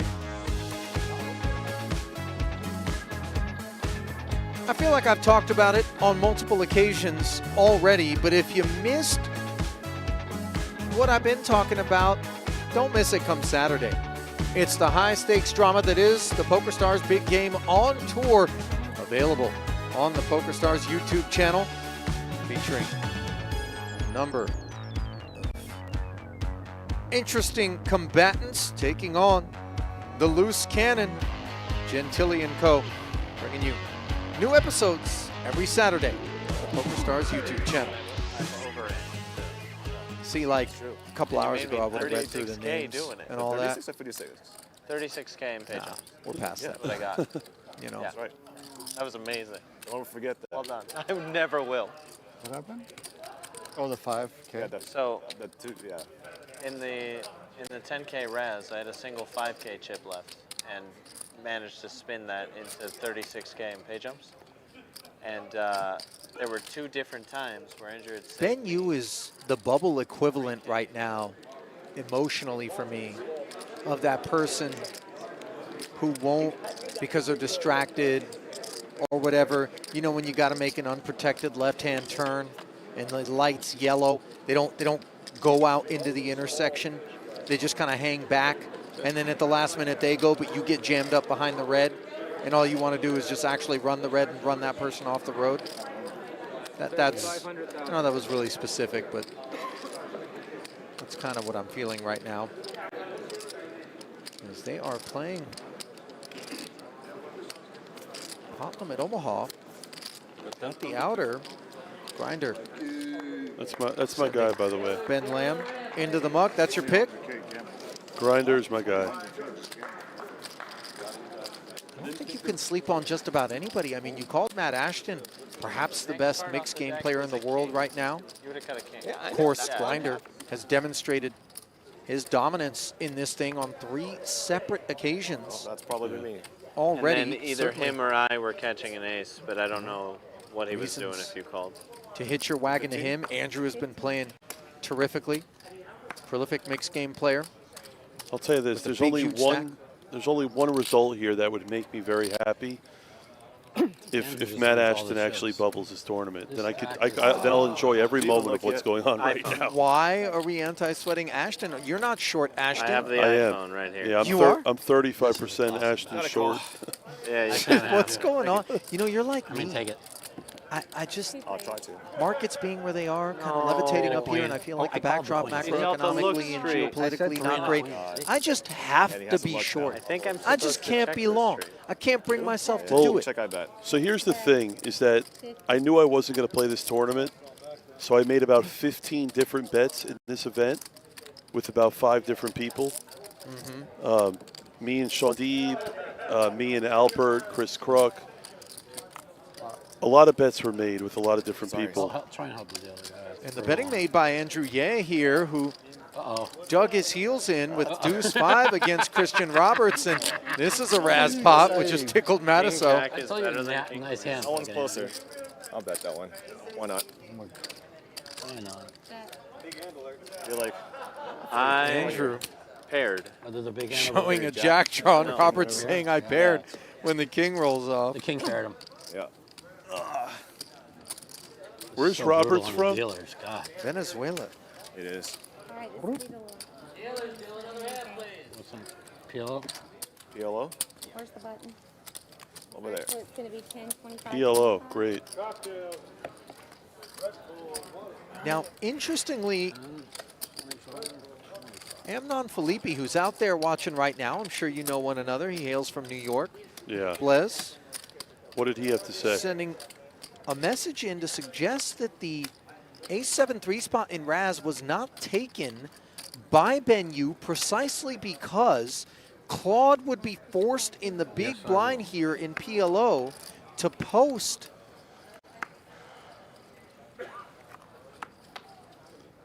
when we change the game I here, get it. Yeah, right? That's smart. I get that. I mean, it makes sense. Food but for thought. I get it. It's definitely not, I don't know. I mean, that's some next level-ish right there, don't you think? I just got a message from Mr. Monet telling me, stop commenting on how bad people are playing. I've never seen people play better in my entire life. Mr. Monet, no, I'm joking. He's the king of, I think Monet would agree with me on a lot of the plays here today. Roberts, ace, king, 7-3, and some spades. Not exactly a choice cut, but one that warrants 75,000. He deems. Matisow. Ace, queen, jack, 9, and 3 hearts. Small blind flat. I don't like it by Matisow. I really don't. You prefer the fold here, just given the backdrop? I really do. I don't think it's on the button. I can call. I don't like it in the small blind. But to your point here, I'll tell you right now, Claude, Nicky actually So he's got 50 in the pot, but he has a double-suited hand that plays really bad 3 ways. Honestly, I think Klodnicki here is actually going to release. I think he's going to fold. Yeah, and I think that's correct. Just because the hand does not play well multi-way, and if you flop like a pair and a flush draw, you got to be all in, and you could bubble it. It's not worth it in that spot. I'd rather just wait for Professor. And it's a good flop from Mattisau here. I wouldn't mind a lead here by Mattisau, and I like it. Yeah, he's got the top pair, ace kicker, 2-way straight draw, no heart on board. I like the lead here. 95. Yeah, puts a lot of pressure on Roberts. Yeah, and Roberts, by the way, I don't expect him to fold here. He's in position. He has a pair. He has a queen to make the nuts straight. I expect him to peel one off here, as he does. Let's see a turn card, Ali.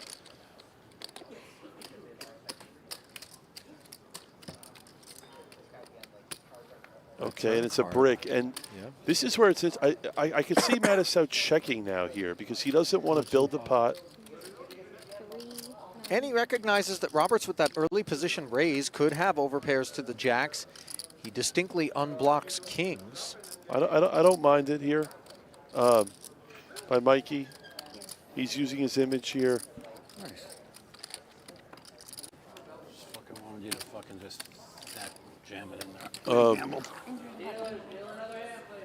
Hey, I'm not so sure Mattisau wanted purple chip. Roberts to do any jamming. Purple So chip.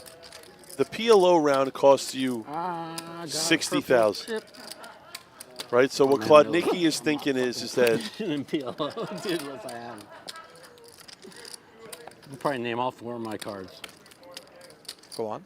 Klodnicki's thinking, I mean, I like his fold there with the deuce 4, 5, 9 because if he were to call there, he'd actually have less chips right now than Professor. But now he's going to have the button next hand, and Professor's in a spot where he's almost forced to play a hand here. And I would raise this here if I'm yeah, I like this raise. You know. I have the most chips I've ever had now. And the problem here is I peaked. Professor has to fold here, the ace jack 9 8. Peaking. 1.6 peaking. Sorry, throw him in front of it. Oh, look at this hand by Roberts. Now, premium stuff in the big blind here. Double suited rundown. Now, keep him going a little more, a little further. As good as this hand is, I would just elect to call here. I like it by Roberts. It's a very, very strong hand, but it's a hand that doesn't need to 3-bet based on the situation here. Rainbow 6-6 tray board, a very disappointing texture for Roberts' hand. Andrew, meanwhile, has a gutter and some 7s working overtime. Yeah.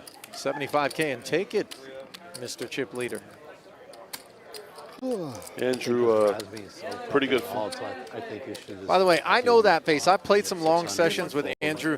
That tank is running lean right about now as we come up on 3 a.m.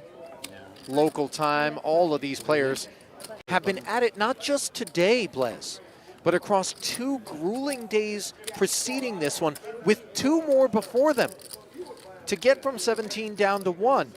And, you know, that stamina is part of the fucking the longest. Now I know why they kind of examination That's the bubble last year. of who is they should just take out the one of poker the players double champion. No, You know, not just aptitude so that they can in multiple use disciplines. a whole level for a bubble. I mean, But the ability to I think it's fine. play at the highest level across as long as we 5 start back up at 2, long days. this is ridiculous. Sometimes it's over by now. Oh, wow. Yeah, I mean, this is really ridiculous. But they're also paying like more than 15%. Like, Well, 16 aside players. has been- Yeah, I know. it's always just 15 rounded up. The smaller the field, the bigger the roundup. This might be it for me, guys. Not good enough. Now, Roberts here, I'd expect him to complete. I'd have played for it all on that. I'd have played for it all on that PLO hand. 10 jack, queen. Roberts looks like he works at the White Lotus. Table's too Right. big. It's an HBO show about luxury hotels and their guests. But I could see him, you know, I think. welcoming people. You know, hi there, I'm the manager. I'll tell you this right now. If I'm the fact that Professor here is in the big blind, if I'm opening here, Be over very soon. I'm opening for pot. I don't want Professor getting in there cheat. I want to make all his chips in there. So anyone that opens here should be opening for a pot size raise, especially Klodnicki.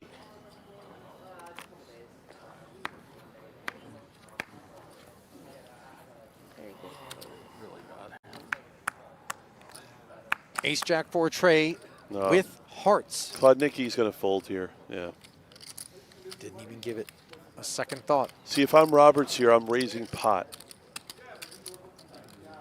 You have to raise here pot, Roberts. If you were to choose a size for this pre-flop raise, Jared, what would it be? I would raise the pot. Raise 75. That's fine. Not enough to shed Andrew.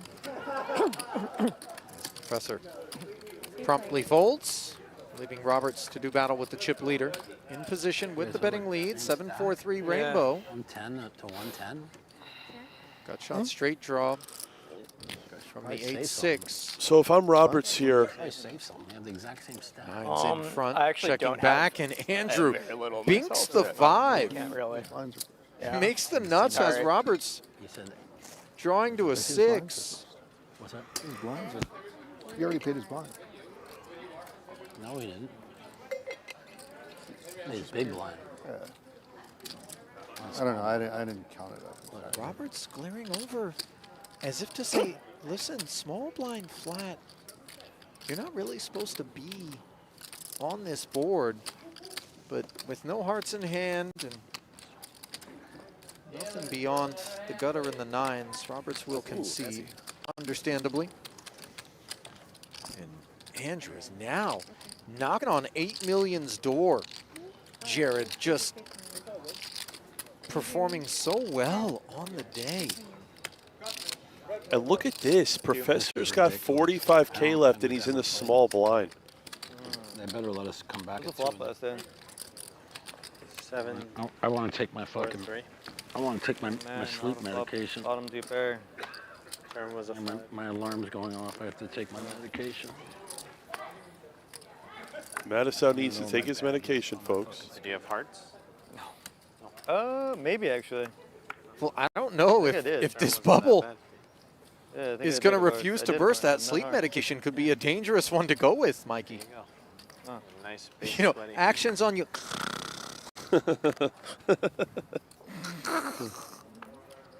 Grab me my bag over there. Yeah, sure. Mike, wake up. You just can't wake him up.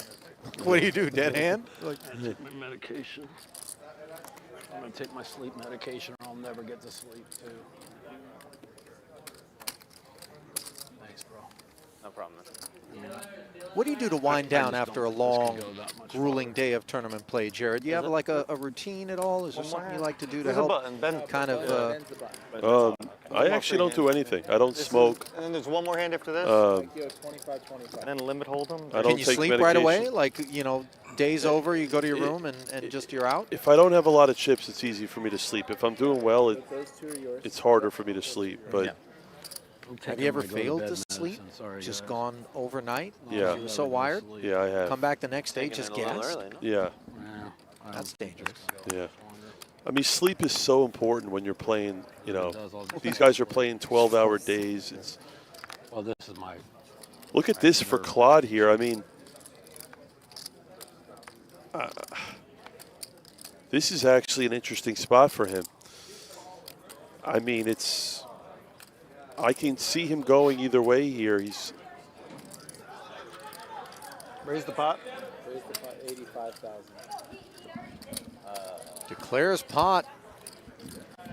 Will someone wake up with enough to take the spin? Here's the thing. If Double I'm suited Andrew, is Andrew, yeah. I don't mind a call here. And he's not calling. He's making it 200,000, demanding that Claude Nicky put the rest in. And this raise performed so well in terms of, despite the fact that there are multiple people left behind him, they are not looking here on this stone bubble to really do anything other than observe how this one plays out and hope that Claude busts. Any change? How good is it? It's okay. Double suited. No pair? Pair, yeah. No, I have pair, less. small, medium pair. Or no, I have less, yeah. 6, 7, Oh. 6, 7, 8 queen. I would Or like What's your suit? spades and clubs. the exact same thing. Like queen 977. Yeah, you chop it. Queen 977. Actually, I don't know, but I assume it has to. It's just Not on their backs just yet. It's 6, 7, 8 But queen. Andrew sportingly offering I Claude have the worst hand I could possibly have. his holding. Against that hand? Not against that hand, but I just have in that general. hand crushed if I'm in there. I have like the worst hand I would go all in with. That I'm actually. I would have called him. I had 6, 7, 8 queen Exact same stack. with a suit. Yeah, we're good. All right, you guys can table them. All right, authorization being given. They're going to get on their backs. Run jacks against sevens. But might this have be the everything. moment where at long last, this protracted bubble, which has been a grueling one on all parties, bursts I had clubs. and gives way to a 100K guaranteed payout and a well-earned night's sleep. Only the stub knows. 280K pot, and it's got to go Claude Nicky's way. I was hoping that somehow get it through. Jacks are ahead. 2 6s and a 5. A gut shot straight flush draw for Andrew, who is a 2% favorite with 2 to come against the overpair. 6, 7, 8 queen. I was fucking calling. At least, just don't put the 8 of spades You out see there. a number of his Keep me outs mucked, and the ace of spades on the turn gives him the spade. No waiting. Jagger 6. Just 2 actual outs of the 4 available to Claude Nicky remain in the deck, and that's not one of them. All right, buddy. Claude grabbed the backpack early That hand was and like isn't in the dead. mood for Like, I had that handshakes medicine. Like I had 6, 7, 8 or queen formalities. What are we doing? That is a with clubs. painful walk out the door. Thank you for recognizing that that lav mic is still in tow. Just put that anywhere, Claude. I don't know. You know, right? How do you do it, bro? You know that was. With all those people behind, I couldn't care less. Yeah. I want a bag and go home. Well, that's that. Or just tired. A tepid round of applause from those who actually toughed this I'll let the bubble go on forever. Yeah, of course. that was Bubble like out It's like all the way through to call. Like, to the wee hours. We'll tune in tomorrow for day 4 coverage on PokerGo. Time TBD. Follow us on X for the updates.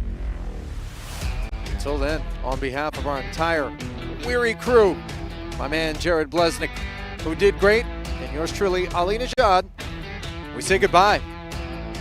Don't miss it as PPC coverage comes back tomorrow. See you then.